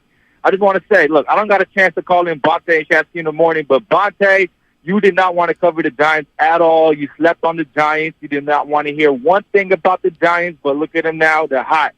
And I just want to say, I don't know why the fan base got this big obsession with trying to sign a big-name player. I am so happy the Giants did not sign Carlos Correa this offseason.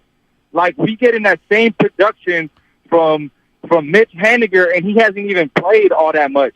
You know what I mean? I'm just so happy the Giants have figured it out. They hit that groove. They got a young core. I'm so excited for the future. And that's all I got, man. I'm just saying, thank you guys for covering the Giants and keep covering them. All right, Mike. Appreciate it, man. Mike. You don't have to ever worry about that here. You don't ever have to worry about that here. But it's funny. You bring up Haniger, and it's like he's one of the few guys where you're like, dude, come on, catch up. I want Haniger to get going a little bit. I know he had a crazy, awesome weekend last weekend, but it's tapered off a little bit. All in all, I don't think he's hit his stride yet, even though I do think he's a really good player. But bottom line is this: that lineup now comes at you. It comes at you and stays with you a little bit. Yeah, it's not. Dead spots. Well, sorry to say it this way. It's not like a Little League lineup. You know what a Little League lineup is like. Yeah. You got 12 players, and you're like, we got our 4 boppers, and we got to score runs when the 4 boppers are up because then we're going to have 6 players who won't swing the bat or they're terrified of the ball or whatever. And the Giants lineup felt like that sometimes. Not that they were scared of the ball, but it felt like, as you put it, dead spots. Yeah. They don't have that right now. And so that is incredibly exciting.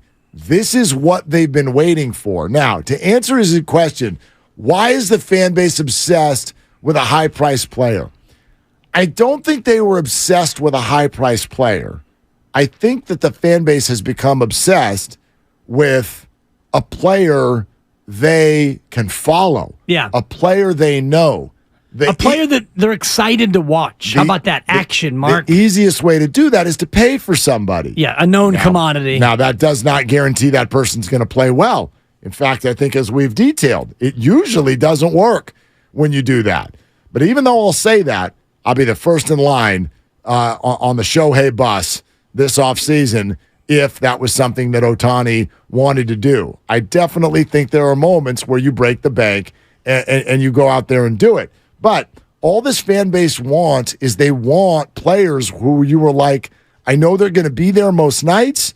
I've heard of them. I can root for them. I just want to be able to grab onto something and hang on to it for a second. And the Giants ended up in a spot where for a year and a half, they offered almost none of that. And even though now they're starting to offer it, it still has not really made that transition into the general public because tickets are still wildly available. Attendance is still the lowest it's ever been at that park, aside from the pandemic year and the cardboard cutout year. So even though they do have somewhat of a young core now, the general public has not yet bought into or glommed onto what the Giants are putting down. And maybe the summer is that time. And if you look at the record now, 32-30, almost the epitome of mediocrity, Fangraphs gives them a 48.7% chance to make the playoffs. I'll take that which is pretty good. That's great. 50-50 is great. There are 5 teams, 3 in the West and then 2 in the East, that are all seen as the big wild card chasers. You've got the Mets at 47, the Marlins at 48.8, the Padres 53.7, the Diamondbacks 64.7, the Giants 48.7. So 5 teams competing for 3 spots. That's giving the Dodgers the West. Right. That's giving the Braves the East. I kind of reject it a little bit, though. Like, if you ask me right now, because you said it's the same odds for the Giants and the Marlins. And I get why it's the same odds, because the Marlins actually have a record that's 3 games better right now. Yeah. But, oh, God, the Giants have a way better chance of making the playoffs than the Marlins. The Marlins, if you dive into if you dive into the analytics of it, and I know that's what they're doing. Like, why do the Padres have a better chance to make the playoffs than the Giants? They're behind them. Right. They've got a 5% better chance. The Diamondbacks are ahead of all these teams, and they have a way worse chance than the Dodgers. Right, because you're factoring in both, A, where they are. And it's past performance of the players past involved. Performance and deeper analytics. Correct. Like the Marlins have a huge negative run differential, but they're on a 6-game win streak. Okay, let's give them a 48% chance. I don't think it's sustainable. It's not going to last. The Marlins are not that good of a baseball team. The Giants aren't a great baseball team. Right, and the run differential would indicate the Marlins are a minus 24. They should be 31-32. So they are 4 games better than what their run differential indicates. The Giants are a plus 10.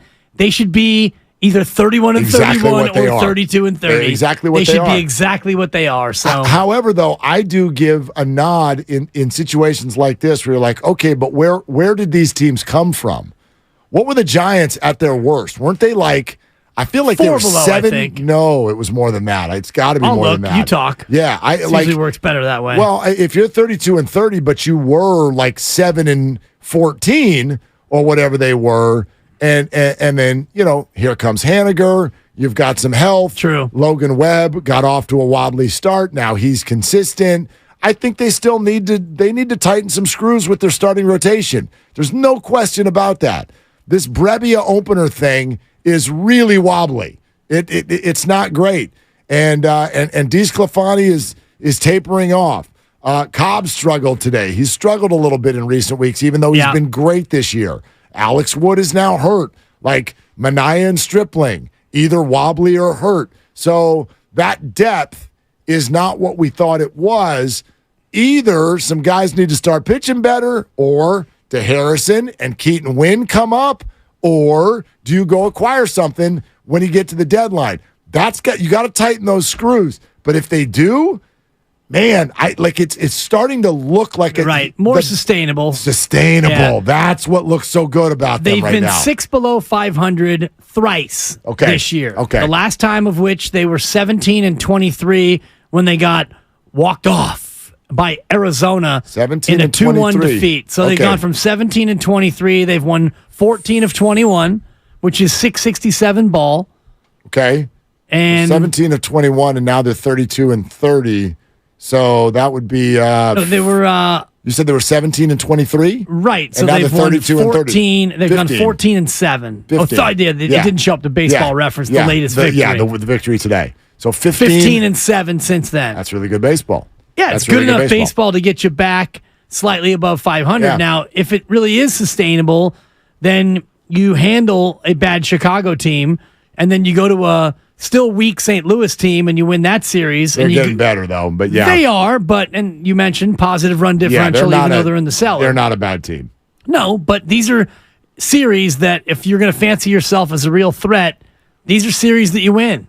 Well, especially with what's coming up after that. What's coming up after that is I know, ready? NL games, West Division Baseball. How about that? So, once they leave St. Louis, it's going to be 3 in L.A., 4 against San Diego here, 3 against Arizona. So here we go. Let's see it.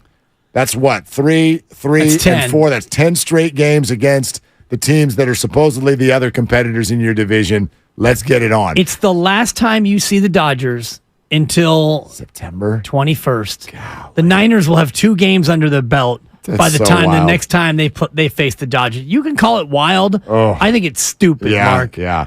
By the way, after those division games, roadie to Toronto and New York for the Mets. So there's some big time baseball coming up here between now and the 4th of July. And so, you navigate that and play well in that stretch, then I think you solidify yourself as one of the teams that's going to have a shot at this thing. Yeah, and you could even extrapolate this all the way into the All-Star break, because you've got 3 in Seattle and 3 with Colorado here. Those feel like they should be series that you win. So can you be 2 games above 500 when you take the All-Star break on July 9th? That really, I think, is about the goal, considering Interesting. What you said. You're only asking for 500 baseball between now and then. Yeah, basically. Okay. I mean, if you look at it, because at LA for 3 and the Padres in Arizona for 7 back here, that's in that 10-game stretch. I would take 5 and 5. I would take 5 and 5 there, but the rest of it, although I grant you Toronto and the Mets, if you're going to have home series against the Cubs and the Rockies, and you're going to have the Cardinals in there, I'm hopeful that they can go over 500 during that stretch. I'm also hopeful it's baseball. That, but all I was saying is if you are sitting 2 above heading into the All-Star break, you're probably in a similar spot that you are now, which is maybe a game out of the wild card, very much still alive in the postseason. Totally. Charles in South City here with Willard and Dibs. Hey, Charles, what are you doing? I'm currently listening to you guys. How are you guys doing today? Fantastic, bud. What's cooking? Hey, bud. Hey, bud. I got 2 things for you. I'll give you the veggies, and then I'll give you dessert at last. So the Giants, the way I see it, this is a nice little core. Working, it's a work in progress right now. But so far, I buy this stock. I like how we're calling up Schmidt, Bailey, how they're producing right now. And to be honest, I don't get me wrong, but it's kind of good to see the young guys struggle a bit. That way they know how tough times is like in the majors, and the way they can get out the slump. So, like I said, I definitely buy this stock. I love the way this team's going, and today it was an elevation sensation in Colorado. That's always good to see. Here's your buck, and here's the dessert. Sour cream, ick. Sorry, Dibs. I just don't know. I don't know how you like. I don't know how you like it, man. That's what I'm talking sour about. Cream, I can't do it. Yep. How old are you, Charles? 13? I'm 20. Thank you. I'm 20, man. Hey, you're 20. You'd be nice to the defense rest. Charles, thanks for calling. And the defense rest. Good luck running for president in 15 years. Well, I mean, my assessment was that you are a child because you don't like sour cream. You be nice. Charles is 20. You be nice. He is also a child. You be nice the defense to rests. our younger listeners. Dibs. I was nice to him. I know you have a hard time relating to people who haven't had AARP send something to them in the mail. However, first of all, I resent when you slow down your tone. Well, I feel like you're talking down to me. I don't want to be too quick for you. Don't tell me to slow down. And secondly, I know you have gotten some AARP literature sent to you, and if you haven't, that's not check true. your mail today. I did, because they don't give a crap about being 55, let alone 50. They're coming for you. They want you early. Not yet. Looked in the mailbox and it's not that busy, man. Let me just send a quick memo to the people at AARP. Your savings aren't good enough to where I'm going to sign up when I'm 48, let alone 54. Okay. I'm not going to rush into joining your organization, okay? When do you turn 55? Pretty soon, dog. August. Right. You know it's August 15th. You know the day. I actually knew that one. Kyle and I share a birthday, yeah. How many Giants deserve to be on the All-Star team? Laugh at him. Who's going on the All-Star team for this? You talk about the All-Star break. Who's in the Star team here? Doval. I think Doval's sure. Doval's a lock. Doval's your only lock. I would say. Right. But give me any other names you think should be under consideration.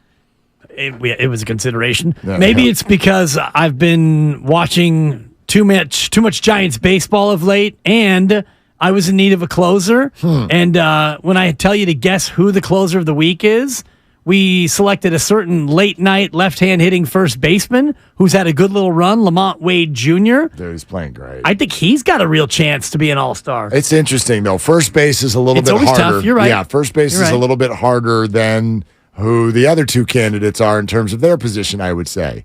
The other two candidates are going to be Tyro Estrada and J.D. Davis. Although, let's stop and think about that for just a second. Casey Schmidt has come over and come up and been the guy who's captured the imagination of the fan base. The rest of the infield are all potential all-stars. Like, who saw that? The whole infield. I don't think they're all going to go. It doesn't work that way. But you can easily pass the rest of the infield to the all-star team, and nobody would even bat an eye. And that's with Brandon Crawford essentially hitting under 200, and Carlos Correa is playing for the Twins. Like, go back to that day when that whole thing fell apart. Man. And if I had said to you, dude, there's a kid coming who you're going to love, and the rest of the infield is going to be on the all-star team, you'd have been like, what? The hell Estrada, are you talking about? 17th in the National League in hits. Yep. And he's got an 825 ops, his OPS. I've got him at 863. Oh, that might be updating today because he had a good day today. He did. Yeah, okay, this is according to ESPN. And J.D. Davis with 57 hits. He may have more than that now. And an OPS 57. of 863. Yep. So, I mean, you've got guys with impressive numbers. The one thing that hurts their chances of getting multiples on the All-Star team is they're mediocre, 32 and 30. Yeah, and these are no-name guys to the rest of the world. Right. Nobody knows who, Lamont Wade is. Even Tyro Estrada. J.D. Davis played in New York. Maybe some people know him. But again, those OPS numbers for all three players are well over 800. And in fact, Lamont is dancing around close to 900. Man. His on-base percentage is .419. That is banana land. Dude, he has been fantastic. And the only reason he would potentially not make it is because first base is so crowded. You know what I mean? Who do you got to beat in the National League? Goldschmidt? I mean, there's some... Freddie Freeman. Leads the National League in OPS at 970. Lamont Wade is 10th in OPS at 887. But just the names. You know how the All-Star works. Goldschmidt's right behind him at 876. Pete Alonso, good little player. Pete Alonso. Matt Olson is the first baseman. Spencer Steer. I've been sleeping on Spencer Steer. Me too. 847 OPS. What is he on your fantasy team, Grandy? Pretty much. Go Ducks. Yeah. Spencer Steer. Ducks. Proud There you Oregon go. alum. All right. Anytime you mention a duck, that guy will just goes crazy back there. I'm also not sure he's proud. I've never heard him mention it once. Yeah, here comes USC. Here comes Traveler running down the sideline to stamp on Grandy's. Unbelievable. You see that we're hosting a couple Big Ten teams in a year. Did you see that? Yeah. Schedule just came out today. I did see that. I wonder why. Why are you hosting Big Ten teams? Going to Vegas to play LSU to kick off. So that Sadie's an idiot. conference realignment fiasco doesn't start until the year after next? Correct. Okay. Yeah. I always lose track of these conferences where the big announcement and then it's 2025. And by the time we get there, something will have changed again. So, yeah, don't get comfortable. Don't get comfortable. There's no need to. Yeah. All right. We're presented by Fremont Bank, full service banking, no compromises. 888-957-9570. From the Giants to Chris Paul to Sam Darnold and the 49er quarterback situation. Something to say about the whole wide receiver room, in fact, with the 49ers, which we will do coming up next on Willard and Dibs. Hi, welcome to the IKEA Midsummer.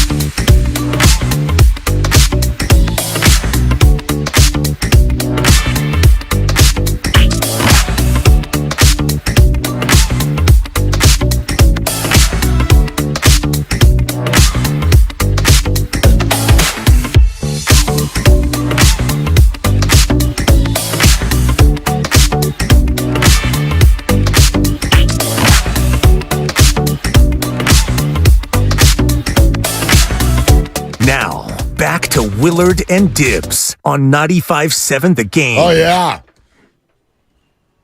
You get all kinds of satisfaction because it's Thursday. And I thank you for moving over to moving chairs tomorrow. Yeah, I got you. I know you do. Shout out to my daughter, whose final day of middle school essentially took place yesterday. Yeah. I went and partied out in Stinson Beach today. That's fun. Bring your yearbook. And, the school takes them out. And they're like playing volleyball with their teachers. And nothing better than whacking a volleyball off your teacher's head after they give you a bad grade. That's the best. Probably a good day at Stinson today, too. Maybe a little overcast. Yeah, a little windy. Okay. But, I mean, there's good days and there's okay days and there's bad days. You rarely catch a really, really nice day out there. Not a lot of them, exactly. So graduating tomorrow, and I'm excited to dive in with both feet for her day, and then we will be back in full on Monday. But Mr. Kruger will be here tomorrow, and you can scream at him about the entire 49er roster. Don't forget my little suggestion there.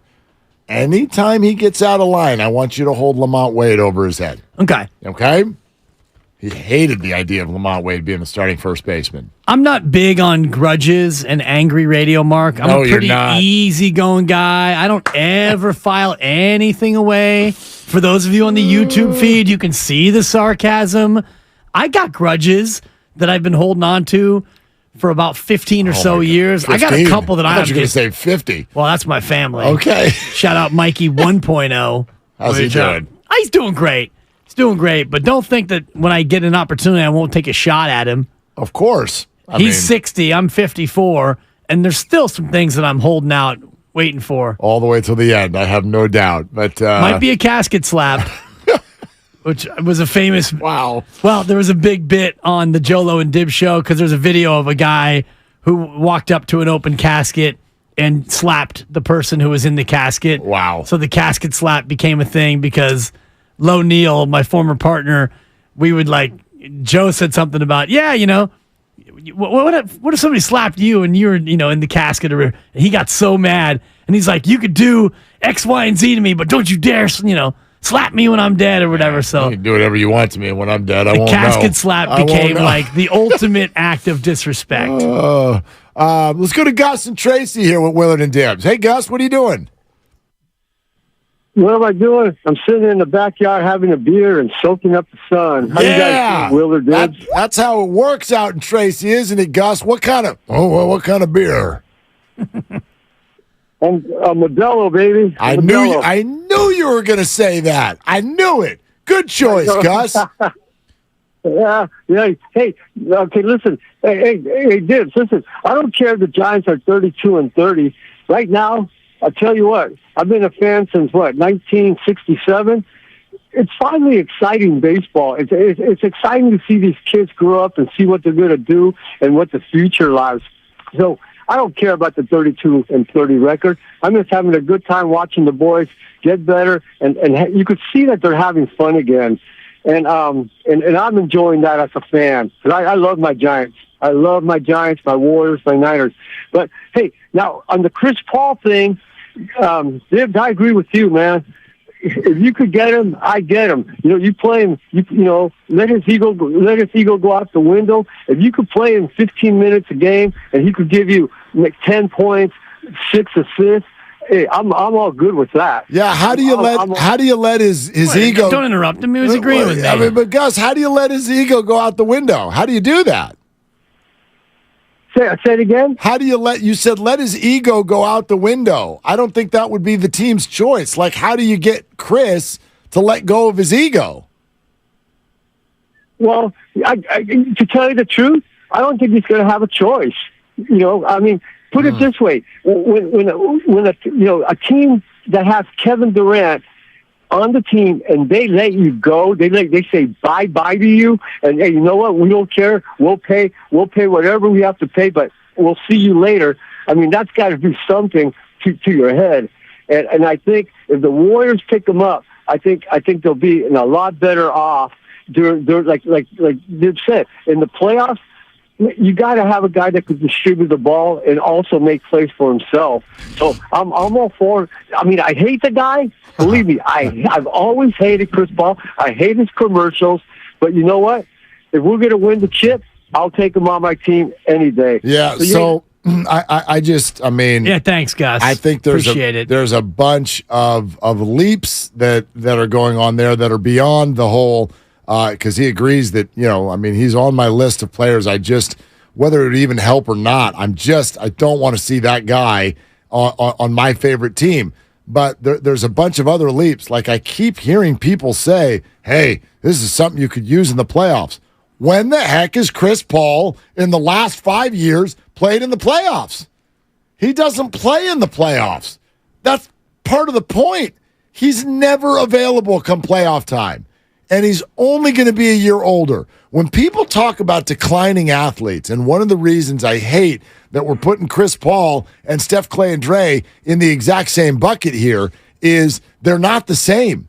Steph, Clay, and Dre, you can have all kinds of issues with their potential decline. You can tell me what they don't do well anymore, and you can have issues with the way Clay shot against the Lakers. But you know what all three of them were? Available in the last two playoffs. You're being unfair to Chris Paul. How? He played in 7 of the 11 playoff games this year. He missed 4 games. Last year, he played in all 13. The year before, he played in 18 of 20. 20 playoff games. He only missed a couple in the Western Conference Finals. He came back to be a key cog in 2021 as the team made it to the NBA Finals. A key call. Okay, you're talking about 2021. Yeah. Well, you say he never, just this year is the only time he's missed a bunch of critical games. No, because he did with the Rockets the year that the Rockets had the Warriors on the ropes also. Now we're going back to 2018? I can't go to 21, but you can go to 18? I didn't say you couldn't go to 21. You can go to 21. You implied I shouldn't go to 21. Chris Paul. Now you're going to 18. No, I didn't. Well, let me go back to 21 then. Go ahead. They played 20 games. He played 18 of them. Missing 2 playoff games is huge. If Steph Curry had missed 2 playoff games, we would have been like, wow, like that's memorable. He had 41 points in the decisive Game 6 over the Clippers that got his team to the NBA championship round. And then what happened? They lost to Milwaukee. They played in all 6 games. Chris Paul, the playoffs have ended one of 2 ways every single year of his career. He's either been defeated or he's been defeated. He is either hurt or his team finds a way to come from ahead and lose. Sometimes both. That has literally defined his career. 2016, he was hurt in the Western Conference first round, and they lost. It was 2-2. He missed Game 5 and Game 6 against Portland. They lost, to your point. 2017, played all 7. They lost it to the Clippers. 2018, he didn't play the last 2 games of the Western Conference Finals against the Warriors. They were up 3-2. And they lost. 2019, he played in all the playoff games. They lost to Houston in 6. 2020, he played in all 7 games against Houston. They lost. 2021, he played in 18 of 20. He made it to the NBA Finals against Milwaukee. And they lost. I'll do it, Mark. It sounds better. Sorry. They lost. Yeah, it does sound better. You're right. Thank you. 2022, he played in all 13 games. They went up against Dallas. They were up 3-2 in that series. They lost. Have the best record in the NBA. And I don't need your addendums. Sorry. They lost by 27 and 33, respectively. On their home floor. Losses. Actually, no, at Dallas was Game 6. Well, but Game 7 on their home floor. Yes, but I'll handle it from here. Okay. Game 6 was a loss at Dallas. 2023, he played in all 5 against the Clippers. They won that series. And then what happened? My internet cut out. I don't remember what happened. They were down 2-0 to Denver, and yeah. By the way, I feel like you picked it up where, like it goes even further than that. Well, if you want to go back to 08, he didn't miss any games. They lost. Let's go back to when they had a huge lead. When he was this was the height of Lob City, and he was at Clippers, and they had a home Game 6 to close things out. I think they were playing maybe the Rockets.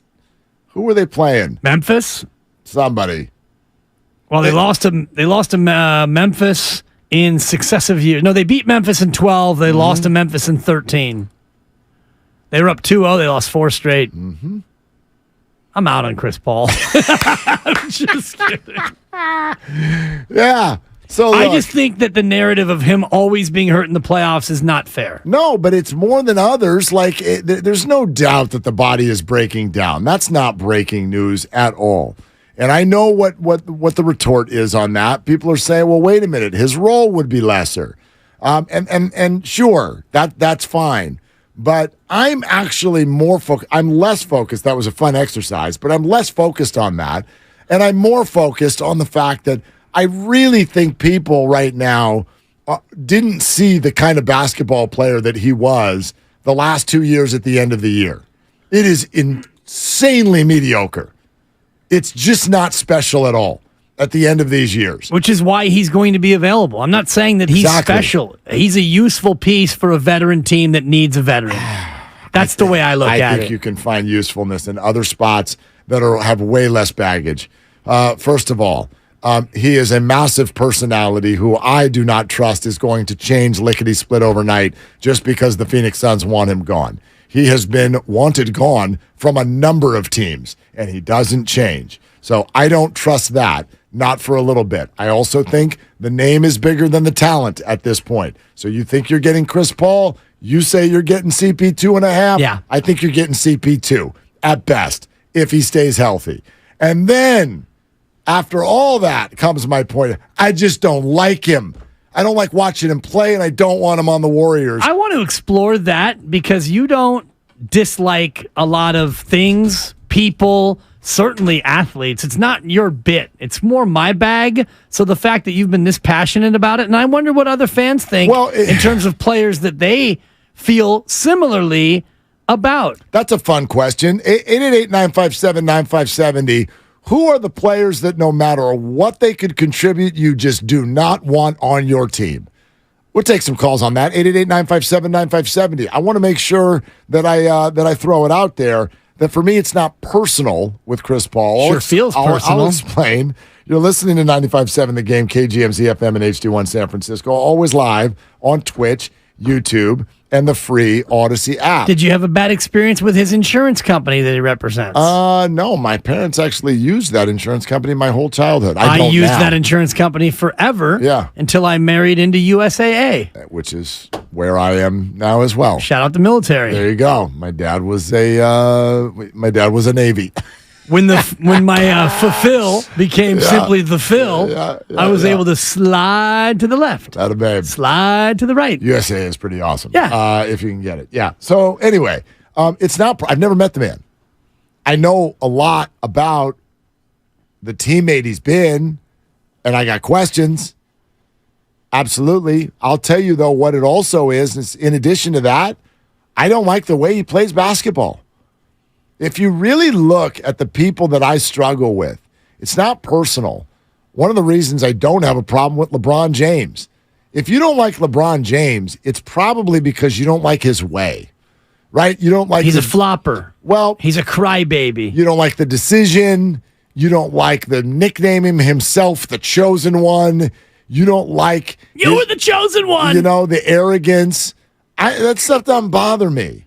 Chris Paul plays a brand of basketball that I think is just fake. I think, you call LeBron a flopper. He is. He's a crybaby, LaFlop. I think Chris is way worse at all those things. He's up there. He's up there on the list. Yeah, when I watch Chris Paul play basketball. What about Jordan Poole? And I don't want to make this about Jordan Poole, but he has some of those tendencies. No doubt. Okay. No doubt. I'm not saying the Warriors are immune from this. Quite frankly, nobody is. And that's the conversation we had with Steve Kerr a month ago. Like, all the players do it now. But I do think that some do it more than others, and some are more egregious than others. One of the reasons I got so triggered up in that Lakers series is the fact that you literally had people fly into the stands when they weren't touched. He didn't even make it past the courtside seats. Lonnie Walker the fourth. But he did go into the laps of fans untouched. I don't like. He was chucked. Do not, Austin Reeves, flip your head back. They don't all do that. Curry has a little bit of a head flip every now and again. They don't. When he drives to the hoop, Does he ever shoot a layup and land on 2 feet and run back the other way? He always goes to the ground. No, see, I think you just described Poole. Well, yeah. I think Poole falls down before he gets to the rim. If you want to challenge Warriors, I actually think Poole and Draymond are the first two in terms of on-court hijinks. Getting the refs to think something happened that didn't happen. That's what I think. I don't think that Draymond does that at all. Well, he wants to argue. No, but you're thinking about like going to the hoop, which Draymond doesn't do very often. I'm talking about you're tangled up underneath, and you know the tricks where like, oh, I'm setting a screen, and then you hook someone's elbow, and then you fall to the ground and act like somebody punched you. Dennis Schroeder. Right, and you pull the other guy to the ground with you, and it looks like he bowled you over. Genius. Draymond absolutely does that. Jordan Poole on the ground every single play. Absolutely. But there are certain players who I find it's at an egregious level where, let's put it this way, everybody does try to fool the refs every now and again. Sure. But some players look like they do it on every play. It's their only move. I feel like the last 5 years of watching Chris Paul play, if he's not pulling up from 3, and even sometimes when he is literally playing a game as he comes down the floor of, let's see if we can get the refs to blow the whistle. As opposed to, I don't know, basketball. You're really good, dude. You're a future Hall of Famer. Play basketball. Stop trying to get people to blow whistles on every single possession. And then you double it down with the bitter beer face screaming at everybody on both benches the entire night. He's a competitor. He's a malcontent. And if the 3 people that I brought up, and again, 888-957-9570, if you've got a list of players who come hell or high water, you just do not want them on your team. Any sport. The 3 that I brought up in basketball were CP3, Dillon Brooks, Russell Westbrook. It's not personal. I hate the way all 3 of them play ball. They are poor. Dillon Brooks is dirty. Yep. CP3 is playing something, a fake game. And Russell Westbrook is a ridiculous decision maker. It's one of the reasons I have trouble with Jordan Poole. He is a bad decision maker on the court. I think you're over dramatizing Chris Paul in the way he plays. Okay. Yes, there is part of that in his game. He also is a great post-up guard. He's an incredible passer, 4th all-time in assists. He can hit the mid-range, and he's a great free throw shooter. Now, does he embellish contact? Does he seek out calls? Absolutely. Does he grouse and grumble? Yeah, but the Golden State Warriors have the number 1 offender of doing that probably in the association. In Draymond Green. In terms of complaining to officials, you've got Luka Doncic. Luka. If you did an all NBA complain to the referee team, Draymond's on that team. Yeah, I'll say that. Luka's on the team. It's different, You could maybe throw LeBron on there. Chris Paul would be a candidate, certainly. But there's 2 different kinds. I'm not going to argue with the idea that Draymond is one of the top complainers, but there's 2 different kinds. We're usually talking about offensive players who think that they got fouled on every play. Right. Draymond is an underneath-the-hoop instigator agitator. He would have fit perfectly on the Detroit Pistons in the 90s. But Draymond also will argue calls on plays where he wasn't even involved. That's fine. Yeah. So he to me is next level. It's not just he's an under the basket instigator. If there's a play that he's not even involved in, he's got opinions. But when Draymond's got the ball on offense and you're playing Warrior basketball, the way that ball movement, the beauty of that game, he has been a centerpiece of that his entire career, and it doesn't look to me like the goal. The goal is not to get the refs to flinch. The goal is to find an open 3 for Steph or Clay. Players like Luka and James Harden, literally Chris Paul, like I've got the ball, we're going ISO Joe, go get to see if I can get the guy to blow the whistle. It's like, where's the hoops? Where's the ball movement? Where's the beauty? Where's the skill? Yeah. I don't like those players. And Chris, because he does that, and you add in who he is as a locker room player and an instigator of both benches, including his own, I just don't enjoy it. I'd love some edge on this team because this team lacked edge. Really? Yeah. A team that's got Draymond Green lacks edge? That's it. You have Andrew Wiggins, who is about the least edgy all-star in the history of the association. Steph Curry is not an edgy player. Klay Thompson's not either, unless he's taunting Phoenix over how many championships he's won. Jordan Poole is a talker when things are going good. Kevon Looney's got jumper cables in his trunk. He's the nicest guy you'll ever want to meet. GP2 is more interested in the beverage he spilled courtside. And then you can pick any of the other guys, 8 through 15. This team lacked a lot of toughness. Chris Paul brings edge. And yeah, some of that edge may clap back on your own team, but Chris Paul is a competitor. Yeah. He wants to go out there and win a championship. He's a horse. Yeah, I'm a competitor. Yeah, you asked me for my NBA Mount Rushmore: Westbrook, CP3, Dylan Brooks, Dennis Schroeder.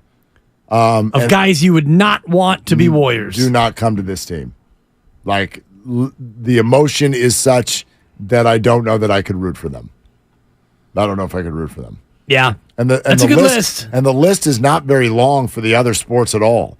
Muncie in baseball, for sure.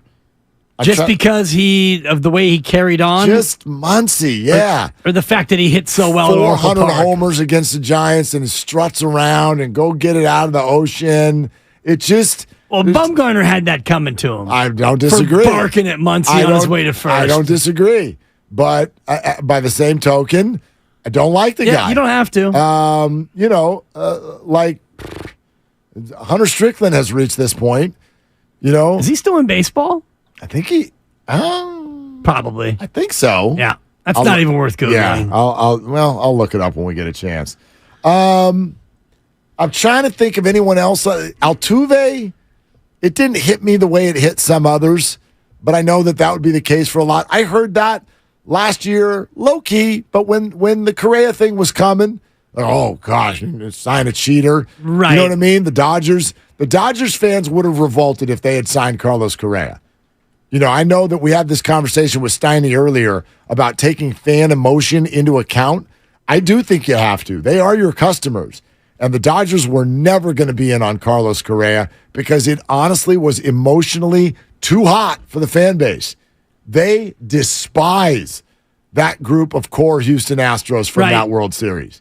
Can't do it. 2017. Yeah. Astros over Dodgers in 7. Yeah. I guess part of my rage at all that has been offset over the years by two things. One, and you've made this case on this very program, they were not lone actors in cheating. Now, maybe they took it too far with electronic signaling and all the rest of the things they are alleged to do, but how many teams did things that were similar to what the Astros did? And the other piece of it is, so 2017, they cheat, they win the World Series. They've made the playoffs every year since, including winning the World Series last year. So this is a good baseball team. This is not a flukish team that cheated and won it, and really they're frauds and all the rest of it.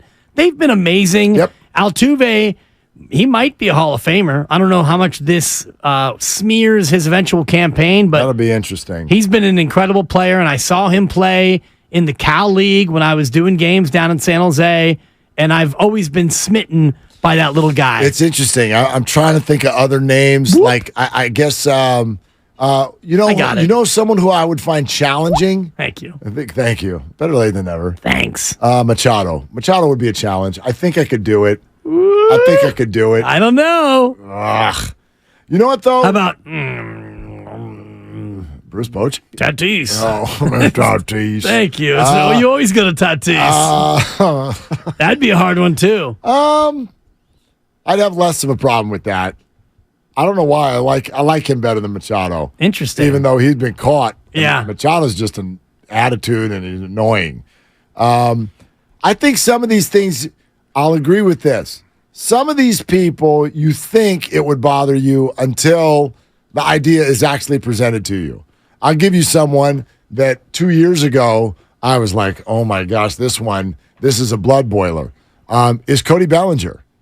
Cody Bellinger, when he was an MVP, blood boiling. He's got that hit 2 years ago that knocked the Giants out of the playoffs. But then he's become Bellinger so high. And then last year, for a second, the Giants were potentially in on him as a free agent. And I was like, ooh, I think I like the idea. Yeah, I remember that. I think I like the idea. And by the way, I know he's tapered off a little bit, but he's playing great for the Cubs. for the first part of this year. 830 OPS with 7 bomb skis. Playing really well. Yeah. Playing really well. Producing. Yeah, we'll see him this weekend. Is he healthy? I think he's back healthy. I think he's back to a rehab assignment in Arizona. Okay. I just was all right, so maybe we miss him. But, checking. Rocky in the city wants to weigh in on this. Hey, Rocky, you're on Willard and Dibs. How you doing? What are you doing? I am checking emails after a long day of doing concrete. Anything good in there? Anything good in there? Yeah, I got free tickets to go stay at Harvey's during the Celebrity Golf Tournament. Oh! Check that out. Rocky, have you ever been to that event before? Thanks for the no, I haven't. It is the best. It is the best. Go follow Steph around Edgewood Golf Course in Tahoe. You will have a blast. I might do that, but if Chris Paul's there, maybe I'll go follow him. That's what I do, Rocky. Absolutely. Forget Curry. He's overrated. I slice one on purpose to see if I can whack Chris Paul in the group ahead of me. No thanks. Well, Charles Barkley might with the backswing. Yeah, that's true. All right, what's up, Rock? Well, I got, just because Tibbs seems to be so high on Chris Paul, I thought I'd put together a starting lineup of players we definitely don't want on the Warriors, but Tibbs might trade away the whole future and all our legends. So here we go. It's a small lineup, 3-point guards, but Chris Paul, Russell Westbrook, Dylan Brooks, small forward, James Harden, and then Sabonis at center. And then we can just never win. Yeah, that's pretty gross. That's a good 5. That's a pretty gross basketball No, and team. if you want to have Coach Thibs, Tom Thibodeau, as the head coach, then I'll sign on for that squad. Something about Thibs just rankles me a little bit. Yeah, he looks kind of slimy and mean. Yeah, and overrated. I don't mean to, Enjoy the trip, Rocky. I also will be up there in the greater Tahoe area that weekend. Oh, really? That's our golf tournament. Yeah. Whoop. We'll be up in Truckee. We won't be down at Edgewood. You playing Old Greenwood? And Gray's Crossing.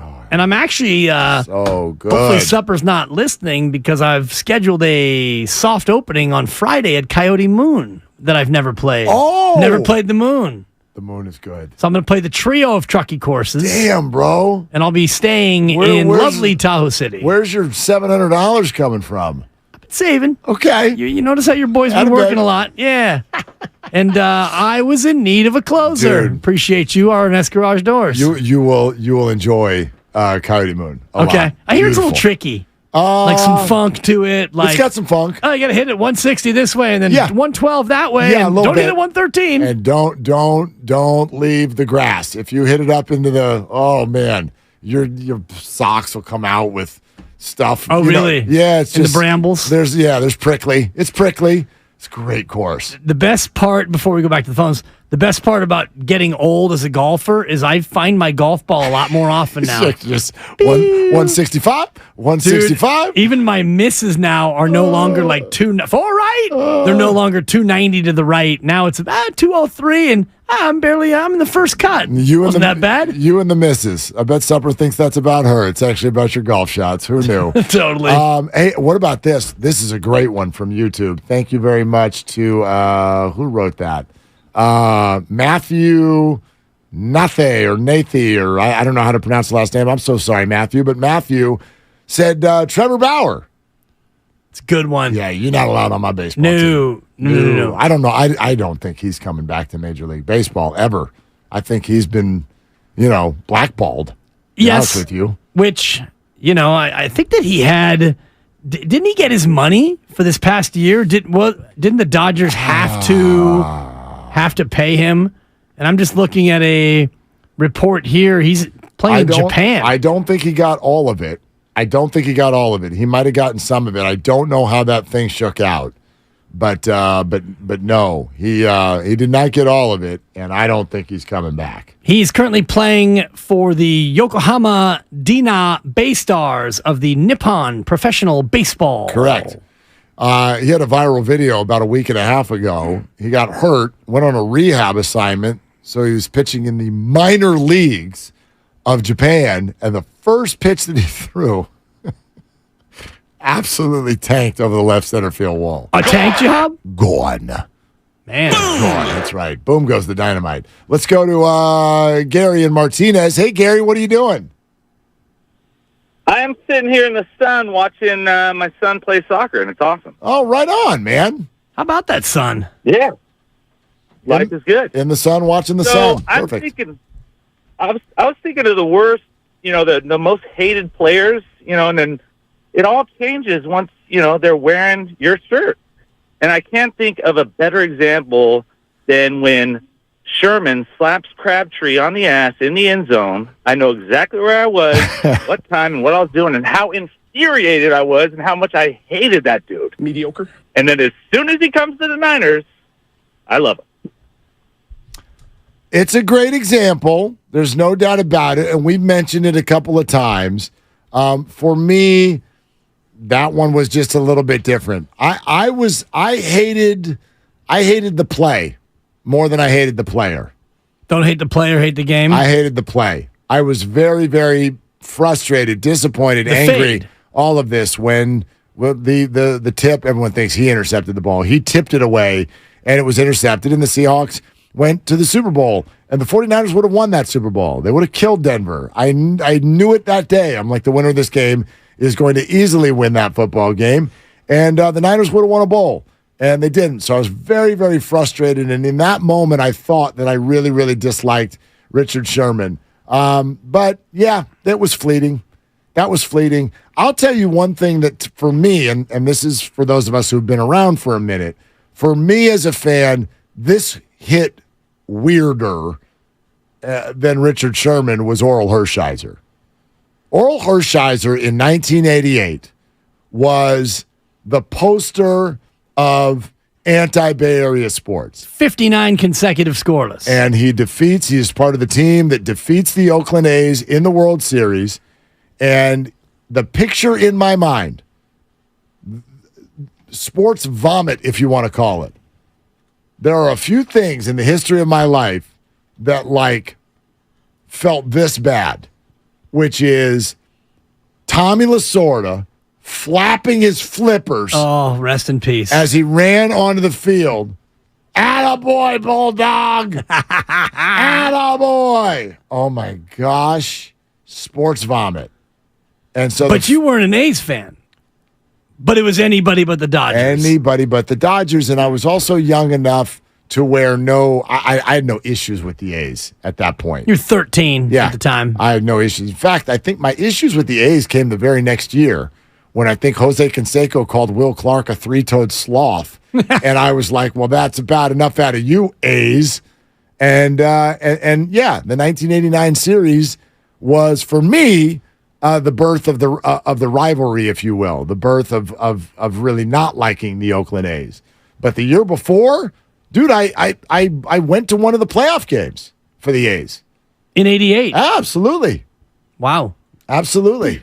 That had to be either Game 3, the Tuesday night game, or Wednesday Game 4. It might have been ALCS. It might have been before the World Series. Yeah, but I went to the A's playoffs. I was all in on the A's that year. Yeah, and the A's won Game 3, and then Dodgers win 4 and 5. Hershiser wins Game 2 with a 3-hitter.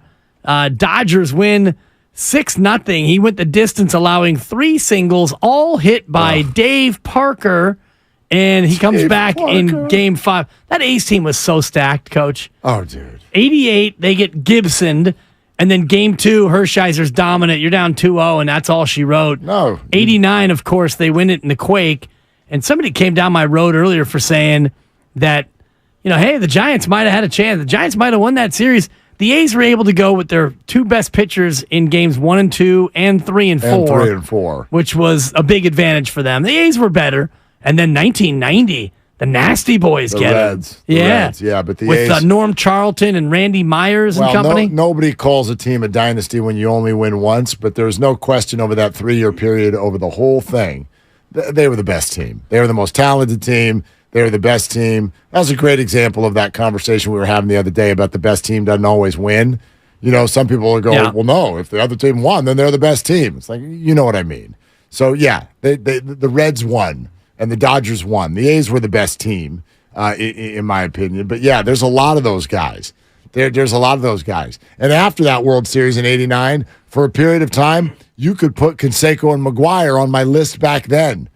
Don't you ever come near the San Francisco Giants. I would have hated the idea of either of those players, the Bash brothers. The home baby got swept in that World Series. And the A's win total, 104, 99, 103. That was their 3-year run. Unreal. World Series, loss, win, loss. Yeah, they were incredible. Yeah, and during which time they were drawing $3 million. So don't tell me Rob Manfred and John Fisher and your snake oil salesman Dave Kaval that Major League Baseball cannot have two teams in the Bay Area. Oh, it's a joke. It's infuriating is what it is, Mark. It's a complete joke. And if anybody we've reached a period of time. This is what I would say to every A's fan out there on what you just said, Dibs.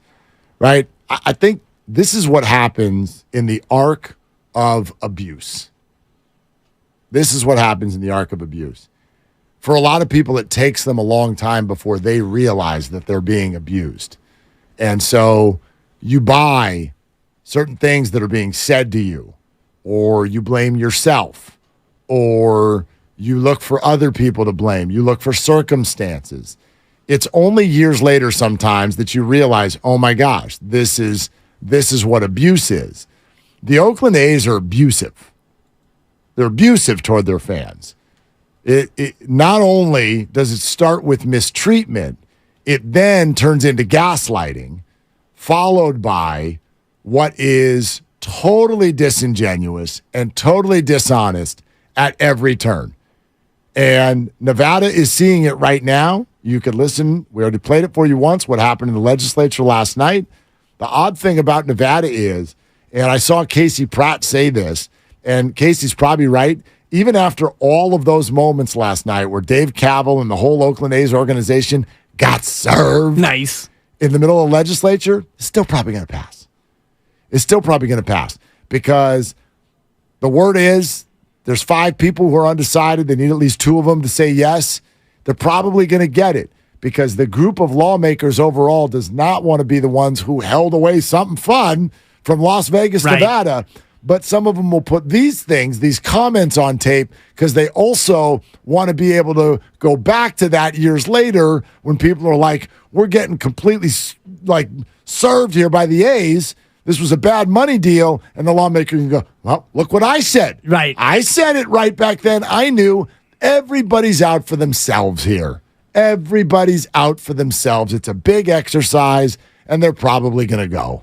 Which is a terrible shame, and it's all on the backs of Flaccid Rob, the commissioner, Rob Manfred, who has been more than complicit in allowing all this to go on. And so it just frustrates me to think about those A's fans, and this year they're drawing about 8,800, which is not butts and seats, it's tickets sold. It's less which tells me, though, that 8,800 people, Mark, are still giving their money, their good, hard-earned money, to the Oakland A's. Now, we know that 8,800 human beings are not sitting down at the Collie to watch this baseball team, this historically bad baseball team, in a decrepit, falling apart stadium.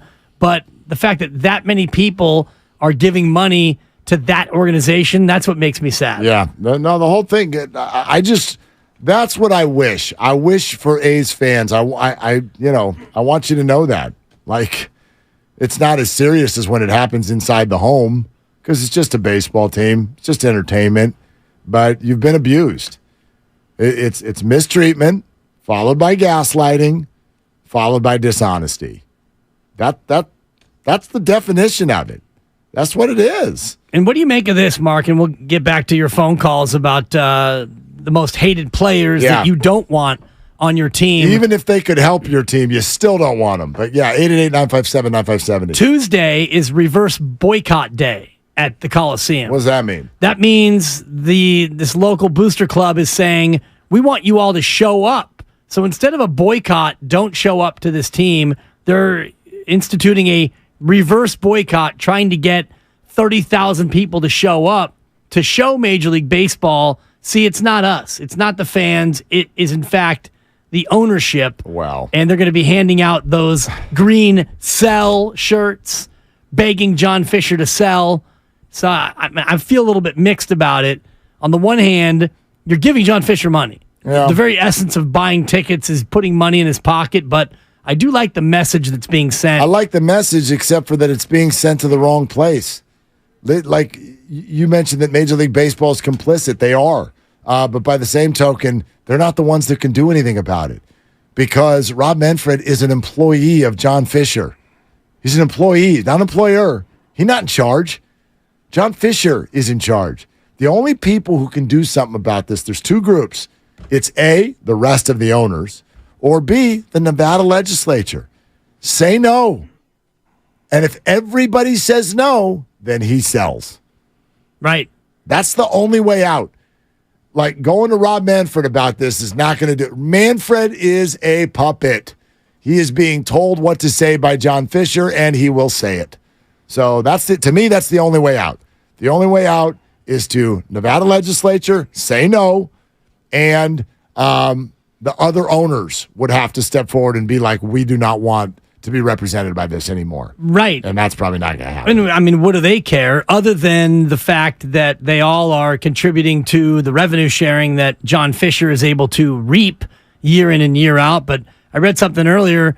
If the A's don't have a new stadium in place by January, then they now lose out on that revenue sharing plan, which is in part, I think, why Fisher's under the gun. Yep. Yeah, and they're trying to rush this thing through. Yep.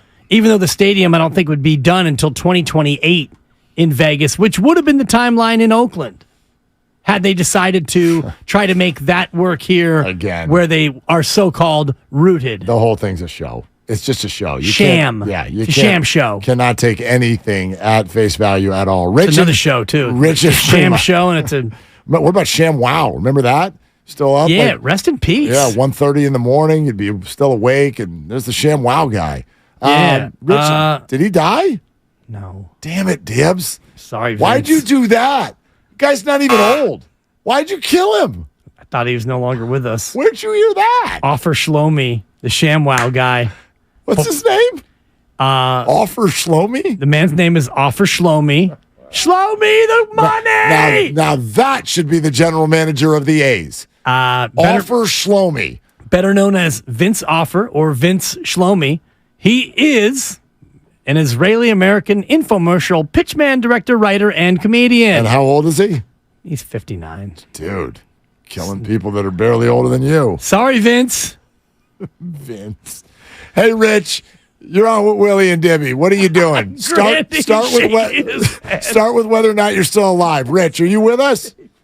Yeah, I'm trying to figure out where to come from. You guys went from ShamWow to, and I'm just like, wow, okay. Yeah, ShamWow to you. That's exactly what we just did, Rich. Tough act to follow. Okay, yeah, that is a tough act. I got some guys I don't want on my team. I don't want Patrick Beverly. I don't want Dylan Brooks. And I don't want Russell Westbrook. Those three guys, I'm just thinking, look, if you guys could focus on playing basketball, I might consider it. But they focus on things that just go against basketball. Grabbing people, wanting to start fights with people, not wanting to roll with the actual game plan that's out there on the floor. It's like, guys, we need guys that can function on the team, not guys that's going to bring dysfunction. I just can't have these guys on my team. Thanks a lot, guys. All right, Rich. Thanks, we Rich. appreciate it. I got another one. I was just pulling up. I'm pulling up all the sports to see if there's any names. I got one that hasn't popped up yet. How about Deshaun Watson? Yeah, actually, Lucas put that in my ear a couple hours ago, and I failed to remember to bring it up. I was too busy killing off pitchmen. Well, you're getting older. Anyway. That's a good one. And I actually, at the time of, hey, should the Niners be all in on Deshaun Watson, I was a passionate no. For those very reasons. Oh, but it wasn't that largely before all that went down. No, it was when all that went down. No, but remember, Deshaun started the I want out of Houston thing before all of the legal stuff came into play. There was a good 4 months, and remember, this is when a lot of the Texans media was like, there's no way in hell they're trading him. And I'm like, they will. Hey, John McClain, friend of the program. I'm like, they will if he tells them they have to. The quarterback, it's been proven 100 times over now. How many examples do we need of the power the quarterback has? Look at Deshaun Watson. He is Exhibit A. Not only did he get himself out of Houston, he went through a massive legal issue and popped out with $231 guaranteed $1 million from the Cleveland Browns. Line 2, Kirk Cousins. I'm going to have guaranteed money even in the NFL. The Vikings are like, what? He's like, exactly. Guaranteed money. Write it down. And they did. Exhibit C. Aaron Rodgers literally goes on a microphone and goes, I'm on the Jets. Well, but you're not on the Jets yet. We haven't done a trade. Right. We're just waiting for the Packers. I'm on the Jets. And where does Aaron Rodgers play now? He's on the Jets. Like, the quarterbacks can do that. But to me, that's a good one now. There are 100 reasons, even beyond the whole masseuse thing with Deshaun Watson, starting with, I don't think he's actually nearly as good. That was my initial he's not case, as good and then anymore. once the first massage allegation came out, I was an even more vehement no, and then when the 27 subsequent allegations or whatever the number is came out, it's like, no, nobody's going to want this guy. Well, lo and behold, get Cleveland on the phone. If Arizona's not free, let's get Cleveland. Well, look, the hypocrisy, it's your favorite word. The hypocrisy is always going to exist. Start with PGA and Live this week. The money is always going to be there if the product is what you want it to be. If not, then people will go moral high ground. Oh, Ray Rice? We would never. Tyreek Hill, $30 million a year. Yeah. If you produce, you're in. So Watson, Joe Mixon, Tyreek Hill, and actually it's not fair to Deshaun to put him in the same sentence with people who have legitimately and been found to aggressively put their hands on women. That's a little bit different than anything that Deshaun's got going on, in my opinion. But, if you produce, or even if people think you can produce, you're going to get that money, and the moral side is gone. Exactly. And that's the nature of pro sports. And you made a great comparison to the Live PGA thing, where the commissioner of the PGA Tour goes on and on for 2 years about how, you should be proud you're part of the PGA. You don't have to be embarrassed for this and that. And then he basically, in the cover of darkness, agrees to this deal, never having spoken to the 9/11 victims or anybody. Do you know how much money had to have been on the table for them to be like, look, we're going to do this deal, but don't tell Tiger. Don't tell Tiger? Don't tell Rory. Right, but don't tell Tiger? Yeah. I understand. Hi, Tiger. I know that it's, getting late there for Tiger in his career, but that's Tiger. Tiger's bigger than the tour. He's bigger than the tour. I was pretty disappointed to hear the news. I actually, Jay and I have a very close relationship, and I would have expected Jay to call me. And he knows I turned down $700 million from Greg Norman and from the Saudi investment fund. And I of course am the biggest draw still, even though I have a back issue and my neck's been fused and my ankle is barely hanging on by a thread. And I'm very disappointed that I wasn't given just desserts and really given what I thought I had coming to me. Do you know who your Tiger is? Your Tiger is Kyle Shanahan with a cold. That's who it is. It's the exact same voice with a cold. I need you to do me a huge favor. Well, we think that Trey Lance has got a good chance and stuff. And, Coach, I'm glad your nose cleared up. It's good to hear from you. Well, it's when I do my Tiger, I have to bring it down a little bit. Oh, man. I don't know. You're out in my impersonations here. You know what? There's another name that just popped up. A lot of dog people back in the day were like, I don't care that Michael Vick's going to come back at an MVP level. Michael Vick can't be on my football team. Because there's a lot of dog lovers out there. I know you hate all of those dog lovers. But a lot of dog lovers were like that. I couldn't. This guy's running a dog killing ring. Put him on my football team and have it. Yay! Go Michael. Can't do it. I got to, you know what's funny? This is a super stupid way to be like Mr. Moral High Ground. Do you ever have a hard time putting any of these guys on your fantasy team? No. They're not on your team. But have you ever avoided someone for moral reasons from your fantasy football team? No. Especially if you can get like Deshaun Watson in the 5th. It's like, oh yeah, that's a steal right there. I mean, put aside. The only concern is, might he be suspended for 4 games? Right. It's not, let me think about the victims and all of the things that he's alleged to have done. You're looking at him in the 7th round. It's like, man, I still need a quarterback. I went running back too early. I got a couple of good wide receivers. I'm just a QB away from winning this thing. Well, it's a low-key way of looking at it that's a window into how teams look at it. So you'll sit there and go, we will protest if you sign Deshaun Watson. And then your turn comes up in the 5th round, and you're like, well, okay, look, I don't like the guy, but there's money on the line. Right. It's exactly how the teams look at it. Right. And it's exactly how the same thing. Those of us golf fans who were not in favor of the Live Golf Tour and all of the dirty money that was behind it. And then I'm watching the PGA and Brooksy's in the lead on the back 9. It's like, oh, I should turn this off then. He's a live guy. I can't watch that. Okay, but baked into that whole conversation was obvious jealousy, and I totally get it. But there's not a one of us that if somebody calls with $150 million, you don't care who the boss is. Get out of here with the moral high ground. The only reason the golfers got criticized for it is because in our minds, you're like, you don't have to worry about money. So you should get on a moral high horse and say, I don't want more. But it's not how it works. It just isn't. I don't love live golf for a bunch of reasons, but I have a hard time, again, deciding that the Saudi government is the only bad government in the world. They're the only bad billionaires in the world, right? How many of you, and again, this is not a perfect comp, but how many of you sat at the Giants game this year and talked about how awful the Saudi government is? Yes. Well, who did you just give your money to? And we've talked about this in terms of every single thing. Like you could go through all your garments, my garments, the car, whatever totally. Products we are working our way through over the course of the day.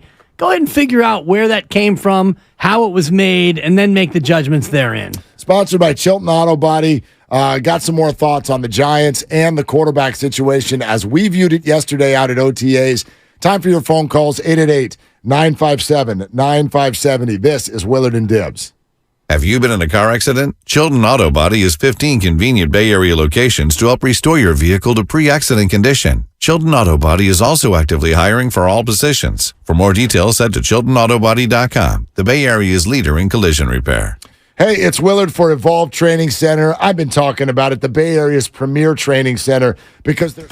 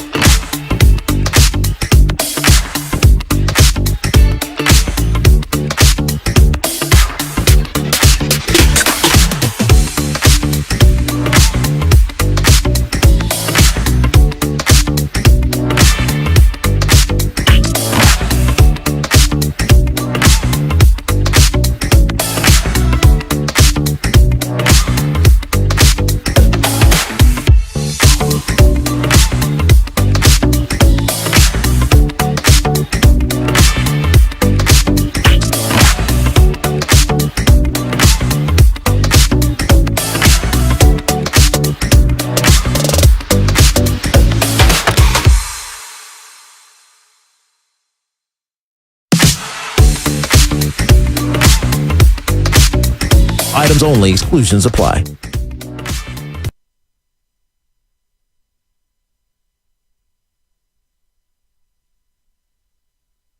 John, why don't you try Uranus? Now, back to Willard and Dibs on 95.7 The Game.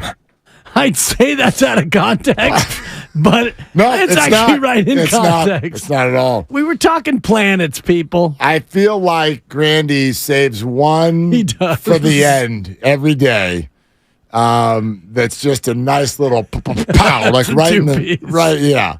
Right, Talk to me, Daddy. Right underneath the chest plate so that you can't breathe for about 6 seconds. He's sneaky funny, that man. John Grandy, that Mark Grandy. Oh, Grandy. Grandy, are you going to talk on the radio for an hour here in a little bit? Is that what you're going to do? Well, I won't be doing the talking for the whole hour. Yeah, but you'll be yes. you'll be guiding the listeners through all of the wonderfulness. So full hour of the best on the game for today, hosted by Mark Grandy, coming up here in just about 13 minutes. I always look forward to that because it really is up to him to decide what the best of is. I know, it feels like an award show. Like you and I get in the car and we drive home and I'm like, did we make it? Totally. And which part of us made it? Because truth be told, it's kind of cheating. Like, Grandy, don't you sort of try to pick something from every show? Like a little bit? I try my best. Sometimes it's hard. Sometimes somebody sometimes Steiny and Goo don't make the cut. I know how it is. I know. And it's the best interview of the day. Steiny's And listening, so I had then to take a conversations. Yeah, no doubt. Hi, Steiny. And I'm in the car almost for the full hour by the time I get home, so I do get a real sense. And sometimes it's 6:40, and I'm like, come on, Grandy. Come on, Grant. Seriously, you're like, I want to listen to the sound of my own voice. Yeah. It is fun sometimes. And I turn it off. Well, if I can get home by about 6:30, and then if the kids want to go on an outing, or if we're going to go to dinner or something, that's fun. Especially because the 9-year-old, he finally got it now. I love to mess with him, right? Throw him in the car, turn the radio on, and then there's me. And you're like looking at him just to see if they'll notice.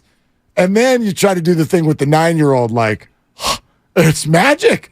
I'm here and I'm there. And I did it to him like 2 weeks ago, and he goes, yeah, that's you on the radio that's just recorded. And I'm like, all right, I guess the game's over. You grew out of it. Yeah. Oh, that's too bad. What's this NBA odds thing that you got here? What do we got? Well, through the email, and we all get these emails. This one comes from sportsbetting.ag. The NBA futures odds are out before the NBA currents is even over, Mark. Okay. NBA odds for next year. Correct. Before this one's even up. So I'm going to ask you a couple of different ones. Mark, if you wouldn't mind, with some game show music to help accompany the bit. Probably give me a buzzer. On your game show music. Give yourself a buzzer. Mark, who do you think the favorites are to win the NBA championship, not this year, but next year? Okay, how many? When you say the favorites, how many are we looking for? There's one team that is favored. It has the lowest odds, the best odds to win the NBA title next year, to hoist the Larry. One team. The Denver Nuggets. One team. I'd say the Denver Nuggets. That's correct, Mark. Yeah. Look at you. Yeah, the Denver Nuggets. 5-1. They are favored. How many of the remaining top, let's just say 8, can you name? Okay, the next 7. In no particular order. In no particular order. Milwaukee Bucks. They're number 3. Okay. The Boston Celtics. Number 2. Number 2. Oh, gosh. Okay. I would say, top 8. Top 8. 2 teams are tied for 7th, which is why I thought 8 would be a good number. Well, I think the Golden State Warriors are in that. I'll say Golden State Warriors. They are, yes, tied for 6th. Oof. We're falling down, brother. Yeah. How about they might have some changes. But I'll say the Philadelphia 76ers. Yes, tied with the Warriors at 12-1. Okay. Warriors and Sixers are both 12-1. You're missing number 4, 5, and 8. Phoenix Suns. Number 4.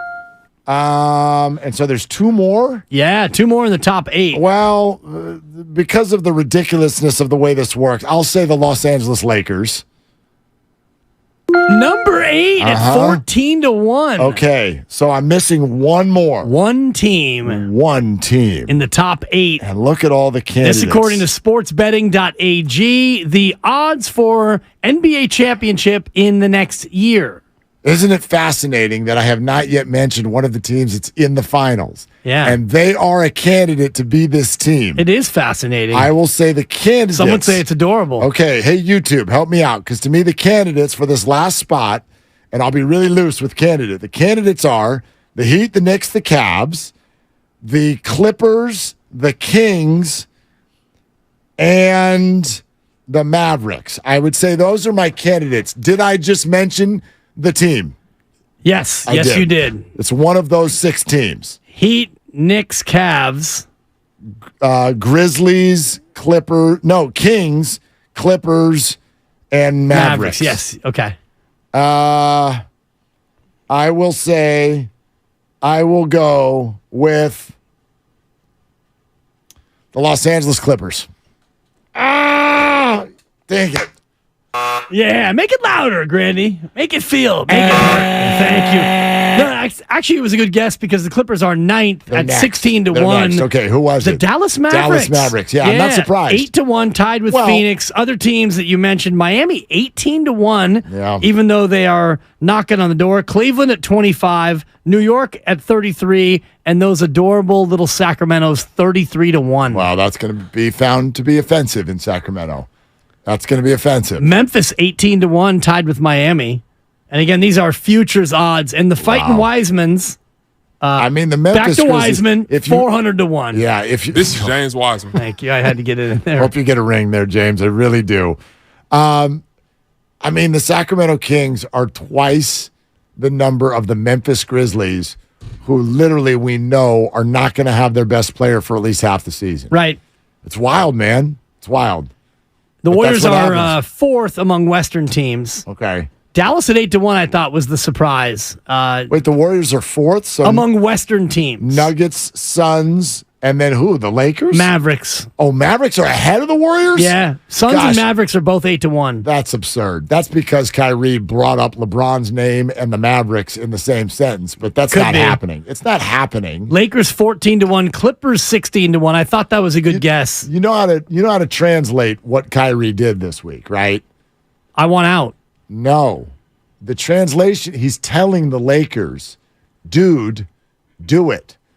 The reason it's going to go public that Kyrie Irving is telling the world, I called LeBron to see if he'll join the Mavericks, is because he's getting resistance from the Lakers about him joining the Lakers. Him joining the Lakers is clearly option 1, but the Lakers don't want to do it. They don't want to use up all their assets for right now, and LeBron does. It's the same reason, this is again my read. Yeah.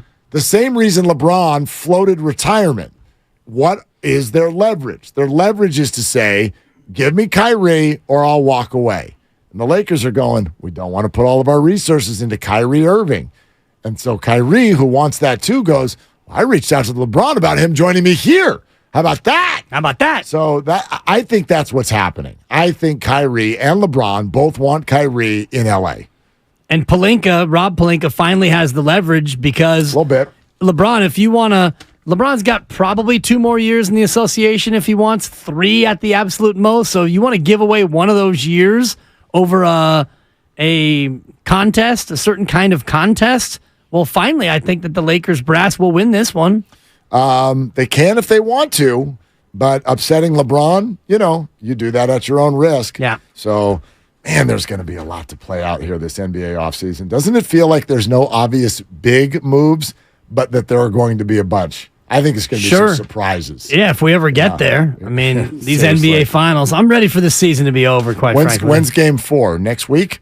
Tomorrow? I know. Yeah, tomorrow. I know. You want to do this tomorrow? I don't. Damn. Sorry. Me either now. Wow. Make sure you take care of my guy Dibs and Larry Krueger. Have a great weekend, tomorrow. And congratulations to your girl. Thank you from all very of us much. to all of you. I really, really appreciate that. And for Dibs and for Grandy and kind of for Lucas because he already left. Gone. I'll mention that what's coming up on the game is brought to you by Fremont Bank. Full service banking, no compromises. Here comes Grandy with the best of the game. Shoot your shot. It's all you got. Slow down. held back, inhibited. What you get out depends on what you put in. Rejuvenate your engine's performance with Shell V-Power Nitro Plus Premium Gasoline, because true performance knows no bounds. New and improved Shell V-Power Nitro Plus removes up to 100% of performance-robbing deposits to rejuvenate your engine's performance. Continuous use in gasoline direct injection engine fuel injectors. You know, no one really wants to have their chest cracked open. Dr. Tom Wynn, UCSF Chief of Cardiothoracic Surgery and a specialist of minimally invasive surgical techniques. Many patients don't know that they can now have very complicated heart surgeries through a tiny incision and often go home in 2 to 3 days.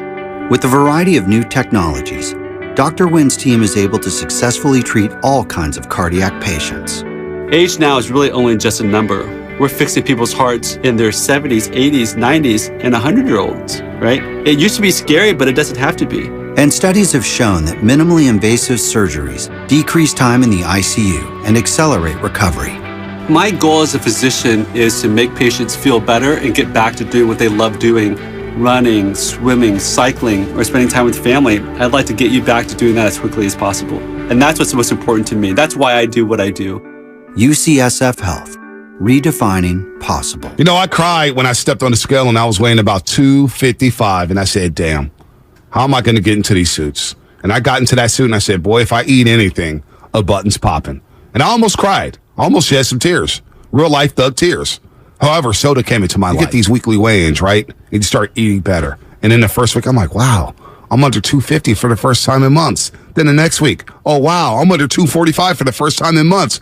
Oh, wow, I'm at 229. What the heck is going on? Well, what's going on? It's soda. That's right. It's great. And the number one priority is keeping the weight off of you and keeping it off and keeping it down. It's not a workout program, no counting calories, no pills, no appetite suppressants. It's all about learning healthy, sustainable nutrition. So you got to create these good habits via